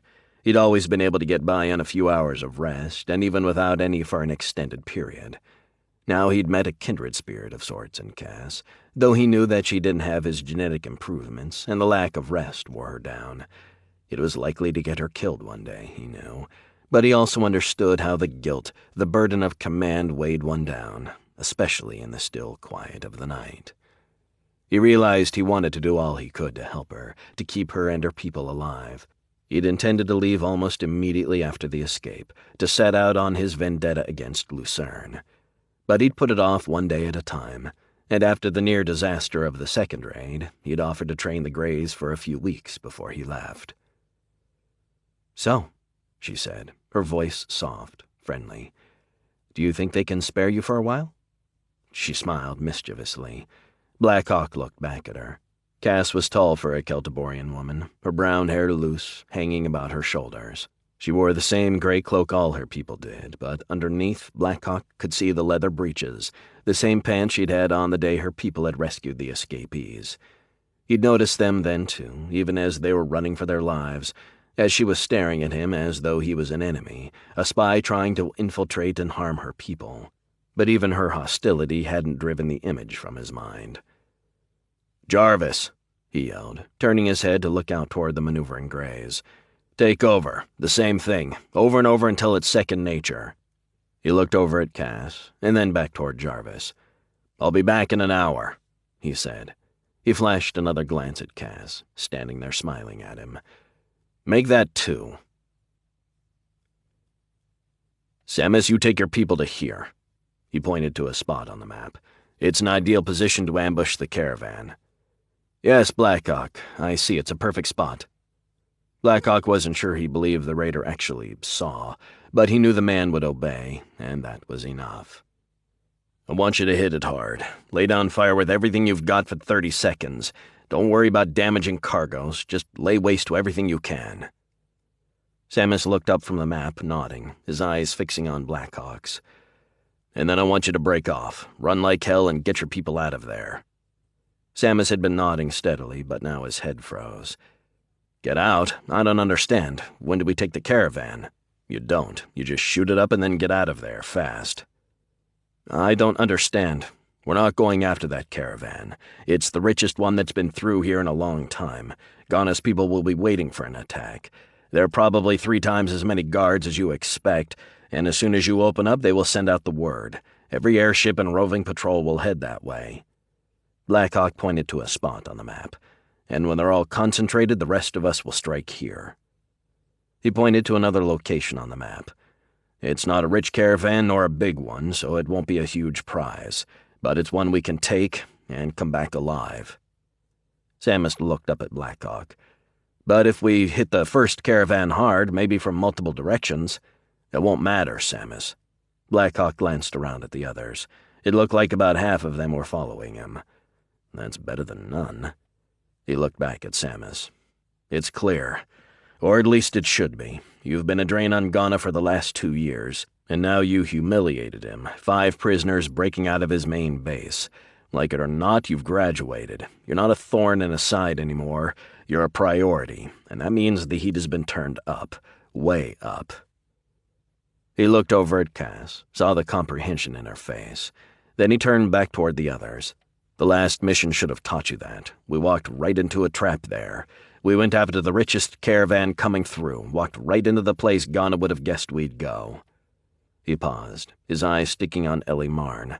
Her older brother, Tyke, had been one of the 2 killed in the last raid. And we were lucky to get out of there. He glanced back at Marn. Those of us who did, at least. So what are we supposed to do, Blackhawk? Pick the worst targets, the ones barely worth the effort? It was Samus again. He wasn't challenging Blackhawk as much as he was working his way through the facts verbally. Yes, Samus, that's what you do, or you die. He paused. Look, all of you need to hear this. You've done well. You've made a real difference for your people back home. But you've been lucky, too. Never forget that. You let your successes go to your head, and it's just a matter of time before you're all dead. You think you've bested Ghana? He's got 40,000 troops, more now that he's been reinforced. You've survived because you were more of a nuisance than a major threat. But that's over now, people. He's mad, and he's determined to take you all down, and if he puts enough resources into it, that's exactly what's going to happen. He paused again. You will die, all of you, hunted down relentlessly, but if you listen to me, if you settle for moderate prizes and let the obvious ones go, we can put that day off. For how long? It was Jarvis Daneth. He'd seen Blackhawk in action closer than any of the other Greys. I'm not going to lie to you, Jarvis. Blackhawk looked out over the others. To any of you. It could be today, tomorrow, in a month, in a year. It'll be sooner if the peace holds. If the army start fighting again, that will probably buy you all time. He turned and looked back at Cass again. And we've got to get out of this headquarters. I know it's a good spot, but you've been here for too long. Ghana's people will find it eventually, and when they do, they'll surround it, cover the area all day and night with airships. Then they will come down into these tunnels, wave after wave of heavily armed troops, and they will root you out one by one. He could see the uncertainty in Cassandra's expression. The 2 of them had become close, spent a lot of time together, but she was still having trouble accepting his insistence that the Greys abandon their base. The hideout had been one of the key factors that kept them alive for a very long time, and he knew it was hard to give up, even after it had gone from being an asset to a liability. Blackhawk suspected she understood, but he could also see she needed time she might not have. He pushed his concern for her out of his mind. There was no time for it now. He was going to lead them on this last raid, show them how to pick targets, to avoid enemy traps, and he would spend a few more days with Cass. But then he had to go. He had to go see Augustin Lucern. Vengeance had been too long delayed. Chapter 15. General Lucern's headquarters. The Badlands. Northern Celtiboria. At least 10,000, General, perhaps more. They appear to be drilled and extremely well equipped. It's just a guess, but I'd say they're all veterans. DeMarc stood in front of Lucern's desk, his face twisted into a worried frown. He'd just read the scouting reports, and he'd rushed to report them to the general. So there's no doubt, not really. Carteria supporting Ghana, not just with coin, but now with troops. He sighed. I thought Baku Ghana was smarter than this. He has to know Carteria is just using him to get a foothold on the northern continent. He shook his head. The fool would have done better to reach out to me, at least try to make a deal to share control of the Badlands, before he sold his soul to the devil. DeMarc stood at attention, staring at Lucern. By Chrono, Rafe, sit down, will you? It's making me uncomfortable just looking at you. DeMarc nodded. Yes, sir. Then he sat down in one of the chairs facing Lucern's desk, managing to look as uncomfortable sitting as he had standing. Raphaelis DeMarc was a young officer, one who had risen to his rank of major ahead of all his peers. He'd become one of Lucern's most trusted officers, and a friend as well. His skills and intellect warranted his rapid advance, but he lagged in one area. He still had difficulty managing his intensity. He approached every problem with an urgency that was certain to wear him down long before his time. He had watched Lucern, how the general handled bad news, urgent problems, and he tried to emulate the cool but attentive demeanor of his commander. But his progress had been slow. He was cool and calm on the battlefield, but in the offices and meeting rooms, discussing the overall strategies and problems the army faced, he tended to overload on stress. What do you think, Rafe? Can we take an extra 10,000 or more? DeMarc paused. He knew very well Lucern already had his own answer to that question. The general was a military genius, and his officers were continually amazed at his grasp of both the tactical and strategic situations. But he valued the input of his aides, too, and DeMarc took his question very seriously indeed. I don't know, sir. He felt like the answer was a cop-out, a dodge to avoid taking a clear position. But it was also honest. DeMarc knew the Army's capabilities. He realized the troops were more than a match for Ghana's mix of retainers and hirelings. But Carteria's troops were a question mark, and he just wasn't sure what to expect. He wanted to think they could take 10,000, but he knew the Marshal's forces would be superbly equipped. They just didn't know enough. Don't worry, Rafe. My answer is the same. We need a better estimate on their strength, and we just don't know enough about Carteria's troops, about these units specifically. If they are easily shaken, our odds are good. But if they are solid, if they're armed with leading-edge weapons... Yes, General, as I said, from what I've seen, I'm inclined to think these are at least seasoned units, and perhaps long-service veterans. He paused. DeMarc was under Lucern's spell, just like the other officers on the staff, and he tended to hesitate when offering advice. Go on, Rafe. Say what's on your mind. Well, sir. Another pause.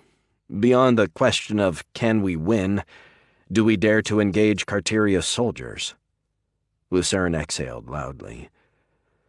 I get your meaning, Rafe, but what choice do we have? If Carteria's forces stand off, if they don't aid Ghana's men, we will not engage them. But they didn't fly across an ocean to sit and watch, so I'm inclined to doubt we'll have much choice. Yes, sir. DeMarc still looked uncomfortable. You're worried about provoking Carteria, about a wider war with the Marshal? DeMarc looked back at Lucern. He admitted it to himself. He was afraid of Carteria, and he was ashamed for feeling that way. Yes, sir, he finally said. Don't worry, Rafe. I'm scared of Carteria, too. He's got 20 times the resources we do, probably more. He looked at DeMarc, and his expression softened. But since when do we let our fears govern what we do, or overrule our rationality? He paused. Carteria is powerful, Rafe. There is no question about that. But if he's got his sights set on the northern continent, we're going to have to deal with him one way or another. The only way not to fight his people now is to pull back, leave the Badlands to Ghana. But aside from the other ramifications of that strategy, Ghana isn't Ghana anymore. He's a tentacle of Carteria. If we give the Marshal this beachhead, we won't avoid conflict with him, but we will ensure it will be far worse when it comes. If we let Ghana and Carteria prevail here, it won't be 20 or 30,000 troops we face. It will be 100,000 or 200. He paused. Or 500. DeMarc found himself nodding as Lucern spoke. The general was right, he realized. There was no place for fear in this analysis. Carteria was a reality, one they would have to deal with sooner or later, and their best chance was now. "We can't wait, sir. If we sit idle until the truce expires, we may have to fight twice as many Carterian troops, or 3 times. He took a deep breath. He knew Lucern was an honest man, that he'd repeatedly rejected pleas to break the ceasefire, to launch a surprise attack on Ghana's army. But things had changed now, and waiting simply wasn't an option anymore. Lucern was silent for a moment, shifting slightly in his chair as he looked back at his aide. Finally, he locked his eyes onto Marks and said, "Major, I believe the movement of foreign troops into the theater of war is a violation of the underlying principles of the truce agreement, don't you?" Mark looked back for an instant, a confused look on his face. Then he understood. "Yes, sir. I certainly think so. That would put General Ghana in default and invalidate the ceasefire." DeMark had read the entire truce agreement, and he knew Lucern was twisting its words with a virtuosity that would have impressed the most aggressive and grizzled counselor or politician. But there was a thread of truth to what he was saying, enough at least to manufacture a violation. "Yes, Major, it would." Lucern smiled. "Send an envoy to General Ghana's headquarters immediately. I will draft a communique demanding the immediate withdrawal of foreign troops from the Badlands, within 48 hours. "Yes, sir." DeMark nodded as he rose from the chair. "I will see to it at once." Lucern looked up at his aide. "And while you're at it, Rafe, put the army on alert. All leaves are cancelled, effective immediately. All troops are to report to their units and be ready to march within 24 hours. "Yes, sir." DeMark smiled. Lucern was an honorable man, but not a fool. He knew when to bend his word, even if he was unwilling to break it. And there was no doubt, Augustin Lucern's loyalty was to his soldiers, above and beyond any other considerations. He turned and walked toward the door, feeling better than he had when he'd entered. He was still worried about Carteria's involvement, but Lucern's decisiveness was contagious, and the army would be on the move by the next day. Action always calmed him. It was odd. There was no time he was in greater danger than when he was in the battle line, but he always knew what to do there. It was the planning, the scheming, the backstabbing so prevalent in Celtiboria's wars that twisted him into knots. But he could put all that aside now. They were going back into battle. Ghana was silent, sitting motionless at his desk. The room was dark, only a single dim light holding off total blackness, and yet it was brighter than his mood. Carteria's soldiers had been intolerable, demanding preference for supplies, treating his own troops like inferiors. He had issued stern orders, a warning to all his men to hold their tempers. The last thing he needed was his own soldiers brawling with Carteria's, though part of him wished for it, delighted in the thought of one of his people pounding the hell out of one of the marshal's snotty troopers. The door opened slowly and an aide peered in. "General Ghana, sir." "What is it?" His voice was gruff, but not overtly hostile. He could see the relief in the lieutenant's face. "Sir, I'm sorry to disturb you, sir, but Captain Sand is here. He says it is urgent." "Let him in." Ghana had so many problems he'd forgotten all about the raiders, about his ultimatum to Sand. But he looked up and stared at the door. Perhaps something had gone well recently. Probability suggested it had to eventually. "General Ghana, sir." He could tell immediately Sand had good news. Refreshing. "Yes, Captain, what is it?" "We have found the raiders' means of transit, sir. There was an underground pipe in the desert, a large one, big enough for men to move through. I searched the databases. Apparently it is part of an old project from before the war, a system to bring water to the inland cities. It was never finished, but it appears the raiders found a large section of conduit that had been laid. That is how they have appeared and disappeared in the open desert, escaping time and time again from our patrols." Ghana felt a small rush of energy. This was good news. "Excellent, Captain. You are to be commended. You have made up for any past errors."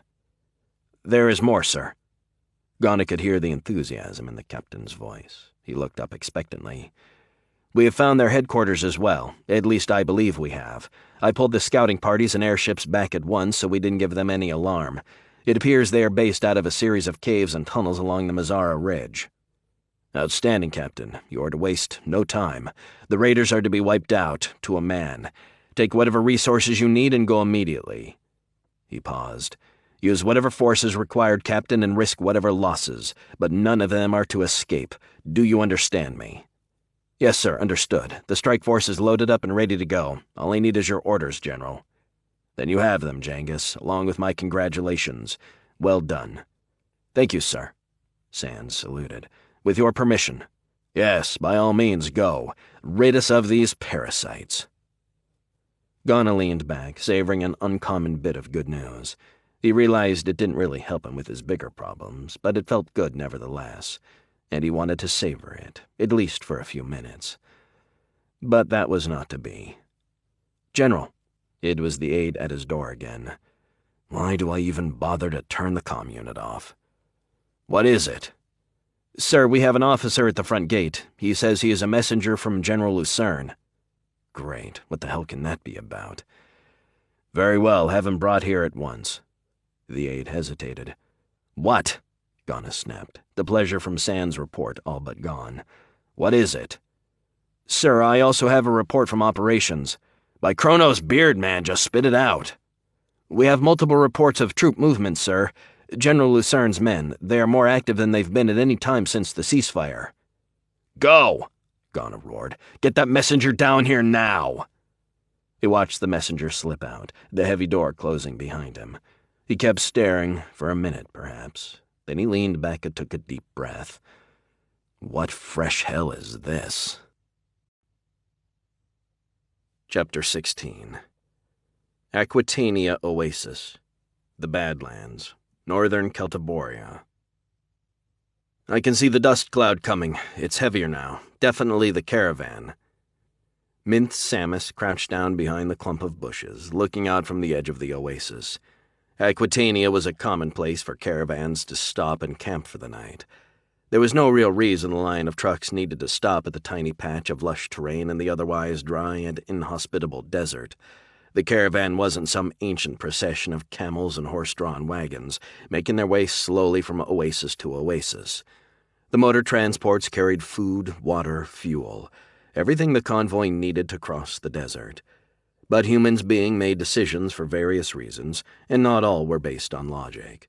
The traders in the caravan longed to feel the grass beneath their feet for a night, to sleep among palm trees and picturesque little ponds.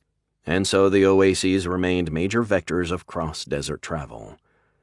Blackhawk had told Samus that is where the convoy would stop for the night. He looked up. The sun was almost down. It looked like the stranger had been right. Again. Samus had wanted to hit the convoy at midday, when the heat was at its worst. It was what the Greys usually did. But Blackhawk had his own ideas. Attack just before they stop for the night, he had said. They will be least on their guard, their minds already on the evening meal and sleep, and the growing darkness will cover your withdrawal. It was the withdrawal part that rubbed Samus the wrong way. The caravan was a big one, the richest they'd seen in a long time. It would be heavily guarded, no doubt, but the Greys had taken on escorted caravans before. Still, Blackhawk had been insistent, and there was something about the man, something that made it hard to refuse his advice. Advice my ass, he's been giving us orders. Samus resented that, the way Blackhawk had just shown up and started telling everyone what to do. The Greys had been in this desert for a long time. They knew how to take care of themselves.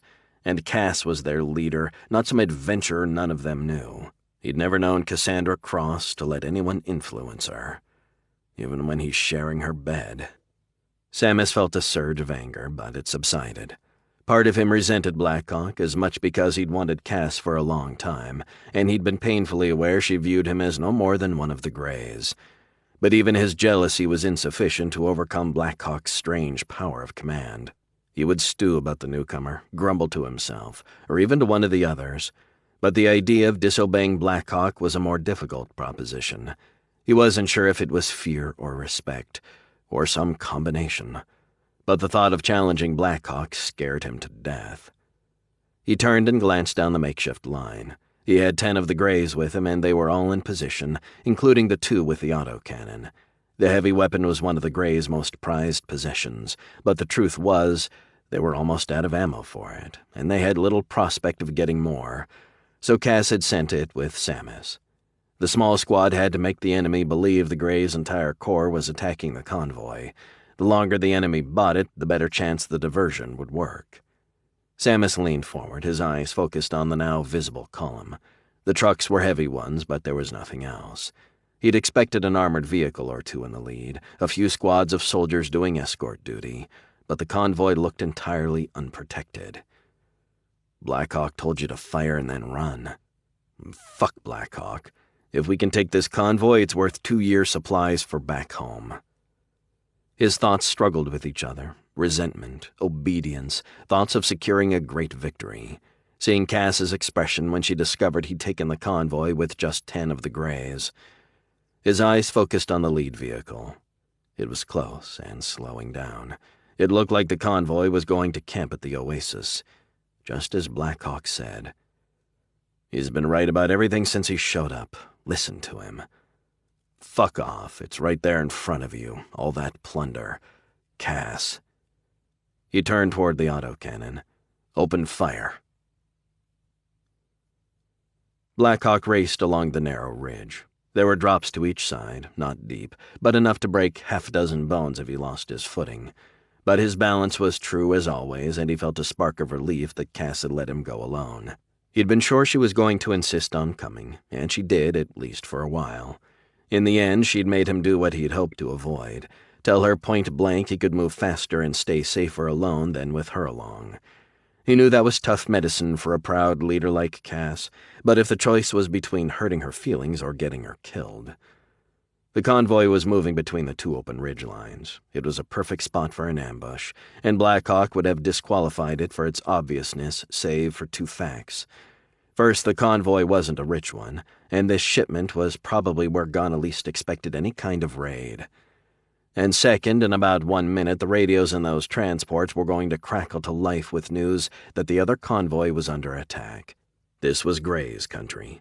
None of the other bands of raiders dared to poach in the areas staked out by Cass's people, and the Greys had never hit 2 targets simultaneously. As soon as word hit the convoy down below that the other caravan was under attack, the guards would lose their edge, let themselves feel safe, and that was all Blackhawk needed. He glanced down at the chronometer Cass had given him, but it only confirmed the countdown that was already true in his head. 30 seconds. Assuming Samus and his people were spot on time. In Blackhawk, it emphasized the importance of that. He looked across to the other ridge, to the last bits of the bright sun slipping down behind the rocky spine. In a few more minutes, the light would be gone, replaced by a dusky semi-darkness. Perfect. The trucks were almost at the point he'd designated. Cass and her people would attack any second, and then he would slip in behind and take out as many guards as he could. He didn't doubt the Greys could take the convoy with or without his efforts, but he knew they were up against a new reality, an increased urgency by Ghana to crush them before he ended up back at war with Lucern. They were going to have less time to complete the raid. Even if the caravan didn't get out a distress call, they would miss their regular check-ins, and Ghana's people would respond by sending a flight of airships.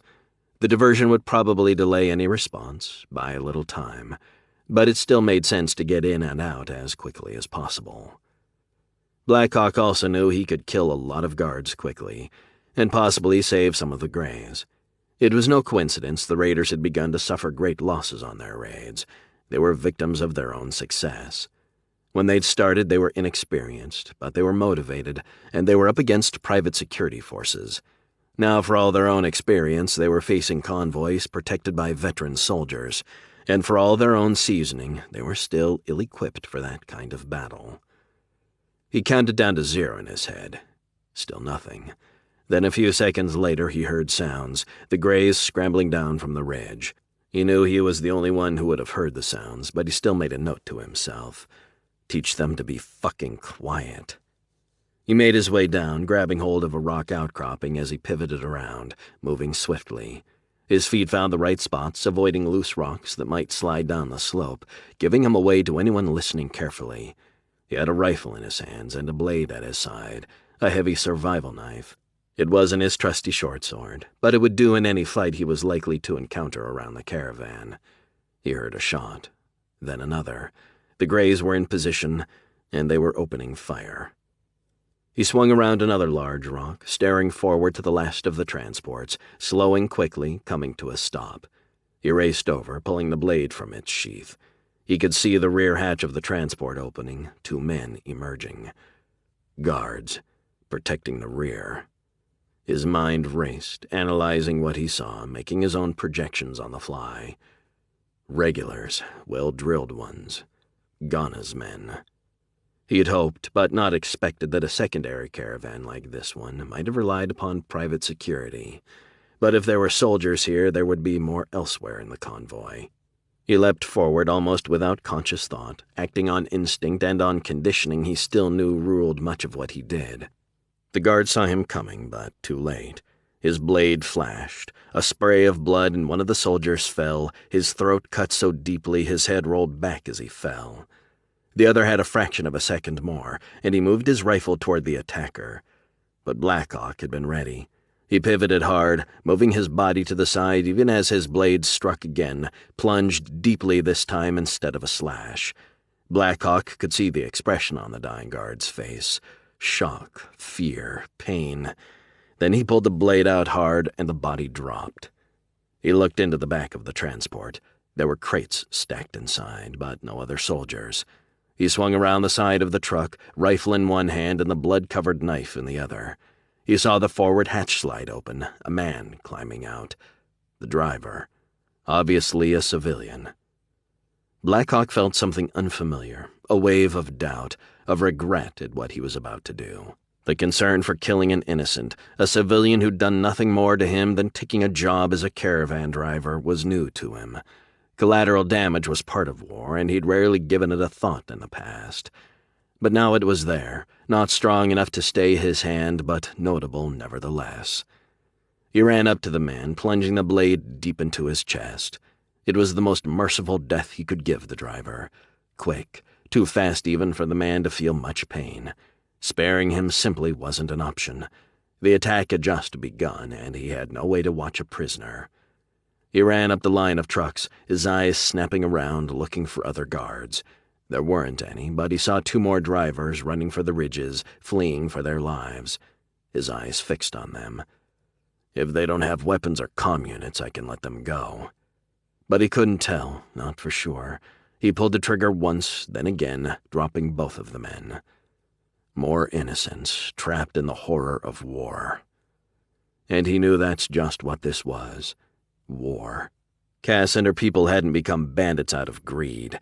They were fighting for families, for husbands and wives and children and parents left behind, loved ones who faced starvation if their young people hadn't marched off to do battle, to take by force the sustenance they once had on their own, but had lost to the ravages of the armies.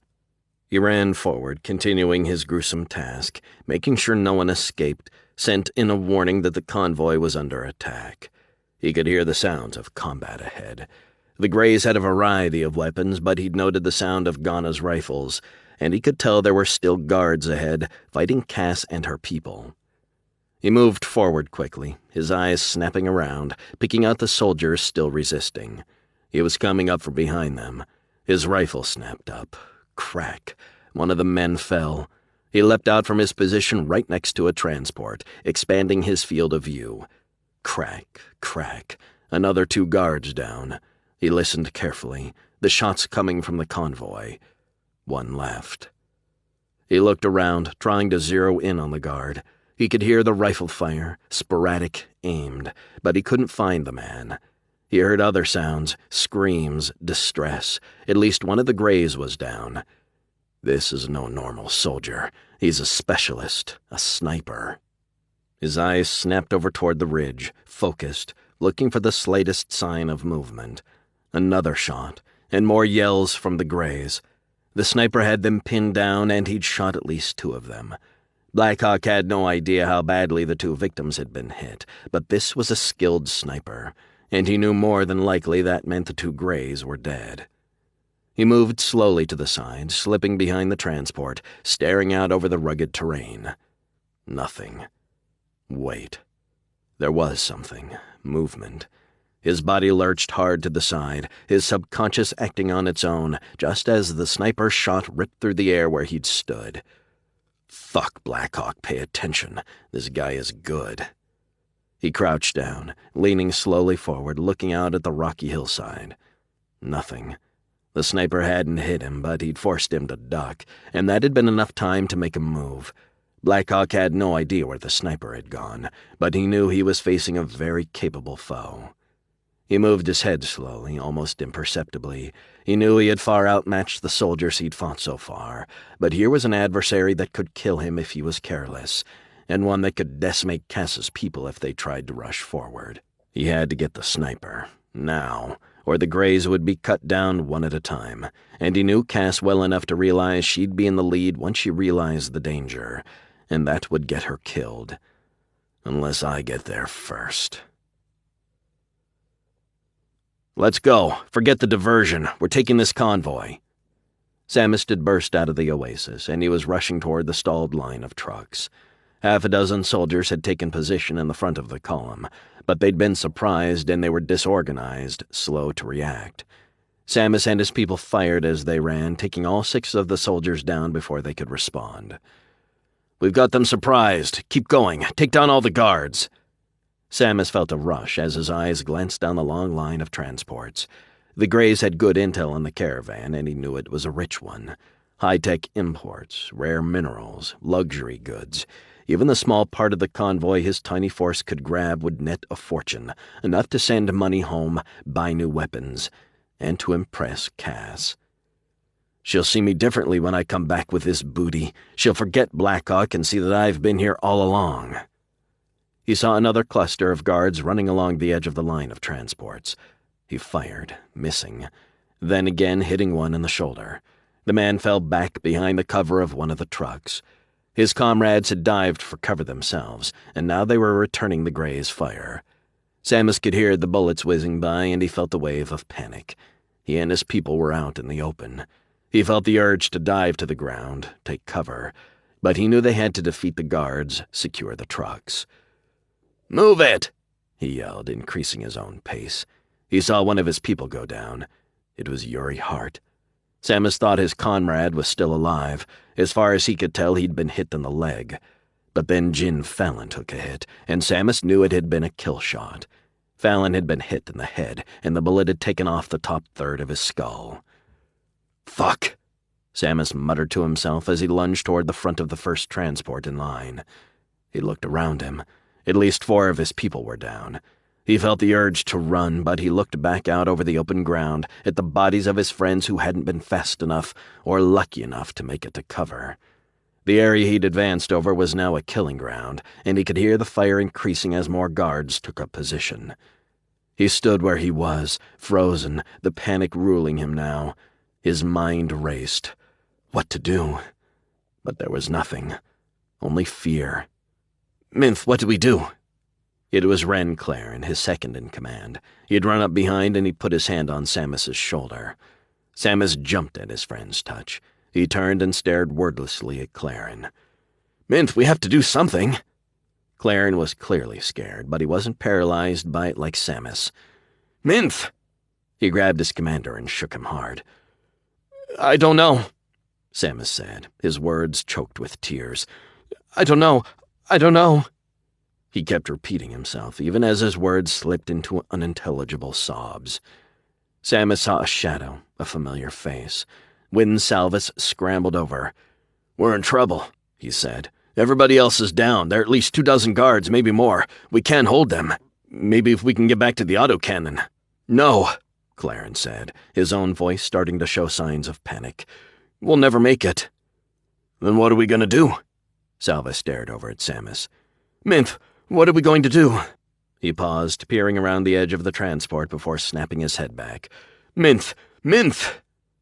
But Samus just leaned down into a fetal position, crying uncontrollably. Blackhawk eyed the terrain, a whole series of outcroppings slowly climbing the slope up to the rugged ridgeline. Dozens of places to hide. His training was there, a constant reminder. Patience. It was patience that won this type of battle. The first man to give himself away was lost. That didn't hold true in all situations, but it was almost always the case between 2 masters. Blackhawk knew he had the edge, at least an inherent ability, but it was an uncomfortable one. The sniper had the advantage of ground, but he also had to deal with Cass's people, and when he fired he risked giving away his position. Blackhawk knew that meant using the Greys as bait, but he also knew it was the only way to get the sniper. He waited and watched, breathing regularly, deeply. His rifle was in his hands, his eyes fixed on the rocks, scanning constantly, relentlessly. In all likelihood, one of Cass's people was about to die, and if Blackhawk didn't use that, if he allowed his enemy to get off a shot without giving himself away, that loss would be for nothing. He could hear his heart beating in his ears, feel his mind focusing ever more tightly on his purpose. His other thoughts receded, slipped away. There was his target, and his rifle. Nothing more. Silence. Concentration. Blackhawk had been in many fights, felt the call of battle more times than he could easily recall. He could have been on any of a dozen worlds, more. It was always the same. The focus, the cold blood of a killer. Then he saw it, barely visible, the rustling of a clump of tumbleweed. It was nothing, the slightest move, something he'd have blamed on the wind in most cases, but not when facing a master sniper. His rifle snapped around, targeting the rock. And then he saw the muzzle of a rifle and a shot. He felt the bullet himself, not literally, but in sympathy for a comrade he suspected was now dead or dying. Maybe even Cass. But there was no time, and his mind clamped down, maintained its focus. He knew where his enemy was, but he was blocked with no shot. He weighed his options, and in a fraction of a second he made his decision. He knew patience could win a fight, but he wasn't willing to pay with the deaths of more of his allies. He lunged forward, flipping the rifle to full auto, spraying the rock in the area all around the sniper. He knew he wouldn't hit his enemy, but he might keep him pinned for a few seconds, and that would keep Blackhawk alive as he made his move. He was running forward, crouching, using whatever he could for cover, but emphasizing speed. He had to get around, find a spot where he had a shot. He kept track of his shots. He couldn't burn the whole clip. He wouldn't have time to reload, and he had to be in position before he stopped firing, or he'd be dead. His legs pushed, driving up the hill. He let his finger relax on the trigger, ceasing fire for half a second before squeezing it again. He could feel his inbred abilities mixing with training and conditioning. His body functioned with extreme efficiency, running faster than any normal human, dodging around rocks and rugged terrain, all the while firing at his hidden target with almost perfect accuracy. But he was running out of time, and he still had a distance to go to get to a place where he'd have a shot.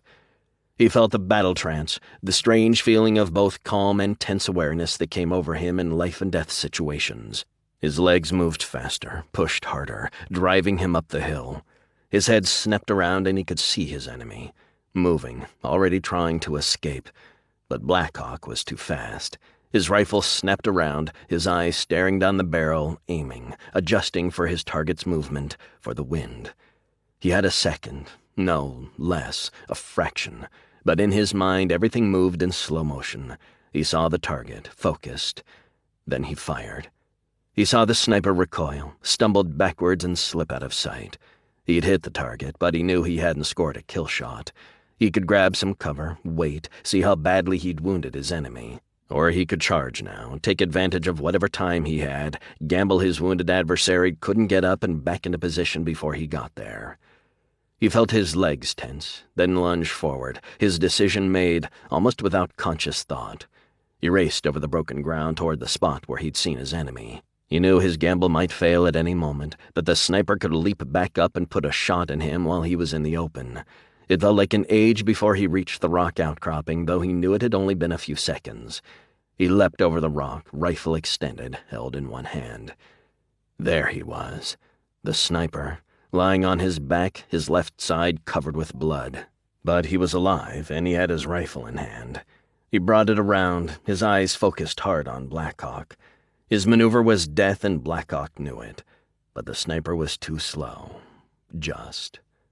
Blackhawk's rifle cracked loudly, then again and again, but the first shot had been enough. The soldier lay on the ground, a bloody hole where his eye had been. Blackhawk felt a wave of fatigue, but also of elation. It was far from his first victory, or his first desperate battle, but the feelings were always the same. He was a creature of the battlefield, and however hard he tried to fight it, he felt something primal after a fight. There was something about killing. He could regret it later, feel guilt for his actions, but on the field he felt like a predator standing over its kill. It was natural. On a level he detested, but one he couldn't help but acknowledge. It was where he belonged. "Ark, are you okay?" It was Cass, scrambling up the hill with half a dozen of the Greys. There was concern in her voice. He found it gratifying, but the affection he heard gave him concern, too. He liked her. He liked her a lot, and he could imagine feeling more. But the feelings he just unleashed had jarred him, the fury, the cold-blooded killer, willing to sacrifice comrades as a diversion. It shook him to reality. He had changed, and he'd sworn he would no longer wander from place to place, seeking solace in whatever bottle he could find. But staying with the Greys, with Cass, and going back to the Galadan with her to tend a farm, house, home, love. He knew that was impossible for him. If he'd had any doubt before, the feelings that had surged through him in the fight put them to rest. The thing he had been, the ruthless, cold-blooded killer, it was still there, inside him. He could control it, at least he thought he could, but house and home was not for him. Not now, at least. Someday, perhaps, though he had doubts. "I'm fine, Cass. Is the convoy secured?" "Yes," she said, clearly relieved to find him more or less unscathed. "We've got it all. The others are organizing, loading the best cargoes onto a dozen transports. We should be out of here in 20 minutes, maybe less." "That's good." He paused, and when he continued, his tone was darker. "Losses?" "4 dead," she said, her own tone becoming grim. 3 more wounded." Blackhawk just nodded. He knew those numbers were high for Cass and her people, but he was also aware that was their new reality. They'd made themselves too great a threat, and now they would have to face real resistance. He knew it would destroy them, that the losses would tear them apart. Some would flee, and the others would fight on, weaker, suffering increasingly severe losses until the Greys were gone. The thought made him sad. He wanted to save Cass, to get her to give up her raids, convince her she had done enough for the people back home. But he already knew that was doomed to failure. She was a warrior, as he was, and he knew she could never give up the fight.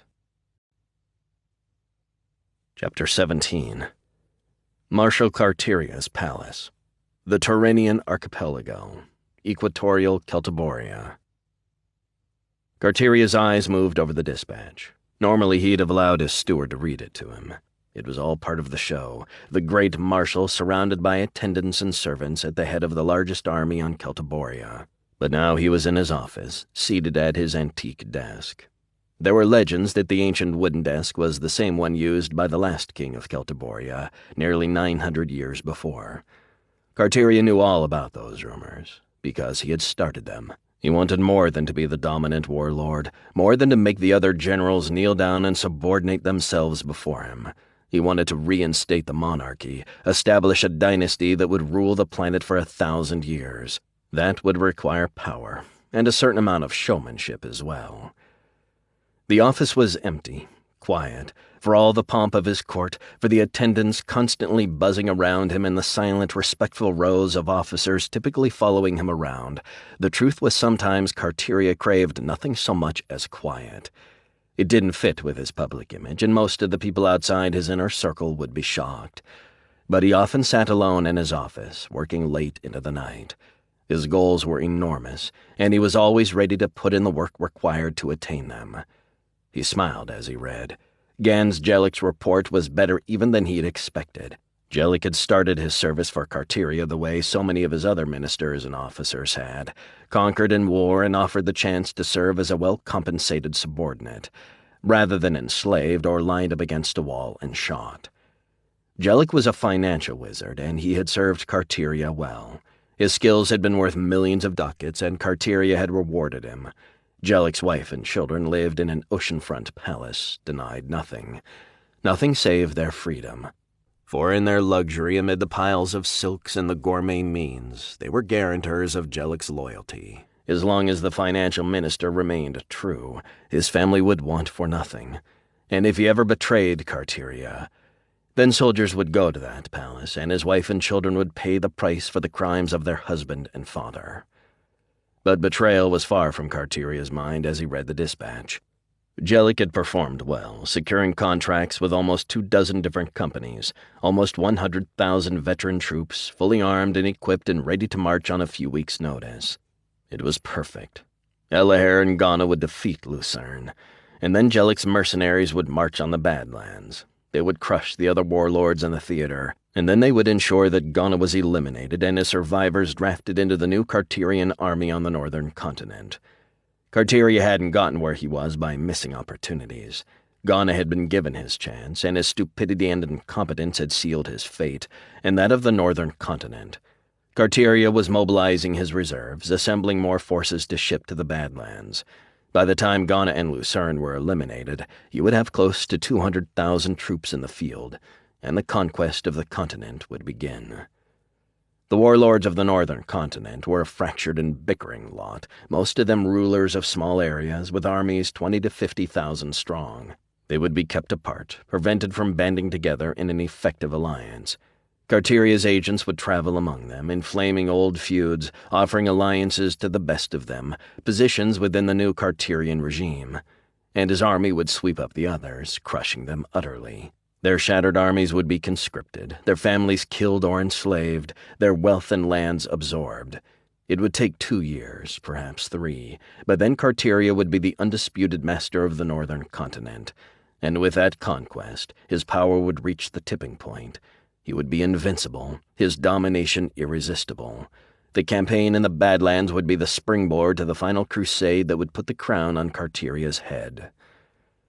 Carteria was a selfish man, one ruled by his own runaway ego. But he wasn't irrational. His conquests hadn't been accidents.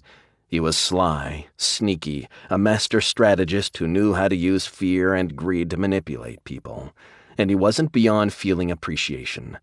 Jellic had done a magnificent job, and he would make certain the finance minister was rewarded. He would be part of the new nobility, the holder of a ducal title under King Carteria, just as Varn Elaher would be if he succeeded in the Badlands. He leaned forward over his desk, tapping the small control for his comm unit. "Get me Bulg tracks," he said. "Yes, Marshal," came the reply. Carteria had 3 personal secretaries, and one was on duty at all times. He stood up slowly, walking across the room, stretching out his legs. The years were catching up with him, the endless time spent in vehicles, walking across battlefields.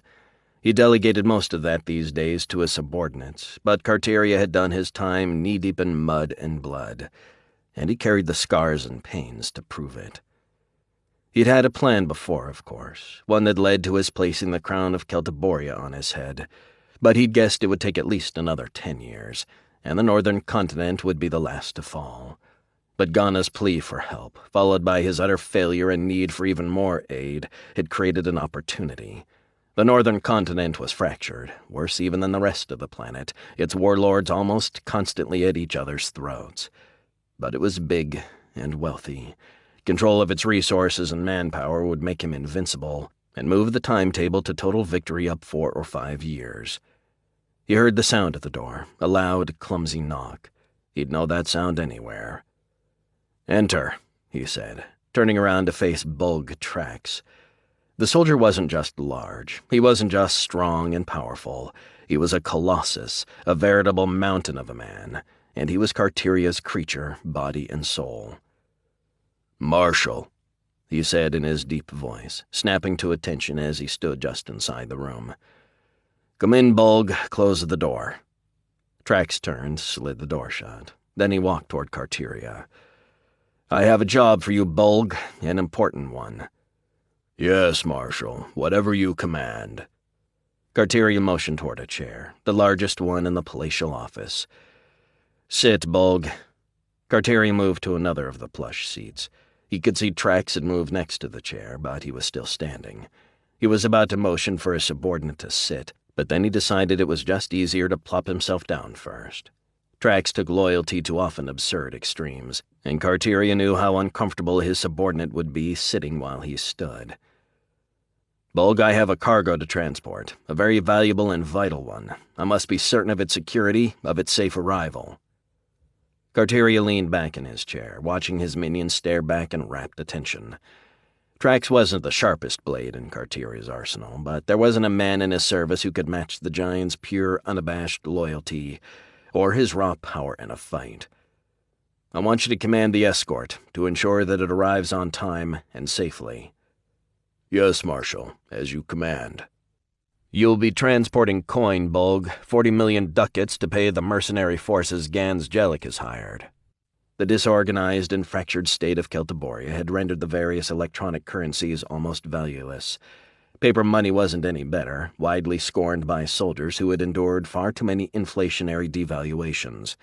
To quickly retain the numbers Carteria had wanted, Jellic had been compelled to promise payment in silver coin, 6 months' wages up front.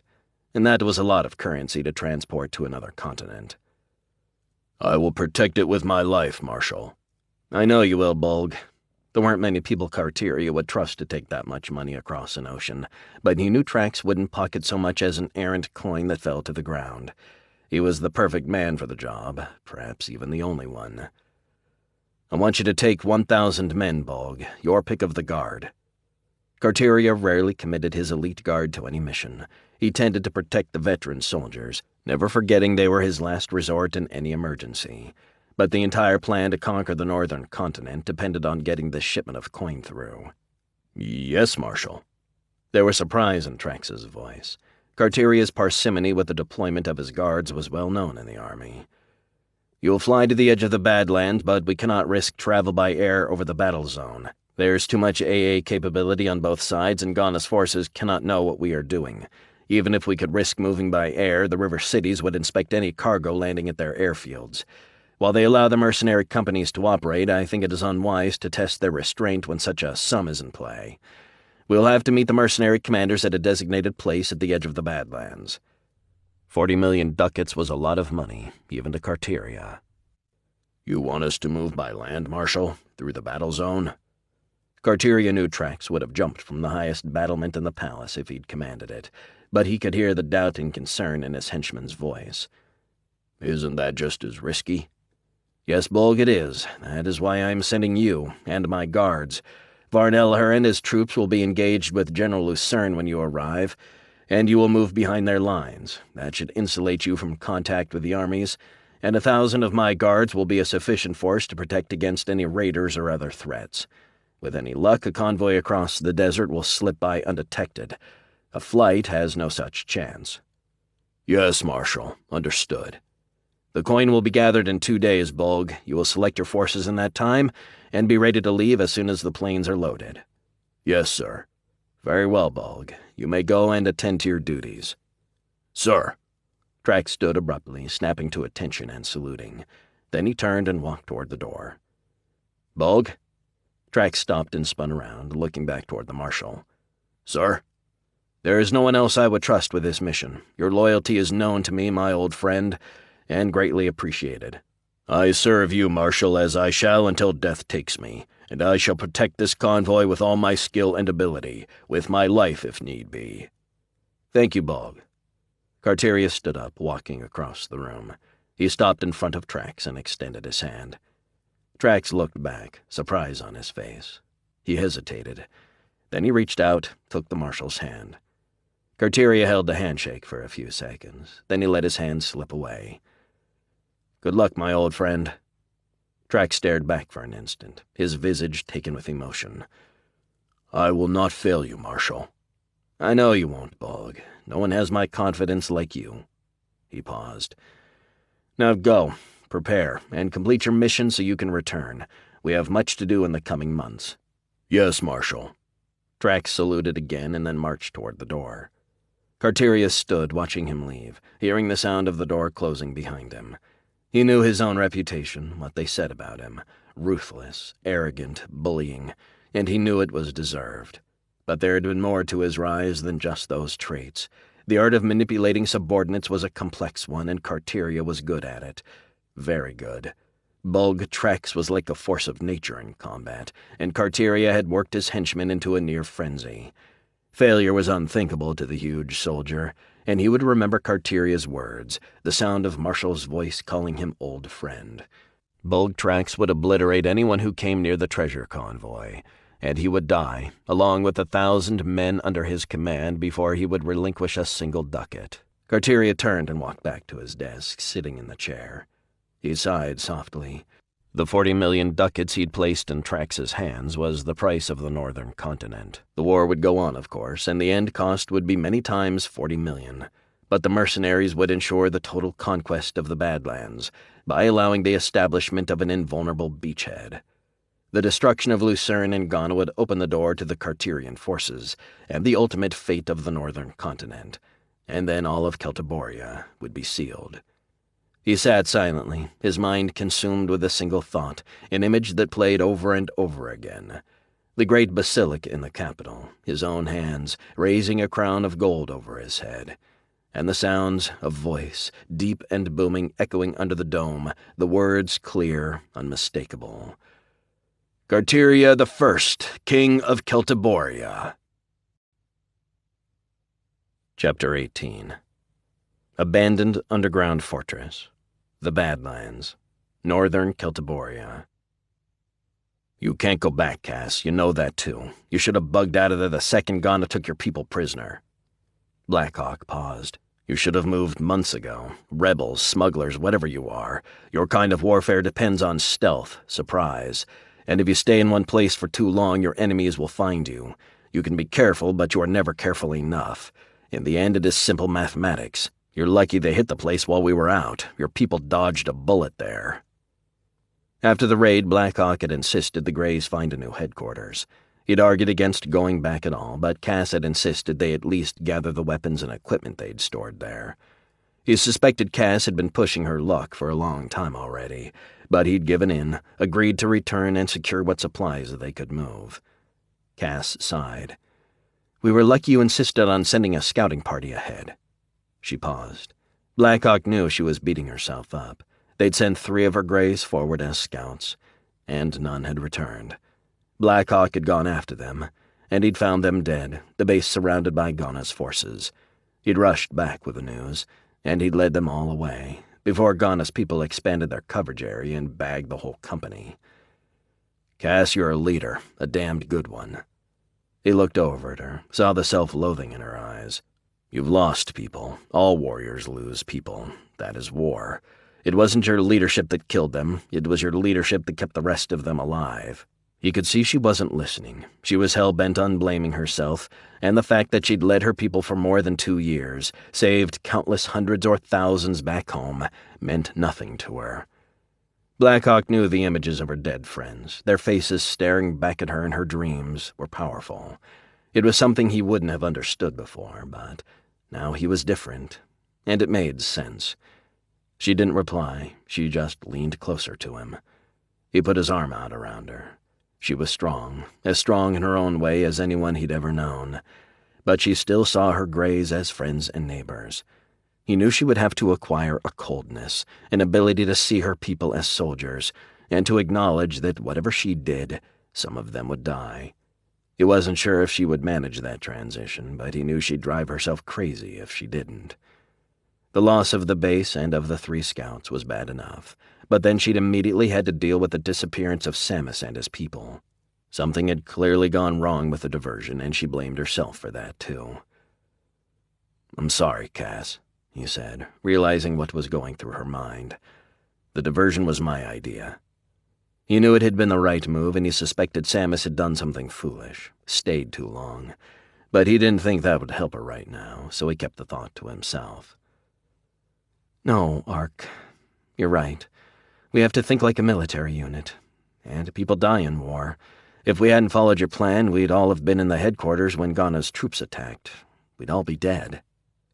She paused, and he felt her face pressing harder into him. It's just so hard for me to think that way, to look at dead friends like so many marks on a ledger. Blackhawk put his hand on her head, rubbing her hair gently. It's not quite that cold-blooded, Cass, though he knew for him it had always been just that cold.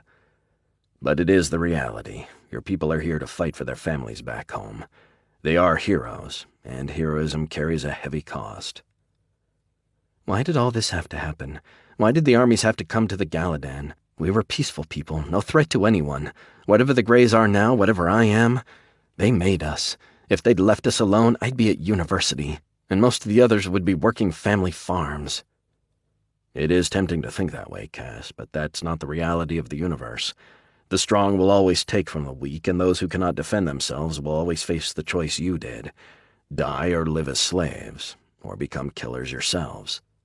He paused. "You are strong, so you chose the latter, and your people were lucky to have you lead the way for them. You punish yourself over every one of your Greys who gets killed, but how many have you all saved?" She didn't answer. She just held on to him. They sat silently, neither speaking for a few minutes. Suddenly she pulled back and looked up at him. "You're leaving, aren't you?" His eyes fixed on hers, and he could see the tears she was struggling to hold back. "Yes," he said simply. There was no easy way to put it. "You don't have to, you know. You could stay, help me lead the Greys, and when the war is over, we could go back to the Galadan. You could have a home there. You could have love. Maybe children one day. Is that so bad a life?" Blackhawk paused. He could see the sadness in her eyes, the realization even before he responded that his answer would be no. "Cass, that would be a wonderful life. Part of me aches for that, to stay with you, to live each day in peace, to work honestly and enjoy the fruits of my labor." He put his hand on her face. "To share life with you." He looked down at the ground. "But that is not me, Cass. There is much you don't know about me, about the burdens I carry. I am not the man you think I am, or at least I am not only that man. There are reasons I must keep moving, why I can never settle down." He paused.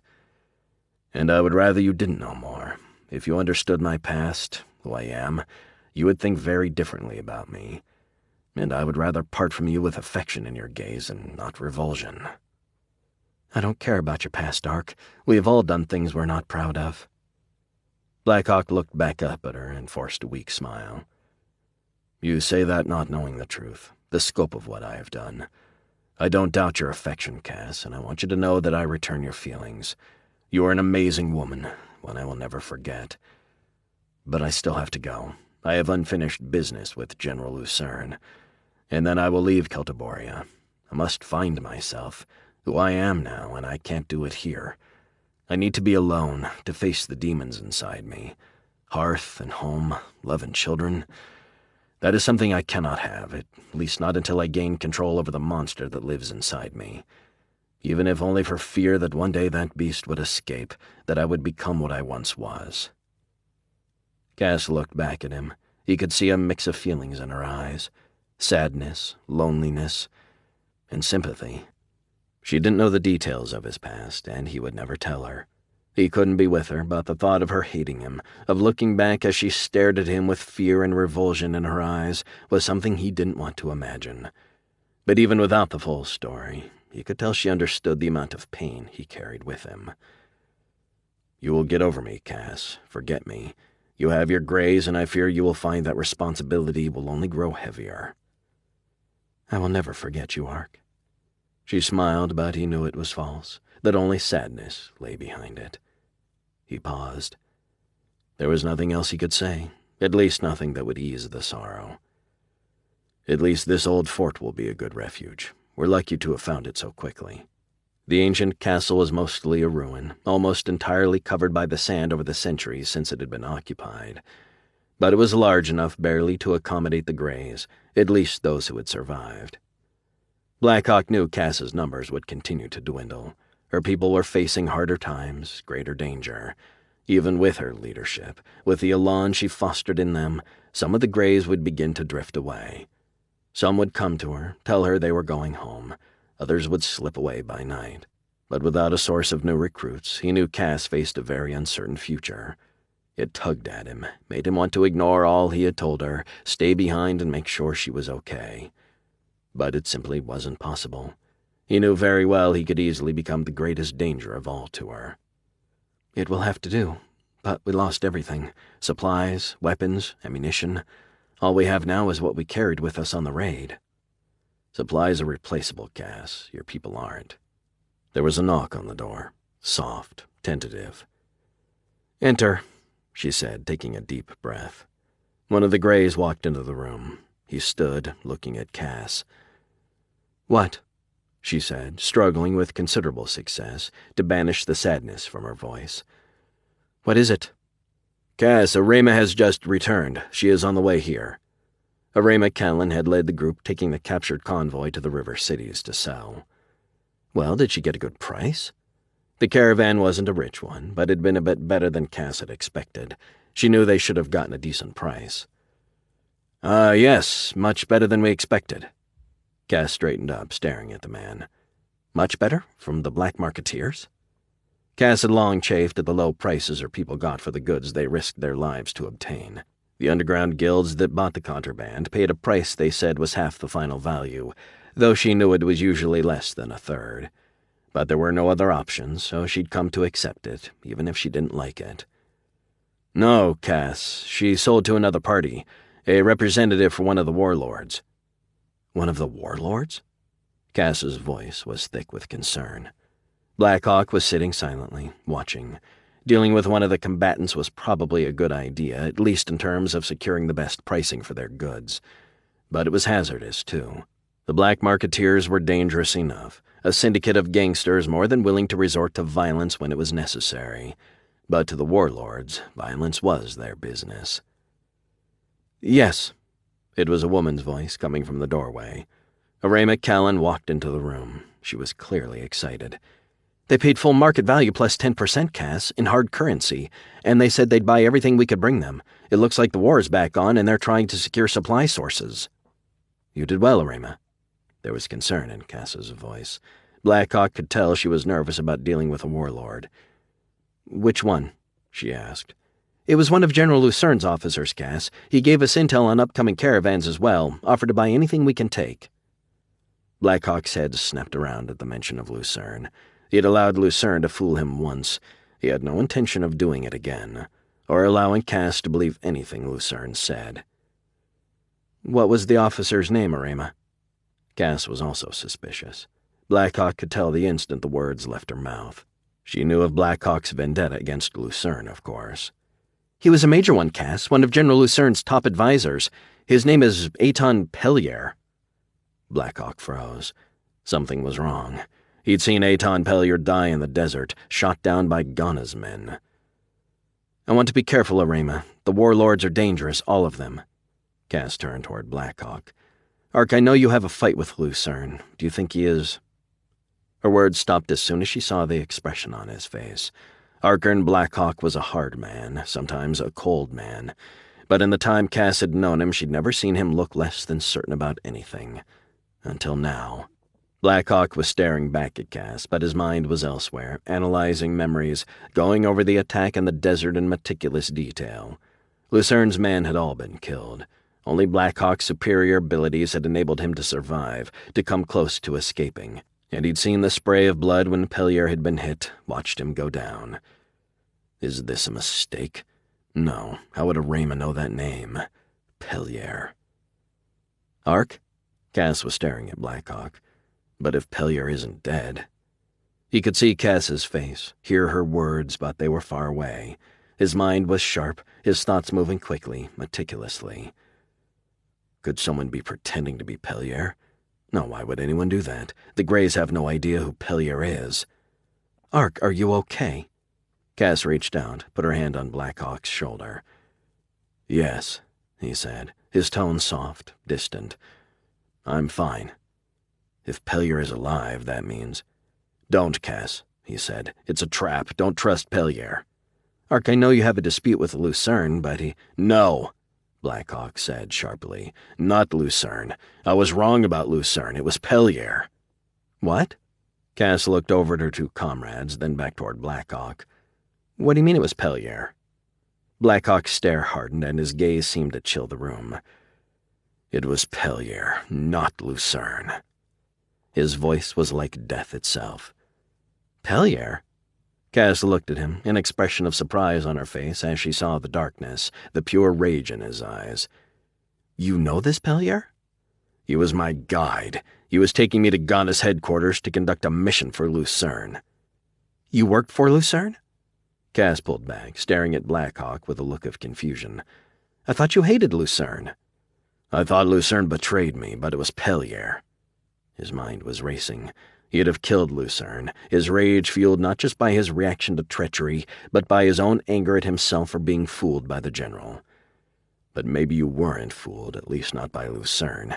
The general may be the honest man you believed him to be, and that means... I have to get to General Lucern's headquarters. Blackhawk stood up abruptly, as quickly as possible. If Pellier is a traitor... I thought Lucern didn't betray you. Cass took a step back toward Blackhawk, reaching out, putting her hand on his arm. He didn't. Blackhawk's face hardened, frozen rage behind his withering gaze. Pellier is the traitor. He faked his death, turned me over to Ghana's people. He took a few steps. Then he stopped and turned back. I have to go, Cass, now. I have to warn Augustin before... He let his words trail off. He reached out, took her in his arms. Be careful, Cass. Stay away from Pellier. Ignore any intel he gave you. He works for Ghana. I'd bet anything on that. Don't go after those caravans, and don't sell him anything else. Anywhere he sends you is a trap. He pulled away, turning toward the door. I need a vehicle, one of the captured transports. Cass was looking at Blackhawk, her face a mix of confusion and sadness. Give him whatever he needs, she snapped. Then she looked up into his eyes. Be careful, Lark. Take care of yourself. I will, he said as he dashed out the door, too distracted for an extended farewell. She waved for her people to go, to follow, to give Blackhawk whatever he needed. But it was more than that. She needed to be alone. She stood for a long time staring at the door, fighting the sadness. She'd known Blackhawk was planning to leave, but she'd expected to have more time, enough to put her words together, to make a proper goodbye. She didn't know if she would ever see him again, and if she didn't, she knew she would always lament the haste with which they were parted. Good luck to you, Archer and Blackhawk, wherever fate takes you. Then a single tear streamed down her cheek, the first she had shed since the fateful day her father died. Then another. But that was all she would allow herself. She was a leader, and she would be strong, whatever that took, whatever it cost her. Chapter 19. Lausanne Valley, east of Ryombe City, northern Celtiboria. Jellic watched as the soldiers marched. The mercenary companies were forming up, preparing to set out under his command, on paper at least. Though he carried the rank of colonel, he was not a real soldier, and certainly not an officer who could effectively command 100,000 troops. He was sure Carteria would send someone to lead the mercenary forces, even if that officer technically reported to him. And truth be told, he couldn't wait until that happened. The pressure, the stress of worrying about every aspect of running an army was too much for him. Numbers were his domain, wheeling and dealing. But commanding fighting men? It was a skill that evaded him. It would take another few weeks, perhaps a month, before the army was ready to march east. The companies were still gathering, calling in soldiers who'd been granted indefinite leave in the absence of employment. The companies generally operated on a shared contract basis, each soldier receiving a portion of any payments commensurate with rank and other considerations. But most of the mercenary forces guaranteed their soldiers a minimum level of sustenance, whether they were contracted or not. Few commanders wanted to lose their veteran troops in the periods between battles, so they made sure they were fed and given at least some semi-worthless scrip, at least enough to gamble with men of the other companies and perhaps fund an occasional trip to one of the many brothels in the soldiers' ward in the city.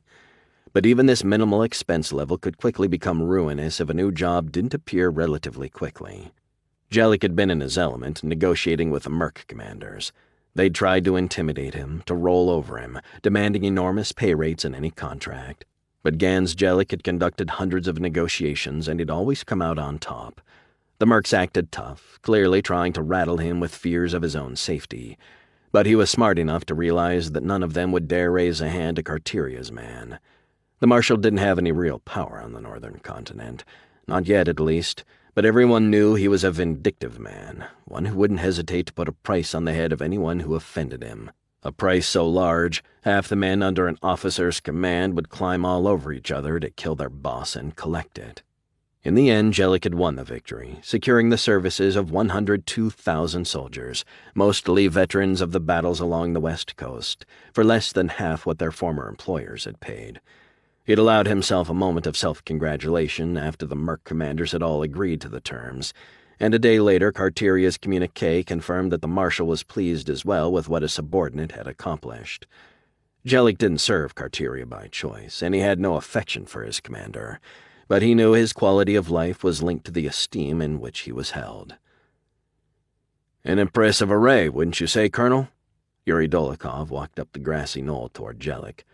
"I've not seen a greater combined force of the companies." Jellic nodded. He knew the soldiers assembling in the valley were almost all veterans of the Western Wars, but they had served half a dozen masters there, and many of them had fought against each other.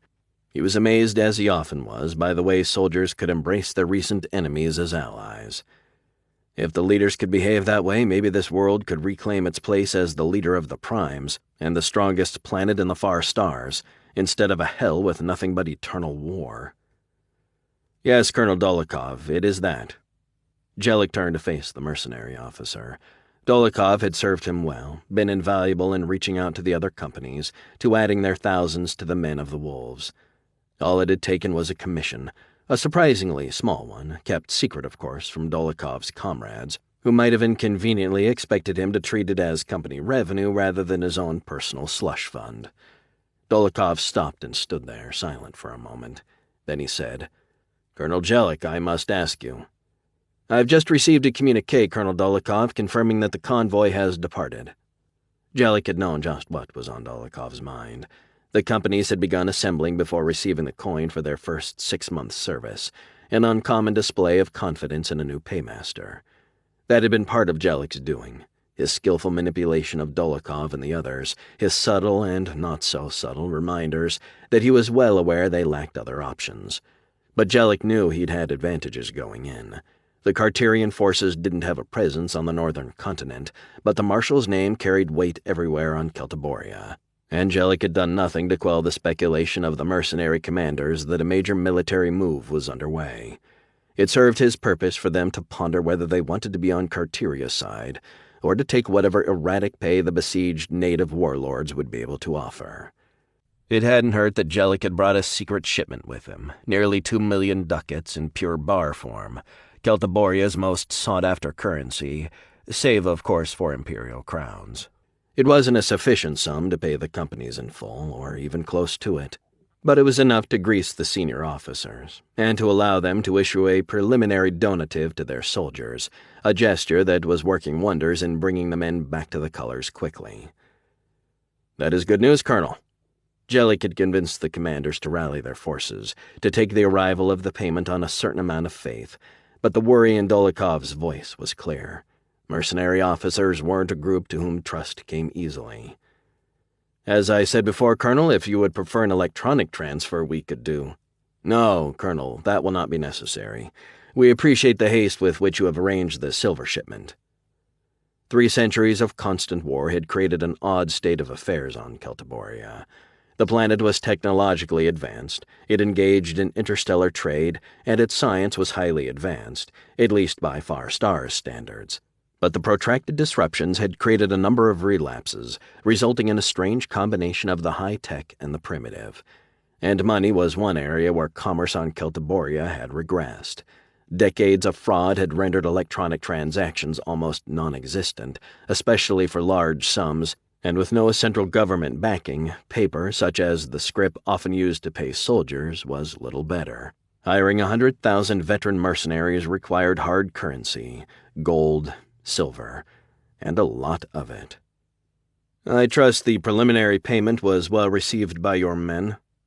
A subtle jab, a reminder that Jellic was aware how desperate things had been for the Mercs before he'd arrived.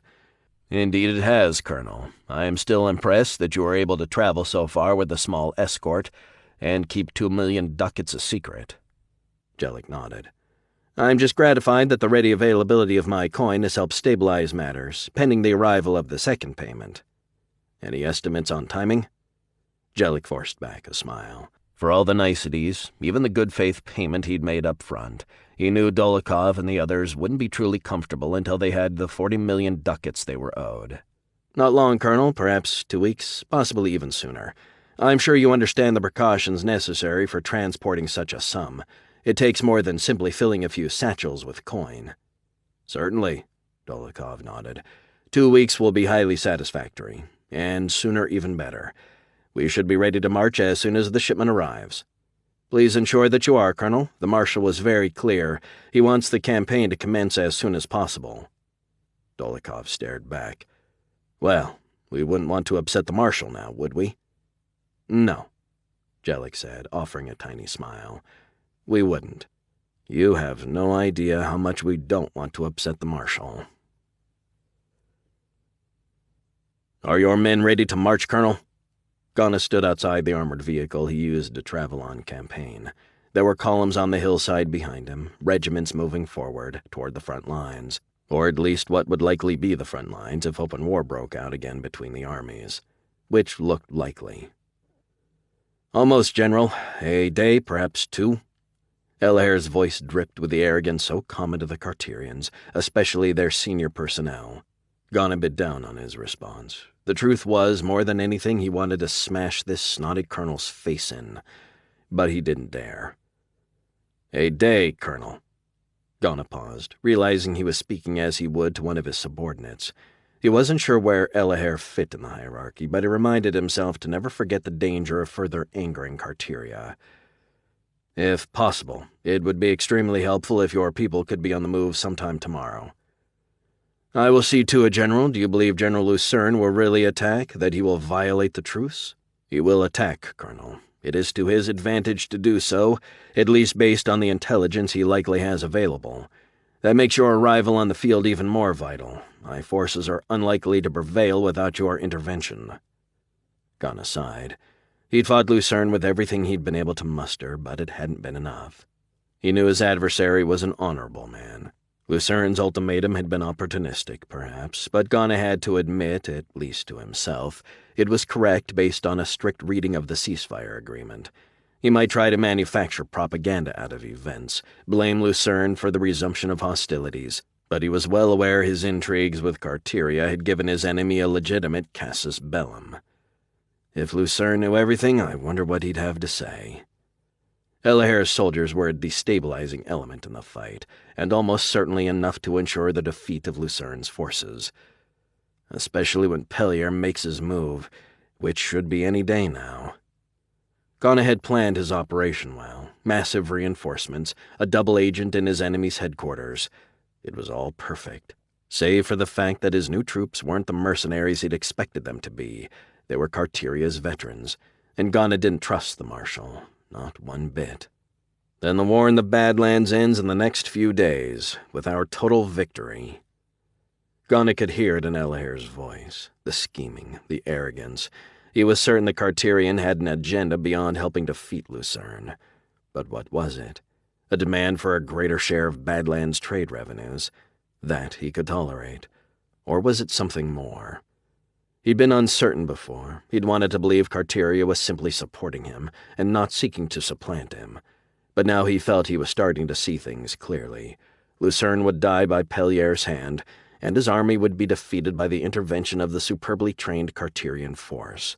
And then will I die next, killed by Elaher, or some assassin lurking in his entourage? He could see Elaher staring at him, and now as he looked back, he saw his own destruction in the Carterian officer's gaze. Was it just paranoia, or was this finally true clarity? "Whatever it is, I brought this on myself. But how do I get out of it?"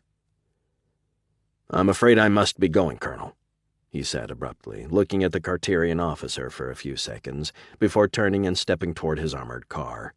"Tomorrow, Colonel. If you can have your men on the move by tomorrow, I will be greatly appreciative." "Tomorrow, General." Ghana smiled and nodded as he climbed into the vehicle and shut the hatch, but once inside, a frown came over his face. He was uneasy, his mind going over every detail, every word Elaher had spoken, every expression on the officer's face. There was something about the Carterian, a feeling Ghana got every time the colonel spoke. It was mistrust, certainly, but there was more. He believed he would win a victory against Lucern, but he wasn't sure it would be truly his, or what role he would play after it was won. "If I have any role at all." He felt more and more certain, his fears hardening into judgment, expectation. Carteria will have me assassinated, even as I suborned Pellier, planned Lucern's death, and then my loyal officers will be purged, and those who have betrayed me, taken the marshal's coin, will be placed in command to lead my army into the Carterian service. Ghana felt sick, and the same thought kept repeating in his head. How do I get myself out of this? Cawthorne stood outside his shop, watching the movements up and down the Place d'Aulus. He hadn't seen such traffic on the broad avenue in years, and certainly not since the peace along the west coast had left so many of the mercenary companies unemployed. Something had changed, suddenly. The companies had found employment, at least some of them. That much was obvious. Thorne sold imported leather goods from a large store at the head of the d'Aulus, though his establishment barely broke even. His true businesses lurked more in the shadows, secret interests in establishments less reputable than the leather trade, including silent partnerships in several of the brothels in the soldiers' district. He discounted the foot traffic at first, writing it off to the movements of a few companies, a moderate contract of some kind, perhaps with the armies fighting in the badlands. But then he began to hear from his partners. The brothels had been struggling for months now, the idle soldiers lacking the coin to pursue their desired form of recreation. But over the last few days, business had soared.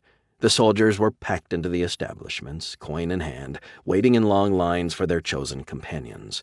It was more than could be explained by a few companies taking service with Badlands warlords, and the more Thorne poked around, the more convinced he became that every mercenary plying his trade in the river cities had recently been hired. The other brothels were as busy as his own, and the bars throughout the district were packed as well, full of soldiers drinking, gambling, brawling. They'd gotten coins somehow, and that could mean only one thing. Someone has enough resources to pay over 100,000 mercenaries, but who? It didn't make sense.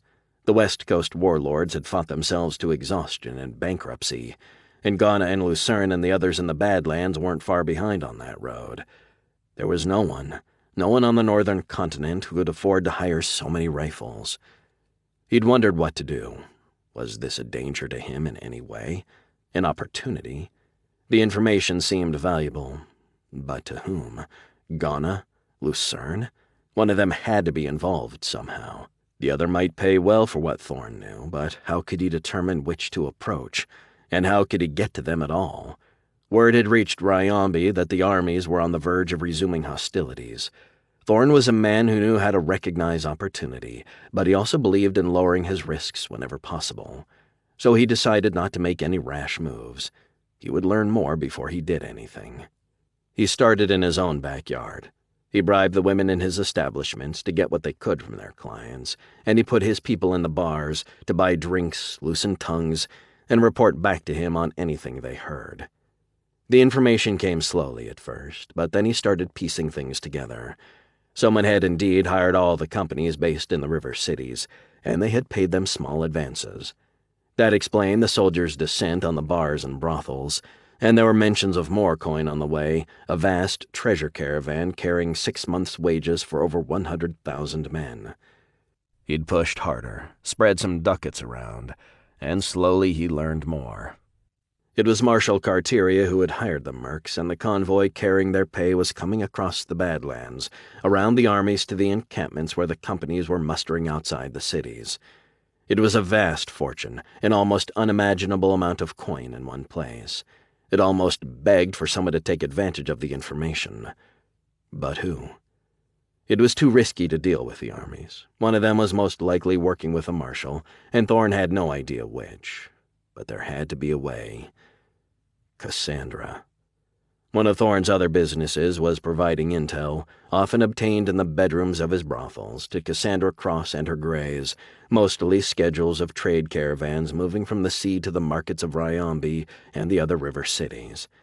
Cross had always been straight with him, and she'd never failed to pay him his agreed-upon cut, even when his info had proven to be only partial, when her people had endured harder fights than they'd expected. She knew how to maintain a clandestine relationship. Perhaps she could use this information about the mercenaries. She was much closer to the armies on the scene. She might know more than he did, and if she was able to profit, he was sure she would pay him his due.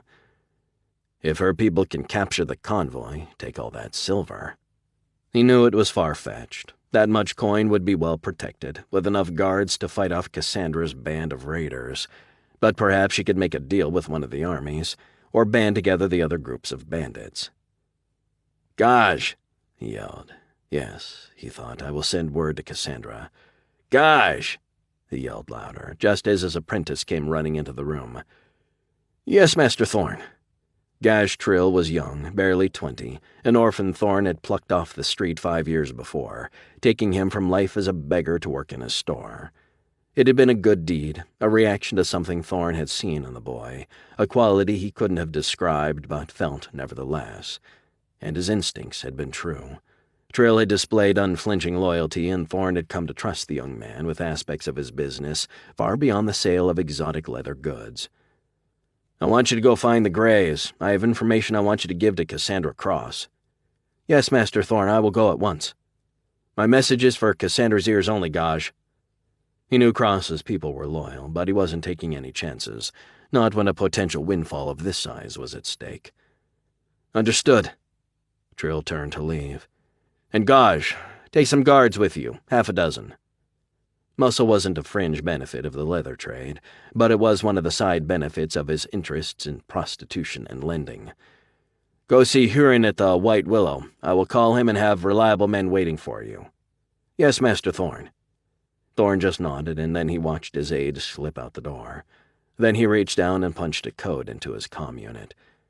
"Huron, it's Thorn. I need 6 of your best men to take a trip. Basic guard duty, nothing too bad. They'll be gone 2 weeks, and I'll pay them triple what they normally get." He paused. "It's potentially a very profitable trip, so I only want your best." "Yes, Mr. Thorn, I'll have them ready in 10 minutes. Thorn closed the comm unit. He was a skeptical man, not prone to letting his hopes get the better of his.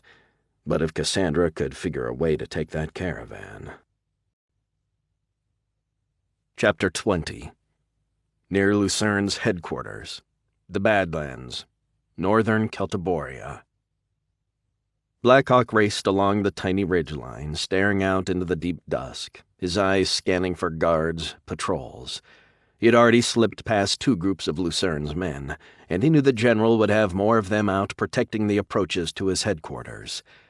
He'd consider just walking up to the front gate, asking for Lucern. After all, the general had sent him on his mission. But he couldn't chance it. Pellier would be there too, and he almost certainly knew Blackhawk had escaped from Ghana. That meant he would be on his guard, and the sentries would obey him as unquestioningly as they would Lucern.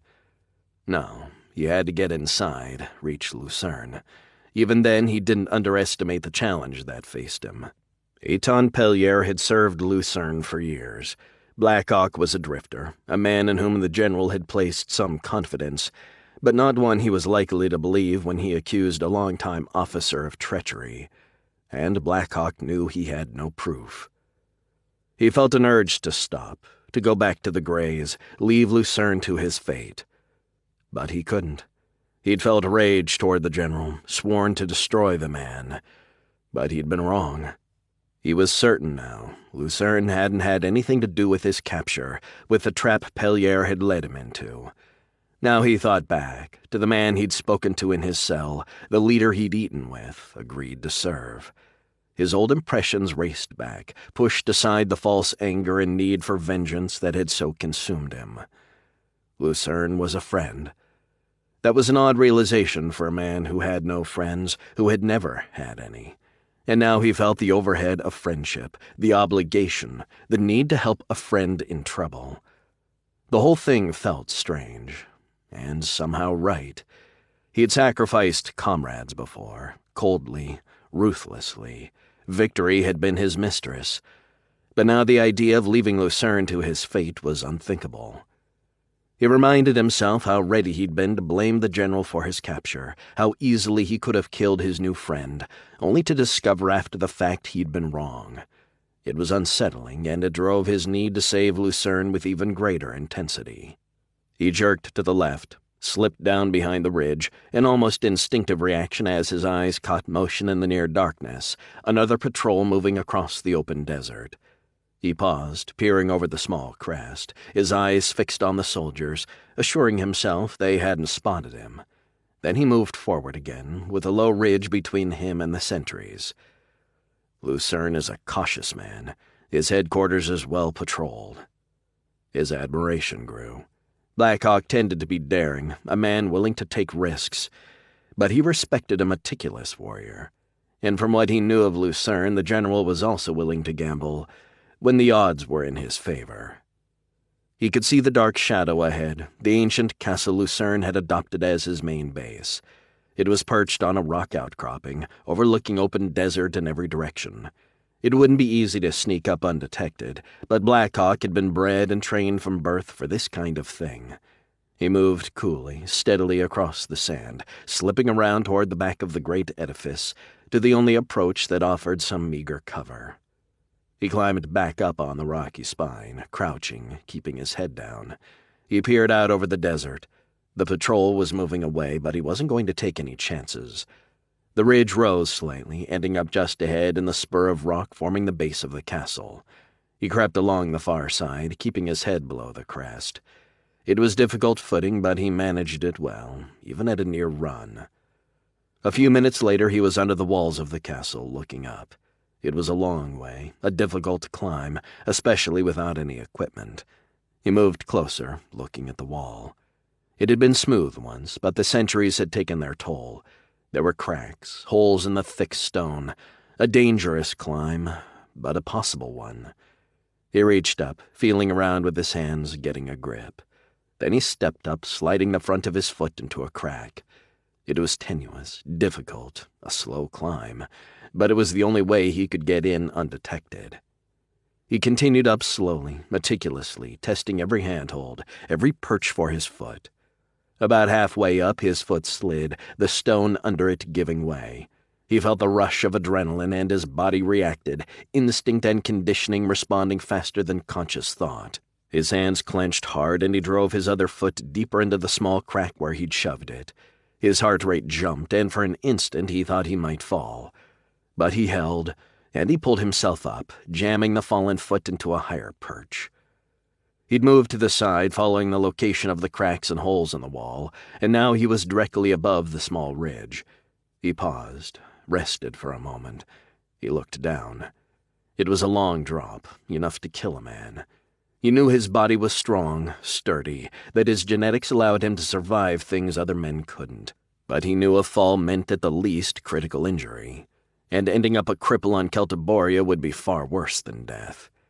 He'd seen the soldiers, the men maimed and disabled in the endless battles. Some of the warlords cared for their wounded veterans, at least to an extent, but most of the amputees and other disabled troopers eventually ended up in the cities, begging in the streets.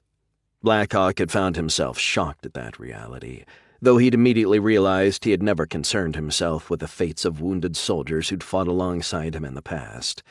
Now that he considered it, he realized they had likely fared no better, and quite possibly worse. He took a deep breath and heaved himself upward, scrambling up the last section of wall to the top. He swung himself over the battlement and looked all around, scanning for guards, for anyone who might have seen him. His eyes locked on a sentry just as the man turned and saw him. He reacted instantly, and before the soldier could pull his rifle off his back, Blackhawk was on him. This is Lucern's man, he thought, as he lunged forward, and he caught himself, pulled back the lethal attack his training and conditioning had been about to deliver. His hand lunged out, a quick hard chop to the neck, but far enough from the killing zone to ensure his victim's survival. The man crumpled to the ground, and Blackhawk reached out, grabbing him to ease the drop and to make sure he didn't fall off the battlement. Blackhawk scanned the area again. The walkway was narrow here, barely enough for two men to stand one next to the other. There was an inner wall, waist-high, and beyond a courtyard of sorts. To the north was a cluster of buildings, and the main castle hall itself. That had to be it. He scrambled across the battlement to the next tower, and he ran down the stairs, emerging onto the dirt and patchy grass of the courtyard. "Okay, General Lucern, where are you?" Get my bags to the transport, Corporal. I'll be leaving within the hour. I just need to get something from the General's quarters. Yes, Major. Blackhawk heard the voices from outside the room. Then he saw the light from the corridor as the door opened. He was crouched down behind the bed, but he knew his cover wasn't good. Lucern's quarters were sparse, simple. Blackhawk had been surprised when he'd entered, and somehow the simplicity of it all made him respect Lucern all the more.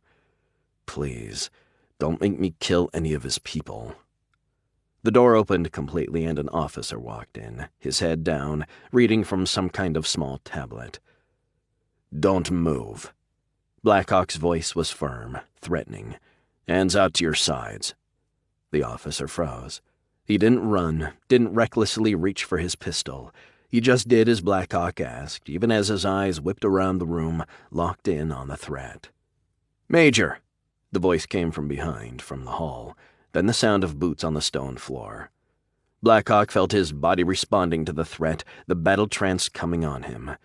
No, he thought, fighting back against his instincts. You can't go gunning down Lucern's men. Corporal, hold! It was the officer. Blackhawk could hear the discipline in his voice, the lack of fear he displayed. If this man wanted me dead, I'd be dead by now.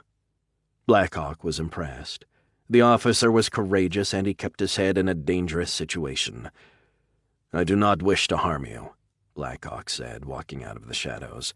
I have come to speak with General Lucern. My name is Archerin Blackhawk. I have vital information to share with him. Mr. Blackhawk? The officer stood where he was, returning Blackhawk's gaze. The General told me all about you. I am Major DeMark, Raphaelis DeMark. I'm afraid the General is not here. He left yesterday with the main field force. Blackhawk stood firm, his pistol still aimed at DeMark. Then slowly he lowered it. I'm sorry, Major. It was not my desire to hold you at gunpoint. DeMark lowered his arms. That is quite all right, Mr. Blackhawk. I have been through worse ordeals, and I will recover from this one. DeMark paused, a weak smile slipping onto his face. I suggest you tell me what is so urgent that you felt compelled to infiltrate our headquarters to reach the General, instead of simply walking up to the front gate. Blackhawk paused. He'd come to tell Lucern that Pellier was a traitor. That had promised to be a difficult task with the General, with whom he'd had some kind of connection. Now he had to convince an officer he'd never met that one of his comrades was a traitor, perhaps even an assassin planning to kill Lucern. Might as well be direct. Major Pellier is a traitor. He is in Ghana's employ, and I believe he may be planning to assassinate General Lucern. Can't get much more direct than that. Blackhawk stared right at DeMark as he continued. I wanted to get to the General myself because I was concerned that Pellier would block my access if he could. He braced for the backlash, for DeMark's impassioned defense of his comrade. But there was nothing of the sort. The officer just stood silently for a moment. Then he asked, Do you have any evidence to support this claim? The question was simple, straightforward. The party escorting me toward Ghana's base was ambushed, destroyed. I saw Pellier go down, shot by the enemy soldiers. Then weeks later I heard that he was alive. There was no way he could have escaped, not unless the whole thing was a setup. Your men died in that attack, Major. Innocent soldiers from your ranks. At least I assume none of the others returned. Just Pellier, right? Blackhawk paused. Also, he could turn me over to Ghana and return to remain close to Lucern, until it was time. DeMark took a deep breath. That is not exactly proof, Mr. Blackhawk. His voice was far less doubtful than Blackhawk had expected. But I do not trust Pellier. I have long disliked him, and while I never considered the possibility he was Ghana's creature, I do not find it difficult to believe. He turned back toward the guard standing in the door. Go, he said. Now, I want the transport ready to leave in 5 minutes. Yes, sir. The non-com snapped back, pausing for just a second, clearly reluctant to leave DeMark alone with the still-armed Blackhawk. Go, DeMark repeated, waving with his hand. Then he turned back to Blackhawk. Come, this is not something we can trust to a communique. I will take you to the General, and we will get to the bottom of this. Blackhawk could hear the tension in DeMark's voice, enough to tell him he'd at least gotten the Major's attention. Let's go, Major, he said. My gut tells me we don't have much time. We're in trouble, Jin. Deep trouble. These chrono-damned badlands are going to destroy us before we're done here. Ghana's voice was rough, defeat heavy in his tone. He stood on a small hill next to Barkis, staring out over the army's camp as the last rays of sun slipped below the horizon. The war was on again, but that wasn't the source of his despondency. It was his ally, not his enemy, that fed his hopelessness. "Perhaps we can prevail against Lucern's forces, General. They are capable, there is no question, but we have fought many battles too. The men will fight hard for you, sir." "I know that, Jin," Ghana said, his deep voice soft. "They are not what concerns me, nor even Lucern. I wish I had offered him half a share in the Badlands when the fighting first began. He would have made a truly worthy ally, one a man could trust, instead of a dangerous enemy. Had I been able to put aside ego to resist the sickness of greed and pride, we would have formed a powerful bloc, and the trade routes would have been ours. Now we destroy each other and open the door to another." "Carteria? You're worried about Carteria's forces. Do you think he has designs beyond assisting us? A greater share of the trade revenues?" Ghana took a deep breath, staring out over the camp without answering. Then he said, "The heat here. It is like home, yet so different. I miss the warm breezes coming off the sea, Jin, the lushness of the inland rainforests." He turned and looked at his officer. "When I was a boy, I would go deep into the forest, hike for days. There are animals there, Jin, birds and wild cats, like nothing you've seen. We fight over this world, my old friend. We spill blood and kill thousands. Yet do we ever take the time to appreciate what we struggled to rule? Celtiboria was a paradise once, and now it is a battlefield. Our ancestors stood above the far stars, our world first among 100, the most powerful by far. Now we are drawn inward, almost completely withdrawn from the interstellar scene. We digress. Our civilization declines. Our world produces less than half what it did 300 years ago, Jin. And what we do still make is inferior. The armies of the first warlords were armed to a standard we couldn't hope to match today. Like gods, they would seem to us now, their descendants, fallen so far from their greatness." Barkis stood silently, listening to Ghana. He looked as though he might speak, but then he just stood there. "I know, my friend. You have never heard me speak thusly. No, I long ago lost the gentle simplicity of youth, succumbed to the illness that afflicts the warlords. I didn't even recognize the chance to gain a worthy ally, rare creature that such a thing is, and I turned him to an adversary instead. An honorable man, Jin. Can you imagine such a thing? Why did I not realize this before we clashed as foes? Why did I not sit with Lucern, look with him over a map, drinks raised high in the air and a toast as we drew a line down the middle, and formed an alliance that would have strengthened both of us? Why could I see only total domination, victory or death?" "That is the way it has always been, sir." Barkis spoke softly, tentatively, clearly trying to come up with something to say. "No, Jin, not always. That is man's affliction, no doubt, and I suspect it will always plague him. But Celtiboria wasn't always a battlefield. We were a republic for centuries, my old friend. And even before that, under the kings, peace flourished. Now we destroy each other, and a creature like Carteria rises to power." "General, Carteria's forces will give us the victory. They will give Carteria the victory, Jin. That road leads only to slavery for us, my friend. Or death." Ghana paused. "But perhaps we yet have a chance. A last hope to right the wrongs we have committed, to claim the path back to the light." "Sir?" Ghana stared back over the camp, his mind drifting away again. "It has been 2 years, Jin, since I have seen my wife. 2 years." "Yes, sir." Barkis was nervous, clearly unsure how to address Ghana's introspection. "She is beautiful, Jin, her skin like polished ebony, her eyes dark, as deep as the sea." The sadness in his voice was overwhelming. "I married her for gain, Jin, just as I have done everything else in my life. She was the path to control of her father's lands and retainers, and she had many suitors. I won her hand, Jin, through every means I could devise, though it was greed and not love that drove me." Ghana turned and looked right at Barkis. "I do love her, though, Jin. I do. Her father's strength and nobility runs heavily through her blood, and she is a fit companion for any man, soldier, warlord, even a king, I have fancied." He paused. "But does she know that, Jin? Did I ever show her my true feelings?" Another pause.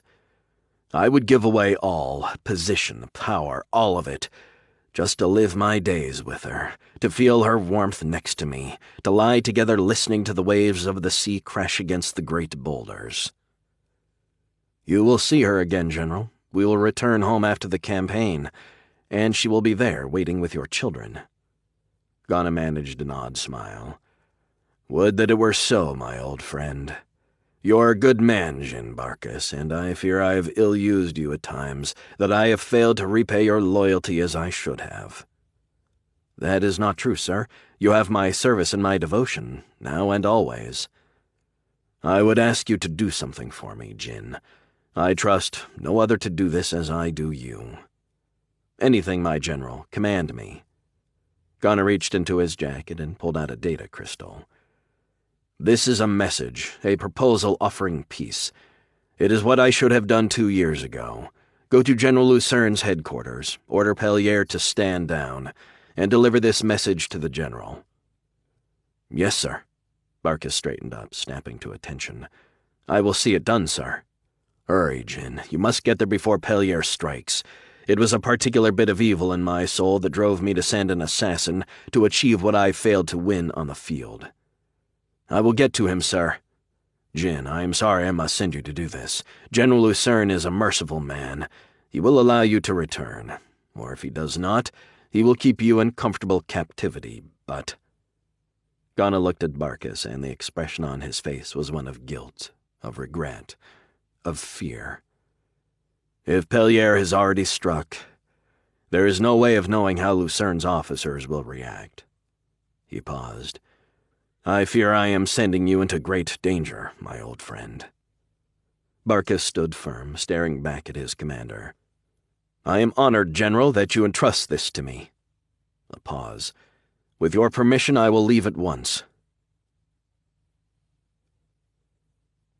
"The latest reports confirm it. Ghana's forces are on the march." Lucern was staring down at the map laying across the large table in front of him. "We're looking at a battle in the next couple days, 2 or 3 at most." Lucern's voice was soft, introspective. He sounded sorry, sad, though he'd manipulated things to create just this situation. As a tactician, he knew the sooner the climactic battle came, the likelier he would have the victory. Time would only give Carteria's forces more time to prepare, to join with Ghana and tilt the scales. But as a soldier, a man, a comrade of the thousands of men who would die when the guns again shattered the dawn calm, he couldn't help but view the return of battle with a grim sorrow. "Yes, General, the final battle cannot be long delayed. At last, the campaign nears its end." Lucern looked up from the map, over toward his aide. There was something about Pellier's tone he found unsettling. He couldn't place it, but he felt a wave of concern, as if there were some danger lurking. "Calm yourself. It's just the looming battle working your nerves." "I had intended to strike the day after tomorrow." Lucern's eyes dropped back to the map. "But I think we have an opportunity to gain an advantage, to defeat Ghana before Carteria's troops can reach the front. A night's march may give us surprise and victory." He looked down at the map, then snapped his eyes back up toward Pellier. "What is it, Aton? I can see something is troubling you." Lucern still felt uneasy. He wondered for an instant about Pellier, about whether he could really trust the aide. But he put it out of his mind, feeling a wave of guilt for even considering it. Pellier had been with him for years, and he'd been wounded in action twice. He deserved the trust Lucern had always given him. But still, there was something. "It is nothing, sir." "You are not telling me the truth, Aton. Now what is troubling you?" Pellier paused. Well, General, the idea of a night march concerns me. The men will be tired when they engage. Another pause. I feel it is too great of a risk. Lucern's instincts went wild.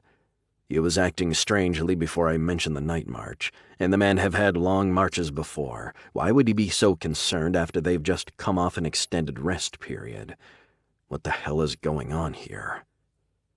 His eyes moved quickly over his aide, noting the pistol at his side. That wasn't all that strange. He had no official regulations against his officers being armed in his presence. But still, something didn't seem right. You're letting your imagination run wild. He couldn't shake the feeling. His hand moved slowly down to his side. Nothing. He'd left his own sidearm in his sleeping quarters. His eyes moved back to Pellier. He considered calling for the guard, but then he stopped himself. How would I explain that when it proved to be nothing? My officers trust me. Do I want them thinking I'm worried about every strange face they make, constantly suspecting them of something? He looked back at Pellier. The officer was tense, fidgeting back and forth on his feet. He's probably edgy about the way you're acting. We've had forced marches before, Aton, and the men are well rested. I think they can handle one night move. Do you have any other concerns? Lucern could see the tension in his aide as he waited for a response. Something is definitely wrong. General, I just think caution is advisable. We have the edge in the campaign. I can't see how taking any unnecessary risks would be in our interests now. There was a noise out in the hallway now, voices, someone talking to the guard outside the door, then shouting, arguing. Lucern's head snapped around. He'd told the sentry he didn't want to be disturbed, but someone wasn't taking that well. Lucern saw the motion, Pellier's hand dropping to his side, pulling the pistol from the holster. In an instant, his suspicions were confirmed. His body flooded with adrenaline, his combat instincts reacting on their own. He moved quickly, his body pivoting toward the table, diving for cover. But he was late. He was fast, but not fast enough. The pistol cracked loudly, and Lucern felt the impact, pain. The round had hit him in the shoulder, and he fell back, his hands reaching out, trying to stabilize himself as he went down hard to his knees. His mind raced. What did I miss? How could I have not known? Lucern was a man who inspired loyalty, a commander who was fair to all his people. He was slow to give his trust, save only for his inexplicable feeling about Blackhawk, and when he did, it was usually returned with loyalty. He'd never had a traitor before in his inner circle, and even as his combat reflexes struggled to save his life, his mind raced, wondering where he had gone wrong, what had caused Pellier, an officer to whom he'd given rank, privilege, wealth, to turn on him, to try to kill him. And he is going to kill you, you damned fool. You've got no escape route, no weapon, no way out of this. Chapter 21. South of the main battle zone, the Badlands, northern Celtiboria. Get these trucks moving, Captain. We must reach our destination in 8 days, and that means 14 hours of constant travel each day. Bulg Trax was covered in sweat. He'd stripped off his uniform jacket, and he stood there in his undershirt, the thin fabric soaked, plastered to his massive body. The trip across the ocean and the seaplanes had been uncomfortable enough, but this blasted desert. He looked out over the column of transport as the soldiers slowly climbed back aboard. It was only the second day from the coast, and already they were looking tired, worn. Trax didn't like it. They had to be alert, ready for anything. Their presence was a closely kept secret, but that was far from foolproof. And while his escort should be strong enough to repel any attack they were likely to see, he wasn't about to let his guard down. 40 million ducats was a lot of coin. He had allowed a half-hour meal break, but that was all he was giving his out-of-shape troops. Carteria's guards hadn't seen any hard field duty in a long time, but Trax wasn't about to indulge them the way they had been back at headquarters. No way. It was time to get the convoy on the move, for his men to become reacquainted with the field, to learn how to sweat the fat off their pampered carcasses. "Yes, sir." The captain stood in front of Trax, clearly intimidated by his superior. Bulg Trax was not only a legendary warrior and a virtual giant of a man, he was one of Carteria's oldest and most trusted comrades. There were a dozen ways getting on his wrong side could destroy a man, and it wasn't hard to get on Trax's bad side. The big man had a legendary temper. "Now, Captain, we do not have time for this leisurely pace." Trax knew the soldiers protecting the transports were the best in the Carterian service, members of the Marshal's own guard. At least that they were considered the best. But Trax tended to prefer teams handpicked directly from the field forces. The guards were selected in just that way, from veterans in the field armies, but Trax felt that their plush lives at court and the lack of combat action quickly dulled their efficiency. They were good troops at their cores, no doubt, and their loyalty was beyond question. But Trax wondered how they would fare against experienced desert fighters, warriors who'd never experienced the luxurious barracks and other benefits Carteria's personal soldiers enjoyed. Hopefully he wouldn't find out. They were 2 days' hard march south of the armies, and all intelligence suggested a final battle was imminent. And while the Badlands was an area plagued by bands of raiders, none of the outlaw groups was likely strong enough to take on his column. Still, he was nervous. "Captain, I want the flank guards doubled." "Yes, sir." Trax looked out over the desert, his eyes squinting under the intensity of the midday sun. He could barely see his flankers, a dozen men to each side on high-speed bikes, keeping watch on the approaches to the column. The desert was wide open in most places, and no one should know they were there, but Trax wasn't taking any chances. He had 40 million ducats to protect, and he knew his mission was pivotal to launching the campaign to conquer the northern continent.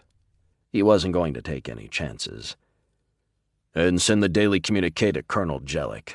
Advise him we are on schedule." "Yes, sir." "I've just received an update, Colonel Dolokhov. The payroll will be here in 6 days." Jellic stood outside the small shelter that had served as a combination of quarters and office for the past week. He'd advised Dolokhov that the funds were on the way, hard currency as promised. He'd withheld details, a bit of caution he felt was warranted, but he had kept the mercenary commander at least somewhat in the loop. Dolokhov had been straightforward with him so far, at least as far as he knew, but he wasn't ready to test a new relationship on something as tempting as a massive convoy of coin. 40 million ducats was a lot of money, especially on the northern continent. The mercenary officer nodded. "That is excellent news, Colonel Jellic." He paused and looked out over the sprawling camp. The gathering of mercenary troopers was growing every day, as men who had wandered off on leave during the hiatus were recalled to the colors. "We should be fully mobilized by then. As soon as the payment is received, we will be ready to march." He looked over at Jellic. "Will you be in command?" Jellic nodded. "Perhaps," he said, a tiny smile appearing on his lips. "But I am certain the Marshal will send another officer to replace me once the organizational aspects are under control." He paused. "I'm a man of numbers, Colonel, as I'm sure you can tell, not a combat officer." "Your organizational skills are not to be underestimated, Colonel, nor your negotiations. You have assembled the largest single force the northern continent has seen deployed in one location in a century or more. And for all that 40 million ducats is a large sum, it is actually a bargain for a fully equipped force of over 100,000 veterans." Jellic nodded. "A deal is a deal, Colonel." He flashed a glance at the mercenary. "One I expect will be honored," he added, the slightest bit of concern in his tone. He'd had too many people try to renegotiate deals after the fact, and he never forgot that he was surrounded by Dolokhov's soldiers and the other companies. "You needn't worry, Colonel. I am a man of my word. It is part of our trade.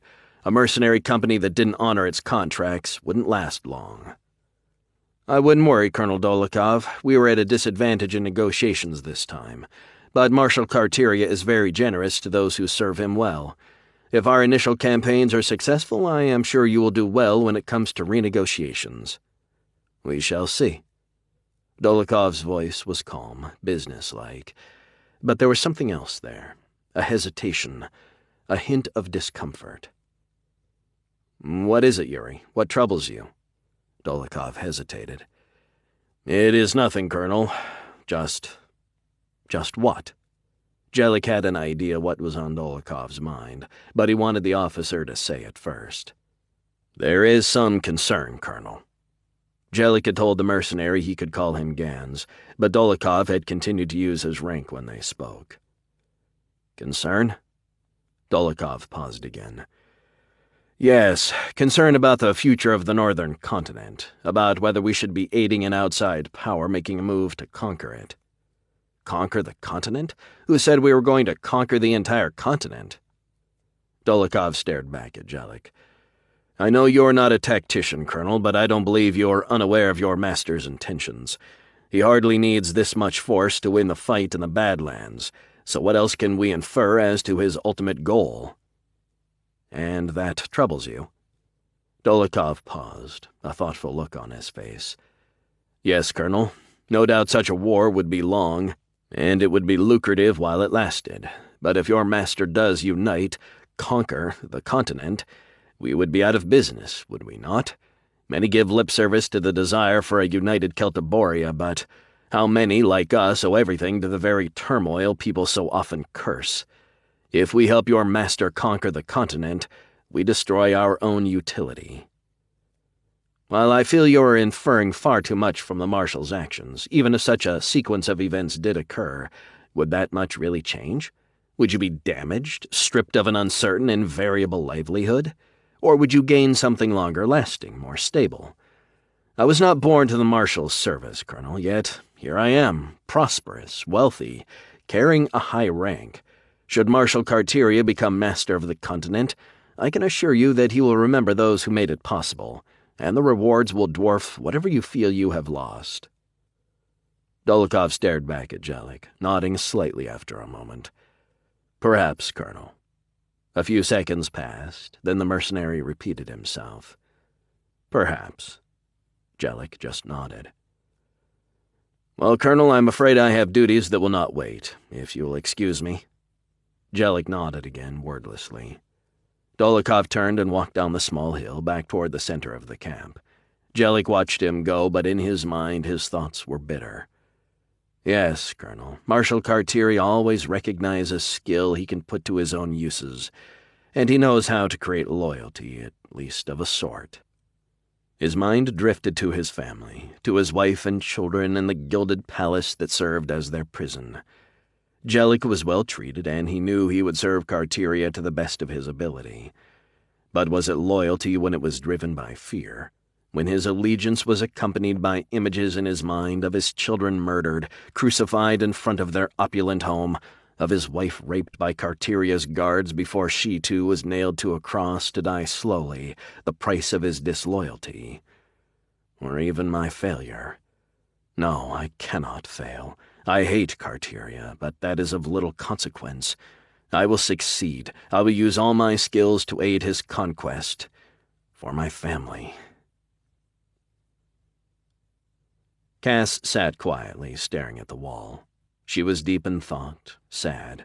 Her people had been headquartered in the tunnels below the eastern mountains for over a year, and had become somewhat of a home, at least a temporary one. She realized now that she had become complacent, allowed the Greys to stay for too long in one place. She knew it was luck alone that had prevented the enemy from finding them, from destroying them. But logic didn't prevent her from feeling out of place in the new hideout. The subterranean ruin of the ancient fortress was a poor substitute for the extensive network of tunnels under the ridgeline, and it lacked the improvements her people had made to their old headquarters. It was uncomfortable, and much smaller, and that was made worse by the fact that she had insisted her people lay low, at least until the armies engaged each other again. They were going stir-crazy, climbing all over each other in the restricted confines of the new base. She was also thinking of Minth Samus. From what she'd been able to piece together, guesswork mostly, he'd ignored Blackhawk's instructions to create a diversion, and he'd tried to seize the caravan by himself. It had been foolish beyond imagination, but it was the only explanation. His people had been killed or captured by the security forces, and the ones taken prisoner had undoubtedly been questioned. She'd never know if that had been the source of the enemy's intelligence, or if they had finally simply tracked the Greys down. But the old refuge had been destroyed, including the supplies and weapons she'd stored there. Her people had escaped, save Samus and those he'd led to destruction, of course, but they were in worse shape than they'd been since she had first led them into the Badlands. They were even short of basic provisions. She had sent a group of her people to Ryombi with coin taken from one of their secret stashes to buy food and medicine, but now she realized how much a feeling of security she'd felt from their old headquarters, with its secret supplies and deeply hidden tunnels. She felt like her people were naked now, out in the open, though on some level she realized they were actually safer than they had been. She felt sadness for Samus, and anger, too.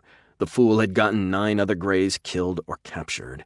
She had trusted him with an important mission, and he had let her down. She knew, of course, that Samus had a crush on her. He had no doubt thought he was subtle, but it had long been obvious. But Cass had always kept herself apart from the others. She was their leader, and though she lacked any kind of training, much of it seemed to come naturally to her, not the least of which was the realization that the commander was alone. Always.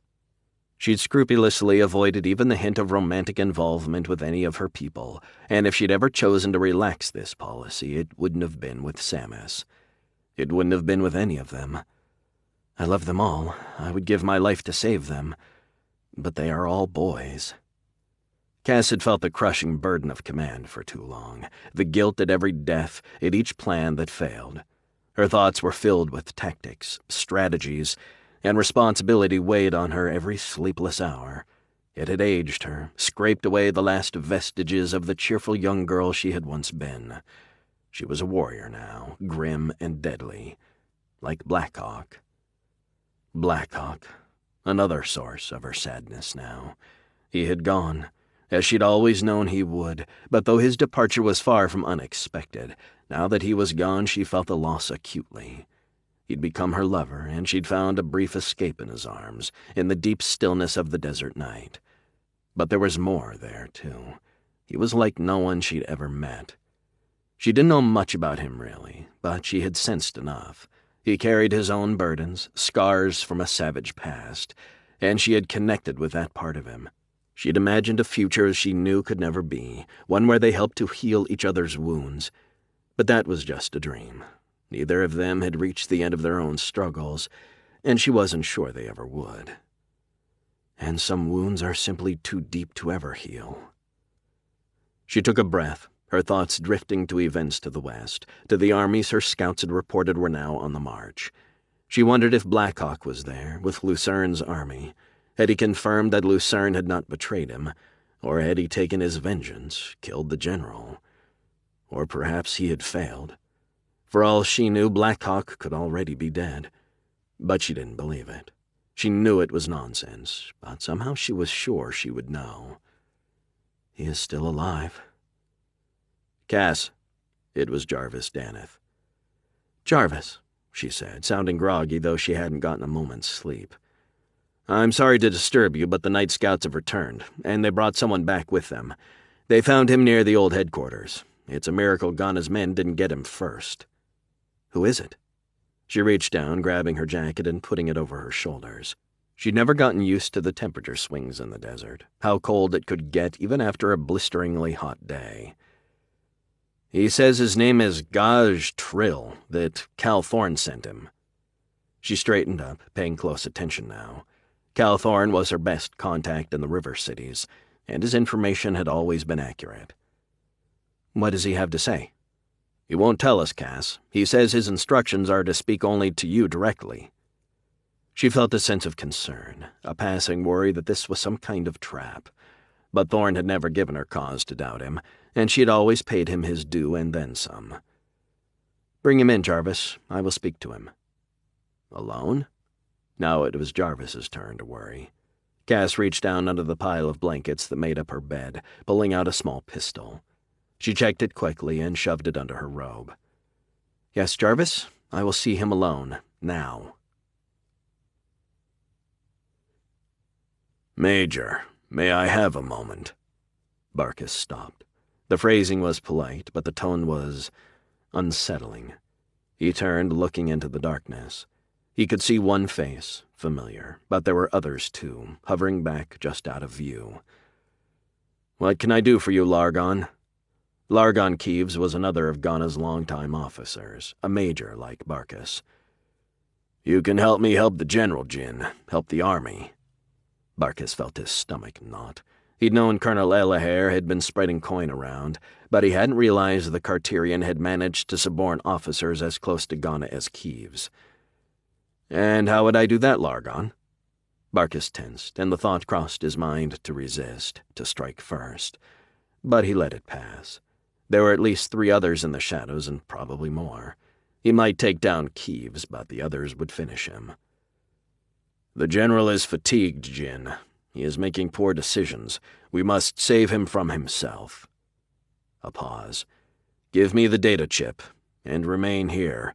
There is nothing to be gained by going to Lucern's headquarters." "Nothing? What about peace? A negotiated end to this ruinous war?" "We will have an end to the war tomorrow, regardless, without yielding to Lucern." "So we yield instead to Carteria?" Jin cursed himself the moment the words slipped out of his mouth. He didn't suspect it would change things at all, and it was a foolish outburst. "The Marshal has been enormously helpful, Jin. Without his aid, we would be facing defeat even now." "And how much silver did he give you, Largon? What was the price of your betrayal?" "You always were difficult, Jin. An idealist, a man incapable of reacting to change. You would follow your master to destruction, and do nothing to prevent doom. You and I are different. I understand that change is sometimes necessary." "You and I are different indeed, Largon. I am a soldier and loyalty is my creed. You are a black-hearted traitor, a man with no honor." "This doesn't need to go this way, Jin." Barkis took a deep breath. He'd served with Ghana since the day after his 17th birthday. That service was all he knew. He had lived by it, and he was prepared to die by it. "Yes, it does, Largon." His hand dropped to his side, fingers gripping his pistol. His eyes focused on Keeves, and he saw fear there. The other officer realized what was happening, and he reacted. But too late. Barkis's pistol whipped upward, firing once, twice. Keeves fell back as the projectiles slammed into his chest. Barkis spun around, firing into the darkness, targeting the shadowy figures the best he could. He hit 1, perhaps 2. He was sure of that. But then he felt the impact, the first shot slamming into his shoulder, his body twisting hard, then the pain. He stumbled and his arm went weak, the pistol dropping to the ground. But he managed to stay on his feet for another second or 2. Then continued fire, the sounds of weapons discharging, and more impacts. A shot to his leg, then falling to his knees, then another shot in the neck, gasping for air, blood filling his throat, pouring from his mouth. His vision was blurry. There were sounds, but it was a confused jumble, nothing intelligible. Then more pain. He'd been hit again. He couldn't tell where, but then he felt himself falling, the impact hitting the ground, hard, painful. His thoughts were floating around, images of his assailants, mixed with faces from long ago, family, old comrades. He was lost, slipping away, falling into the darkness. Chapter 22. General Lucern's Field HQ. The Badlands, Northern Celtiboria. Lucern let his body fall forward, seeking the cover of the table in front of him. He had to buy time. The guard outside, it was his only hope. He knew the sentry would respond to the shot, that he would burst into the room any second, but he had to survive at least until then. He dropped hard, hearing another shot whiz by just over his head. He was down on all fours now, in tenuous cover, denying Pellier a clear line of fire for the killing shot. The assassin would have to move, to get around the desk, and that would take time. Then the door burst open, and the guard came running in, his assault rifle leveled. But Pellier was no fool. He knew as well as Lucern the soldier would come. He had moved quickly toward the wall, around the corner from the small hallway leading in from the door. The guard saw that Lucern was down and ran to him, reacting too late to the general's warnings. Pellier's gun cracked again, twice, 2 shots to the back. The guard dropped hard. Lucern felt as though he'd been punched in the gut. He knew in an instant the man was dead, but there was no time now to mourn one of his own. He was fighting for his life. Pellier lunged across the room toward Lucern, his pistol out in front of him. There were alarm bells in the distance. The guard had given the alert before he'd rushed in. He's not firing. Then, no, of course not. He needs me alive to get out of here now. A hostage. He gritted his teeth, his determination, his anger coalescing into a single thought. That's never going to happen. He would die here if need be, but he would never let a traitor like Pellier take him prisoner. Never. Lucern knew he could use Pellier's need to take him captive. It was a tactical edge, the only one he had. He twisted, shielding his wounded side from the onslaught. He reached out, striking, a hard punch just as Pellier reached him. He could feel the impact. He knew he'd hurt his adversary. But Pellier stood firm, absorbing the painful blow, striking back, then turning around behind him, shoving the pistol hard into Lucern's back. "Don't move, General." Lucern stood frozen, his mind racing for a move that could extricate him before Pellier could pull the trigger. But there was nothing. "And you too, DeMarc. Stay where you are, the General dies, and drop the weapon." Major DeMarc had been rushing through the door, pistol in hand, his eyes locked on Lucern's, and then on Pellier standing behind him. He paused, not moving at all, but he didn't drop the pistol. "Now, DeMarc," Pellier said, moving his gun into the small of Lucern's back. "Drop that weapon or the General dies." Lucern shook his head.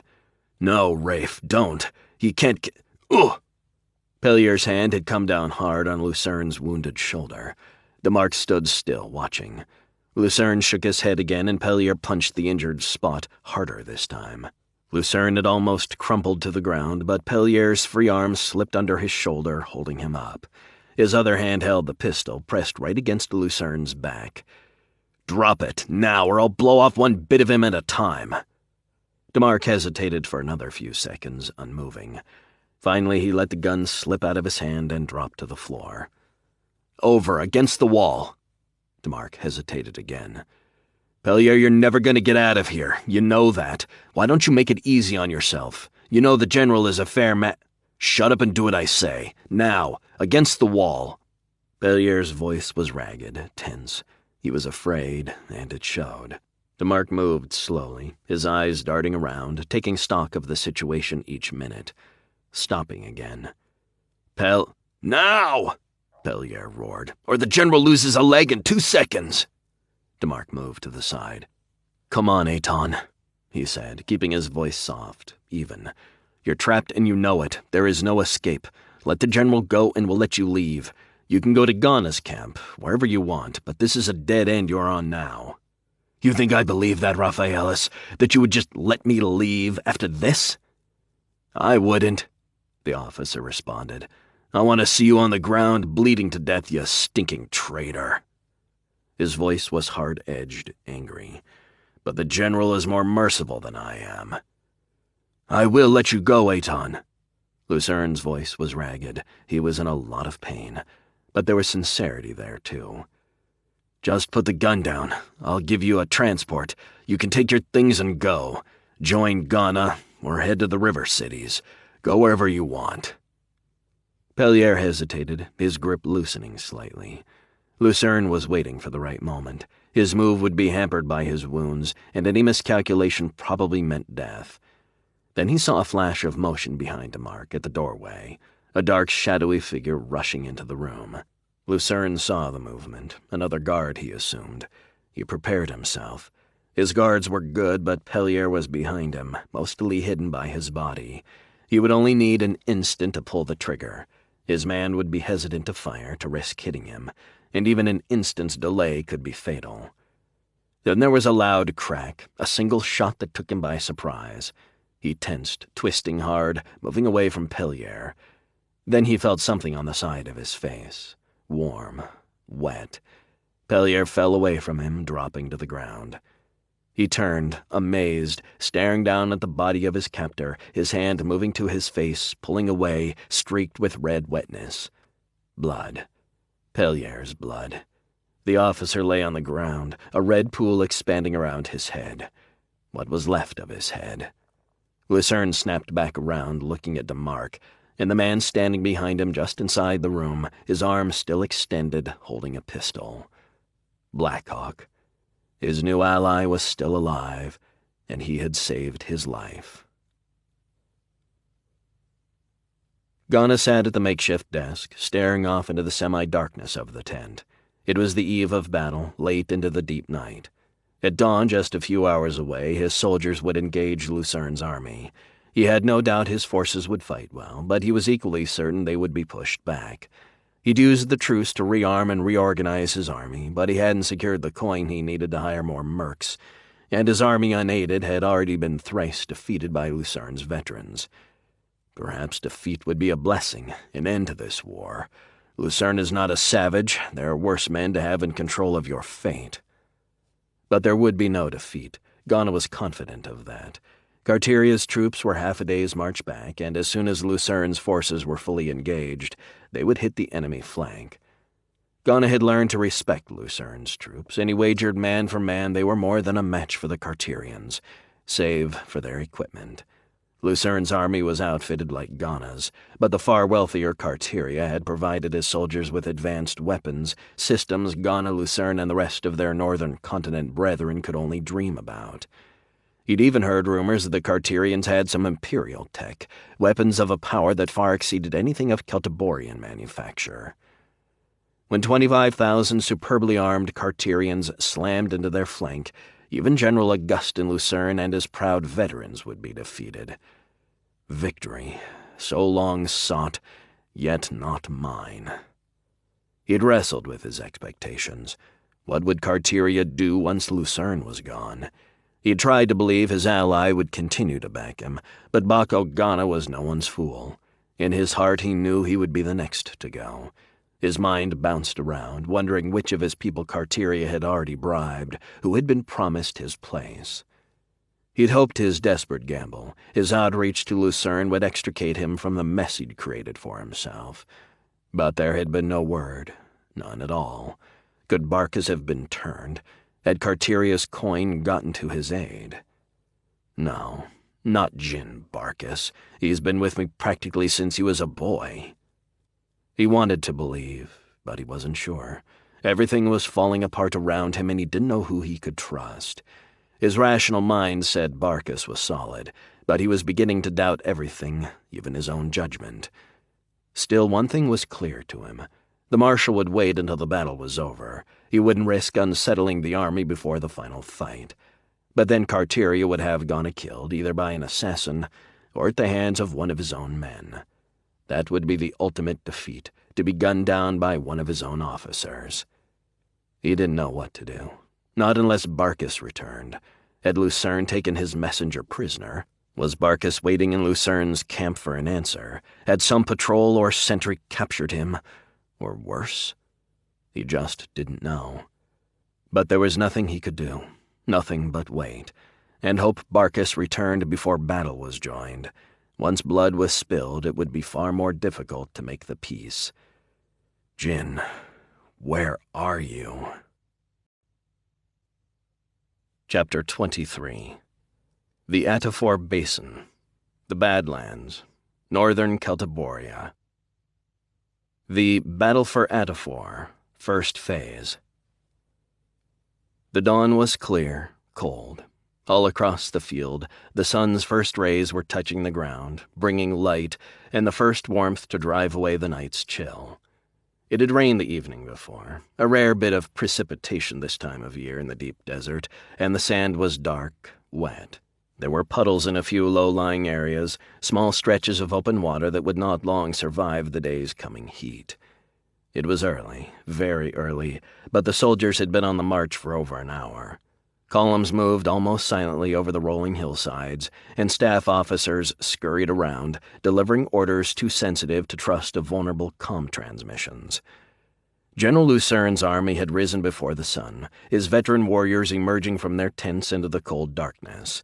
They'd eaten a hasty breakfast, and then, as they had so many times before, they formed up and marched forward. To battle.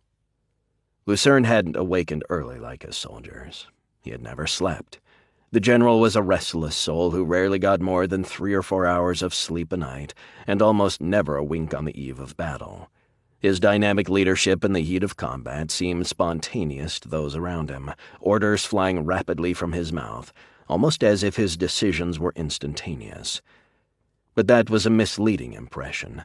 In truth, he spent hours in the near darkness, huddled over his desk, reviewing scouting reports, maps, battle plans, working deep into the night.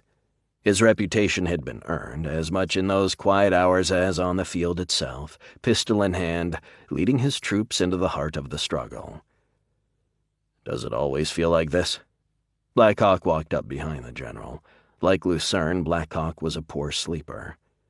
Lucern turned and nodded as his new colleague climbed up the hillside, stopping right next to him. "You should know. Your past is still a mystery to me.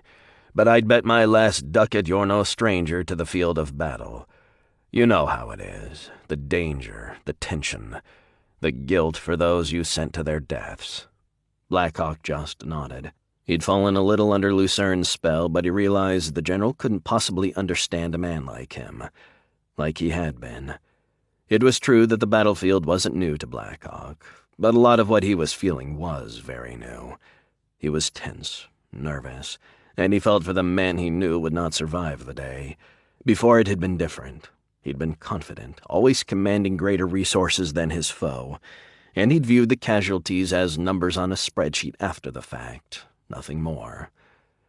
Blackhawk had been running from himself, from who he had been, but now it seemed to him things had been simpler before. Still, he wouldn't go back. Indeed, he would fight with all he had to ensure that he never again became what he had been. "Your troops look sharp. How do you feel about the battle?" Lucern sighed softly. "My people will defeat Ghana's army, though I hesitate to imagine the cost."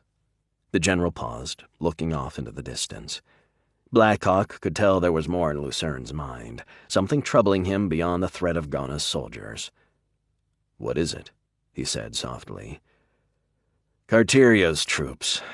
They are the unknown." Lucern replied, turning back toward Blackhawk. "If there are no more than 10,000, we can probably handle them. But if there are more—" He took a deep breath. "This is going to sound strange, but I feel something. There have been scouting reports, nothing conclusive, but my gut tells me that force is larger than we think. I've sent out 3 flights of drones, but all they've spotted are tents. Rows and rows of tents, more than there should be." He paused. "I think Carteria may be making a more aggressive move, perhaps the start of an invasion of the northern continent.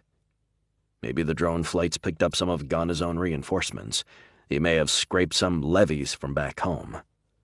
Blackhawk's tone suggested he didn't believe that any more than Lucern. "Perhaps. I've had no reports that he has acquired the services of any mercenary companies, and unless my intelligence is woefully lacking, he does not have troops to spare from other locations. But you can't ignore this," Blackhawk interrupted, "even if it's just a hunch. So what are you doing?" "What can I do? I'm holding back a few veteran regiments to deal with anything unexpected." He paused. "I'd call off the battle entirely if I could, withdraw and redouble my scouting efforts, but that's not an option." Blackhawk nodded. He knew Lucern's situation, probably much better than the general would have expected. "You need a victory, an end to this war." "Yes, I have extended my resources to the breaking point. This was a gamble, a desperate one. My play to break out, to become more than a small regional warlord. But it took everything I had to mount this campaign." He turned and looked at Blackhawk. "For me, it is victory or a deep slide into ruin, and I don't have much time left." Blackhawk just nodded, and the two stood for a while, silent, looking out over the field as the army continued to form up. Then he turned back toward Lucern. "I will scout behind Ghana's lines, General. I will find out what he has back there in reserve and get word to you, somehow. That is a suicide mission. Dangerous, perhaps. Suicide? I wouldn't go that far. As you seem to have observed, I am no stranger to the battlefield." "I'll send a company with you." "No," Blackhawk snapped. I appreciate the offer, but I will be relying on stealth and my own abilities that your men can't match, and I will be better off on my own." Lucern looked as though he might argue, but then he just nodded. "Thank you, Archerin. Your offer of assistance is greatly appreciated. What can I do to help?" "I want fire on that hill, now!" Clarkson Wells crouched down in the shallow foxhole his troops had dug in the shifting sand. The ground had been wet when they'd first taken the position, but the sun had dried it out, and now the walls of the makeshift trench were beginning to collapse in on themselves. Wells was a captain, but he held a major's billet, the command of one of Lucern's veteran battalions. His troops were on the vanguard of the attack, driving a wedge between Ghana's right flank and his center. They'd moved forward for 2 hours, pushing the enemy before them, barely pausing to regroup before continuing their attack. But now they were stuck. Wells had sent 2 attacks forward, and both had been driven back with heavy losses. His people were facing one of Ghana's oldest battalions right now, and they were dug in on high ground. "Yes, Captain." Wells turned back and watched as his aide pulled out his comm unit. "All mortars open fire," the lieutenant snapped off. "Target Hill 107, maximum rate of fire." There was a pause, a very short one. Then Wells could hear the familiar, high-pitched sounds of mortar shells heading toward the enemy positions. He had stripped his companies of their heavy ordnance platoons and combined them together, the closest thing he had to a grand battery. He looked out across the field, watching as the first shells began to land on the hill. His gunners were dead on, the first volley hitting all around the target. But the enemy was in a strong position, and he knew it was going to take more than some shelling to drive them off. Sooner or later, and probably sooner, he was going to have to send his troops back in, and that would be a bloody business. But Wells knew, as did all his veterans, that a victory here would make this the final battle. Ghana had extricated himself from defeat 3 times before, but no one, from the general himself down to the foot soldiers in the ranks, intended to let that happen again. They would drive as hard as they had to, suffer what losses it took, but the war would end here. He crouched lower as the shells began to land around his own positions, the enemy answering his bombardment. He could see the difference in the 2 forces immediately. His own mortars were targeting a tightly focused area, their accuracy sharp. The enemy shells were landing over a much wider area, their fire clearly less accurate. That didn't mean they weren't dangerous, but it meant his people were likely to take fewer losses than their enemy, and in the end it would be the strength and resolve at the point of decision that would decide the result. Still, taking that position is going to be brutal. "Lieutenant, call HQ again. Repeat the request for air support." "Yes, sir." He could hear the doubt in the aide's voice. Wells had already requested bombing runs twice, and the only response had been a vague, "as soon as assets are available." General Lucern's air forces were small, limited, as were most of those commanded by the warlords, by lack of resources. It was an expensive branch of service, and it relied on controlling industrial centers or establishing reliable trade routes to ensure a steady stream of ordnance and replacement parts. Wells knew Ghana's forces were in the same boat, and he also knew Lucern's few available squadrons were up there now, battling the enemy wings for control of the air. That was the first priority. He understood. He even agreed. But he'd have killed for a single flight of airships making a strafing run on the target. "Sir," the aide said, "HQ reports all air assets are engaged. It will be at least an hour, Captain." "Too long. Looks like we're going to have to do this on the ground," Wells said grimly. He stared off across the field at the explosions as his mortars continued to impact all along the enemy line. He didn't kid himself. He knew it looked worse than it was, that the damage would be relatively light. But hopefully the enemy would at least be a little disordered, shaken. "All units prepare for battalion assault." He'd sent companies to attack before, but now he was going all in, 500 soldiers of the battalion moving forward as one. "Yes, Captain." He could hear the tension in the aide's voice, the fear.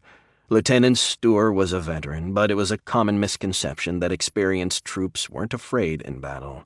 Only lunatics weren't afraid in battle. "All companies report ready, sir." Wells took one last look, watching as the shells continued to smash into the enemy line. Then he turned back towards Stewart. "All mortars, cease fire." The aide repeated the order, and in a few seconds the weapons fell silent. The enemy line was obscured by smoke, the trenches torn apart in a dozen places where mortar rounds had impacted hard. He knew from experience there was no way to be sure how much damage he'd done, how many casualties his shells had inflicted, how many enemy autocannons had been silenced, driven away. But it was time to find out. "All companies prepare to charge." He reached down and scooped his assault rifle from where he'd set it down. One thing for sure, he wasn't sending troops forward again, not alone. This time he was going with them. He snapped a cartridge into place, and he looked back towards Stuart, nodding once. Then he turned, facing toward the enemy, and he said one word. "Charge!"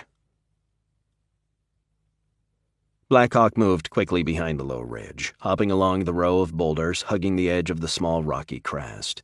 His hands dropped to his side for the third or fourth time, feeling the familiar belt, the pistol and sword he'd carried for so long. When Lucern had asked him what he needed, apart from half a dozen grenades and an assault rifle, all he'd asked for was his own equipment, the gun and sword he'd left behind when he had set out on his mission to infiltrate Ghana's headquarters. It was foolish, he knew, but he somehow felt complete now, ready. They were just weapons, he knew, but in a way they were like a part of him. He'd left Lucern's camp almost immediately after he had agreed to investigate Ghana's reserves.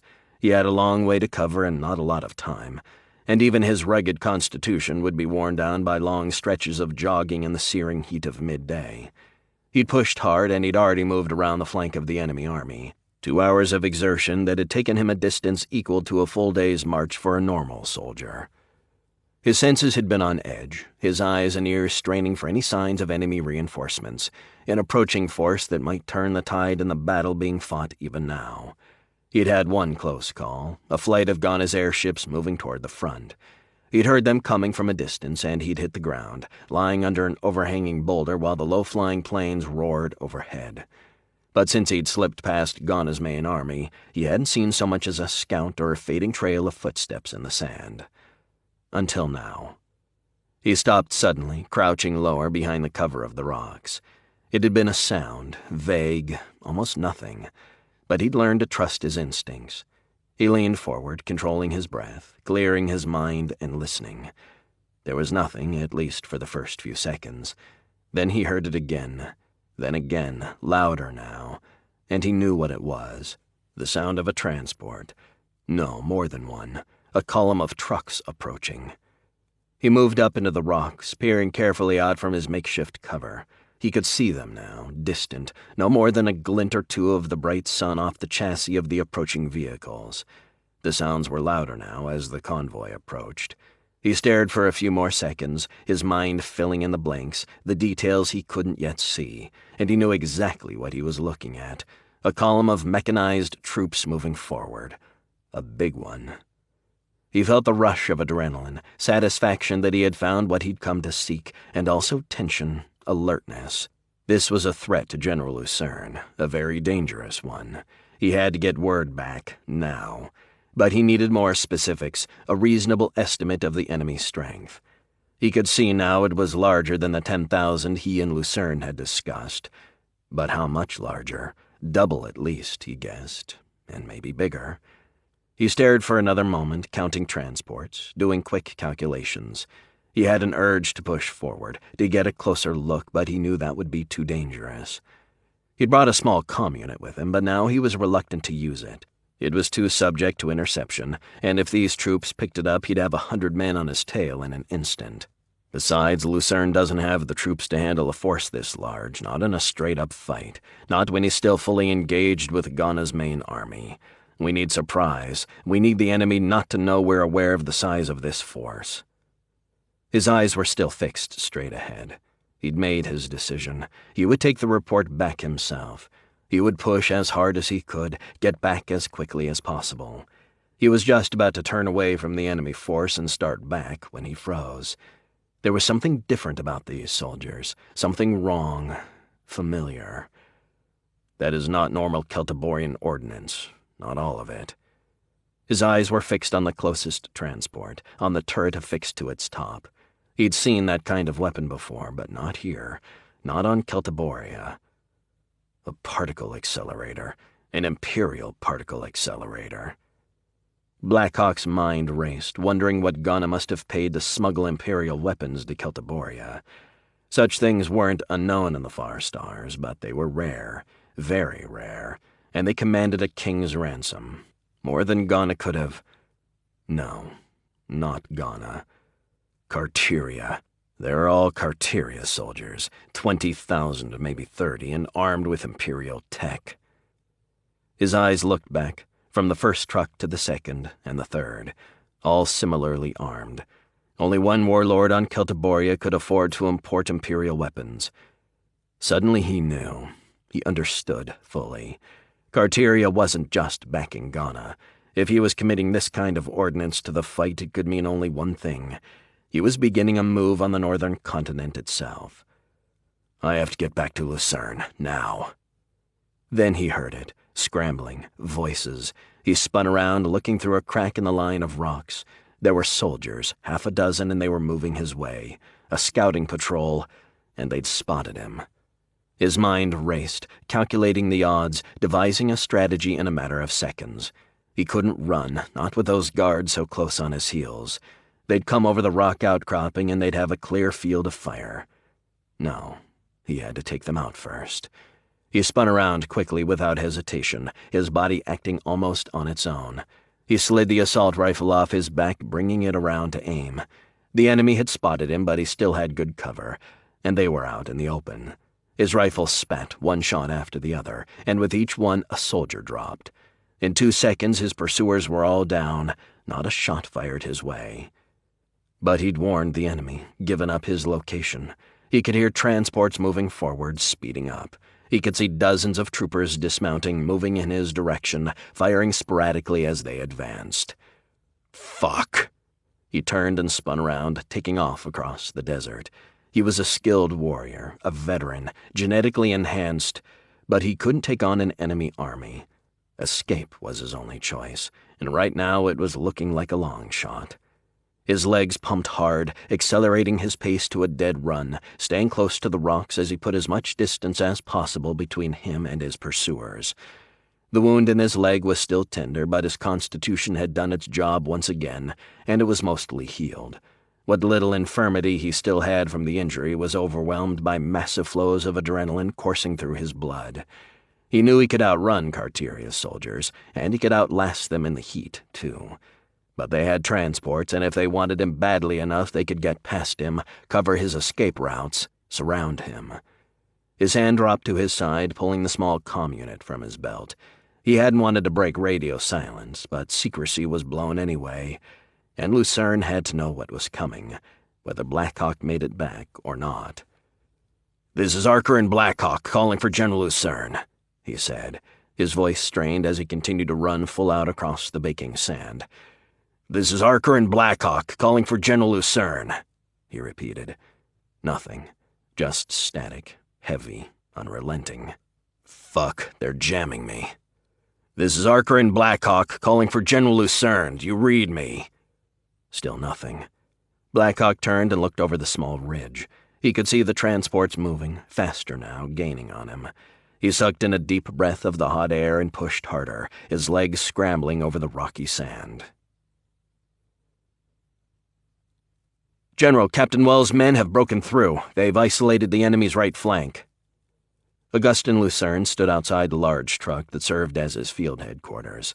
He had a seat inside the transport, even a small office. But he'd never been able to sit down at a desk when his troops were in battle. He'd led his first combats from the front, advancing at the head of the 1,000 retainers he'd inherited from his father. But those days were behind him, and even he had acknowledged that a modern army of tens of thousands of soldiers couldn't be effectively commanded that way. He needed information, a constant flow of it, and he needed it in a timely manner. His staff had to be around him with access to maps, databanks. He was responsible for the whole army, for the overall outcome of the battle, and gun in hand he could only lead a small force. While he was crawling in the dirt with a single battalion, the rest of his army would be on its own, effectively leaderless. Still, he always felt the guilt. Somehow it had been easier to accept the casualties when he had accompanied the men, shared the same dangers. That wasn't possible for him anymore, and he knew he'd only hurt his people through pointless bravado. But he still felt it. "Casualties?" Lucern turned and stared back at his aide. "Heavy, sir," the officer replied, then a pause. "Very heavy. He estimates 40% in his forward units." Lucern nodded, sighing softly, almost imperceptibly. He knew the cost of war, of victory, but he still didn't like it, and he was pushing his people hard, ignoring casualties to try to defeat Ghana's army before whatever Carteria sent here attacks us. Lucern hated trading lives for ground, losing more men to save a few hours, but there was no choice. "General, Major Quarn reports the enemy air forces are breaking off. He requests permission to pursue." Lucern paused, just for a moment. Then he said, "Negative, Captain. I need Quarn's squadrons to run strafing missions for the ground forces. It's costing us too much to do this a footstep at a time. The boys on the ground need air support." "General." "Yes, Captain, I'm well aware that Major Quarn's birds have an opportunity to crush Ghana's air forces, but the cost is the men on the ground. We've got 3,000 dead already, at least. I want those airships running ground support missions now." "Yes, sir." Lucern pulled back a little. He'd let his anger get away from him. Quarn had only been doing his job, and any of Ghana's airships that escaped and managed to rearm and return would be a problem. But he couldn't help but think of the losses Wells's people had suffered. His army couldn't take that for long, not across the whole field. No, they needed air support, and they needed it now. He'd worry about Ghana's regrouped and resupplied planes later. He turned and started walking back toward the transport. "General," he spun around. "What is it?" "I think it's Blackhawk, sir. He's very garbled, almost like he's being jammed." Lucern moved toward the captain, reaching out for the headset and slapping it on. Enemy, move, large." Lucern listened, trying to make out the words. His hand moved over the controls on the headset, trying to clear up the signal as much as he could. "Blackhawk, is that you? Do you read me?"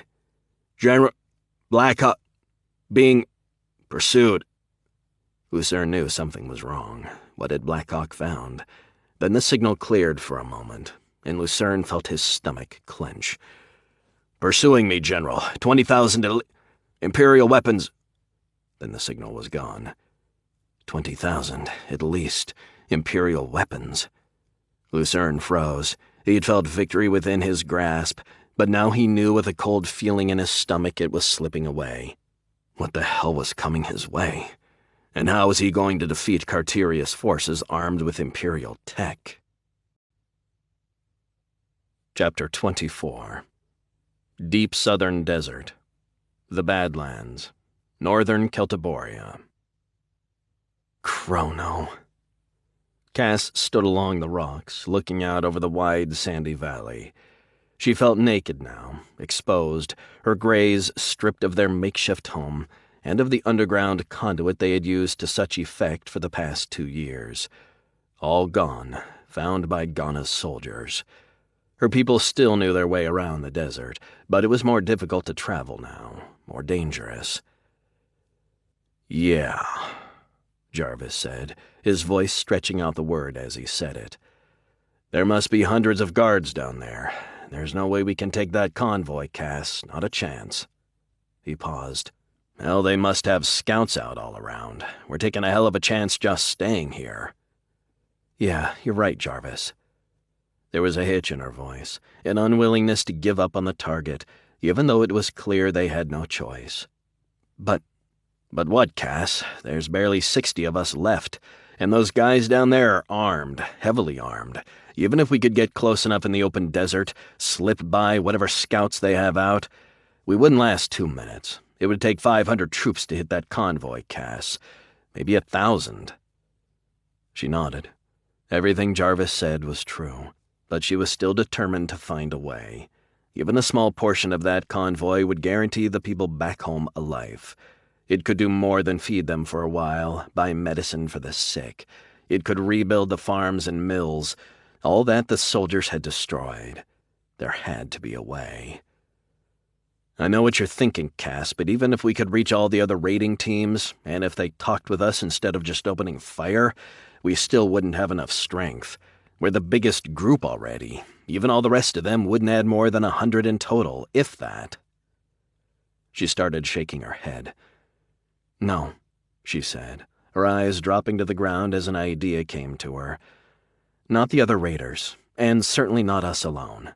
Her eyes snapped up to Jarvis's. Blackhawk. Jarvis returned her gaze for a few seconds, then he sighed. Cass, I know you became attached to Blackhawk, but what do we really know about him? You're talking about risking all of our lives on a desperate attack. Do you really trust him with everyone's lives? I broke out of Ghana's prison with him. I saw what he can do. But he's only one man, Cass. He doesn't have followers, an army. Cass stood unmoving, thinking. Blackhawk had been her lover, at least for a short time, and she felt affection for him. But she didn't know much about the man, that was true. Still, she had to trust her instincts, her gut, and that told her she could trust him. Not Blackhawk alone, Jarvis. He's with Lucern's army by now, and Lucern has thousands of men. You can't be serious, Jarvis said, his voice incredulous. You would trust a warlord? One of the monsters who ravaged the Galadan? It was a warlord's men who killed your father, Cass. Don't tell me you've forgotten that. No, she snapped, her voice heavy with anger for a moment. You know better than that, she added, calming down somewhat, but far from completely. You also know as well as I do that General Lucern never came through the Galadan, and by all accounts he is different from the others, more just.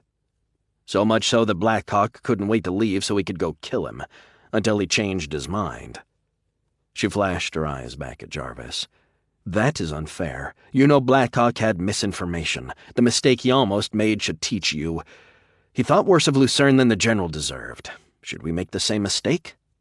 Cass, we came to the Badlands because you asked us to follow you, because you led us here, to save our families, to try to undo some of the damage that had been done to our homeland. And I have given you my loyalty, always. But to trust one of the warlords, or even Blackhawk? How much do we rely on his judgment? Cass reached out, put her hand on Jarvis's shoulder. My old friend, we cannot allow ourselves to be ruled by prejudices. The fighting here will end soon, no matter who is the victor. And when it does, we will be driven off. We will no longer be able to survive in the disorder created by the warlord's struggles. Do we stay, await destruction so that none of us returns home? Or do we leave, go back to the Galadan, to its ruined farms and poisoned wells, to see how long the supplies we sent last before we again watch our family starve? What if Lucern just has us killed? Their death sentences on all of us, after all. Under all of the warlords, I believe. He paused. It is time to ask yourself, Cass, how much do you trust Blackhawk, really? She stared at Jarvis. I trust him, Jarvis. You have to ask yourself, do you still trust my judgment? Of course, Cass. I've been with you from the start, but even if you trust Blackhawk, are you sure he is in Lucern's good graces, that he is able to intervene on our behalf, to convince Lucern to listen, and even when he does, to share the convoy with us and not just take two for himself and give us nothing but a bullet between the ears? No, Jarvis, I am not sure. I cannot be. But I intend to go to Lucern's camp to find Blackhawk. I want a share of that treasure convoy, Jarvis. I want to send enough home to truly rebuild the Galadan. But even more, I want it stopped, before it gets through the Badlands. You know that is blood money on its way to pay mercenaries, soldiers who could easily march across the Galadan to bring the hell of war back down upon us. We must see those transports intercepted, whatever deal we must make, with whatever devil, even Augustin Lucern. Jarvis didn't look satisfied, but he didn't argue with her any more either. He just stood silently, an unhappy look on his face. I want you to stay, Jarvis. I want you to take command of the Greys while I am gone. And if something goes wrong... No, Cass, I'm not going to let you go do this yourself. Please, she said, her voice soft. I have to do this. But I also have to know my people are okay. If I don't come back, you have to promise me you will lead them home, back to the Galadan. There will be nothing left here but war and death. Cass, His voice was soft, almost distraught. "Please, Jarvis, do this for me." He stared back at her. He looked as though he might speak, but then he just nodded.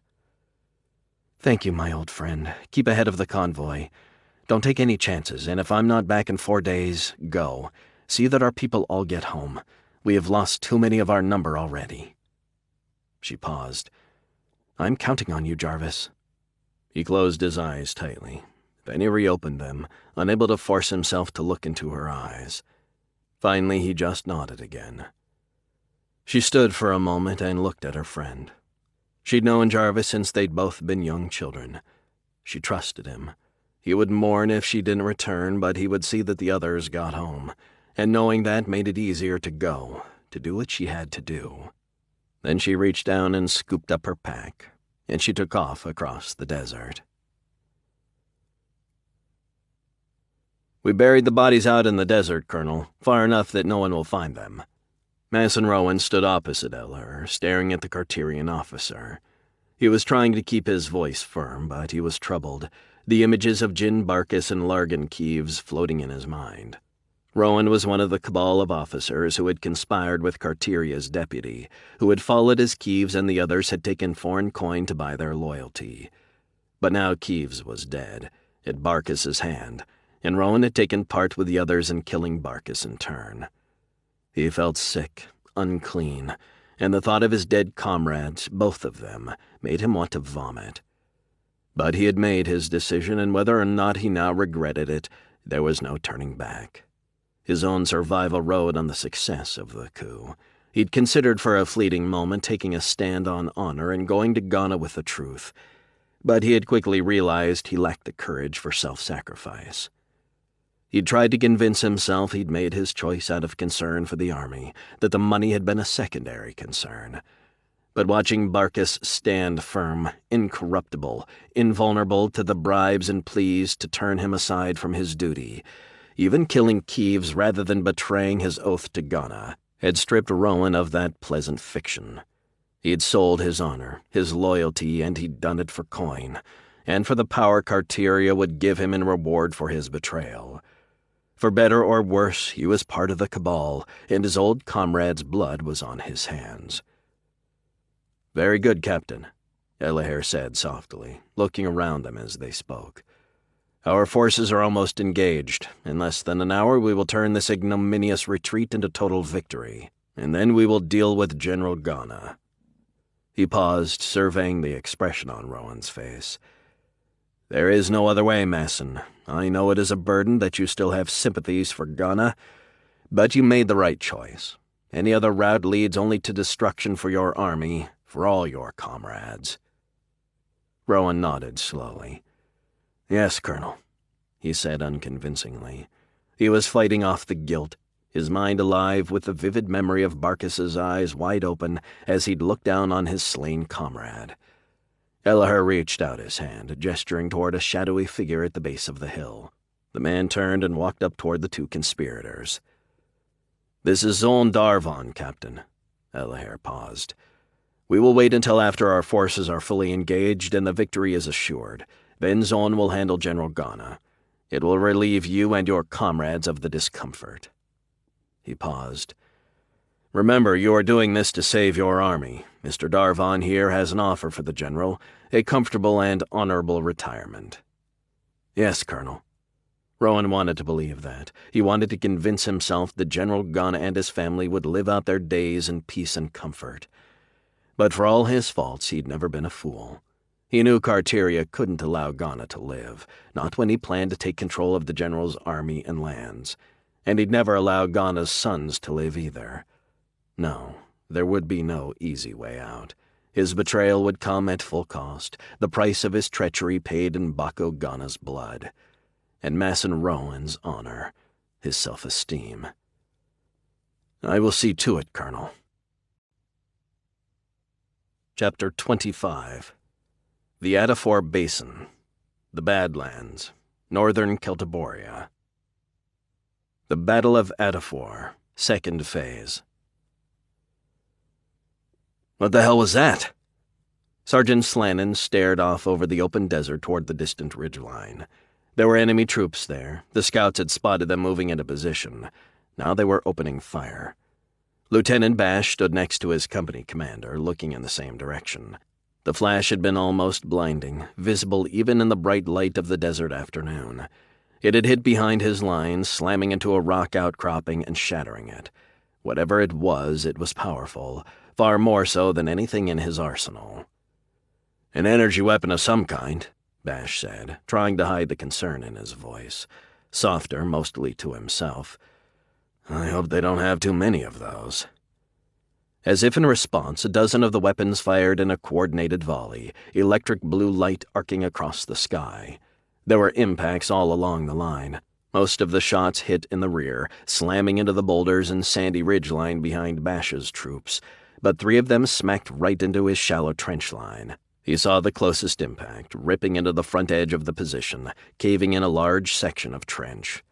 Soldiers were climbing out, disordered, pulling wounded comrades behind them.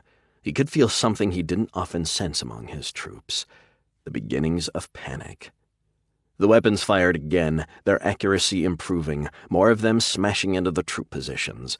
His comm was crackling to life, frantic reports from all along the battalion's front edge. Wherever these troops were from, they were better equipped than Ghana's men, that much was certain. Better than us, too. He snapped his head back and forth, looking up and down the line. Bombardments were always difficult to endure, hard on the morale that kept an army together.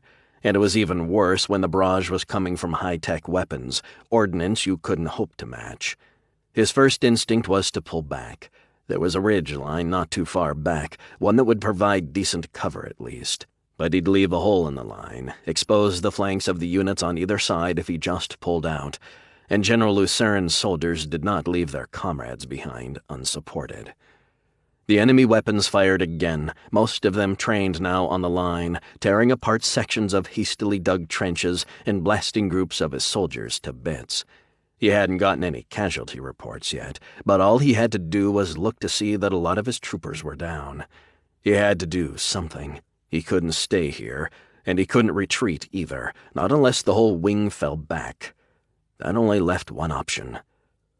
"Sergeant, get your company ready. We've got to take that position, now." "You mean charge?" Slannon was a hard nut, but even he sounded unsettled at the new enemy weapon, and even more so at Bash's idea of how to deal with it. It was unusual for a sergeant to be commanding a company, but Slannon was a rock-solid veteran, one of the 1,000, a semi-reverent name the Army had for the first retainers General Lucern had inherited from his father. It hadn't been exactly 1,000, of course, just under 1,100 in fact, and many of those originals had since fallen in battle. But Slannon had been there since the beginning, one of those dedicated non-coms who resisted advance to commissioned rank at all costs. General Lucern had humored Slannon's not uncommon eccentricity with regard to the rank insignia on his uniform, but he'd put him in command of a company nevertheless. "It's that or pull back." Bash didn't sound like he felt much better about his plan. "But those guns are opposite us, and we can't stay here and let them blast us to atoms. We've got to take them out." Slannon just nodded. "Yes, sir." He turned and raced over toward his troops. "All company commanders, this is Captain Bash." Another volley of the enemy weapons crashed along the line, including one uncomfortably close to Bash. He hunched forward, down below the lip of the shallow trench, belatedly taking cover. "We're going to charge that ridgeline and silence those weapons." He continued a few seconds later. "Whatever it takes." He reached around and pulled the assault rifle from his back. "In 20 seconds. Bash stared down the weapon, double-checking that he'd put a fresh clip in. 10 seconds. He took a deep breath. His mind was trying to be rational, logical, calculating the chances of his battalion getting across the open ground and taking out the enemy weapons before they were wiped out. But he stopped himself. The chances were shitty, and he knew it. But retreat wasn't an option, and standing along the ridge while those deadly arcs of light, he was fairly certain they were some kind of particle accelerators, ripped apart his trenches wasn't an option either. So whatever chance an attack gave his people, it was better than nothing. "Battalion!" he screamed into his comm unit. "Charge!" He threw himself over the edge of the trench, what was left of it at least, and he ran across the field. "We're getting reports all along the left flank, General. Units under heavy bombardment. Strange weapons, nothing we've ever seen before." A pause. Then, "Sir, Captain Bash ordered an assault along his sector of the line." "What?" Lucern spun around. Eli Bash was one of his most reliable officers, not one he'd expected to run off on some reckless attack without even asking for approval. "Call him back, Captain, immediately." "They're already there, General. It appears some elements have reached the enemy position. Estimates are in excess of 50% casualties in the assault, sir, and the survivors are engaged with the enemy forces right now." Lucern felt his stomach tighten. He could picture the scene. Bash's battalion was shattered, half its soldiers lying dead or wounded in the field between the ridges. Most of the rest were fleeing back, broken, running for the perceived safety of their own lines. But Bash himself and a few clusters of veterans would have reached the enemy position. They would have ignored fire, losses, pain. They would have run across the burning sands and scaled the low rocky heights to get to the enemy. And when they finally reached their objective, they would fight like hell. But they would be outnumbered, surrounded. Most of them would be killed or captured. A few might escape back the way they had come, pushing with all the strength they had left to get back to their own ridge before the enemy fire resumed and cut them all down. Lucern had seen it before in other battles, but no matter how many times he witnessed the tragedy, it hurt the same every time. "Sir, Captain Javers and Major Vasa request permission to advance in support of Bash's troops." There was a hint of hope in the aide's voice. The two officers commanded the units flanking Bash's battalion. "Shall I advise them they may—" "No." "General, Captain Bash and his—" "No, Captain. We have no idea what is positioned behind that ridge, no understanding of how many of these weapons they have or what else they might possess." Lucern's voice was firm, resolute. He understood his aide's point of view, he even shared it, but he knew better. An attacking force would suffer more troopers lost than Bash had left, and by the time the relieving force got there, most of Bash's men would be casualties anyway. Sending more troops would be a feel-good exercise, but not one that benefited the army. Lucern knew there were times it made sense to ignore the raw mathematics. A dangerous rescue operation, for example. But his left flank was already in trouble, and getting two more battalions shot to pieces would only further jeopardize the army. And we're already in plenty of jeopardy. His mind was working rapidly, and it was coming to a single dark conclusion. Carteria's making a full-scale move on the northern continent. There's more at stake than the Badlands, more than defeating Ghana. That had to be it. There was no one else on Celtiboria with the wealth and off-world connections to secure Imperial weapons, and Marshal Carteria was too capable a strategist to carelessly deploy the limited quantity of advanced tech he did have. If he had put his priceless weapons into the field, it was part of something big. Carteria might send Ghana money to manipulate events in the Badlands, but Imperial weapons were expensive, even for Celtiboria's most powerful warlord. Lucern knew it could only mean one thing. He's planning a move on the northern continent. It has to be. Controlling Badlands trade is a valuable prize, but not worth this kind of commitment. It has to be more. If he can take advantage of the disorder on the continent now, he just might bag the whole thing. And if he does that, nothing will stop him from conquering the entire planet.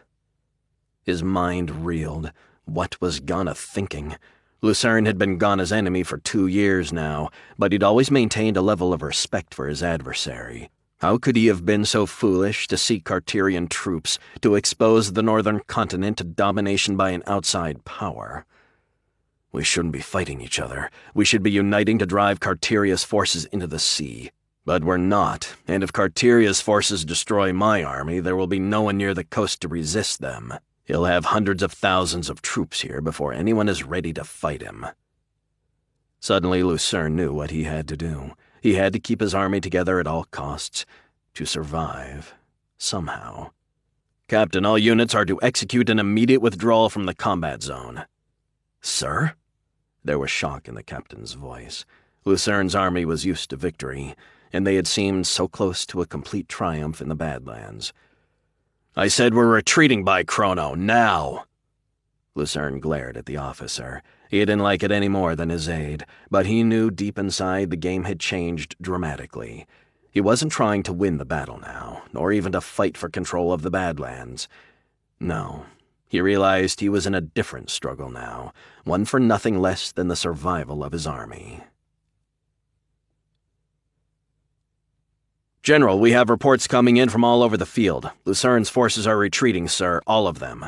Ghana nodded. "Thank you, Captain." Then a moment later, "That will be all." Ghana sat at his desk, staring down at his hands as the officer turned and walked out of the room. "The implements of your own destruction," he thought grimly, turning them over and looking at his palms. "You brought this about through your own failings, your foolishness. You could have shared the Badlands with Lucern, but greed drove you, pride did.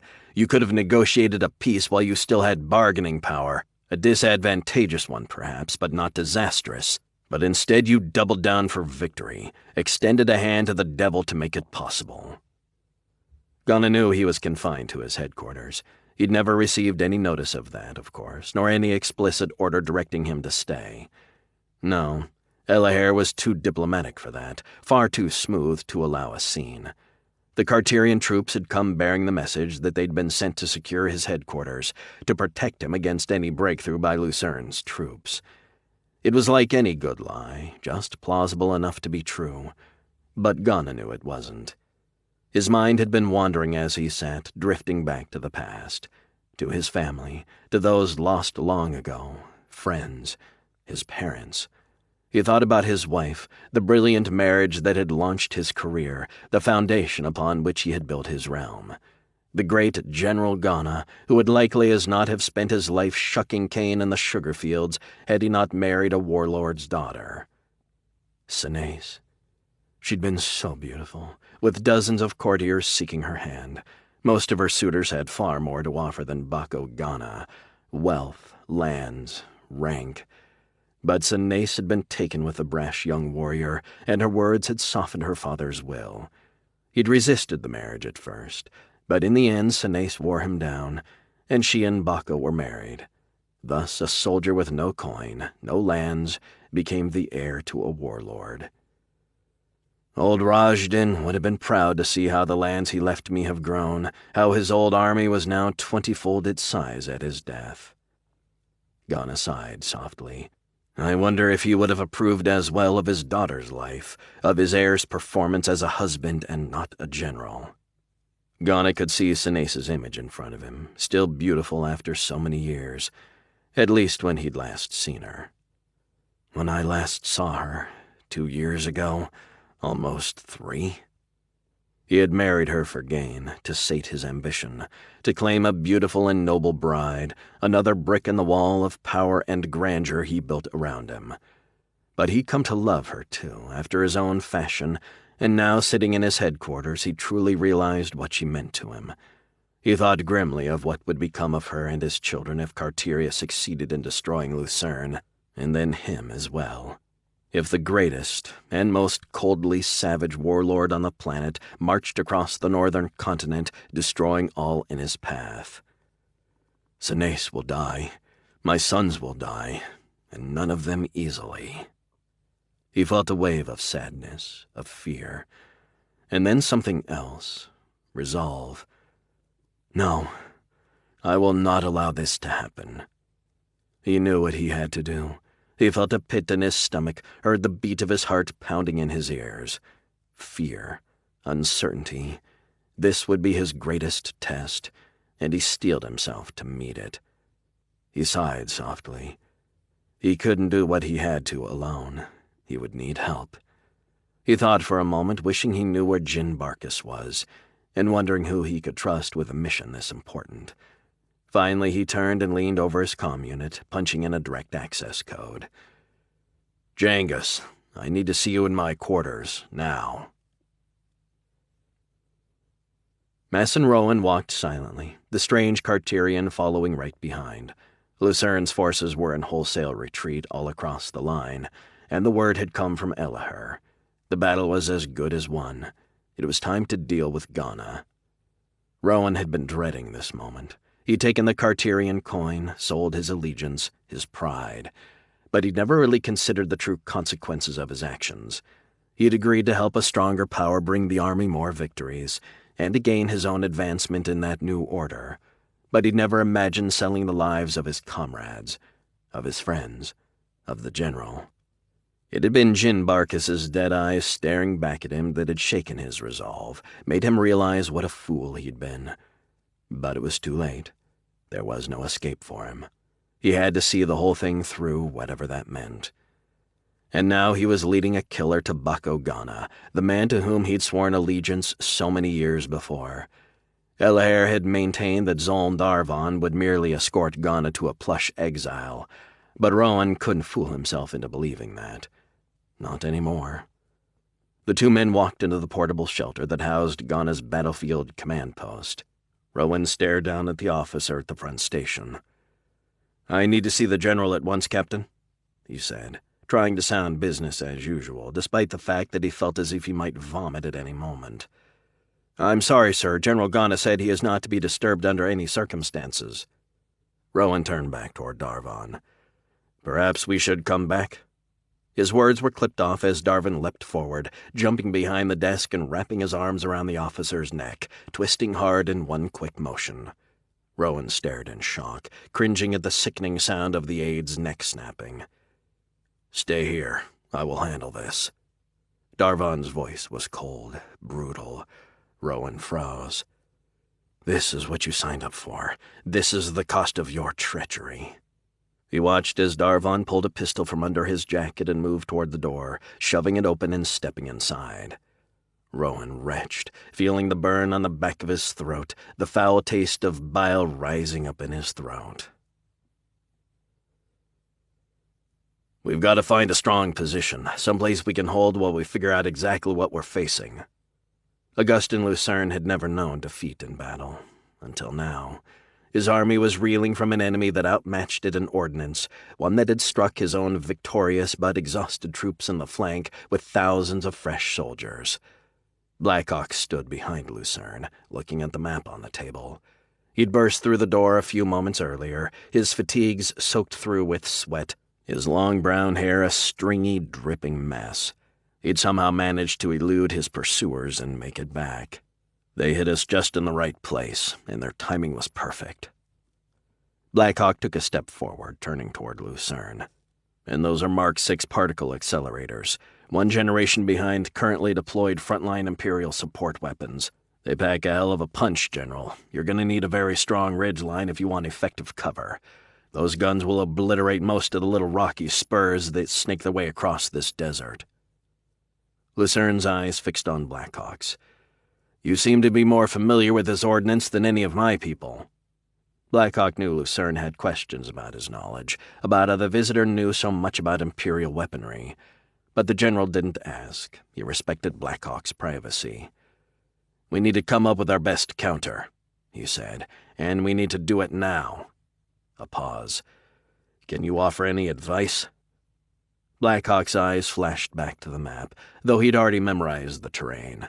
There was a ridgeline that looked like a promising position, but it was at least 2 days' march to the rear, and he just wasn't sure Lucern's people could get there before the enemy caught up with them, and cut them to ribbons in the open ground. "Make for here." Blackhawk pointed to the ridge. "What about the fortress?" Lucern looked down at the small star representing the castle he'd procured as his main headquarters. "Abandon it." Blackhawk knew his advice would be difficult for Lucern to follow, but he also knew what the general was facing. "Those Mark 6s will tear the fortress to rubble in half a day, General, and there's no solid cover near there." Blackhawk almost stopped, but then he continued.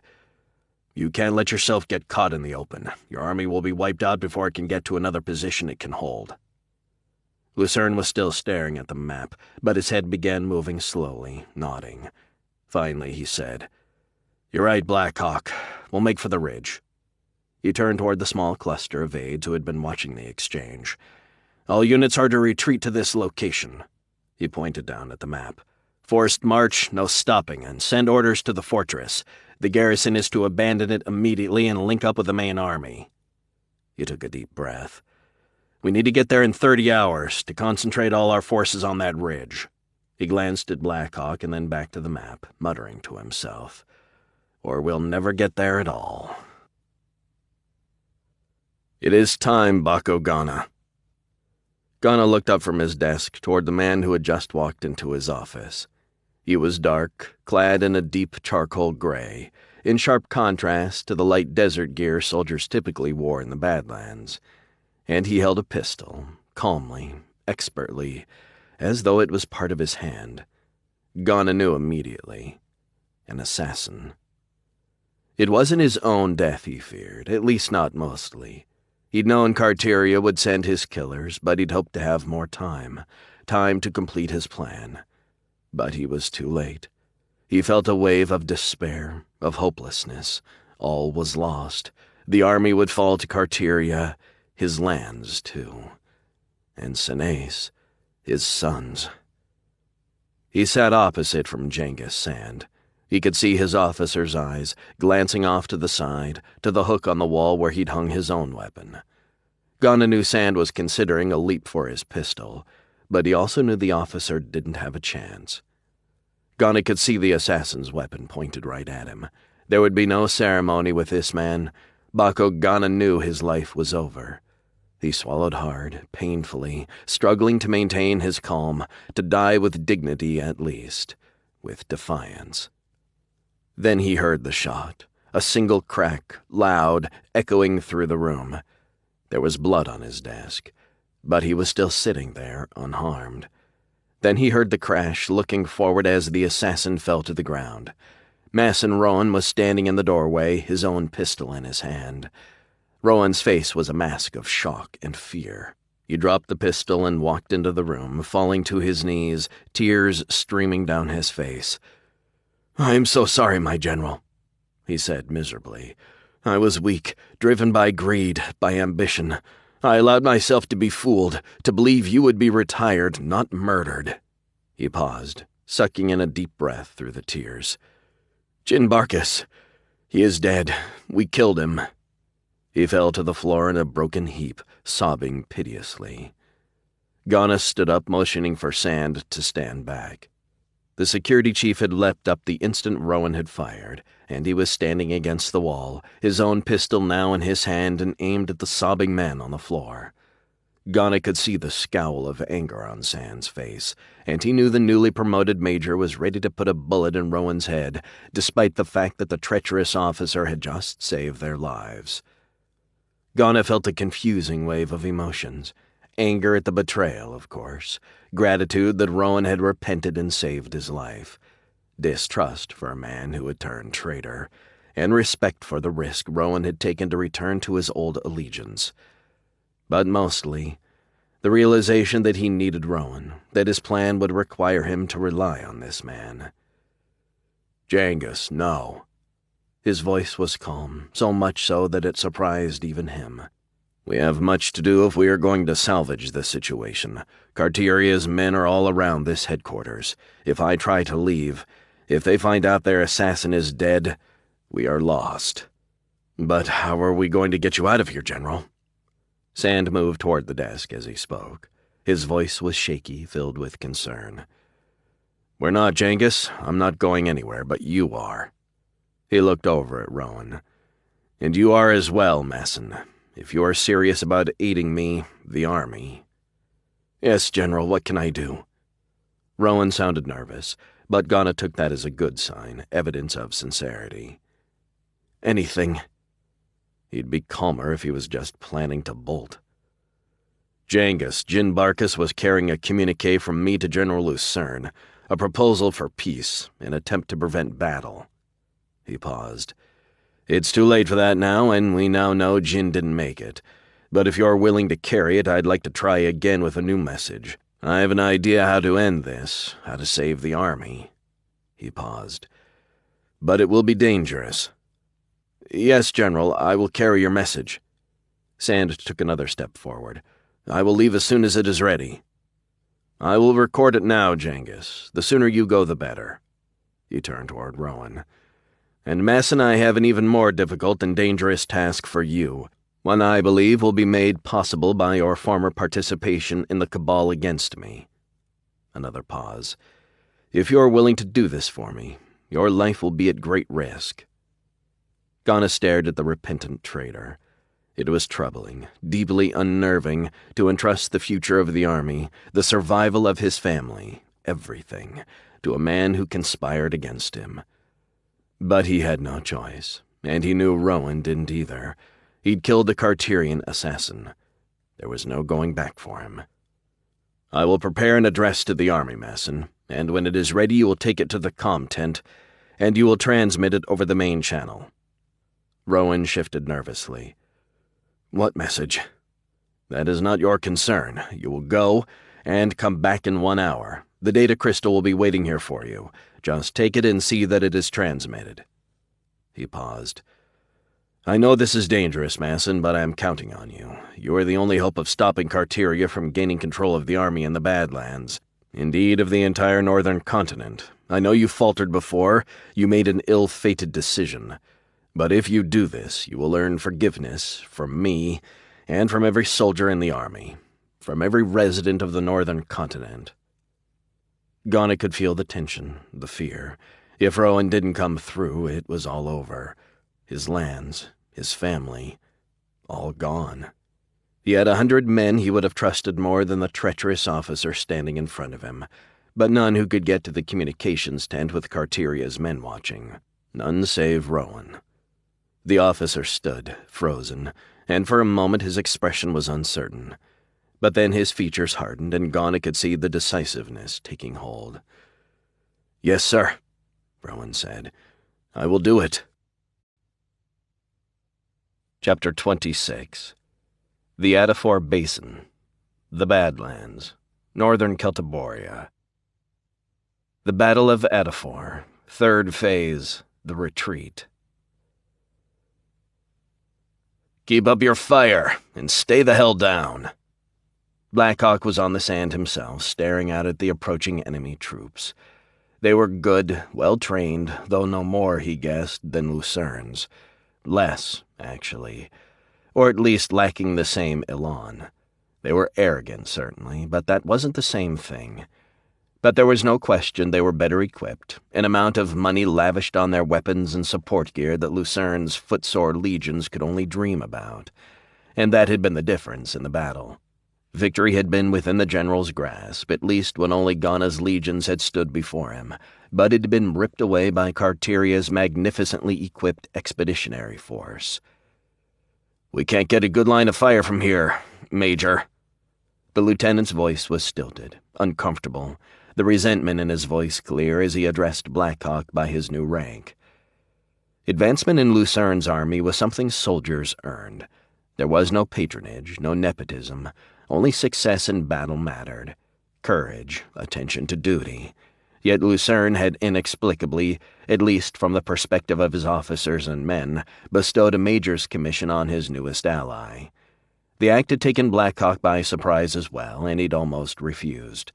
But then he'd realized it was an accommodation, not a long-term commitment. If Blackhawk was going to help the warlord extricate himself from this mess, he'd need some level of authority. Neither can they, Lieutenant, and their weapons are a bigger threat than yours. Blackhawk had volunteered to lead the rear guard, to buy whatever time he could for the rest of the army to get away. It was dangerous duty, but he knew if Lucern's people were going to have any chance, they needed his experience directing the holding force. He knew the enemy weapons, better than Carteria's men knew their own ordnance, he suspected, and he understood just what they could do to a disordered retreating army. Blackhawk had tried to think of a way to fight against the enemy's imperial weapons. If they'd been in the mountains, the jungle, anywhere but here, maybe. But the desert was too wide open. Save for a few rocky ridgelines, it was a perfect killing ground, a nightmare for a broken, fleeing army. He'd only come up with one idea. The Imperial particle accelerators were powered by small nuclear fuel rods, and the reloads were breathtakingly expensive. Even Carteria, with all his wealth, could only afford a limited number of cartridges, and Blackhawk was willing to bet he'd only committed a limited number to his northern continent expeditionary force. I want the squad assault guns set up and firing, Captain. Now. Blackhawk intended to buy time for Lucern's battalions to retreat, but he had another thought, one that was purely a gut play. If he could make the enemy burn through their Imperial ordnance, he could blunt the enemy attack, possibly even allow Lucern to reorganize his troops and counterattack. It was dicey business, guessing how many reloads the enemy had, but Blackhawk tended to follow his hunches, and the 400 soldiers Lucern had placed under him were about to get a lesson in how it felt to be commanded by a true madman, one far colder and more willing to spend their lives for victory than Augustin Lucern. And there was no question in Blackhawk's mind. His force was a target, one he would use to draw as much enemy fire as possible. Ghana was alone at his desk. Rowan and Sand had hidden the assassin's body in a supply room before they'd both gone. Sand had slipped away with a message for Lucern and Ghana's plea to move as quickly as possible. And Rowan had gone with instructions to come back in an hour. Ghana figured he had at least that long before anyone came looking for Zoln Darvan, and the army was committed, its orders clear, to pursue Lucern's retreating forces. He'd only needed a few minutes to record his address to the army, but he'd given himself the whole hour. It was a selfish decision, but he'd wanted time to think, to remember, to create another message, a private one, to Sinace, some things he'd wished he'd said long before, and a few words to his children. He could only hope his plan was successful, that his messages were delivered, that Lucern was victorious and heeded his plea to spare his family. He'd watched the recording he had made, the address to his troops, and then he placed the recorder on the desk, right where he'd told Rowan to find it. He wondered again how he'd ever gotten so desperate as to trust a traitor with something so important, with the survival of his army, his family, even the northern continent itself. But something inside told him Rowan would do what he'd asked. He glanced down at the desk again, scooping up the image of Sinace he'd set down earlier. It was an older photo, taken a few months after the birth of their first child. It had been a relatively peaceful period in his career, one that had seen him home for a far longer time than usual. As he looked back now, he realized it had been the happiest he'd ever been. Indeed, perhaps the only time he had been truly happy. He had felt the elation of victory many times, but now it all seemed pointless, empty. He had reached the end of that road, and now all he felt was a longing for those simpler days, to walk along the shoreline, to hold his wife's hand as they watched the waves. He closed his eyes, trying to remember the jasmine scent of her, the sound of her voice in the still of the night, but it had been long, and the freshness of his memories had faded. "I am sorry, my love, that ours wasn't a different life. I am sorry, my children, that you grew up without me there, that mine was a passing presence in your lives. Will you mourn me, truly?" His eyes glanced at the chronometer. 5 minutes left. It was time. He reached down, opening the desk drawer, pulling out a dark object. A pistol. He set it down softly, putting his hand on the switch to activate the recorder. "My beloved soldiers, I have told you what you must do, and I beseech you to carry out these orders. My last orders." He paused, looking into the camera. "As I tape this, I am a virtual captive in my camp, surrounded by Carteria's soldiers. I have already survived one assassination attempt, and it will not be long until another is made, or worse, until I am taken captive, used in some way to control your actions. I would not live that way, a prisoner, watching my soldiers yield to slavery in an effort to save me."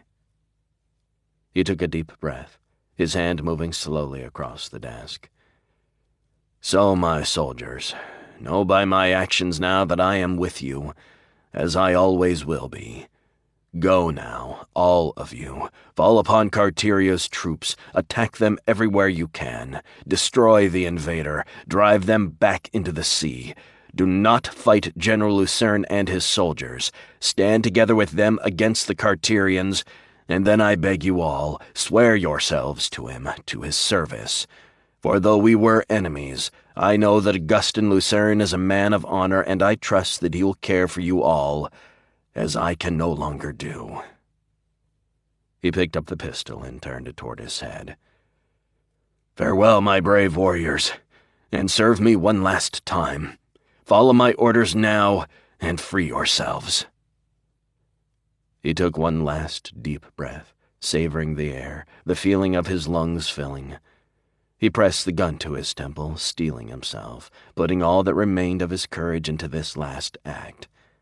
Then his finger tightened, and it was over. Bako Ghana was dead. Rowan walked across the sandy dirt track that formed the main street of the camp.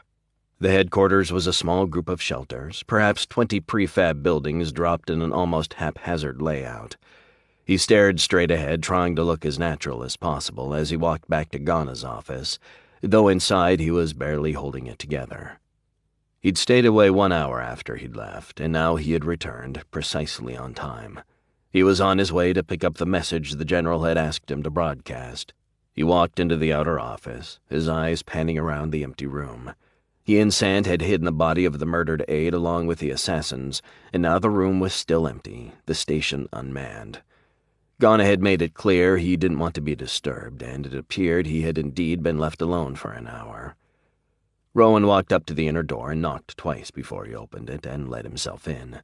His eyes panned the room, and it took an instant before they focused on the desk, and the dark form slumped over there. He felt a wave of panic as he saw it was Ghana, focused on the blood still pooling on the surface, running down in rivulets along the side of the desk. His first thought was that Elaher had sent another assassin, one who'd succeeded this time. He spun around, checking the room in a near panic, his hand dropping to his belt, pulling out his own sidearm. But there was no one else there, no sign of any struggle. He almost turned and ran, sickened at the thought of what had happened, but he looked down, noticed the pistol on the floor where it had fallen from Ghana's hand, and clarity came to him. The general had killed himself. Rowan was shocked, standing utterly still for a few seconds in stunned surprise. But then it began to make sense to him. He remembered Ghana's tone earlier, his words. He realized he had listened to the general, but failed to truly hear. Now he understood. This is what the warlord had intended all along. Of course, he thought. It makes sense. Whatever happens, he was never getting out of here. The Carterians are everywhere. There was no escape for him, only a chance for us, for the army. He felt a fresh wave of guilt.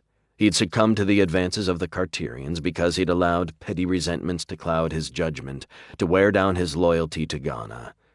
He'd been upset at the recent defeats, and he'd blamed the general for the humiliation, for the friends he'd lost in the fighting. He'd convinced himself he'd been denied a promotion he felt he deserved, and the Carterians had known just how to come at him. Ghana had lost his edge, they said. He was a danger to the army. It was time to force his retirement, to send him to comfortable pasture, for the good of his comrades. What a damned fool I was. He stared at the body of his commander, the man he'd served for half his lifetime. He remembered the feelings he'd felt years before, when he was young and his loyalty was new, not worn down by hard service and defeat. "I'm sorry, General. I will not fail you again." Rowan found himself invigorated, a feeling of urgency to see Ghana's last orders carried out. The guilt over his treachery had turned around, becoming a driving force now, filling him with determination. He had to do what he'd promised the general. He had to get Ghana's last message out, save the army from falling under Carteria's dominion. He reached over to the desk, pulling the data crystal from the camera. He turned, his eyes dropping to his fingers, red with Ghana's blood that had splattered over the device. He walked over to the wall, wiping his hand, leaving a trail of red behind as he did. His stomach was in turmoil, fear at the danger of what he must do, regret at Ghana's death, uncertainty over what would happen in the hours and days ahead. He took a deep, ragged breath, struggling to calm himself as he stepped into the outer office, and then a few seconds later into the waning light of late afternoon. He could hear the sounds of battle, fading now, distant. Lucern's forces were in full retreat, and Ghana's battered units that had been driven back earlier had rallied and begun to pursue. There were officers running about, the business of the camp in full swing. General Ghana had left orders he was not to be disturbed, but Rowan knew it was only a matter of time before someone entered his office shelter and discovered what had transpired, that Ghana was dead along with his aide and one of Carteria's operatives. When that happened, the shit would hit the fan, and Carteria's people would clamp down on the camp, take full control and arrest, or kill, Rowan didn't know which, the loyalist Ghanan officers and men. He hurried his pace, moving steadily toward the comm shelter. There were 2 guards on duty outside and an officer, Dow Fragus. The sentries were normal, but Rowan knew Fragus was one of the conspirators, obviously there to keep an eye on the communications center. He felt a chill, a ripple of fear running down his spine. "Okay. Keep cool. Fragus thinks you're one of Carteria's supporters. Just act like you have business in the comm center." "Dal," Rowan said, nodding as he walked to the door. "Masson?" Fragus's eyes moved over him. Rowan felt himself freeze, but he fought to resist, to move smoothly through the door. He knew Fragus had no reason to suspect him, but it took all he had to keep himself from shaking uncontrollably. "Are you okay, Masson? You don't look so good." Fragus had moved up right next to Rowan, and he was whispering into his ear. Rowan stopped, his stomach twisted into a tight knot. He was busted. "I know, Masson." Rowan forced back the bile, clenched his fists as he fought to keep his stomach from emptying its contents.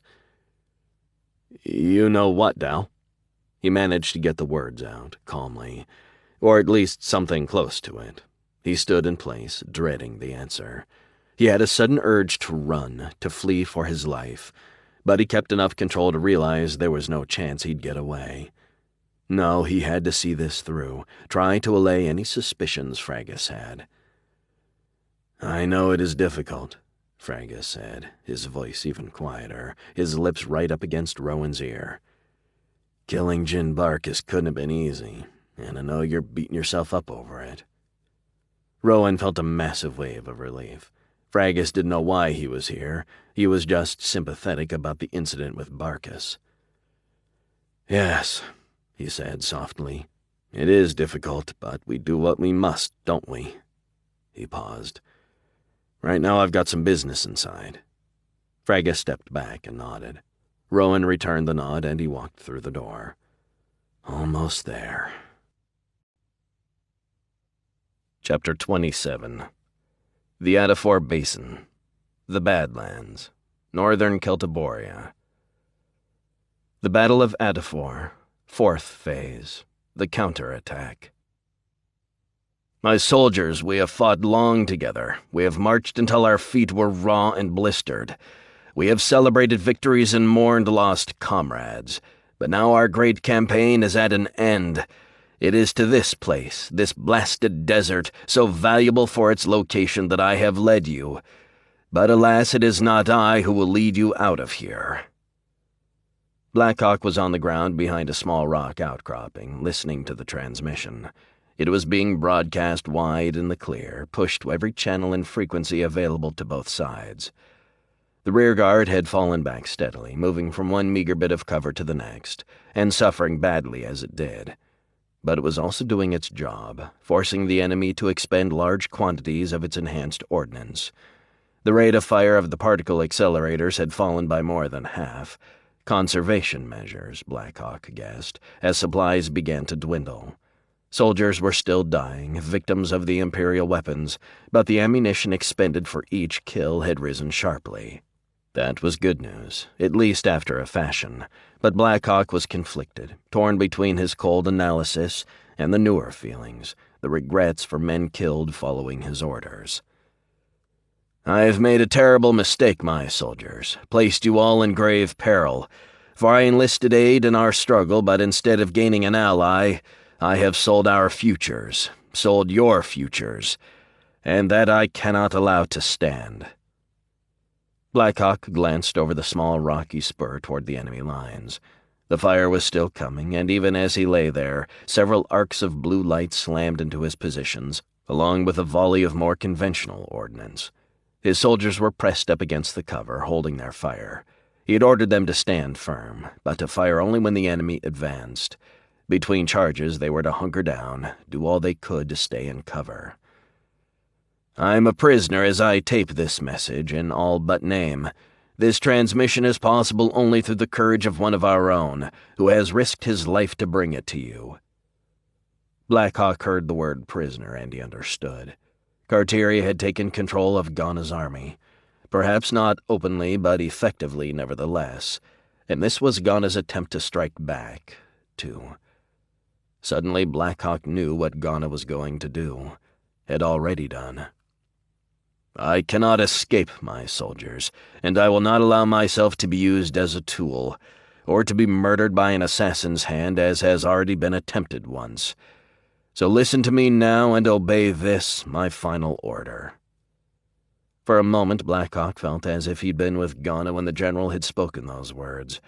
Ghana had never been anything to him, save perhaps an enemy. Not even, or the enemy of his new friend, Lucern. But now he understood. He felt the emotion driving the address, the raw defiance. Ghana would die before he would yield, and Blackhawk couldn't help but feel a wave of respect for the cornered warlord. "I have sent a communique to General Lucern, an offer of peace, and more than that, a request to him that he take all my positions and ranks, my lands and titles, my commands and my responsibilities. I beseech all of you, my beloved soldiers, to swear faith to General Lucern, to serve him as you have served me. Though he has ever been my enemy, he is an honorable man, and one I know I can trust to look after all of you." Blackhawk could see what was happening. He hoped Lucern was listening, that the general understood the opportunity he was being offered. The retreat had to stop, now. It was time to destroy Carteria's forces. Losses would be high, very high, but the victory was there, waiting to be plucked. If Lucern had the stomach to spill the rivers of blood it would take to win. "Attack, my soldiers, now! Fall upon Carteria's forces, fight them, take them by surprise. Attack in the flank, the rear. Fight, my brave soldiers. Fight as you have never fought before, and trust that General Lucern and his men will join you. Together you will save the northern continent. You will drive the invaders into the sea." There was a long pause, the transmission silent. Blackhawk knew Carteria's forces would try and block the signal, but he also suspected they had been caught by surprise, and that had given time for Ghana's words to reach his entire army, and Lucern's as well. "Goodbye, my soldiers. Do as I command. Win the future for yourselves. And now I will do all that I can, the only action left to me to ensure I can never be made a tool to use against you." Another pause. "I love you all, my brave warriors." Blackhawk knew what was about to happen, but he still found himself startled at the blast. Bako Ghana was dead. He also knew how Ghana's soldiers would react. Ghana hadn't been a match for Lucern, but the man had been no fool. His death would inspire his men, anger them. They would fall on the Carterians with unbridled fury, and if Lucern's forces stopped their retreat, returned to the fight, the invaders would be caught between two forces. Even their enhanced weaponry wouldn't save them. Blackhawk could feel something growing inside him, a calling, the drive of a feral beast. He pulled the small comm unit from his belt. "Major Blackhawk, calling General Lucern." His voice was deep, thick with focused rage. "Yes, Major." Lucern's voice backed the raw bloodthirstiness of Blackhawk's, but the determination in it was unmistakable. "I saw the transmission, and I received General Ghana's personal message. I've issued orders to halt the retreat. The army will attack." Blackhawk felt old feelings, drives he'd suppressed for the past few years, rushing over him like a tidal wave. They came from a dark place inside him, cold, emotionless, the mantra that had driven him for so long.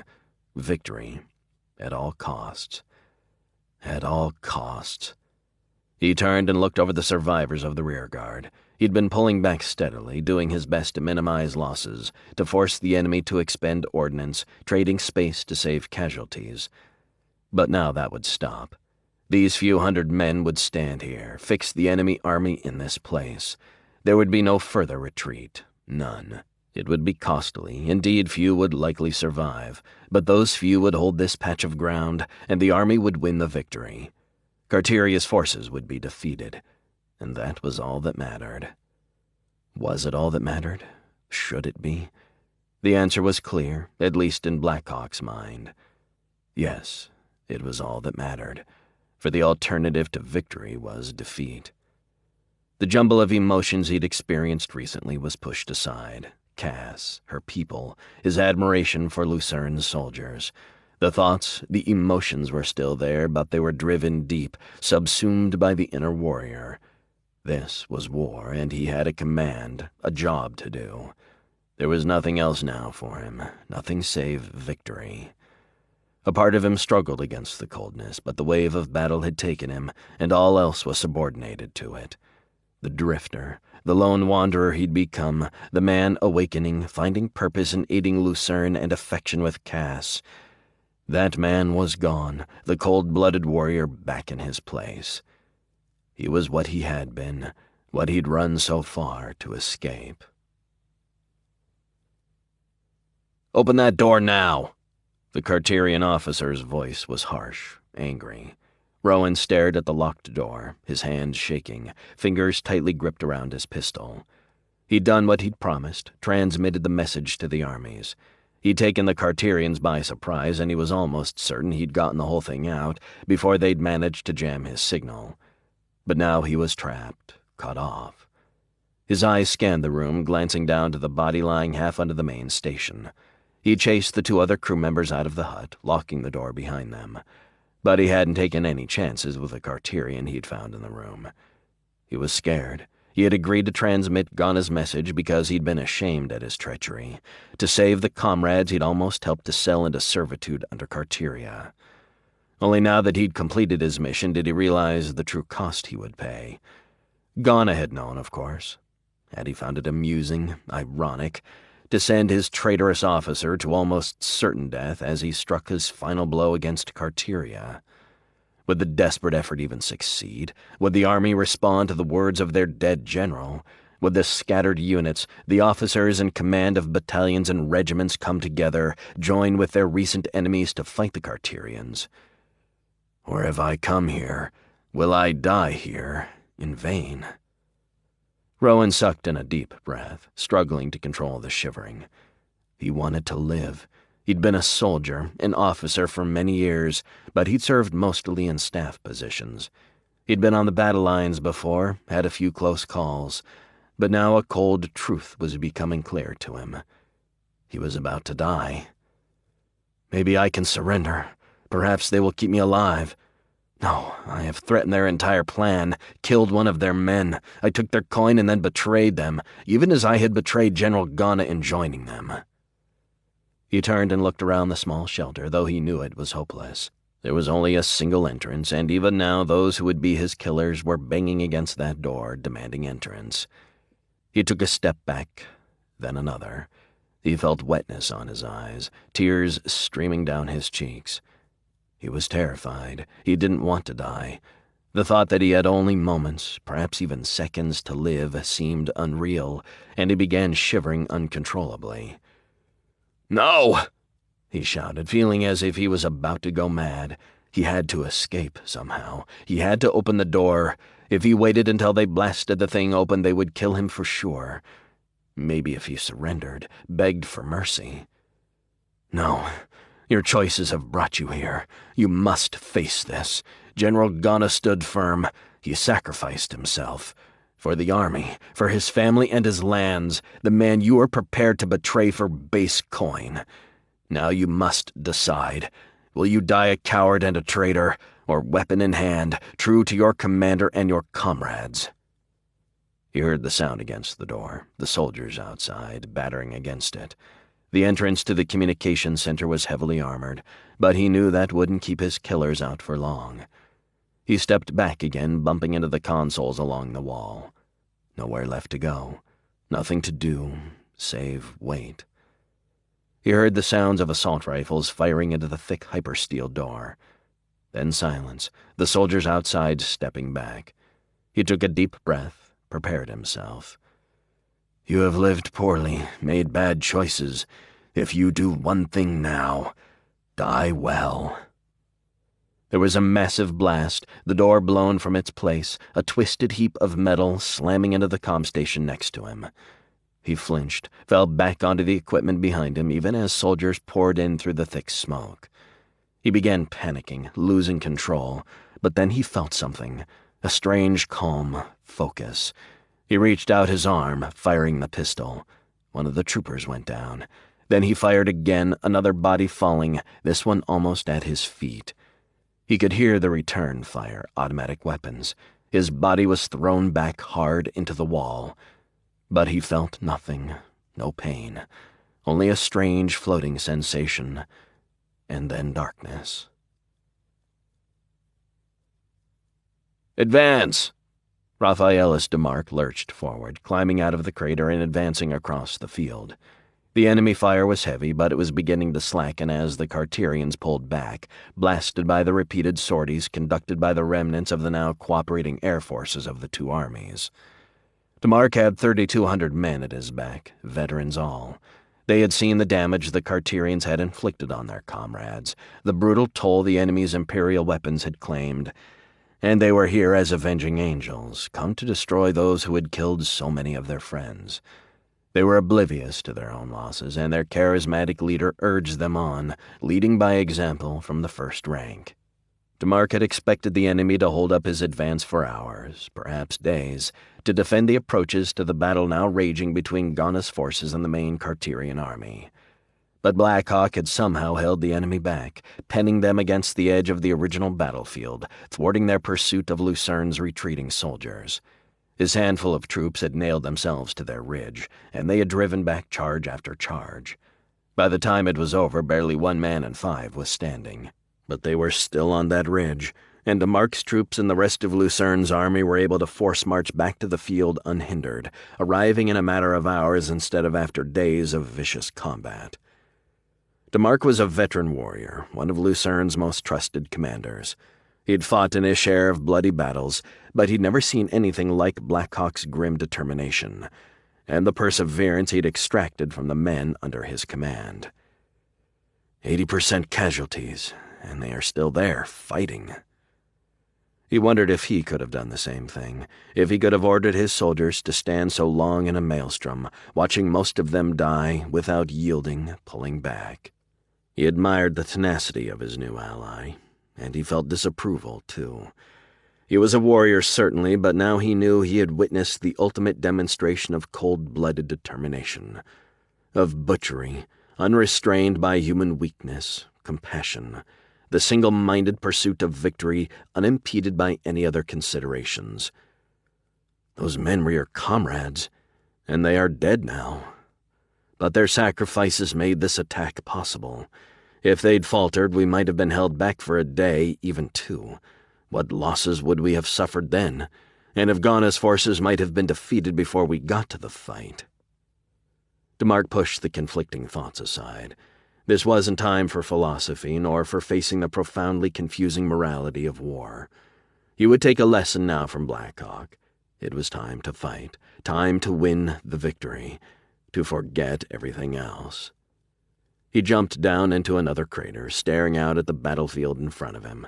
The Carterians were on the defensive, but they weren't defeated, not yet. The fire from the Imperial weapons had slacked off, barely half what it had been earlier, but he could still see the deadly arcs of light ripping across the field, killing his men, blasting vehicles to scrap. The particle accelerators had a longer range than his own autocannons, and that meant his men had to push forward and endure all the enemy could throw at them before they were able to respond. But now his units were coming into their own range, and he had 2 companies moving around the enemy flank, seizing a section of high ground where they could take the Carterians and enfilade. His eyes dropped to his scanner, noting the mounting losses as the casualty reports continued to come in. He tried to ignore it, to focus on the objective, and not on the thousands of men who would die, who were dying even now. He was conflicted, and he knew his thoughts were contradictory. He wanted to disapprove of Blackhawk, to be shocked at the coldness the stranger displayed in combat, his indifference to the suffering of his soldiers. But he knew there was more to it than that. They weren't fighting now for coin, even for strategic gain. This was a battle for the northern continent itself, to keep their homes free from Carteria's subjugation. It was a sacred goal, one worth the loss of every soldier in either army. He flipped at his comm unit, calling up the commanders of the flanking companies. "Guan, Tylan, are you both in position?" A second or two passed. Then he got the answers, one right after the other. They were ready. "Open fire." He flipped the comm unit to the wide channel. "All units, fire!" The flat area between the armies erupted, first DeMarc's autocannons opening up, 100 heavy weapons firing almost as one. Then the Carterians responding, their own standard guns joining in with the Imperial particle accelerators. The Carterians had a decent position, along a ridge with some natural cover. DeMarc's people would have been more in the open, save for the fact that the field itself had been the scene of fierce fighting the days before. There were craters, great rents torn into the ground, and his veterans used them all to great effect, sheltering from the enemy fire, leapfrogging forward from position to position. The battle raged on, and DeMarc's forces bled strength, hundreds killed as they moved forward, and more wounded, some carried back by the overworked corps of medics, but most left to live or die by themselves, alone on the field, hurt, bleeding, afraid. It was war, stripped of the glory, the pomp and ceremony, only the raw suffering and the determination it took to prevail. "Keep moving," he growled into the comm, wondering as he did how different he was from Blackhawk, from the coldness he'd been so ready to condemn a few moments earlier. He hurt for every man he lost, but he knew his loyalty was to Lucern, and the general needed his people to break through here, no matter what it cost. He lunged up out of the crater, crouched low, keeping the great mounds of displaced sand between him and the enemy positions as he moved forward. Forward. To the enemy. To victory. "General DeMarc reports the enemy is in full retreat. He is pursuing." "Very well." Lucern nodded. "Order the 8th and the 11th forward to reinforce the general." Lucern didn't have much left in reserve after releasing those 2 regiments, but he had an idea of the losses DeMarc had suffered driving so deeply into the enemy positions. He knew he had to keep up the pressure, and DeMarc's dwindling force was the tip of the spear. The Carterians were hurt, but they were still dangerous, and Lucern had no intention of allowing them to regroup, of throwing away the victory his soldiers had bought with their blood. "We're getting communications from General Ghana's units as well. They are also reporting the Carterians are fleeing." The aide turned toward Lucern. "And they are offering their allegiance, sir, just as General Ghana requested." Lucern sighed softly, turning and walking back to his chair, sitting down hard. He was tired, exhausted. The past few days had been like nothing he'd ever experienced, an all-out attack, followed by victory, then defeat. Then the death of his former enemy, and the army he'd fought against for over a year joining his forces, striking the Carterian invaders. "Advise all of General Ghana's units that we welcome them as friends and allies." Lucern had been stunned when he'd first received Ghana's message. His rival had made him his official heir, bade him take control of his soldiers, his lands. The general had asked almost nothing, just that Lucern take care of his family and his soldiers, that he look after the people in the areas Ghana had ruled. Lucern had expected a trick at first, but then Ghana's broadcast to his troops had come in over the comm. He had listened in stunned amazement, just like everyone else in his headquarters. Ghana had been his enemy, but there had been no hatred there. He'd always considered the rival warlord to be an honorable foe, at least to an extent. But Ghana's final act had impressed him, and he knew he would always remember the general with respect and honor, and he would grant his rival's final requests. Indeed, his foe had given him a great opportunity. Ghana had ruled over lands almost twice as large as he had. Lucern knew Ghana's bequest would triple his holdings in an instant, and give him full control over the badlands trade routes. It was a victory beyond anything he'd dared to imagine when he'd first come to the badlands. Assuming he could extricate his people, old and new. There was still fighting to do, Carterian refugees to pursue, defeat, and the battle had been a cataclysm. It had drained supplies at a far faster rate than he had expected. All the careful logistical preparations during the truce had proven grossly inadequate. His troops were low on supplies, on ammunition. The field hospitals were overflowing, running out of medicine. It would take everything he had to secure his position, to stabilize the situation, both in the Badlands and in Ghana's home territories. "We're receiving acknowledgments from General Ghana's commander, sir. They are accepting your offers of amnesty, of service." Lucern just nodded. For all the gains the victory promised, he was uncomfortable.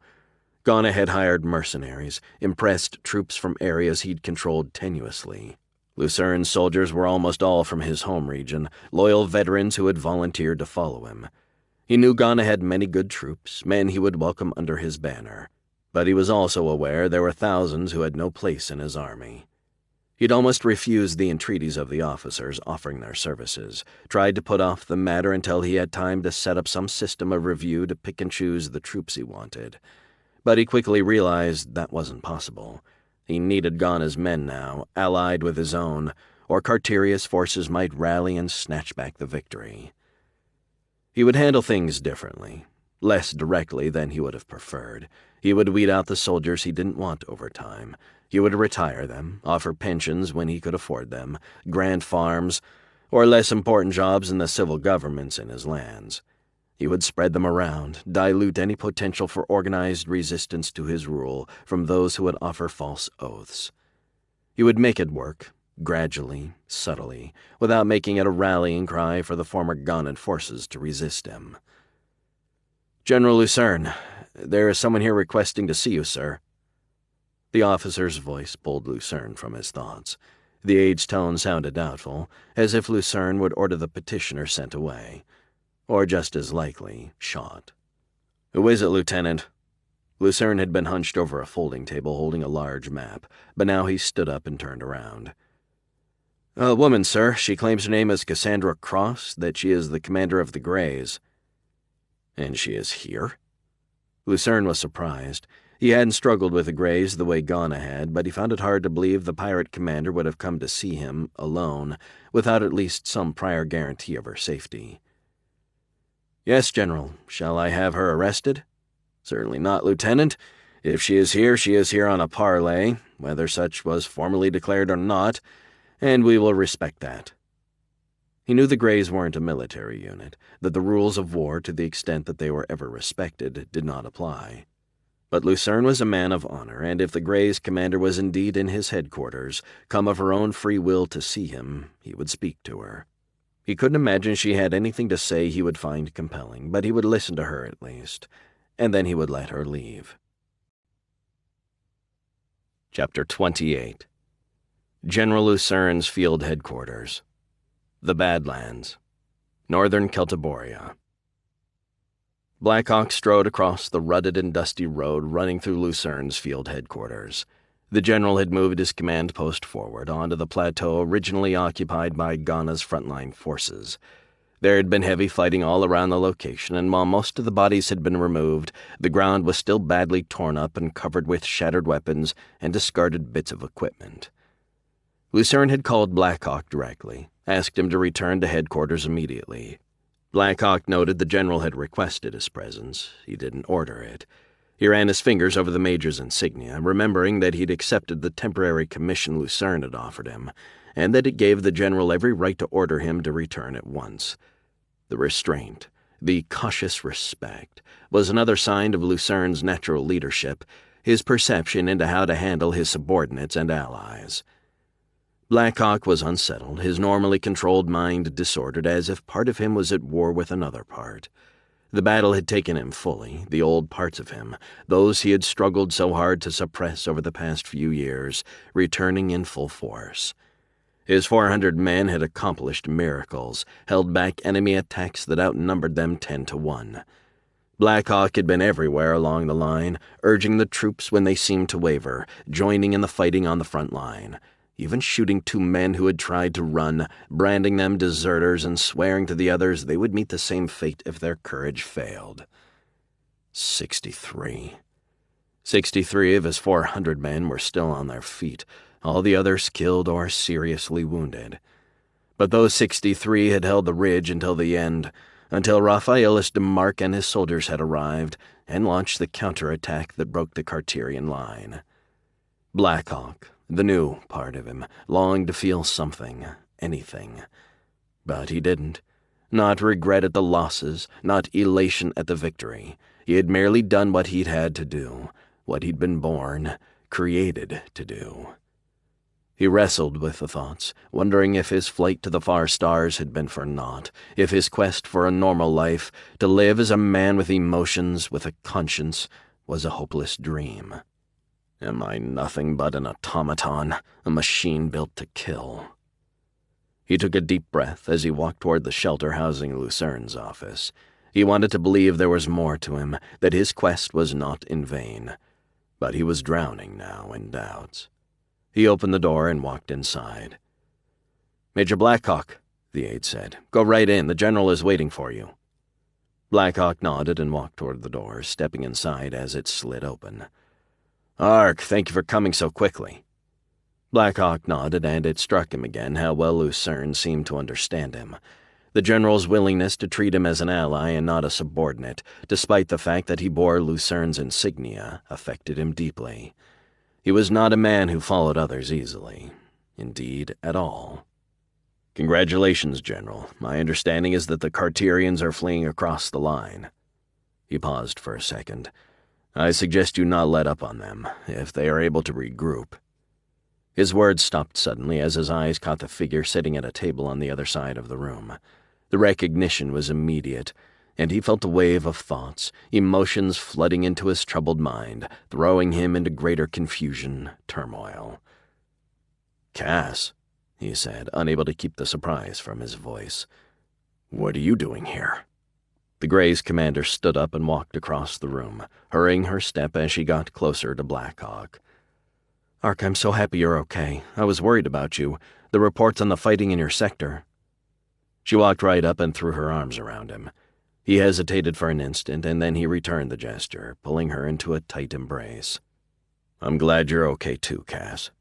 He loosened his grip and pulled back a step, his eyes finding hers. "But what are you doing here?" he repeated. There was an edge of concern in his voice, and his eyes darted over toward Lucern. A warlord's headquarters wasn't the safest place for the most wanted raider in the Badlands. "Don't worry, Ark," Lucern said. "Cassandra and I have had a long talk, and we've settled what differences we might have had." Blackhawk looked over at Lucern and then back to Cass. "You allied yourself with one of the warlords?" He couldn't keep the surprise from his tone. She nodded and smiled. "Leadership requires an open mind. I figured if you believed General Lucern was an honorable man, then I could give him a chance as well." "The Galadan will be under my protection, Ark," Lucern interjected. "Any who would march there, victimize its inhabitants, will find themselves at war with me as a consequence. The warlords in that area are all local powers. I do not believe any of them would wish to pick a fight with me, especially not after I absorb Ghana's lands. But the region is still in ruins, dependent upon the proceeds of the raids, and you will now control the Badlands trade. How can the Greys continue to support their people without being at odds with you?" Blackhawk couldn't see a solution to that paradox, and it made him uncomfortable. He wasn't used to being confused. "The Greys will stop their raiding immediately, Ark. They will be given a choice: return and help rebuild the Galadan, or join my army." "But how will the Galadan be rebuilt?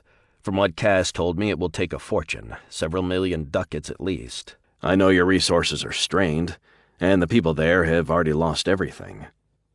"Cass has solved that problem as well, Ark, or at least offered a possible solution."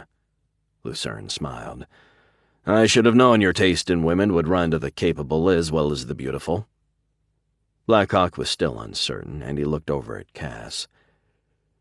"We will make one more raid, Ark," she said softly.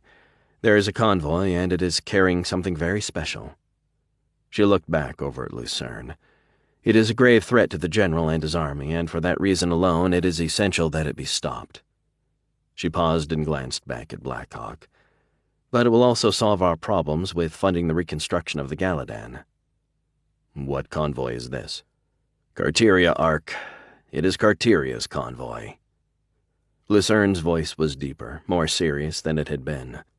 Cassandra brought valuable intelligence with her, crucial information. Indeed, she may have saved the army." Blackhawk glanced at Cass and then back to Lucern, but he remained silent, listening. "One of Cassandra's informants in the River City sent word that all of the mercenary companies have been hired. All of them. With no information, we could be sure that was Carteria. No warlord on the northern continent could afford such a mobilization. The convoys the Greys found contained silver, hard currency to pay the mercenaries, 40 million ducats." Blackhawk understood immediately, and he started to nod. "We will have to move quickly, or the convoy will get through, and Carteria's beaten forces will be reinforced by more than 100,000 veteran mercenaries." Lucern stared at Blackhawk, a deadpan expression on his face. "And then we will be defeated, driven from the badlands and destroyed far from home." Lucern's tone was deadly serious now. "How strong is the convoy? It must be heavily protected." "Hundreds of soldiers, Ark," Cass said.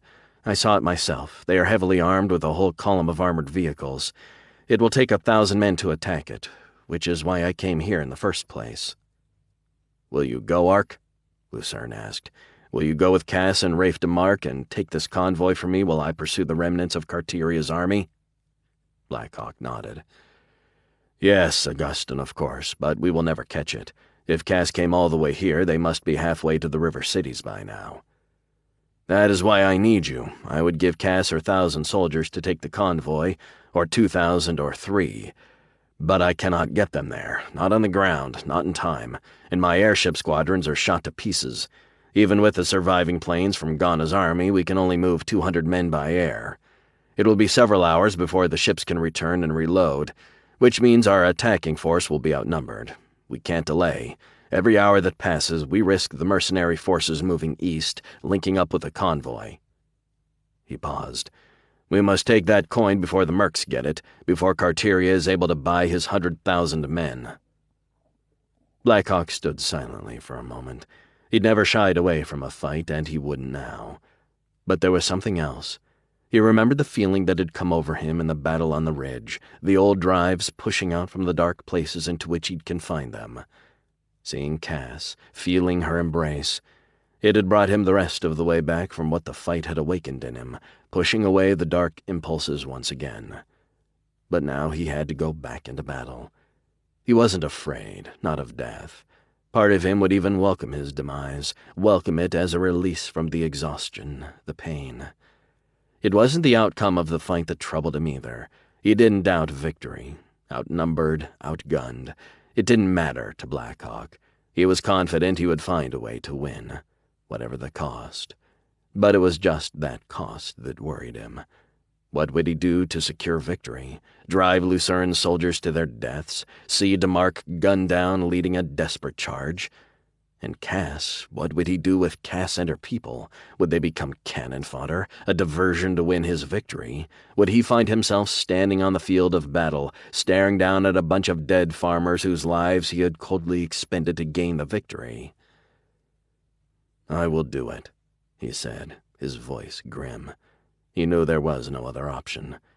He was exhausted, his body crusted with dried sweat and dirt from the field. His leg was mostly healed, but it still throbbed, and he was covered with cuts and scrapes, the wear and tear of a vicious fight. He'd been in the thick of the fighting for 3 straight days, without rest, with hardly a gulp of water and a bite or two of food. But there was no time to waste, none at all. "But we cannot waste time. We must go, now." Lucern nodded, clearly feeling guilty about sending Blackhawk back out again so soon. "Thank you, Ark. The planes are ready to go, and Rafe DeMark is gathering the first 200 men. They are the best of the best, Ark, my oldest veterans." He paused. "Take good care of them. We'll get the convoy, Augustin, whatever it takes." Lucern had done his duty, expressed concern for his men, but Blackhawk knew the general understood as well as he did. Nothing was more important than taking that convoy before it reached the mercenaries, whatever the cost. He turned. "Cass, you don't have to go. You did enough bringing us this news. Stay here. This is liable to get—" Blackhawk paused. "Ugly. Please stay." Don't you tell me to stay behind, Archer and Blackhawk. General Lucern has promised 2 million ducats from the convoy to rebuild the Galadan, and I have promised all the Greys can do to help, and nothing is keeping me from this mission." Her voice was tinged with anger, but mostly it was determination Blackhawk heard in her words. He sighed softly. He turned toward Lucern, and for an instant he considered asking the general to keep her behind, making her safety a condition of his own involvement. But something stopped him. He was fond of Cass, and he wanted to protect her, to keep her out of the bloody fight he knew was coming. But she was right. He had no place keeping her from this struggle. The battle would save her people, both the Greys and the farmers back home. It was all she'd left the Galadan to achieve, and if it was successful, she would have saved her homeland. He had no right to try and keep her from this fight, however much he wanted to. "Okay, Cass, but promise me you will be careful. These are probably good troops we'll be facing. This is going to be a tough fight." "Don't worry about me, Ark." He looked over at her and forced a smile. He'd left her once, when he'd come to find Lucern, but now he wondered how he would do it again. He was still trying to understand his emotions, struggling to grasp how he felt, and how to combine those feelings with reason. Archer Blackhawk was a 34-year-old man, a veteran warrior, a genetically enhanced killing machine. But he was newly born in many ways as well. He fought to manage the new feelings, the stimuli he hadn't had most of his life, not until he'd broken his conditioning. And as he pushed through it all, he was trying to understand one thing especially. He had strong feelings for Cassandra Cross. But did he love her? Did he even know what love was? He looked at her and nodded, saying nothing. He hated the idea of letting her come, but he knew he couldn't stop her. She had a right to be there. Chapter 29. Deep Southern Desert. The Badlands. Northern Celtiboria. Blackhawk jumped out of the airship's hatch, rifle in hand and 20 of General Lucern's best veterans behind him. He felt his feet slam down on the sand, and he lurched forward immediately, running toward the line of rock outcroppings ahead. It wasn't much cover, but it was something, and it was the only thing but open desert for 2 days in either direction. He'd ordered the airships to circle for almost an hour until the convoy reached that location. That meant a delay before reinforcements would arrive, but Blackhawk wanted that cover. If his people could take out enough of the defenders from that vantage point, maybe he could even the odds a little. "Let's move! To the rocks! Grab some cover and then open fire!" He was shouting back to his small group, but also yelling into his comm unit to the soldiers jumping from the other airships.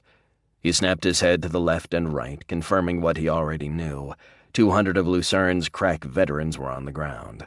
The battle for a fortune in coin, for the control of an army of mercenaries large enough to turn the tide in the fight for the northern continent, had begun. He'd wanted to keep Cass close to him, imagining that he'd be able to protect her somehow, keep her safe. He knew there hadn't been much truth to that hope. The battlefield was a dangerous place, but the urge had been strong anyway, and ultimately futile. She wasn't there. She was on the far side of the convoy with one airship full of Lucerne soldiers, linking up with the rest of the Greys. Her people had been shadowing the convoy since they discovered it, staying just outside the perimeter the enemy's scouts patrolled. There hadn't been a doubt what Cass would do, that she would go and link up with her people, lead them into the fight. She hugged Blackhawk and gave him a passionate kiss, and then she walked away and boarded a different airship. Blackhawk had almost followed, gone with her, but he knew he had to be with the main attack. He would do more to protect her by ensuring the outnumbered force prevailed in the fight. He ran up to a large boulder protruding from the sand and peered carefully around the edge. There was some fire. The convoy guards had heard the airships, and they deployed to face the attack. He watched them move, and he knew immediately. Those are crack troops. He pulled his rifle around and aimed it toward the convoy. They were too far out for reliable aimed fire, at least most of his troops were. Blackhawk stared down the barrel, targeting a man in an officer's uniform. Crack. His rifle spat and the soldier fell, clutching at a gruesome neck wound. The return fire was light, but it was increasing in intensity as more guards rushed to the threatened area. Still, things were going well so far, At least a dozen of the convoy troops were down already, and Blackhawk hadn't seen a casualty among his men. That won't last. He fired again and again, 2 more hits. He glanced down the line. His troops were all along the rocky spine, crouched behind the stones and perched atop the larger outcroppings. They were firing steadily, but the convoy guards had fallen back, taking cover behind the trucks. The fight raged on for at least another 10 minutes, Blackhawk and his troops taking a steady toll on their enemies. But the bloodless fight was long over, and at least 4 of the attackers were down now, 2 dead for sure, the others badly wounded. Blackhawk suspected his losses were higher, but half of the platoon leaders were reporting to DeMarc. He kept firing, picking his shots, now shooting as often to suppress enemy fire as to score hits. Then he heard the sound overhead, the last 2 armed and operational ground attack craft in Lucern's army. They were out of bombs, but their autocannons were fully loaded, and they came screeching down from the sky like deadly birds of prey. Their weapons opened up, spat death on the defenders as they raked the enemy positions and shot up the transports. Blackhawk knew the air attack was limited, that a single strafing run by 2 planes would fall far short of destroying a force of 500. But the attack had a different purpose, and as he watched the disorder below, he knew the pilots had done their part, scattering the defenders and pulling their attention from the infantry threatening them. It was time. "All units, forward now! Charge!" He leapt from behind the stones, running hard over the small rocks and then the sand. The enemy fire was slow, sluggish, their formations distracted and disordered by the air attack. But Blackhawk knew they were good troops, and his chance to close would be brief. If his people delayed, even for an instant, they would be caught in the open by the full firepower of the defenders, and that would be the end. He fired as he ran, shooting small bursts all across the enemy position. "Fire!" he yelled into his comm. "Suppressing fire! Keep them pinned!" He heard the volume of the assault rifles pick up all around him as he ran. He was halfway there. In another few seconds it would be a close-range fight. He saw a soldier fall off to his right, then another, and one to the left. The enemy had been hard hit by the strafing run, but now the soldiers were reacting to the charge. They resumed their fire, slower and more ragged than it had been, perhaps, but deadly enough to soldiers running in the open. Blackhawk had known the mission would be a costly one, and now he was seeing that firsthand. But there was nothing to do, nothing but continue onward to fight to the end. "Forward!" he screamed again, pushing his legs, running out in front of the formation. It was a reckless move, but he knew Lucern's men didn't know him. They didn't trust him as they did their longtime leaders, so he would motivate them the old-fashioned way, gun in hand, out in front. He began aiming his fire as he got closer, targeting the enemy troops closest to him, picking off any of them reckless enough to peer around from behind one of the transports. "Fire, men, and forward! Take the convoy!" "Cass, this is suicide." Jarvis was right behind the Grey's commander, and he reached out and grabbed her shoulder. "We'll be wiped out." Cass and Jarvis had watched the strafing run, and they'd been listening to the sounds of the fighting down below. She knew Blackhawk would be in the battle already, and it was almost time for her people to hit the engaged enemy from the other side. "This is why we're here, Jarvis," she snapped back, her intensity sounding almost like anger. "General Lucern's men are fighting, and it's our job to hit the enemy in the rear while they are fully engaged." "Is this even our fight, Cass? What do we care who hires mercenaries? Who controls the northern continent?" There was bitterness in Jarvis's tone, the anger of a man who had buried both parents and a sister after the warlords had ravaged the Galadan. "You'd better care, Jarvis. You came here with me to save our people. I know the losses you suffered, my friend, but we can't let ourselves assume the warlords are all the same just because we're angry at what happened. They are not the same, and if Carteria comes to this continent, we will see firsthand the difference. I also would have the Galadan independent, free of all of them if I could, but that won't happen, Jarvis. It's not something we can attain, and Augustin Lucern is by far the best option. He promised me 2 million ducats from the convoy, enough to rebuild every farm in the Galadan." "And you believe him? You trust him?" She paused.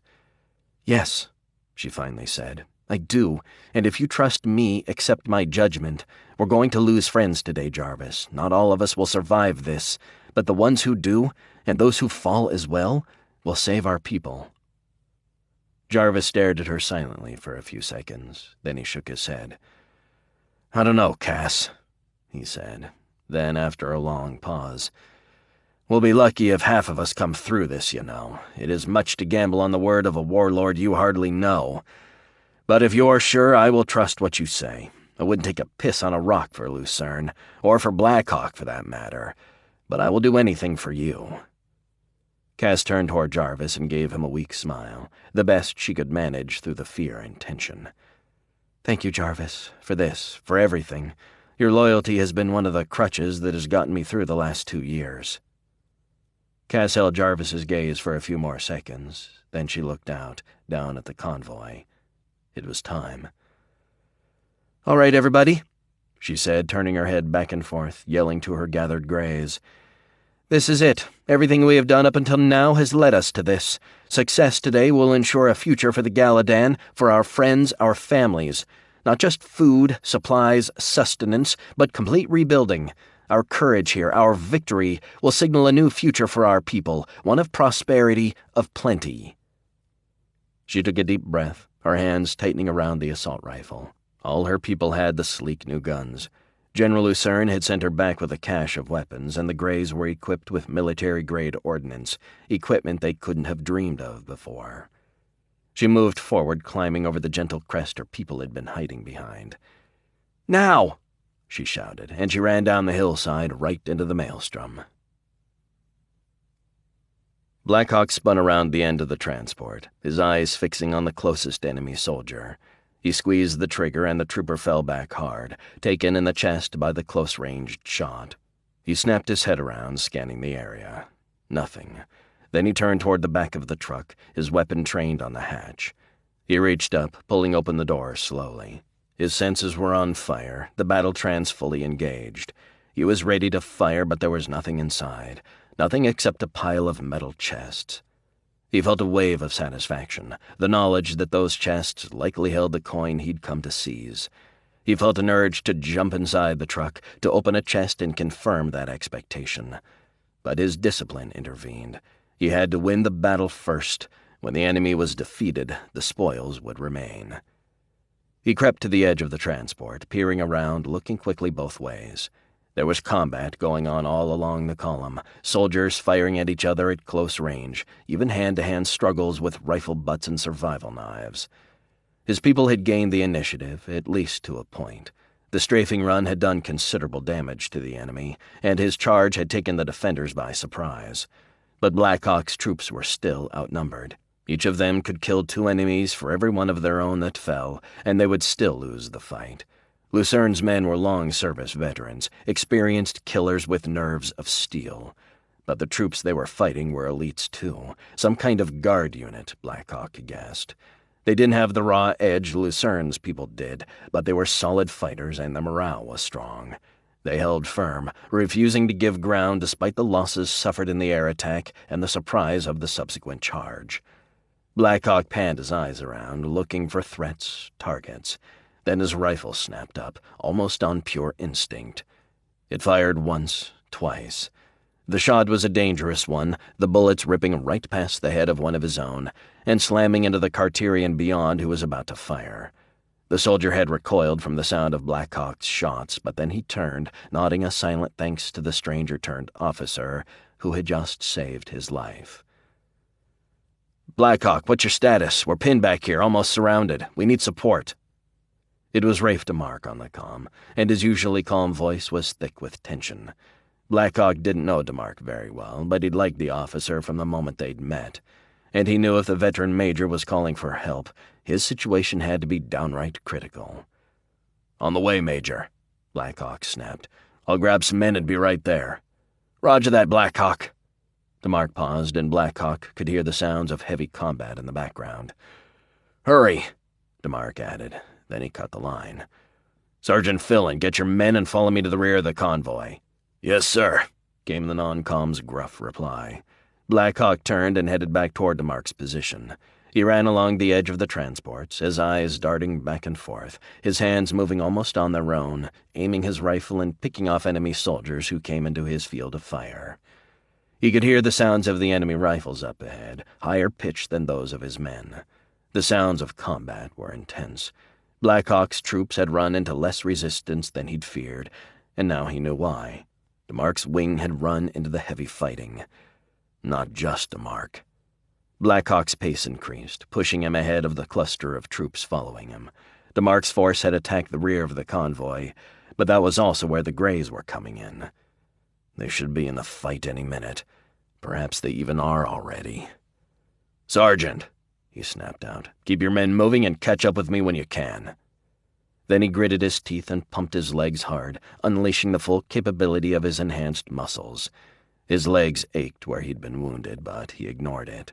He had to get to the fight. The Greys were there. Cass was there. Cass could hear her heart pounding in her ears, feel the sweat dripping down her neck, her back. She knew what was behind it all. Fear. She was scared to death, and every fiber of her being was screaming to her to run, to flee from the swirling melee and find someplace to hide. She'd been in combat before, of course, but never like this. The Greys' raids had involved fighting, but the battles had been short, and the Greys had mostly fought against private security forces who were quick to surrender. Even when our people had encountered Ghana's forces and suffered losses, the struggles had still been brief. But this was a full-scale battle, with grim veterans on both sides, experienced troops armed with military-grade weapons. It was a bloodbath, a killing zone the likes of which she had never seen. None of these soldiers were going to surrender. This was a fight to the death. She glanced back over her shoulder, confirming what she already knew. Some of her Greys had run. She wanted to be angry, to brand the routers as traitors, but she couldn't bring herself to go that far. Her people had come here with her to the Badlands, and they had stayed for 2 years, fighting, hiding, living off the sparse land. But they weren't real soldiers, not most of them at least. They were farmers, brave men and women when forced to be, but not warriors who could endure an inferno like this. "But you are a warrior." The thought echoed through her head, a shot back at the fear trying to break her resolve. She wasn't sure if she'd always been a true fighter, or whether it was a metamorphosis that had come over her as she watched her father's life slip away. But suddenly she realized there was nothing in the Galadan for her anymore. A visit with her mother, perhaps, but no kind of life. As a girl, she had sought escape in the promise of university, and she'd briefly dreamed of life on the farm with Blackhawk. But now she knew. Her place was the field of battle. She spun around, let her newly discovered instincts take control. She was firing almost without thinking, her eyes darting around, picking out targets as she ran. Her marksmanship was only average, and most of her hurried shots went wide. But she took down one enemy trooper, and then another. She could hear firing from just to her left, Jarvis, keeping up with her, spraying the ground ahead with automatic fire. It felt right for Jarvis to be at her side.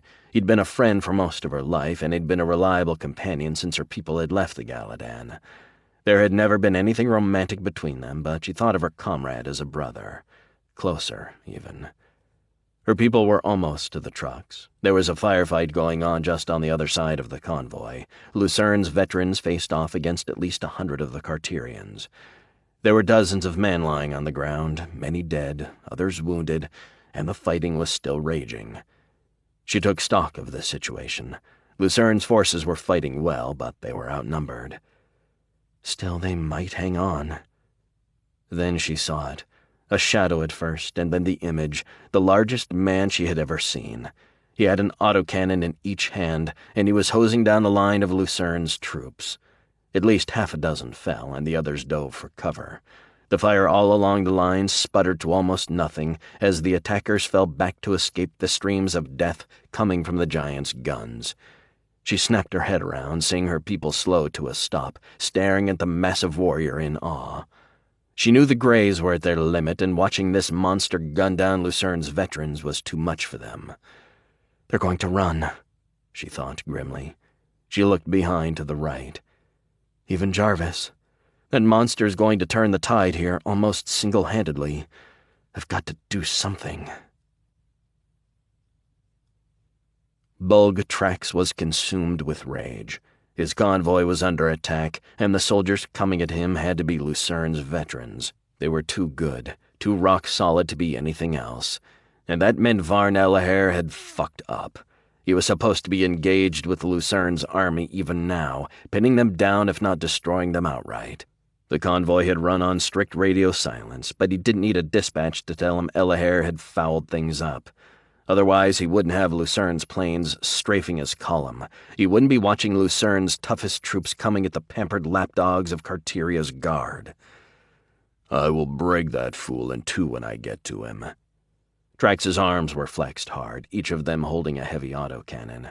The recoil of the two weapons was fierce, and it took every bit of his enormous strength to hold steady, to unload the terrific firepower on Lucern's line. Lucern's soldiers were a crack formation, that much was obvious. Better man for man than his own house troops. But he had numbers, and he was going to lead the counterattack himself, break the back of this enemy formation. He would see these soldiers dead, every one of them, if he had to kill them all himself. Lucern's men hadn't broken yet, but the relentless blast from his autocannons sent them diving to the ground and lunging for whatever meager cover they could find. He had single-handedly almost shut down their fire, and now it was time for his troops to move from the defensive, to attack. "Forward!" he roared. "Everyone, destroy these raiders!" He stood where he was, firing both guns, grunting hard from the exertion of holding the massive weapons. His troops were moving ahead all across the line now. He saw a few drop, but his fire was pinning most of Lucern's survivors. As soon as the Carterians reached their enemies, it would be 2 and 3 to 1 at close range, and that fight wouldn't last long. Then he heard something. More soldiers, coming from behind. He swung around, bringing one of the autocannons to bear to the rear. There were about 25 of them approaching. They were a ragged lot, not ordered like Lucern's men. They had no uniforms. They looked more like farmers than soldiers, most of them clad in great cloaks of some sort. But they were armed, and they were firing. He saw 2 of his men drop, shot from behind by the newcomers. He felt another wave of rage, and he opened up on them, firing on full auto.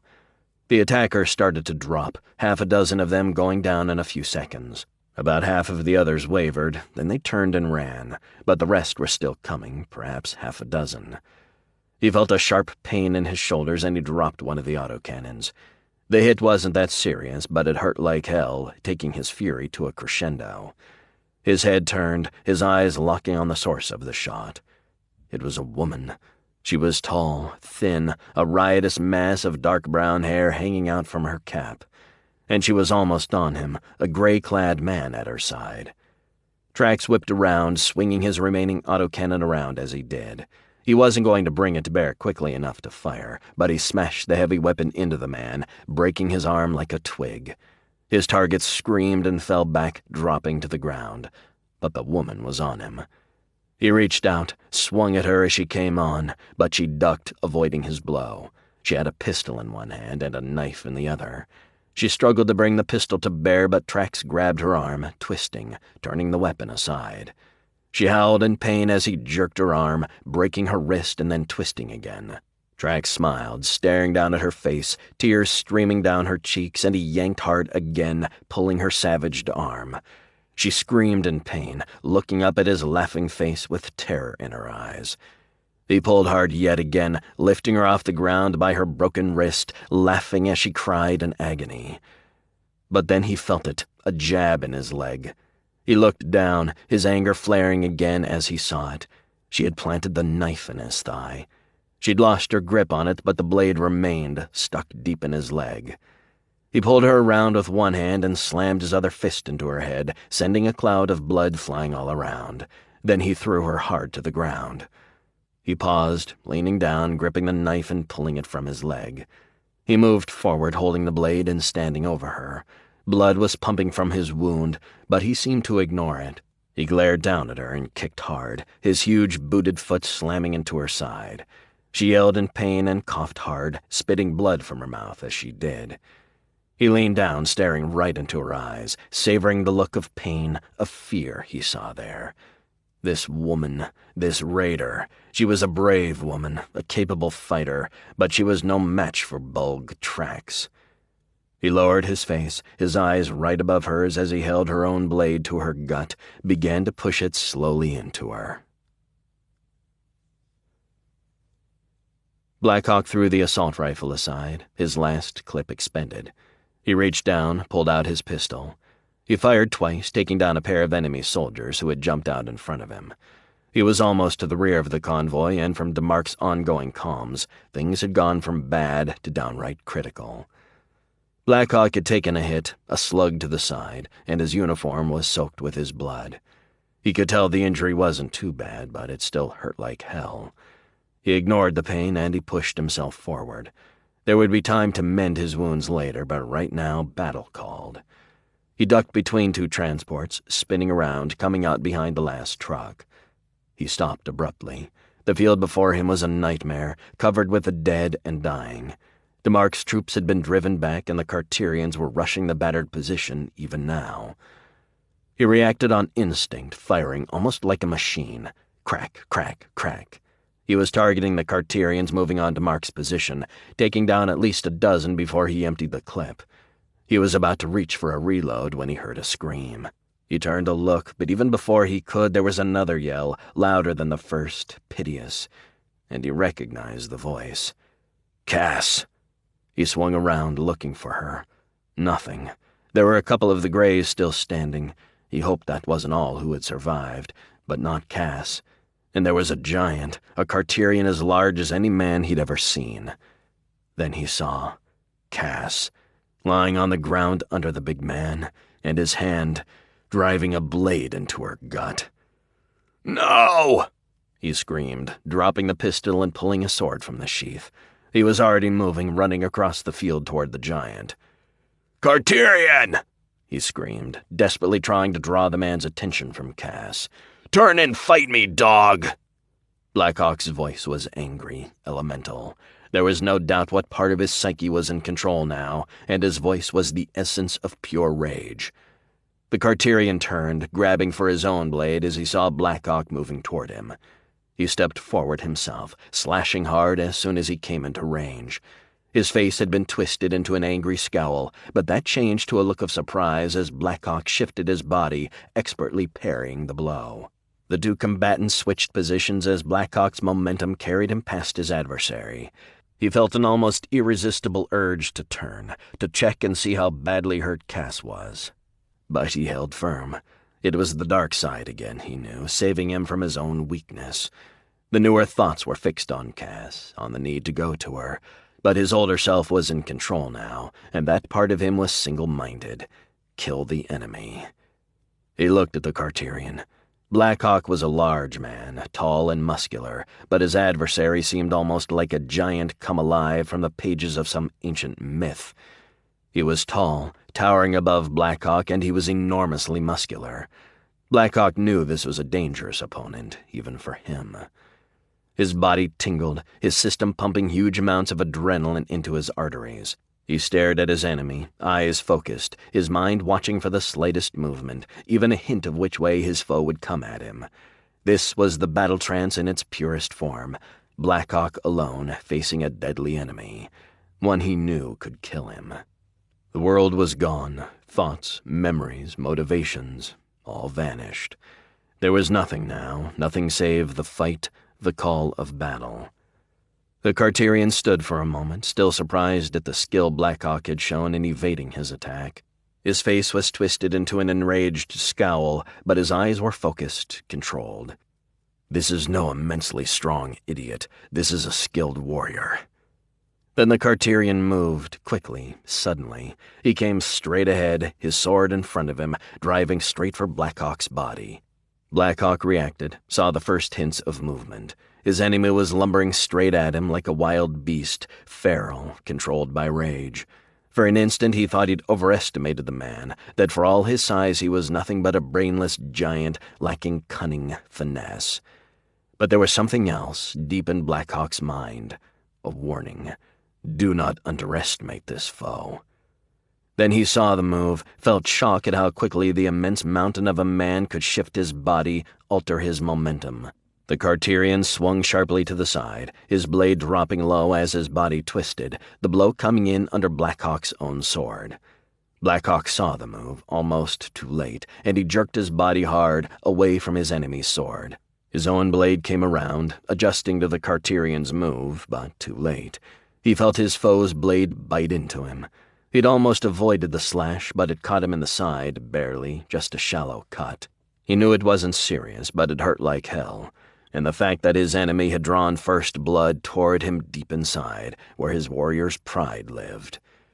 "This is a capable opponent, you fool, and it has been far too long since you faced an enemy more dangerous than drunks in a tavern or foot soldiers in the field." Blackhawk's eyes were fixed on the Carterian's, his hand tightly clasped around his blade. He had lost the first round, but he wasn't going to give his enemy another opening. He took stock of the warrior. The Carterian was big, strong, but Blackhawk knew his own genetic enhancements would equalize that. The giant would be surprised when Blackhawk revealed his true quickness, strength. That was an advantage, one he intended to use to greatest effect. He stumbled back, appearing as though the slash had hurt him worse than it had. But he didn't overplay it. He knew his opponent was a veteran, that he would know the wound was minor. The giant lunged forward, pressing his advantage. Blackhawk held out his blade, parried the blow. The Carterian's strike was hard, and Blackhawk's arm ached as he held his sword firm against the attack. His enemy pulled his sword up, struck again. Blackhawk realized the man was used to overpowering his enemies. Strength, not finesse, was his game. Blackhawk parried blow after blow, analyzing the Carterian's every thrust, his every step. He was on the defensive, watchful of his surroundings, looking for any enemy soldiers who might try to intervene. But the Carterians were occupied. The troops Blackhawk had brought with him were pouring into the fight, and DeMark's people had leapt out of their meager cover and charged back in. The battle raged all around, even as Blackhawk and the Carterian commander fought their own private war. Blackhawk felt rage, anger that this man had hurt Cass. He craved his enemy's blood, and he knew one thing: there would be no quarter in this battle. The Carterian was becoming angrier with each parried blow, throwing all his strength into repeated attacks, each a bit less controlled than the last. Blackhawk was drawing his enemy on, tiring him. His own arm ached, fatigue and pain from fending off the repeated blows taking their own toll. Blackhawk's endurance was strong, and he knew he could outlast his enemy. But there was no time for that.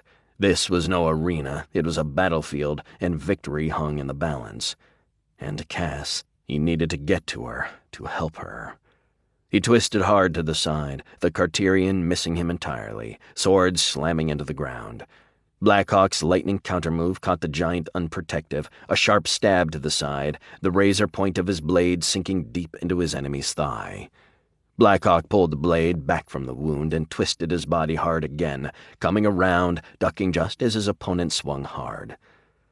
"That was close. He's tiring, but he's not done yet. This man could still kill you." He took a step back, resetting himself, but his attention wavered despite his warning to himself. His eyes darted toward Cass, trying to get a look at her, at how badly she was injured.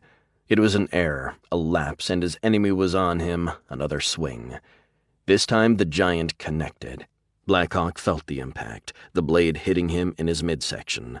The edge of the sword had turned, caught on his coat, but the force of the heavy metal weapon hit hard. He wasn't cut, but he knew immediately his opponent had hurt him again. He had a broken rib at least, and perhaps worse. Then he felt something, his mind emptying, all thoughts gone save the death of his enemy. Suddenly the struggle between his old persona and the new one was gone. There was nothing now, no thoughts of Cass, of Lucern, of the battle raging around him, just coldness, like the depths of space. His time in the far stars, the years of aimless wandering, his allegiance to Lucern. It was all gone. He was as he had been years before, on battlefields far away, death personified. He lunged at his enemy, eyes focused like lasers. He heard the clang of the blades as his enemy barely parried, but then his sword moved again, fast, a blur. His side hurt, the gash on his shoulder pumped blood down his side, but he ignored it all. There was nothing save his enemy and his sword. He swung again, knocking the Carterian's blade to the side. Then he turned, kicked his enemy hard, sending the giant falling to his knees. Then another swing, even harder, with all the strength he could manage. The enemy raising his own blade just in time, and the hyper-steel of Blackhawk's expertly crafted weapon slicing through, snapping his foe's sword with a loud clang. Blackhawk could see the surprise in his enemy's face, the shock, and something else, something he suspected this man was not used to feeling. Fear.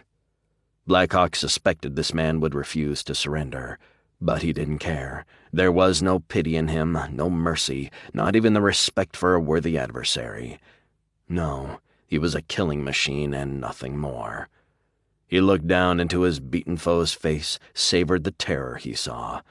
This was victory, distilled to its pure, brutal essence. He was death, come to deliver another enemy to the deepest dark. His sword flashed, moving so quickly no eye could follow it. For an instant, his enemy knelt, unmoving, still staring at him. Then his head slid slowly to the side, severed, falling to the ground a second before the body followed, blood erupting from the neck. Blackhawk felt a wave of emotion, satisfaction. This was what he'd been born to do. He reached down, scooped up the Carterian's severed head, holding it by the hair. "Death to them all!" he screamed, holding the head before him as he stared out at the melee. "Death to the Carterians!" There was frozen venom in his voice as he screamed to the soldiers surrounding him. He hurled the giant's head into the melee and charged in himself, leaning down, picking up a rifle from one of the dead. He fired, then again, and with each hit he felt a wave of satisfaction. He fed from the death, from the pain and despair of his enemies. This was victory, total domination, destruction. Even the treasure convoy was unimportant. Only one thing mattered. The Carterians must die. All of them. Chapter 30. Deep Southern Desert. The Badlands. Northern Celtiboria. Blackhawk stood on a mound in the middle of the battlefield, surrounded by the bodies of his enemies. He was wounded in several places, covered in blood. Some of it was his own, but most had come from the men he'd killed. Dozens of Carterians had fallen by his hand, and the rest by the soldiers he had led. There had been no quarter, and not a man from the convoy still lived. Soldiers, guards, drivers, laborers. Blackhawk had ordered them all slain. Some of Lucern's men had resisted, especially toward the end when the last of the Carterians tried to yield. But in the end, Blackhawk had held his pistol to the head of a lieutenant and assured him he would only repeat himself once. In the end, his orders had been obeyed. His memories were hazy, vague reminiscences. He had killed the Carterian commander. He remembered the combat with the giant. It had been like a rebirth, waking him from a long sleep. Then he'd plunged into battle, shooting, hacking, killing enemies with abandon. His thoughts were new and old. He had awakened, and the elemental energy of combat flowed through him. He was unmoving, like a statue, staring out over the detritus of battle, hundreds dead, carrion birds flying overhead, swooping down to pick at those around the perimeter of the field. It was all that was dark and cruel about war, but it was not disturbing to him. There was comfort in it. He was home. But he was not Archer and Blackhawk as he had been moments before. He was another, one born of the darkness.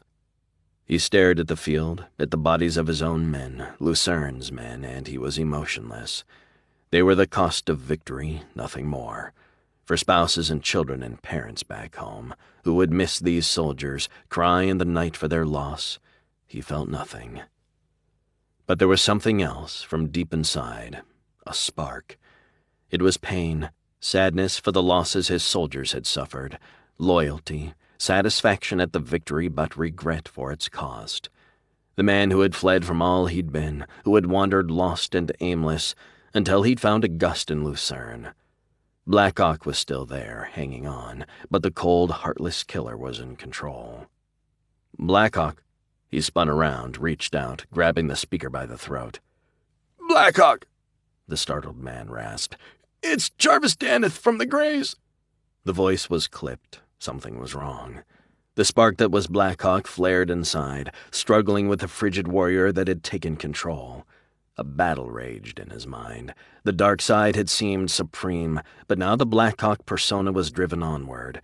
It had seen Jarvis, the expression on the pirate's face, and that focused him on a single thought. Cass. Suddenly he remembered. Cass, the image of her lying on the ground as he fought the enemy leader. He had forgotten the part of him that cared for her completely subsumed by the Dark Warrior. But now the emotion roared back, pushing the Blackhawk persona forward, forcing the frozen side of him back down into the dark place it lived.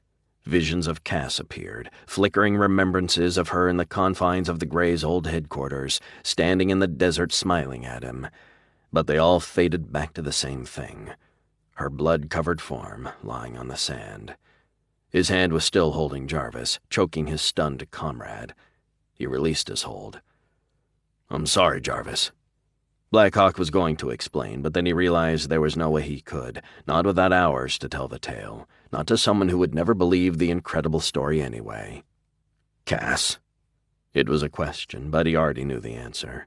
He looked at Jarvis, the cold strength gone from his eyes, replaced by sadness, distress. "You have to come now, Blackhawk." A pause. "Please. She's calling for you." Blackhawk felt as if his gut had turned inside out. The image of Cass, of her broken body suddenly clear as memory flooded back into his thoughts. He turned and ran down the small hill, outpacing Jarvis as he raced back to the scene of his battle with the giant, back to where he'd last seen Cass. He leapt over a series of small craters, twisted around a pile of bodies. Then he saw the corpse of the giant, sprawled across the spot that had been their battlefield. And beyond, Cass, right where she'd been before he'd somehow forgotten about her, plunged wildly into the swirling melee without any thought of her at all. 3 of the Greys were kneeling next to her.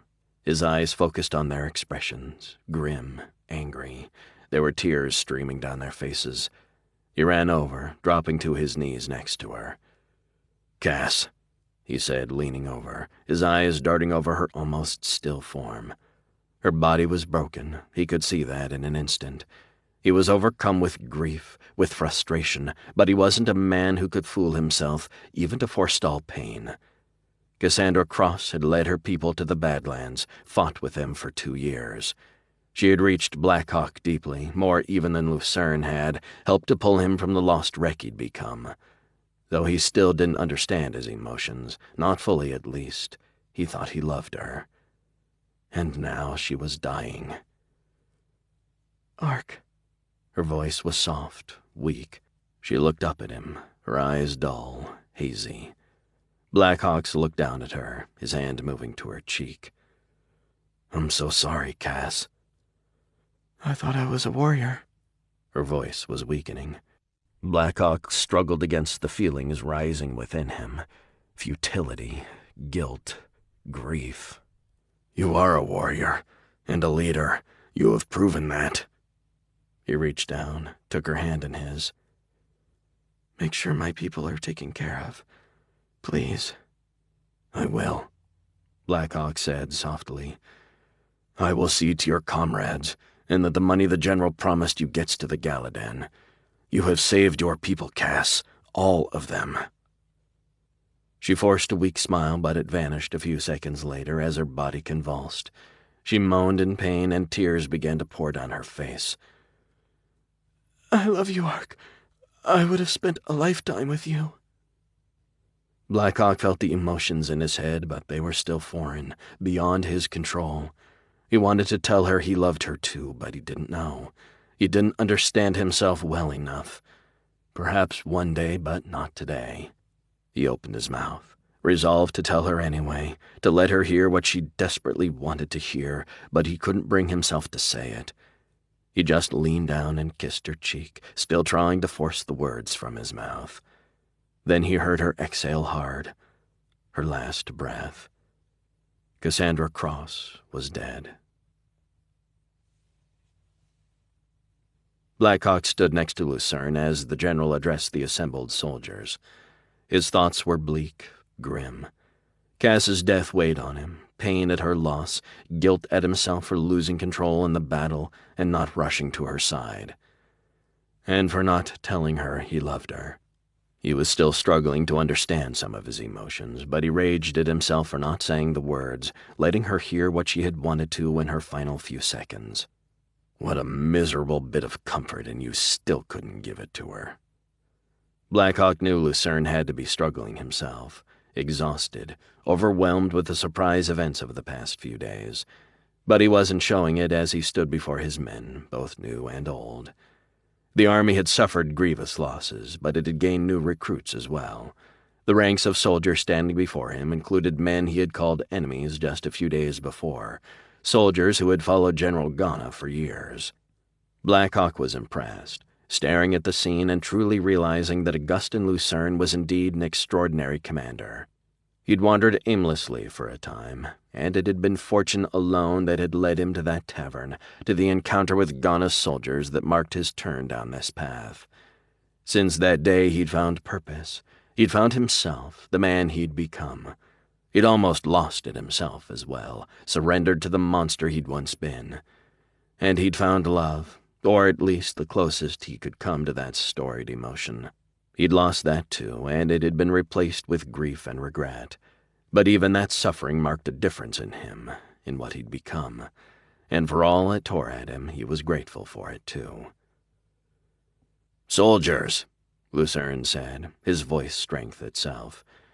"Many of you have fought with me for years now. Some were among that first 1,000 men who marched at my side from our ancestral lands, to fight, to carry forward with honor as well as conquest, to bring justice as well as rule to those we conquered." He paused. "And some of you are new to these ranks. You have known of me before, but as an enemy, we have fought each other, struggled on the field, spilled each other's blood. But that is now at an end. We now move past the losses, the fallen comrades, and we step into the future, where we shall fight as brothers, move ahead together." Blackhawk's respect for Lucern had only grown over the past several days, a time that had seen the general's forces swing from victory to defeat, and then to victory again. Blackhawk knew Lucern's triumph owed much to his own skills, both in forging his army into the tool of victory it had become, and also in his calm and effective leadership during the battle. But he realized there had been more to this struggle. It had been Bucko Ghana as much as Lucern who had engineered this outcome. Blackhawk knew Ghana had made foolish mistakes, but in the end he had to admit the general had redeemed himself, sacrificing his life to save his army, and protect the northern continent from conquest by an outsider. Blackhawk's entire being pulsated with the instinct to survive, to struggle to the end. He couldn't imagine killing himself, even in the face of certain destruction. But he had to admit that Ghana had died an honorable death, and he'd prevented himself from being used as a pawn by his enemies. There were worse ways to die. "Do you men who fought under the banner of General Ghana know that I, though fought your old commander, ever did I respect the man? You will be buried in his homeland with full military honors. His wife shall live out her days in her home, provided for and protected under my personal guarantee of safety. General Ghana's sons shall become my wards, and I will see to their care and educations. When they are old enough, they shall have the option to serve in my forces, or to make whatever other lives they choose. Never shall they want for anything." Blackhawk had been surprised when Lucern had told him he would spare Ghana's sons, put them under his own protection. He had imagined the general might spare the defeated warlord's wife, perhaps keep her in some kind of comfortable confinement. But the sons? Ghana's sons were his heirs, and however Lucern handled them, they would always present a potential danger. Blackhawk knew that few men in Lucern's shoes would have allowed the boys to live. He was certain what he would have done in the past, and he had to admit to himself there was more than a little chance he would have executed them even now. They were just too dangerous, and there was more at stake for Lucern than personal aggrandizement. He was responsible for thousands of soldiers, millions of civilians. Indeed, with Ghana's lands and his soldiers, and the badlands as well now his, he was one of the most powerful warlords on the northern continent. Could he risk all that just to offer mercy to two young boys, to grant the last request of a dead enemy. But look at the faces on Ghana's men, the effect Lucern's words are having. Honor is a burden, but perhaps it offers its own benefits. We have many battles ahead of us, my soldiers. I would like to say that everyone here will survive them all, but we know that will not be the case. Many of us will fall, as will comrades who have not yet joined our ranks. I cannot promise you victory nor wealth and long life, but I can swear that all I have I will give to our cause, and with my last breath I will lead this army, sacrifice anything to its survival and victory." Lucern paused, and the soldiers erupted in a loud cheer. Blackhawk noted that Lucern's old soldiers might have been a second or two quicker, devoted to him as they had already been for years in many cases. But the new troopers, Ghana's men, came right behind their new comrades, and in their voices Blackhawk heard sincerity, enthusiasm. He knew in that moment that Lucern had somehow done it. He had turned thousands of enemies, men who until the day before had sought to destroy him, and he had turned them into loyal followers. Blackhawk watched in amazement. He knew Lucern would have to be careful, that among the converted thousands there would be a few, the resentful, the angry. It would take time to weed them out, and diligence to ensure they did no serious damage while they were there. But he didn't have the slightest doubt that the vast majority of those present had set themselves on the road behind Lucern, and that they would remain there, wherever that path led. Blackhawk had led soldiers before, too, though there had only been one tool to control them: fear. But Lucern had made no threats, used no force. He'd shown these men mercy, respect, honesty. He'd washed away the past, the enmity between them. He had sliced through their hatred, their resentments, their anger. And they had responded. "You must learn from this man. You must come to know different ways than those of your past if you would win the admiration of those around you, the respect."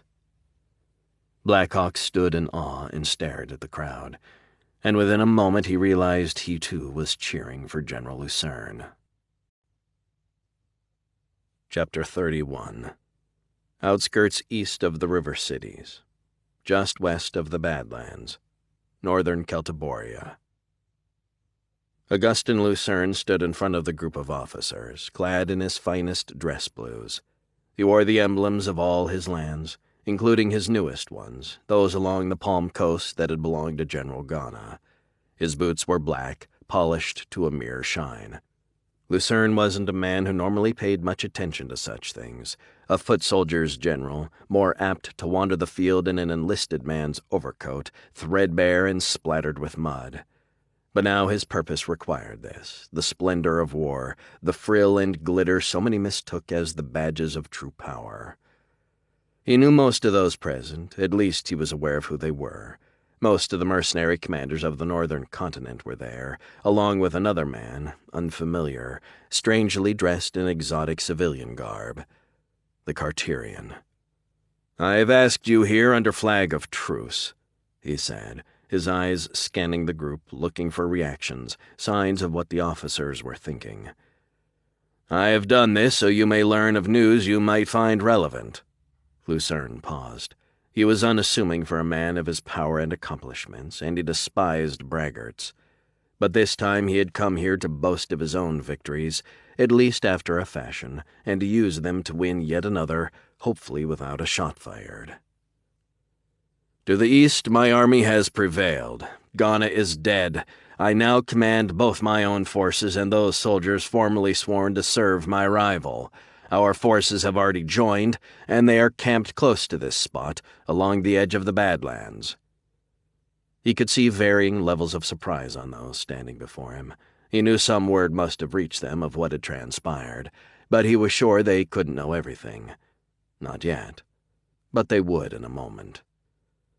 "The Carterian force sent to bolster, and then betray General Ghana, has also been defeated. Half its soldiers have been slain, and the rest are my prisoners. Not one man in 50 escaped, and what fugitives successfully fled the battle are lost in the deep desert, pursued by my hunter teams." He could see that last part had been unexpected, though he wasn't sure if it was the defeat of Carteria's forces or their very presence that surprised the mercs. Whatever. It doesn't matter. This will be a surprise, one cutting close to home for them. And my forces have intercepted an armed convoy, one carrying silver ducats, funds intended to pay your forces, I believe." His tone changed, becoming harsher, a hint of anger slipping in. "Your wages, your base pay, for serving a foreign master, one you would have helped to conquer the northern continent. Your home."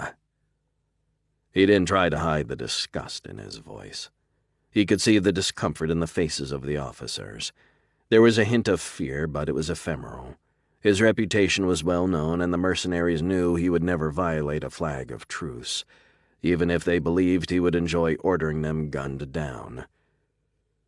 "General."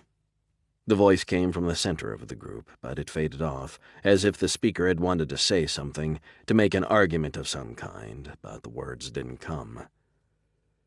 "Colonel Dolokhov, in my experiences, you have never been a man to fumble with his words." Lucern glared intensely.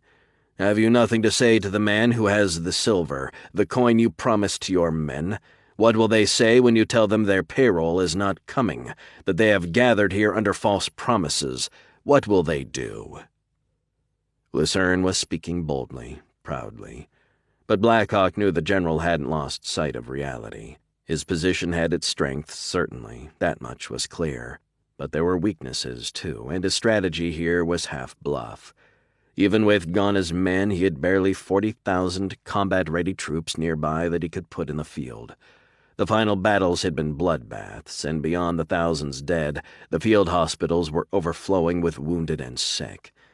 And the men he did have in the ranks were exhausted and low on ammunition, half of them gone as people, new to his command, to fighting alongside his veterans. The mercenaries had at least 100,000 troops fully mobilized, and they were the better supplied of the two forces now. They were short of funds, and they couldn't last long in the field without financial support. But if Dolokhov and his associates had the courage to stand up to Lucern, to threaten an invasion of the Badlands unless he released their coin, it would have been a deadly danger. Blackhawk didn't know what Lucern would do if it came to that. He didn't know because the two men had talked the night before, and the general himself had confessed to Blackhawk that he simply didn't know what he would do. Lucern just stared, his eyes boring into the mercenaries, and Blackhawk saw no hint of any concern the mercs would stand up to him. Whatever doubts he harbored, Augustin Lucern was broadcasting pure strength, almost arrogance. "What will you do, General?" Lucern stepped forward as he spoke. Blackhawk saw the doubt on Dolokhov's face, and he knew immediately his ally had won the battle of wills. Lucern was prepared to give Dolokhov a knout, and now Blackhawk had no doubt the mercenary would take it. "Will you serve this distant warlord for no pay?"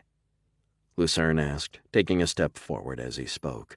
"Would your soldiers follow you if you did?" Lucern paused. "Or would you follow me instead? Will you join my cause?" Lucern stared at the officers, his gaze cold, hard. "I will hire no mercenaries, no freebooters who sell their swords to the highest bidder.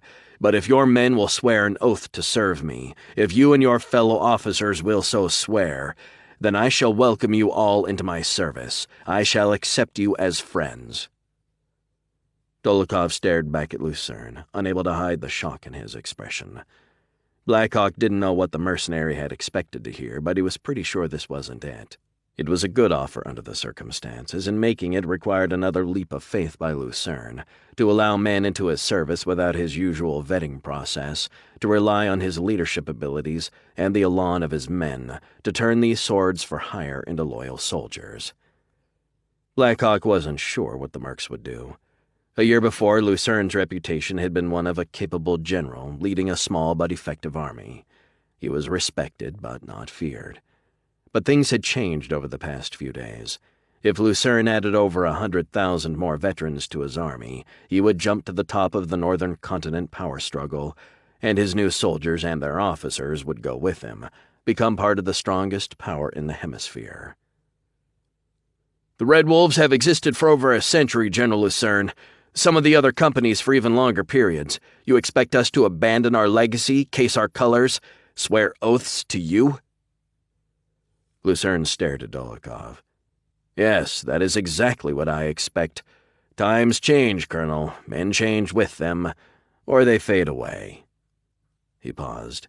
"We can win battles together, honorable triumphs. We can make a difference." Another pause, longer this time. "Or we can be enemies. We can seek to destroy each other. There is no other ground here." Blackhawk was startled by the last bit. He looked at the mercenary commanders, hard men all, expecting them to scoff at Lucern's idealism. But there was nothing, not a hint of mockery or doubt, only fear and respect. "You speak of lofty things, General Lucern, but as you noted, our forces have not been paid in many months. Would you expect them to join you and wait months more, even years, before your next campaign provides booty to fund their wages?" "No, Colonel Dolokhov, I would not expect that. I have booty now, millions of silver ducats, courtesy of Marshal Carteria." A pause. "And I will pay the wages of any man who signs on to my service." There was a hushed murmur from the officers. Dolokhov turned and looked back at the others before returning his gaze to Lucern. "You are keeping the Marshal's silver?"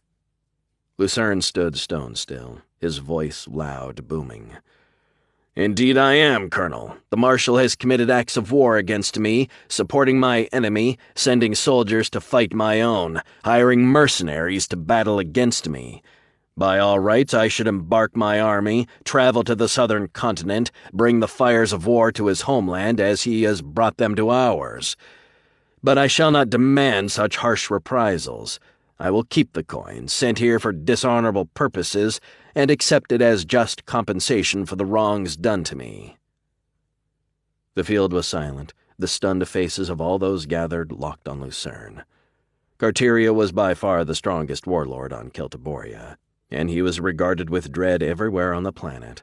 But Augustin Lucern stood like a statue, speaking boldly and betraying not an iota of fear to anyone around him.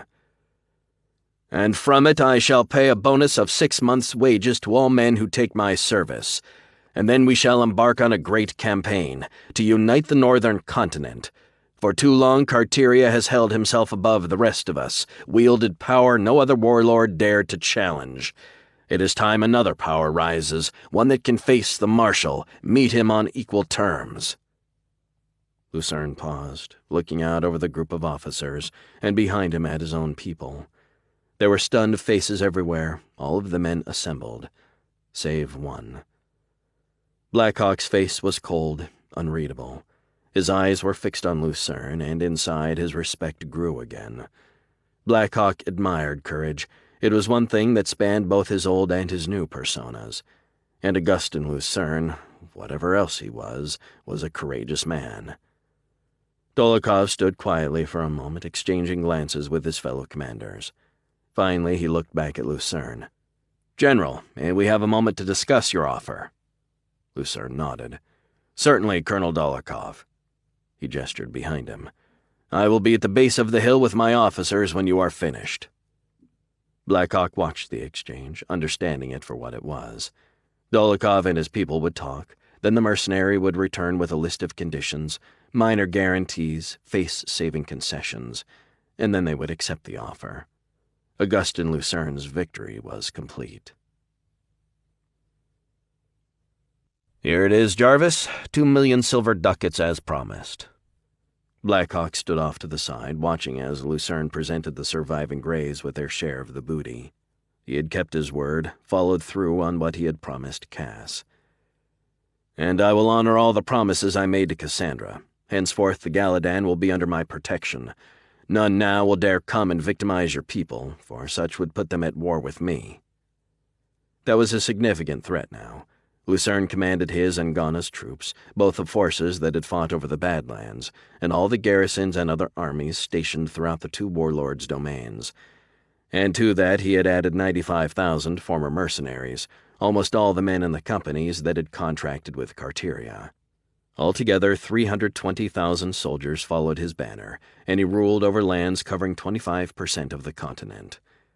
Trade flowed again across the Badlands, freed of both the threats of war and the raiding of the Greys, and even now, 2 weeks after the ending of hostilities, revenue from caravans was flowing into Lucern's coffers, helping with the monumental task of supporting an army so large. "Thank you, General," Jarvis replied. "For everything. I know Cass would have—" The X-Raider paused for a moment. "I know she would have been pleased, and grateful." "It is I who am grateful, Jarvis. I only knew her for a very short time, but Cassandra Cross was an extraordinary woman, and she will not be forgotten." "Again, thank you, General." He turned and looked at a small cluster of uniformed figures, 6 of them, 1/3 of the Greys who had survived, and the members of the company who had chosen to join Lucern's army. Ellie Marn stood in front of them, their leader now despite her young age. Lucern, too, had looked past her years, and he'd put a lieutenant's bars on her shoulders. Her first mission would be to lead a company to the Galadan, to protect the Silver Convoy and establish a fortress to watch over the province, to protect it from any who might come again and ravage its rich farms and fields. Lucern was sending more than money, more than soldiers. He had hundreds of thousands of soldiers to feed now, and he had agreed to buy all the grain the revived Galadan could produce. "Good luck to you, Jarvis." Lucern reached out, shook hands with the Grey. Then he turned and walked back toward the main camp. "Good luck from me as well, Jarvis." Blackhawk's voice was soft, clipped. He had trouble facing the man who had served so closely with Cass, who had seen his own behavior in those fateful moments on the battlefield. "Thank you, Blackhawk." Jarvis's voice was unemotional, and Blackhawk knew that was the best he could hope for. He knew Jarvis resented him, but he'd come to wish the new leader of the Greys his best anyway. It's what Cass would have wanted. Blackhawk was sad as he thought of her. He felt he had let her down, hurt her in ways he wished he hadn't. Leaving her the first time, refusing her when she asked him to stay, to settle with her in the Galadan. And later on the battlefield, where she'd lost her life, where he'd been unable to say the one thing he knew she'd longed to hear. He watched as Jarvis turned and walked away, led the rest of his people as they set out for home. He smiled as Ellie Marn snapped her commands. Cass had been fond of both Jarvis and Ellie, and he knew it would have pleased her to see them now, to know they had made it, that the Galadan was safe. Cass was gone, but she'd left one hell of a legacy, and he supposed there were worse ways to go. He felt a grim satisfaction that she hadn't died in vain, but the emptiness was still there inside him, the sadness. Such feelings were new to him, and though the pain was almost unbearable, he knew his ability to feel it was a step forward for him. One more thing he owed Cassandra Cross. He watched the Greys for a few more minutes as they made their way south, back toward home. Then he turned and headed back to the camp, following Lucern. Chapter 32. Marshal Lucern's camp, just west of the Badlands, northern Celtiboria. Augustin Lucern stared into the flames, sitting silently. He and Blackhawk sat in the great hall of the manor house he'd appropriated for his headquarters. The lands east of the river cities were considerably richer than the wastelands of the Badlands, and they provided more comfortable lodgings for the army. The fire's warmth was welcome as the dusk had given way to a late-night chill. Blackhawk had spoken long, and he had told Lucern things he'd never confided to anyone, recollections he'd barely faced himself. He told the general of his past, all of it, from his beginnings through all the deeds he'd done. He hadn't intended to be so thorough, but by the time he'd finished, he had turned Lucern into his confessor. He had waited to have his talk until things had calmed, until the tumult of the Badlands campaign had slipped from the present into the recent past. The wounded were healed, or at least on the mend. The army's logistics had been patched together. Now that all that was done, Blackhawk knew the time had come for him to leave. He knew Lucern couldn't afford peace for long. He had built a massive army, and if he was going to pay for it in the long term, he had to use it. And Blackhawk had to be gone by then, for reasons that had become very clear to him on the battlefield. He was not ready to lead men in battle, to stand in the halls of power. It was too great a temptation. He had to learn to understand himself first. He had been uncertain how Lucern would respond to the things he had just confessed. His past was dark, ugly, and Augustin Lucern was now the only other person who knew the truth. I knew you had a past, Ark, but I confess I hadn't imagined anything close to the truth. Lucern's voice betrayed his surprise, but there was none of the disapproval Blackhawk had expected. I broke my conditioning, Augustin. I'm not that man anymore. He paused uncomfortably. But he is still inside me. That is why I must go, Augustin. Not because I wouldn't serve you, wouldn't stand at your side and help you reunite Celtiboria. There is no man I respect more than you. He paused. But you didn't see me on the field. I lost myself. Every time battle was joined, I slipped back into what I was. That man is not one you would want at your side, my friend, however great his skills. He wouldn't serve you. He would seek to replace you, to take control. He would think nothing of putting a bullet in your head to serve his purposes. Blackhawk hesitated, took a breath. I must be alone, Augustin. I must not command armies, for proximity to such power would surely destroy me. I would wander the far stars alone, a friendless drifter, before I would allow myself to become what I once was. To wander aimlessly, for a lifetime, does any man deserve such a fate, no matter what he has done? There was still no recrimination in Lucern's voice. Indeed, to Blackhawk's astonishment, he thought he heard compassion. Perhaps not for a lifetime. I must understand myself better. What I am, what I was. I must learn to face the monster that lives within me, to destroy him once and for all. And until I am able to do that, I cannot have a home, no matter how much I might want one. Lucern looked over at his friend. And Celtiboria reminds you of Cassandra.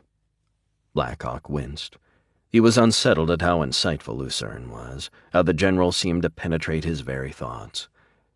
Yes, her shade is heavy here. He looked down at the floor.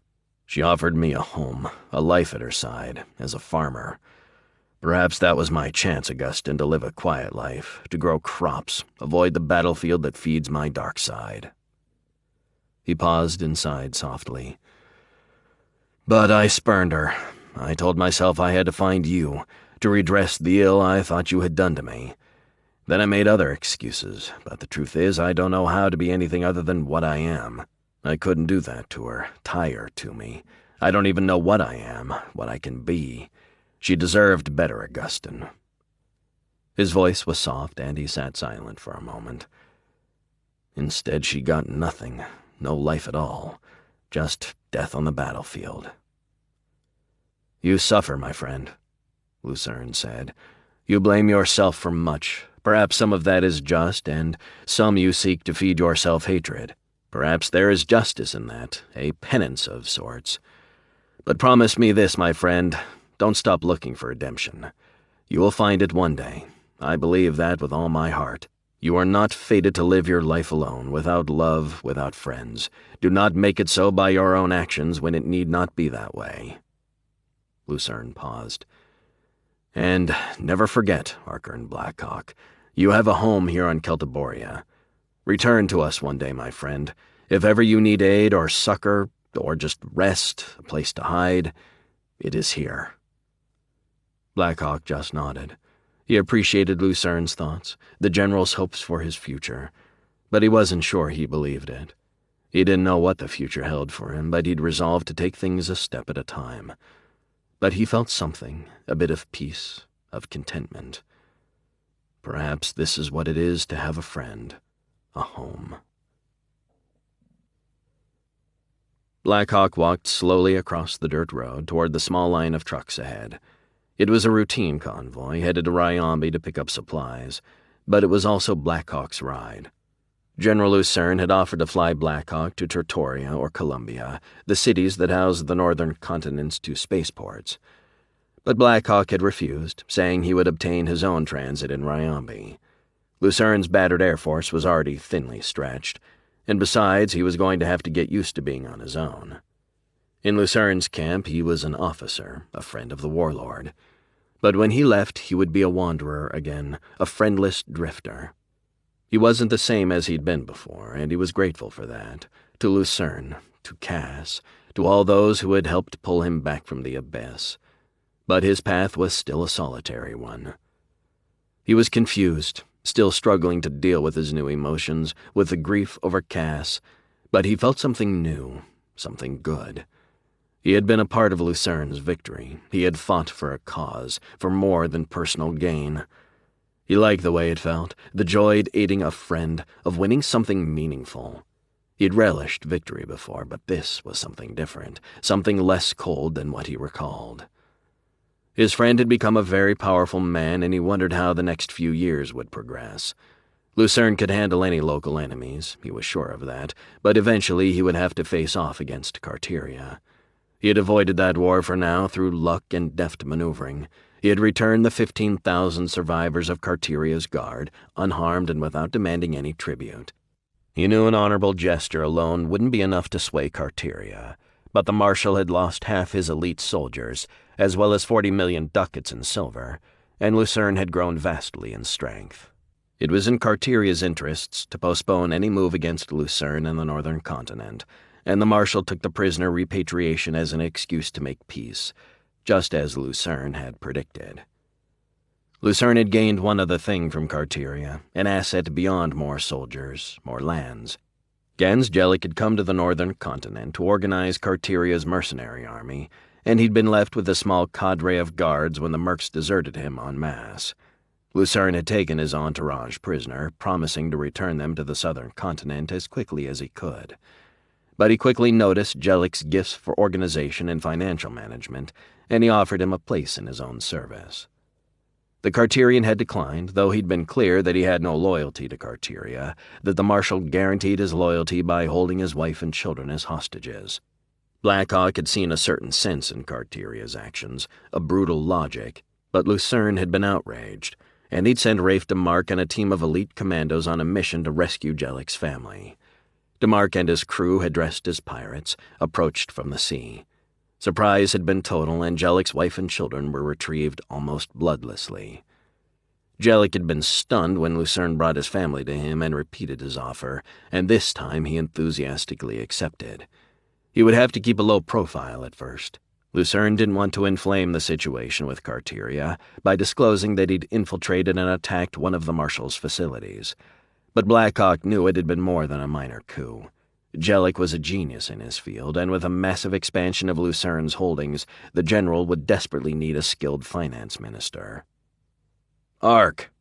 The voice was instantly recognizable. Blackhawk had already said his farewells to Lucern, but the Marshal had come to see him off. "Augustin." He turned. Lucern was standing in the road behind him, a young girl following along behind him. Blackhawk had seen her in the headquarters before, running around with orders, working in the field hospital. She was perhaps 10 years old, but there was something about her.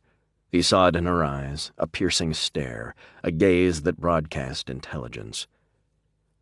"I just wanted to see you off, my friend." He paused, looking down at the girl. "This is my daughter, Ark." Then, "Astra, this is Arker Blackhawk. He is a friend. Without his help, the victory would not have been possible." "Hello, Mr. Blackhawk. It is a pleasure to meet you." Blackhawk returned the girl's gaze. He hadn't spent much time around children in his life, but he'd seen enough of them to realize how different this girl was. She spoke like an adult, and he was even more convinced now that she was extremely capable. "Hello, Astra. I assure you the pleasure is all mine." He smiled, glancing up at Lucern and back down at the girl. "Can you do a favor for me, Astra?" She looked up at him, an expectant look on her face. "What do you want me to do?" "Take care of your father when I'm gone. He is a good man, Astra, but he needs help. He carries much on his shoulders, and I am sure you are a great comfort to him." She smiled. "I will, Mr. Blackhawk, I promise." "Astra," Lucern said softly, "I need to speak with Mr. Blackhawk alone. I'll meet you back at our quarters in a few minutes." "Yes, Father." She turned toward Blackhawk and gave him a warm smile. "Goodbye, Mr. Blackhawk. Come see us again one day." Then she turned and jogged back toward the manor house. "She is an extraordinary child, Augustin. I didn't know you had children." Lucern nodded, a somber expression on his face. "Only Astra, I'm afraid." A sadness fell on Lucern's face. Blackhawk could see there was more to the story. "Come back as Astra says, Ark. When you do, it'll be my turn to share my shame and sadness, and yours to be confessor." "That's a bargain, Augustin." There was a short pause, then Lucern spoke again, his voice normal, the sadness pushed aside. I came to ask you once again to take more coin with you. This victory wouldn't have occurred without you, Ark. Indeed, it is likely I would have faced defeat and disaster, even assassination, without your participation. You deserve more. Blackhawk shook his head. No, my friend. You need every ducat you can get. Even that will not be enough to sustain this army. I would not drain resources from you now. You have paid me what you offered when all this began, 1,000 imperial crowns. That will be enough for me. That is my last word on it. Consider anything else you would have given to be my contribution to sustaining all of this, for you have declared it my home too, have you not? Lucern stood there, looking as if he might argue, but then he just nodded. The two stood silently for a moment, then Lucern said, Whatever you might have done in the past, know this. The man standing before me is an honorable one, and one any man would be fortunate to call his friend. As are you, Augustin. You cannot know what you have pulled me from, and I shall never forget my debt to you. Blackhawk stepped forward and put his arms out, grabbing Lucern in a firm embrace. After a few seconds, he stepped back and looked at his friend for a few seconds. Then he turned and walked away. He had no idea what his future held, but he knew one thing. It was time to find out.